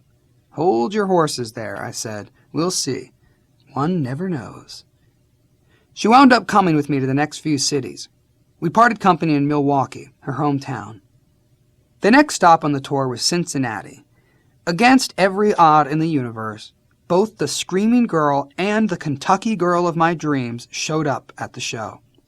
At that moment, I had to make a decision, and it's not something I'm terribly proud of, but I called John over and said, "John, can you please take the screaming sensation, because I have to pursue Kentucky." I had no choice. I couldn't imagine having a better sexual partner than the screamer, but as great as the sex was, I had to have Kentucky. The poor screaming sensation saw what was happening and looked at me like, "You motherfucker." But at the same time, she conveyed that she was willing to accept the affection of John, and they went off. We played the show, and then I begged the Kentucky girl to come back to my room to be with me. Luckily, I had my own big room, and we sat there and talked for a couple of hours. I just wanted to be around her and smell her and look at her and touch her hand. She told me she was about to go to graduate school in Massachusetts, and I was making all these mental notes because I was ready to follow this girl anywhere. Slowly but surely I got closer to her, and she let me hold her and kiss her. Finally, she allowed us to get into bed together, but she drew a line in the sand at intercourse. "Listen, I'll be happy to lie there naked with you. Believe me, this is wonderful. I'm just happy to be with you," I gushed. I was thinking that she wanted to cuddle naked, and I felt the hand of God brushing me one more time. We lay there in that bed, in that high-ceilinged old room, and we kissed and touched, and her purring, revving, undulating spiritual motor started humming, and she allowed me to engage her in a very long and wonderful exchange of oral sex. I was stone cold sober and lying on my back, and she was giving me head, and there was so much love being exchanged, and she was pouring so much of her heart into that physical expression that I started to leave my body and was able to look down and see myself lying on a bed with this girl, with her flowing chestnut locks and her beautiful white skin making love to me. I just watched for a while, and then came back down, and everything went on, and I had the realization that that was the single most beautiful sexual moment of my life to date. She disappeared after that, and the next time out, when we hit the Massachusetts area, I looked in the phone book and called every school to no avail. Every time we came anywhere near Boston, I'd be out on the pavement. "Do you know a girl named blah blah blah? She looks..." Nothing. I called up Kentucky and found people with her last name. "Did you have a daughter who blah blah blah?" Years later, I found someone who remembered her and told me she had mentioned me once. I never could get with her again, and she meant everything to me. And I'm sure she's married with 10 kids by now, but you never know. Maybe she'll read this book. If you are reading this, my Kentucky dream, please skip the next story. Later in the tour, we were playing a gig at a restaurant/disco club in Baltimore. It was a couple of hours before the show, and I was hanging out in my room with John in another old, crazy, weird classic hotel when the phone rang. It was Flea, who was rooming with Chad. Guys, you gotta get up to my room right away," he said. "There's some craziness going on up here with some girls. Gotta go. Bye." John and I went running up the stairs and bounded into Chad and Flea's room and were struck by one of the most bizarre sights I'd ever seen. Chad Smith was sitting on a couch, fully clothed and calm and relaxed. In one hand, he had a cooking spatula, and in the other, he had a big wooden spoon. There were 3 girls in the room, 2 of whom were topless and ample of bosom, dancing on top of a table. One girl actually had one of Chad's shoes tucked under her breast, and the massive weight of her mammary was holding it in place. The other topless girl had a pile of coins that she was balancing on top of her grandiose globes. Chad was sitting there like some weird impresario, alternately spanking the girls with a spatula and tossing coins on top of their chests. "We want to dance. Play us a song," the girls were pleading. There was no stereo in the room, so we broke into an a cappella rendition of some of our songs and some Led Zeppelin covers. We were running around the room singing songs to 2 girls whose asses were pinkened by the marks of a spatula. One thing led to another, and John and I both wound up in the bathroom with the 2 topless girls, who had become naked girls. John was standing in the bathtub, and I was sitting in the sink, and we had a fevered little sex party. What's amazing was that the girls were so nonchalant about it, making small talk while they blew both of us. John and I looked at each other and shrugged. Whoa, Baltimore. Who knew? By the time we got to Japan in January, not only were we all getting along, we were also starting to feel like a real band. We played a warm-up gig in Nagoya, then picked up momentum in Osaka. After the show, the promoter took us all out to a Japanese sushi feast, where Mark Johnson won a job by downing the largest ball of leftover wasabi. By now I had made the observation that Japanese girls were much more reserved and not as overtly sexual as their American or European counterparts. Normally we'd all be carousing or at least trying to hang out with some girls, but their quietness and shyness seemed off-putting. You can't entirely be fooled by appearances because, in the end, we're all biologically driven creatures. And if you can get your foot in the door, the biology can take over and the culture can lose its power. On the way out of the restaurant, I persuaded a gorgeous Japanese girl and her fairly homely friend to accompany John and me back to the hotel. After about 5 hours of non-stop, subtle, loving coercion, at the break of dawn, the gorgeous girl was so turned on and so unable to repeat that she couldn't possibly have sex that she gave in and gave up the whole enchilada of love. It was an incredible experience to see her go from, "No, I'm not that kind of girl," to, "Please fuck me more." It was all good, and she slept over, and we spent the morning together. Now it was time to take the train to Tokyo, and she was a bit weepy. She insisted on meeting us at the train station and saying goodbye. When I checked into my hotel in Tokyo, there was a demanding message waiting for me. "You must send for me now," she wrote sternly. Must send for her now? Maybe there was some Japanese etiquette that if you have sex with a girl, you must send for her now. I didn't know, but I didn't send for her. That night, we played to another polite and restrained audience. After the show, I was sitting backstage when I looked up and saw the cutest girl I'd ever seen in my life walk into the dressing room. She was a 5'9", 19-year-old blonde Nordic goddess with big blue eyes, a boyish bowl-cut hairdo, and an unbelievable smile. Plus, she was wearing a t-shirt with a huge face of Woody Allen on it, and her tits were poking out of each of Woody's eyeglasses so that his eyes seemed to be going in different directions. I couldn't have put in an order with God for a more perfect physical specimen. At that very moment, my destiny became clear to me. She was my new girlfriend. As she walked into the room, I whispered to every dude who was near, "Back off, that's my girl."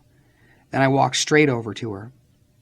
"Hi, my name's Carmen," she said. "I'm visiting from San Diego." I introduced myself and told her that we'd be hanging out for the next year or so, and she seemed amenable. I swooped Carmen up, and she joined us for dinner. Then she came back to my hotel room. Unlike the girl from Osaka, we didn't have to wait till daybreak to get in bed together. She was so beautiful, and I was so attracted to her, that I got nervous about having this sexual moment. Carmen sensed my uneasiness, and with a calm and loving grace said, "This is such a perfect moment. No matter what happens, there is no place in the world that I'd rather be than lying with you right here."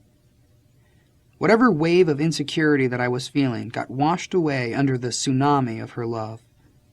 That night became one of the most powerful and magical coming-togethers I'd ever experienced. I felt like I had ended up in the lap of true love, with this girl who was different from anyone else I'd ever met. There was a certain whimsy about her. She was smart, and she knew good music. She seemed relaxed and loving, and we were pure magic together, and I was completely and utterly prepared to be her man from that point forth. Carmen was an elite model working in Japan, and the next night I went and stayed with her in her little model's apartment in Tokyo. We started sharing our stories that night, and hers was rife with dysfunction. Her father had abandoned her when she was still a baby, and she never was able to connect with him.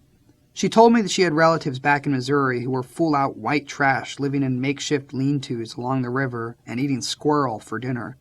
It was all pretty intriguing. Without realizing it, I reversed the roles in my former relationships and began becoming a caretaker for her. I would be delinquent if I didn't mention that, sexually speaking, Carmen was from a different planet. She was the most sexually magnified person I'd ever been with, and in retrospect, I think it was a compulsion.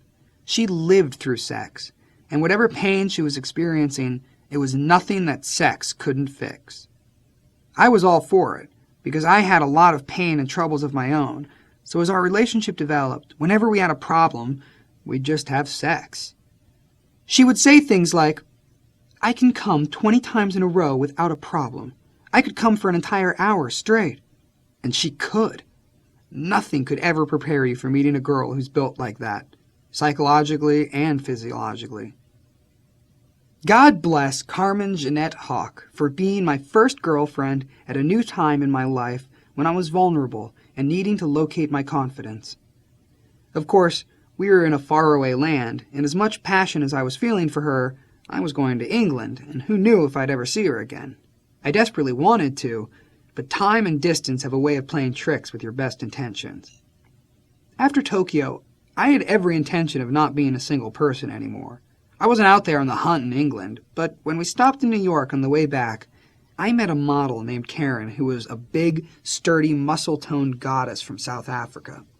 It was confusing, because I had fallen head over heels for Carmen, but she was still in Japan, and Karen was warm and friendly and interested in hanging out. She was a picture of health, full of cheek, full of breast, and full of heart. We had a break in touring, so I went back to LA and moved back into my apartment on Orange Drive, which was now devoid of Ione's stuff. A few days later, I got a great package from Karen. It was filled with professionally shot, beautiful nude photos of her. By then, Carmen had returned from Japan and moved in with her mom in San Diego. We made plans for her to come up and spend a weekend with me, and it was a portentous experience. We spent the first few wonderful days in bed together, just getting really close.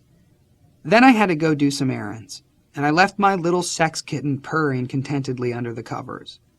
When I returned to the bedroom, there was confetti all over the room. I had no idea what had happened until I picked up one of the pieces of confetti. Oh shit, that's a nipple. She must have found the pictures, I thought. I was right, and Carmen was not having any of it. "If you're seeing me, why is this girl sending you photos of herself?" she raged. "That fucked up hussy slut can just go ahead and lose your address." This was a mild outburst compared to what was to come. But I adored her, and she was so much fun, and she had the greatest laugh, and she was always smiling. I don't want to gush on about the sex things, but she was the most sexual person I had ever found myself in love with. She was starting to pick up some steam as a fashion model, so she decided she was going to move to LA. Because I had recently gotten out of that long-lasting situation with Ione, I was gun-shy about having her move right into my house, so we went apartment hunting and found her a cute one about 2 miles away. After spending about a week there, she ended up living with me. Thus began a topsy-turvy, whoopsie-daisy relationship, which was sometimes fun and always exciting. I won't say she was manic-depressive, but she was manic something. She would go from bam, through the roof, happy, excited, grab, kiss, sex, to ready to sock me straight in the face because she was convinced I was looking across the street, down and around the driveway, and trying to memorize the house number where a beautiful girl had just entered. Half the time I had no idea what she was even talking about.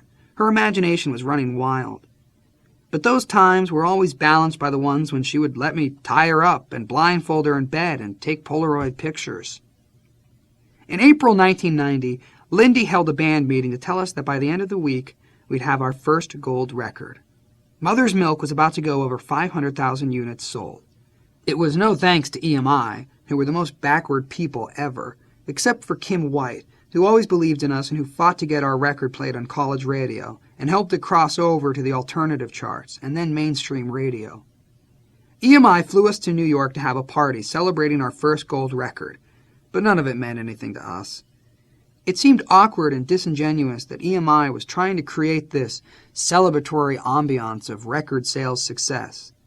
Still, in the midst of that hurricane of weird record company energy, I looked at Flea, and we hugged and embraced, and felt that we'd really accomplished something that we'd never done before, even if it took us 4 albums and countless ups and downs. Suddenly, other record companies started paying attention to us, especially after our lawyer, Eric Greenspan, pored over our EMI contract.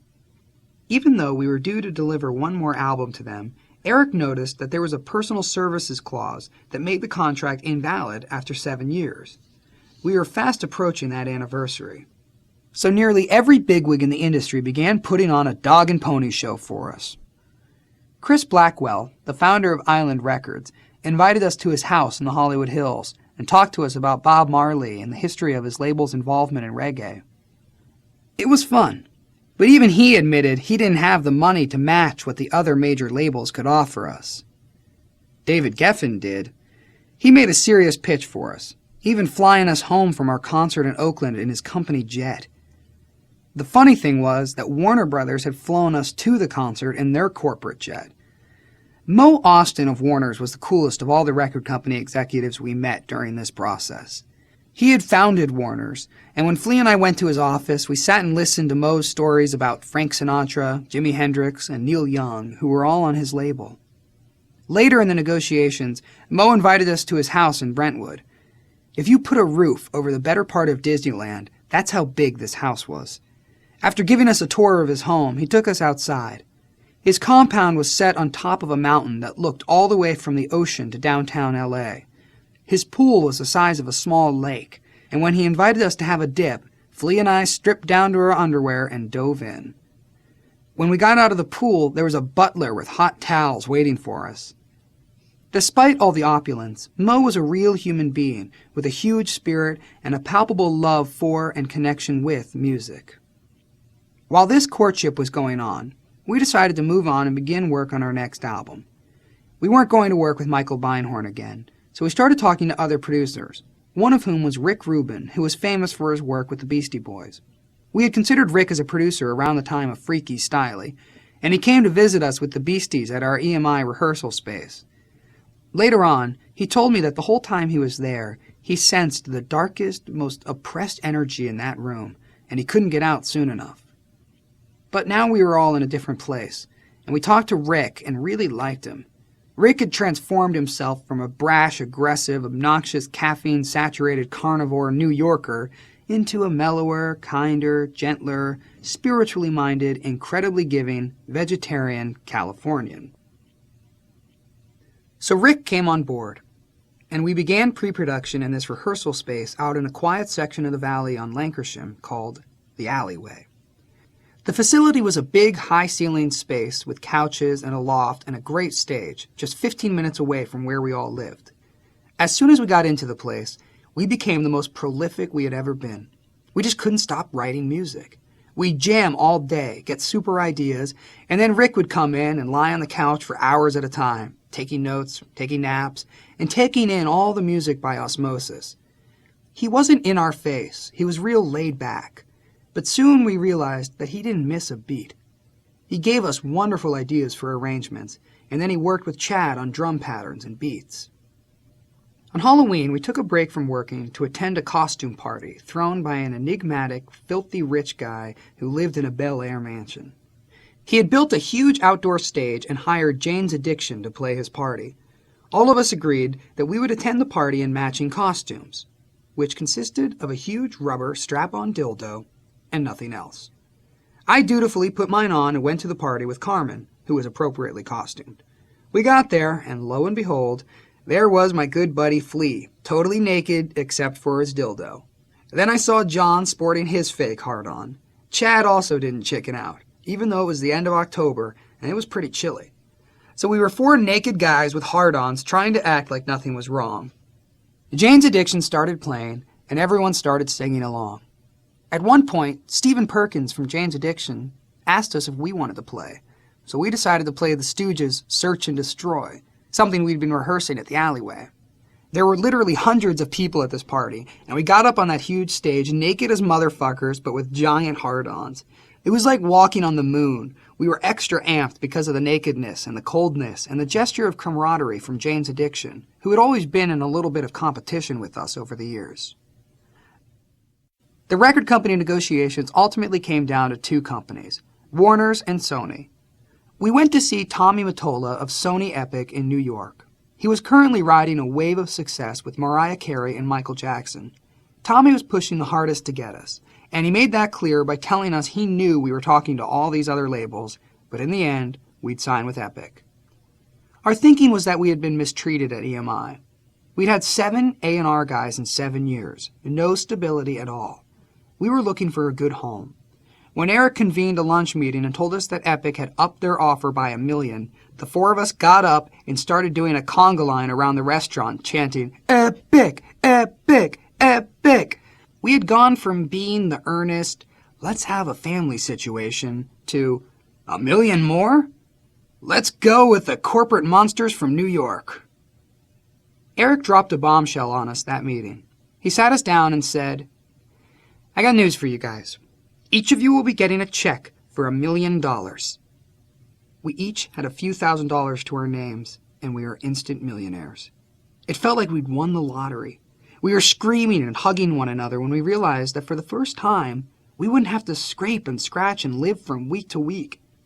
Each of us decided on the spot to buy a house. Within 2 weeks' time, we all had new homes. My house was a brand new construction on the top of Beechwood Canyon on Holly Ridge. It was a blank palette that I'd end up redoing in a very nouveau riche way. I took out all the carpeting and had antique teak hardwood from Thailand put down. In my bedroom, I painted each wall a different color. I had a crazy mosaic installed on the staircase so it looked like a river was coming down the stairs. But the piece de resistance was my living room fireplace. I took out the standard issue one and had a stoneworker bring river rocks from Ojai. Then I had a fireplace fashioned into the shape of a giant nude woman. You'd load the logs into her vagina, and she had 14-inch across purple glass nipples. But the nicest thing about the house was my backyard, which backed up to the west ridge of Griffith Park, a large nature preserve. If you were lounging in the pool, all you had to do was look up to see the famous Hollywood sign above your head. We decided to go with Sony, with the proviso that they buy us out of the last album due to EMI. The entire brass of Epic Sony Records flew out to the Four Seasons in LA for a lavish brunch to celebrate the decision and do some photo ops. We were ready to go to work as soon as they could extricate us from the EMI contract. But even though they told us it would only be a matter of days, the days dragged on and turned into months. Meanwhile, my relationship with Carmen was tumultuous. She was off her rocker. I got her to go to therapy so she didn't kill herself. One time we were in the car and she started screaming and pounding on her face, giving herself a black eye. Then she tried to jump out of the car while I was driving full speed. I wasn't trying to force therapy on her. I was offering to pay for her to get help because she was clearly in pain. If I was looking through a magazine, she'd come over, grab it out of my hands, go back a few pages, and say, "Why'd you stop on this page so long? Who is this girl?" We'd go to the movies, and we'd be walking out in the middle of this packed sardine crowd of people. I'd have my head bowed down, inching along, and she'd sock me and say, "Why are you looking at that girl?" By now we were verbal battlers. So when she'd beat herself up and then show up in front of my friends with a black eye, everyone would look at me like, "Dude, are you beating her?" Who would believe that she was giving herself the black eyes? I kept trying unsuccessfully to end the relationship, but after I bought my house, she simply would not leave. She locked herself in the bathroom with a knife. She had gone in there to cut her wrists, so I had to knock down the door to get to her. She was standing there holding the knife, but she hadn't cut herself, thank God.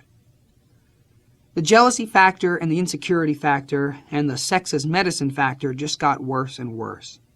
I think the minute she realized she was losing her hold on me, she felt she would perish.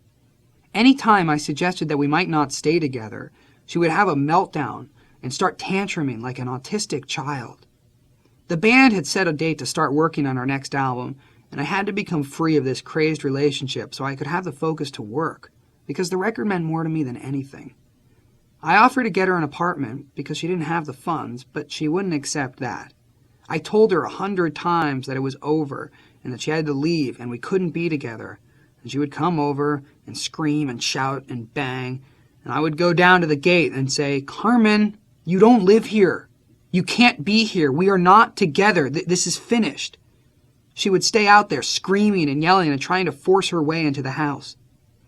I finally bought her a plane ticket so she could go model in Italy, and that was the end of our relationship.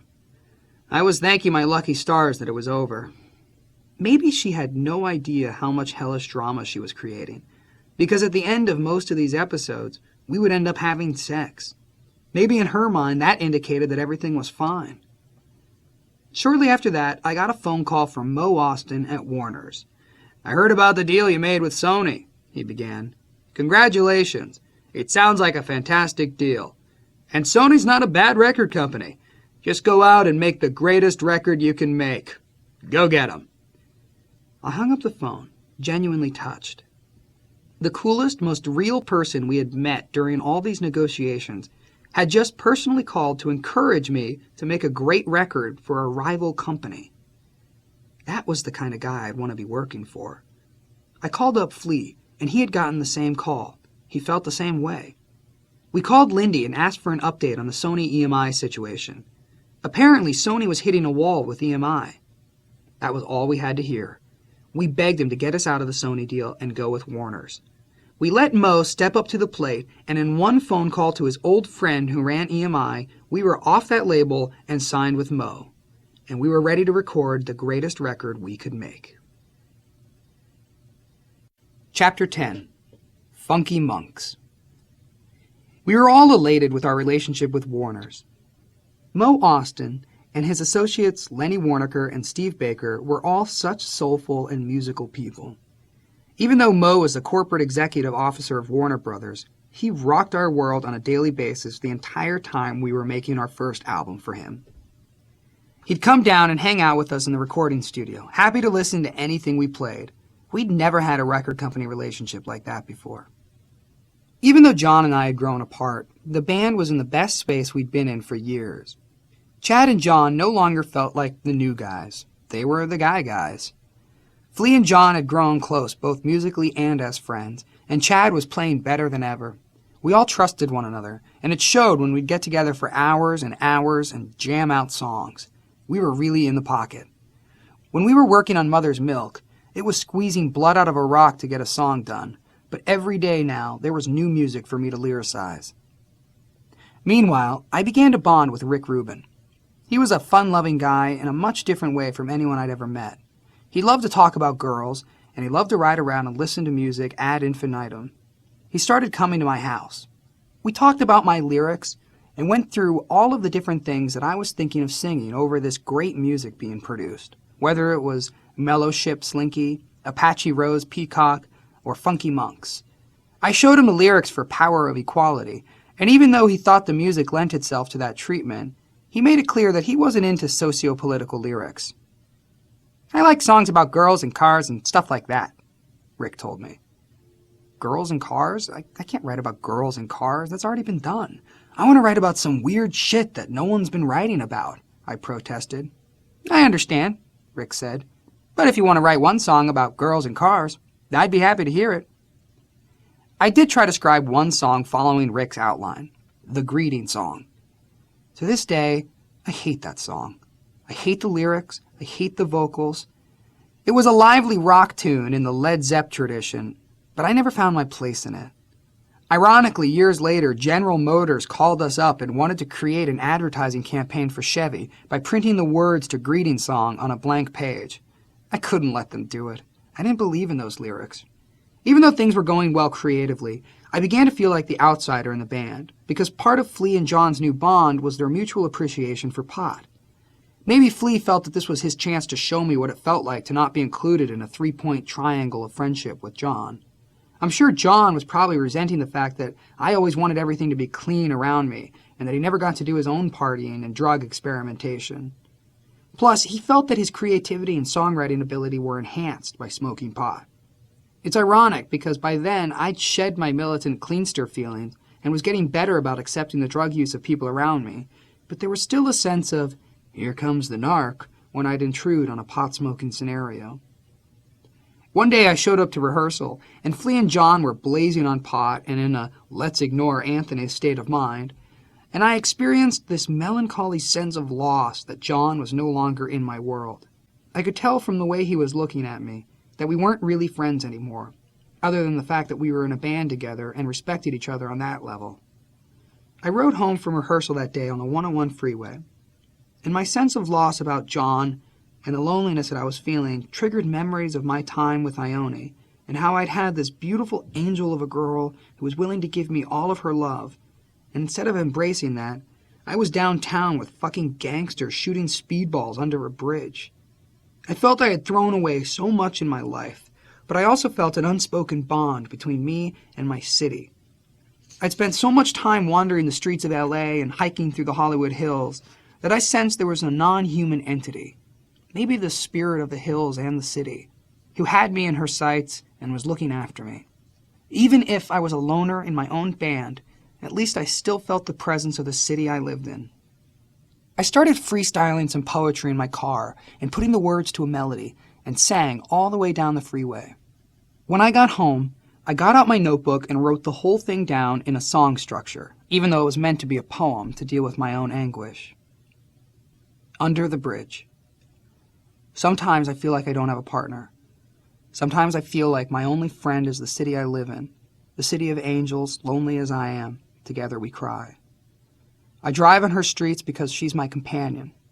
I walk through her hills because she knows who I am. She sees my good deeds, and she kisses me windy. I never worry. No, that is a lie. I don't ever want to feel like I did that day. Take me to the place I love. Take me all the way. It's hard to believe that there's nobody out there. It's hard to believe that I'm all alone. At least I have her love. The city, she loves me. Lonely as I am, together we cry. I don't ever want to feel like I did that day. Take me to the place I love. Take me all the way. Under the bridge downtown is where I drew some blood. Under the bridge downtown I could not get enough. Under the bridge downtown, forgot about my love. Under the bridge downtown, I gave my life away.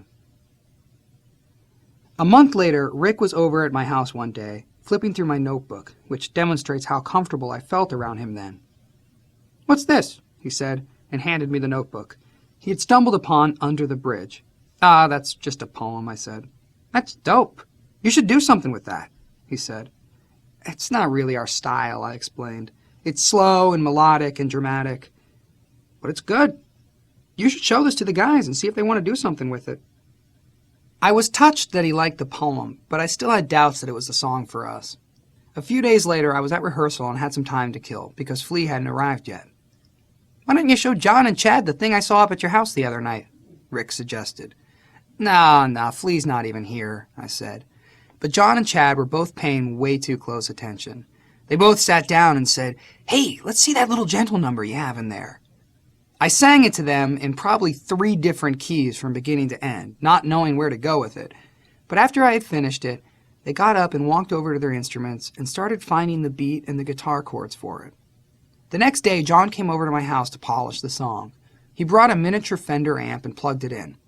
"Okay, sing it again. How do you want it to sound? What do you want it to feel like? Where do you want it to go?" I sang it to him, and he came up with 3 or 4 different chord options. We picked and chose until we came up with the perfect, most inventive chord progression for the melody. And that was the birth of one song on the album. John was instrumental in realizing another song that would end up on the album. It was a song inspired by my short and curious relationship with Sinead O'Connor. I met Sinead at a festival we were playing in Europe in August 1989. Flea and I were big fans of her The Lion and the Cobra. And I liked bald girls to begin with, because I knew that someone who would shave her head was tough and real and didn't give a fuck.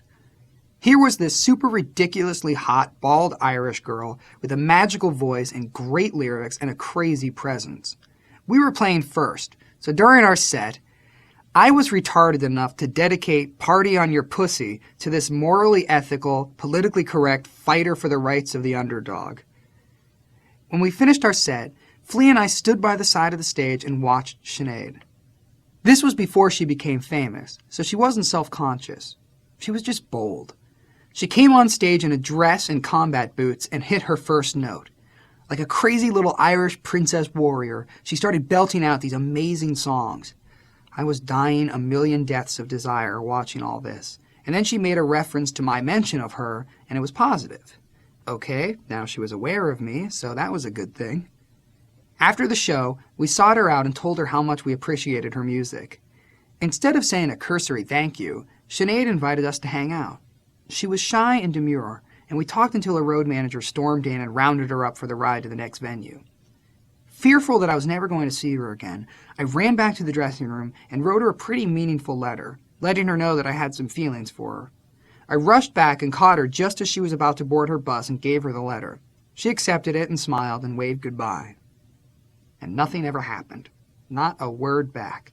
She disappeared into the giant cloud of a different world, and we went on our way, and that was it.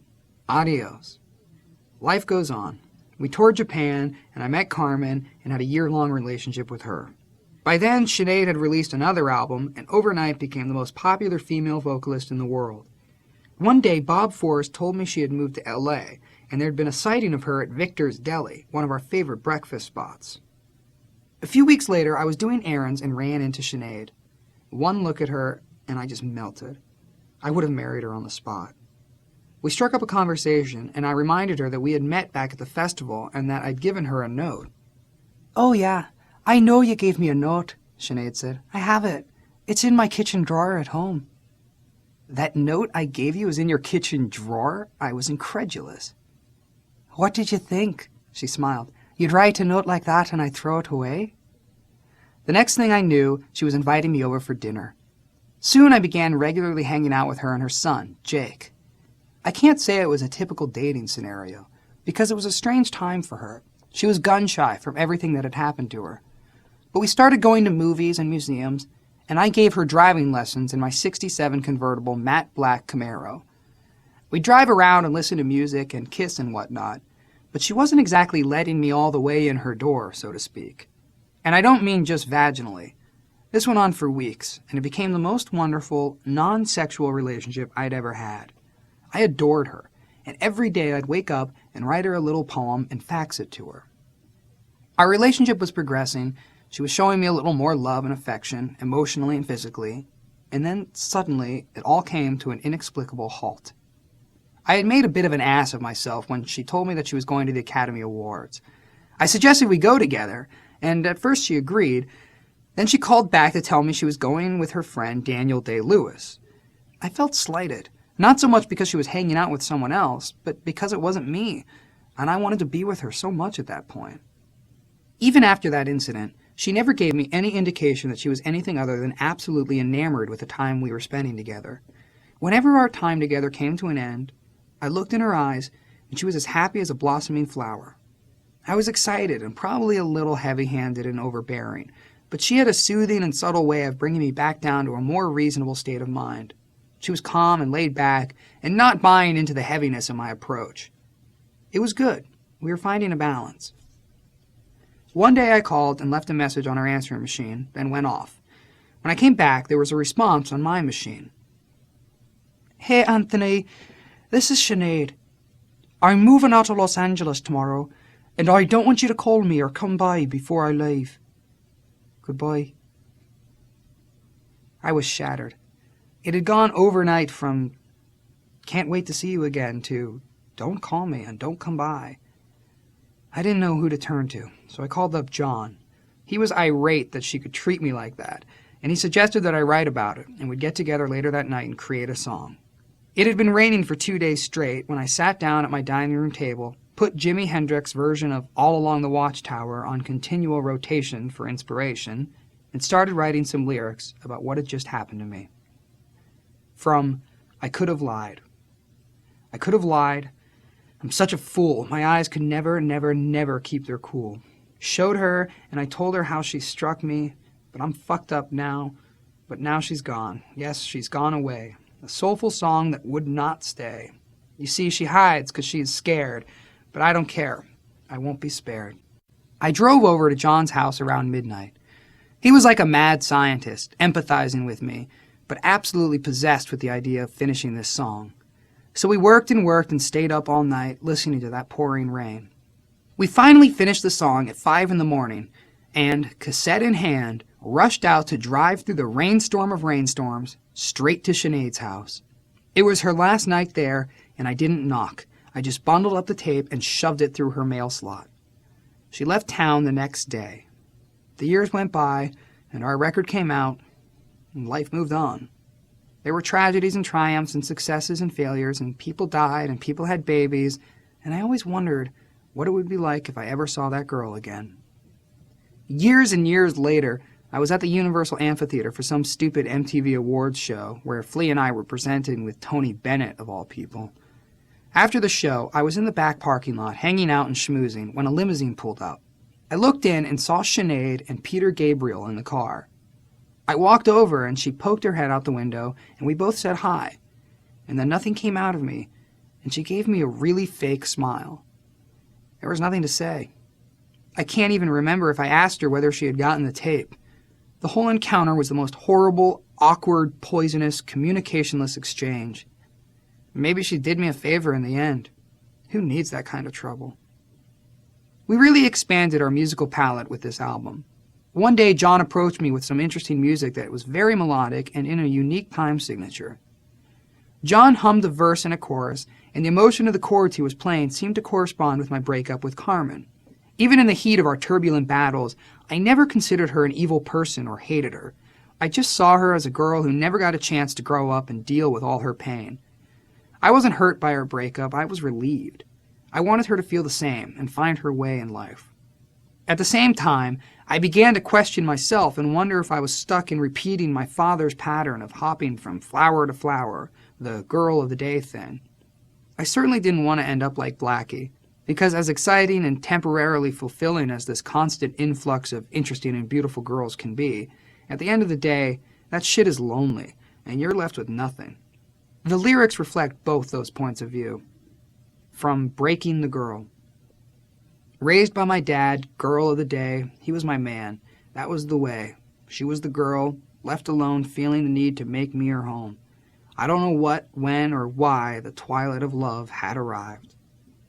Twisting and turning, your feelings are burning. You're breaking the girl. She meant you no harm. Think you're so clever, but now you must sever. You're breaking the girl. He loves no one else. Recording the song was tremendous fun.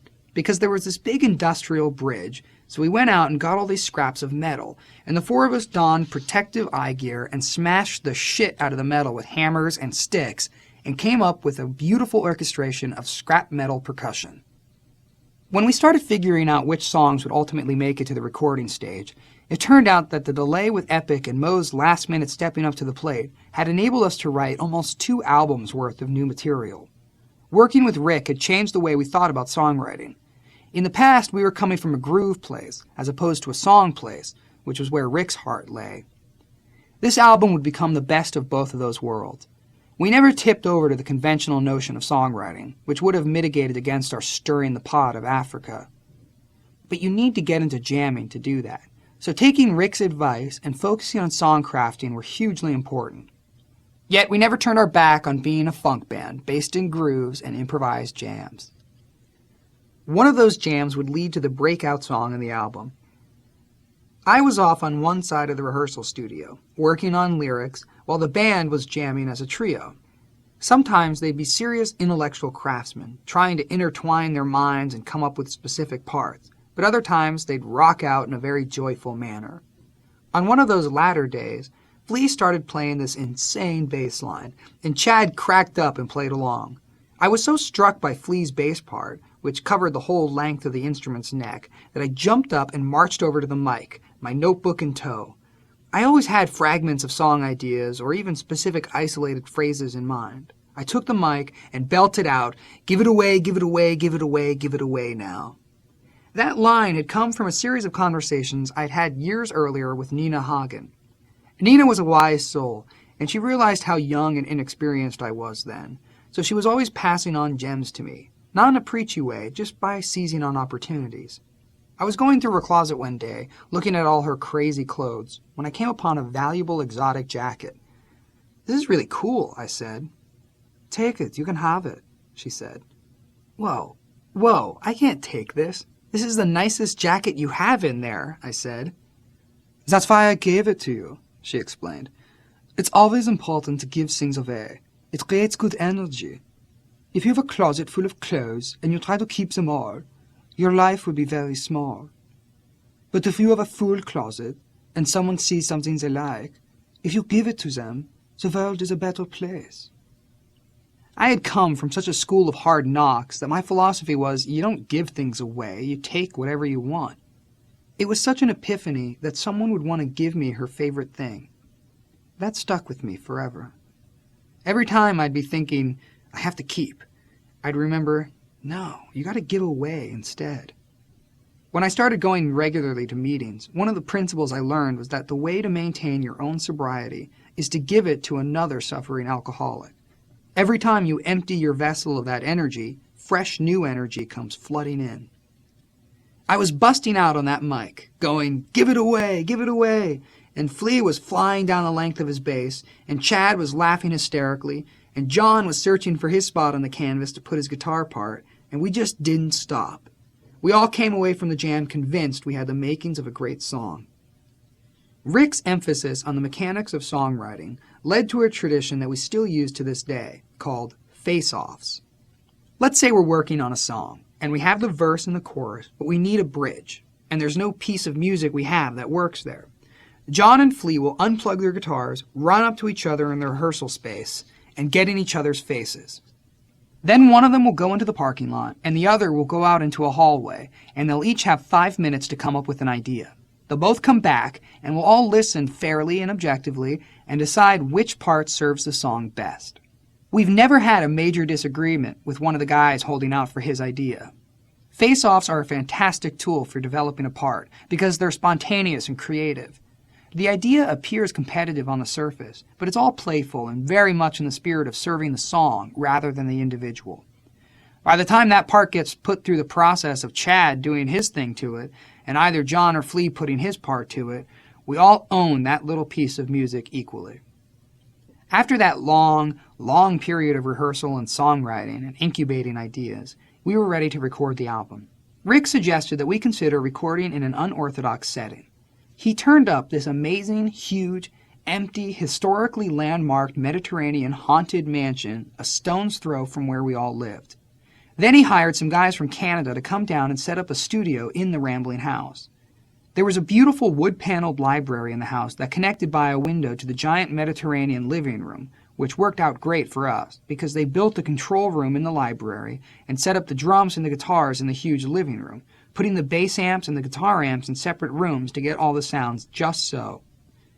As we walked around the house, we spontaneously decided to live there for the duration of the recording, so we all chose our bedrooms in different wings of the house. John had his own stairway that went up to one single room, which was quite modest. That was where he would dwell in his own soup of weirdness for months on end, painting and recording and reading and listening to music. Flea's little daughter, Clara, had done some nice drawings for him on the wall of his bedroom. I was on the far and opposite side of the house with a lot more space, and I'd end up recording all of my vocals from my bedroom. We set up a microphone with a cord that wound through the house and down into the control studio, and I'd stand at the window that overlooked a hill and the moon and sing. Flea went all the way up to the third floor and occupied a room that was tiled as if it were a steam room. Chad bowed out. We had heard the property was haunted by a woman who was murdered there in the 30s, and that didn't set well with him, so he opted to ride his motorcycle home each night. We hired Brendan O'Brien to engineer the record, which was a coup because he was the best engineer around. He'd go on to produce many, many important multi-platinum albums. Brendan was a whiz at getting the right drum sounds. Plus, he was a great musician in his own right. He wound up playing on the album and was a big part of both the sound of that album and creating a fun-loving atmosphere every day. We decided to document the recording process, so we hired Gavin Bowden, whom we had met in England when Flea and I went on our trip to Europe before our first record. Gavin had emigrated to America, and ironically, he wound up marrying Flea's sister. One of the requirements for the cameraman of the film was that he had to be completely invisible during this process, and Gavin was just the guy to do that, because he was mild-mannered and English. He could blend in, and he was someone you felt comfortable performing around. He was a one-man band, crawling on the floor, hunched over backward, working his ass off to document everything from the basic tracks to the control room to me singing up in my bedroom. He also interviewed all of us and put together a nice piece that was released as Funky Monks. Soon we realized that we needed someone to answer the phone, because we'd be trying to record and the phone kept ringing off the hook. We also needed someone to get us whatever we needed as soon as we needed it. So we wound up hiring a kid named Louis Mathieu, who used to work for our friends Bob and Pete with Thelonious Monster. Louis came over at a moment's notice and assumed his duties, and that would be the beginning of a long road with him. He went from secretary to drum tech to assistant road manager to caretaker/personal assistant to John, and ultimately tour manager. So we moved into the house and made the record. Flea and John and I stayed in the house for over 30 days without even leaving to go to a restaurant. While we were cloistered, there were rumors that John had an experience with a succubus up in his room, but in reality, we were getting nocturnal visits from a more tangible entity. We all knew this girl who worked on Melrose Avenue and was a supporter of the band. While we were in the house, she'd come over and visit. At night, it was just the three of us. There was no security in the house at all. And like in some weird scene out of a movie set in a castle in the countryside of England, this very young, very self-assured girl would come and spend time with each of us, one by one. She was getting sexed in every room she visited, but it wasn't purely sexual. She'd hang out and talk and spend time with each of us. She'd visit me, then Flea, and then John last, because they were better friends. It was nice to put in a full day's work on the album and then have this girl come over and be so loving and so unaffected by the experience of having 3 different men in one night. It didn't seem that she was engaging in this activity because she had low self-esteem or she just wanted to fuck. At that point, John had become a much different person sexually, not at all interested in abusing resources that were available to him just because of his status, so I don't think he would have done it if he thought it was causing her any pain or discomfort. It all worked out for everybody. It was nice and cozy and warm, and we even had a name for her visits, depending on the day of the week. If it was a Wednesday and we were feeling randy, someone would say, "Hey, isn't it Wacky Wednesday?" Or, "By George, this is Freaky Friday. Get her on the phone." Being confined to the house was good for me, because I had a lot of lyrics to finish during the basic recording process, and there were few distractions. But then it was time for me to step up to the plate and do my vocals. I still wasn't comfortable singing. I was comfortable making noise with my mouth. I was comfortable writing songs and knowing in my head how they were supposed to be sung. but the actual execution seemed like this out-of-control animal that sometimes I could rein in and find a way to tame, and sometimes I couldn't. One of the reasons I set up my room so far away from everyone was so I didn't have to feel the eyes on me. I could be by myself when I was recording. My level of discomfort depended on the song. I remember going up to sing Under the Bridge and just feeling, oh my God, I can't believe I have to sing this. But Brendan made it as comfortable as humanly possible. I would be all serious and on edge and insecure, trying to let the spirits flow through me. And I had Brendan on the other end of the headphones busting jokes, laughing at me, laughing at himself, laughing about the song. He was remarkable, the perfect voice to have in your ear, reminding you not to take yourself too seriously and also knowing that you would get it when you got it. He'd say things like, "I've heard you sing it. I know it's there. We'll find it. Don't worry about it. Take your time." Even still, 3 days before it was my turn to be the focus of recording, my lower back flew the coop. I'm sure it was all emotional, but my formerly broken back went kablooey, and Flea turned me on to an old Chinese acupuncturist named Zion. He not only fixed my back, he gave me a new exercise regimen, swimming, that I'd stick with up to the present day. I don't want to give the impression that we were monks the whole time we recorded. We'd often invite friends up to the house and have these elaborate dinner parties. One of the people who was around then was the actor River Phoenix. I met River through Ione, who'd done a film with him. John and River had jammed at a party that we all attended, and they got close. I don't want to go off on River's trip, because his family is excruciatingly sensitive about it, but since I'd known him, he had drunk heavily and used cocaine heavily, and it was no secret to me or anybody who knew him that he was quite out of control with this stuff, and it would just be a matter of time before bad things started to add up. River was around a lot during the writing and recording of our album. He was a big supporter of our band, and I even wrote a whole verse about him in Give It Away. There's a river, born to be a giver, keep you warm, won't let you shiver, his heart is never going to wither, come on everybody, time to deliver. After 2 months, we were finished with the recording. Flea and John had managed to stay cloistered the entire time, but after 6 weeks, Rick and I started making some forays into the outside world. It was a strange feeling to re-enter the atmosphere of Hollywood after being so completely single-minded and focused for so long. But the whole time we were in that house, we all knew we were doing our best work yet, and that we had created something that was real and strong and beautiful, something I couldn't wait to share with everyone around me. This album was a real step forward for everybody. John defined his playing for the first time and created a whole new approach for the guitar that became his signature. From that point on, guitar players around the world would look at him as a major player. Flea also went in a completely new direction. Everything up to that point had been based on slapping and plucking and popping, and he abandoned that.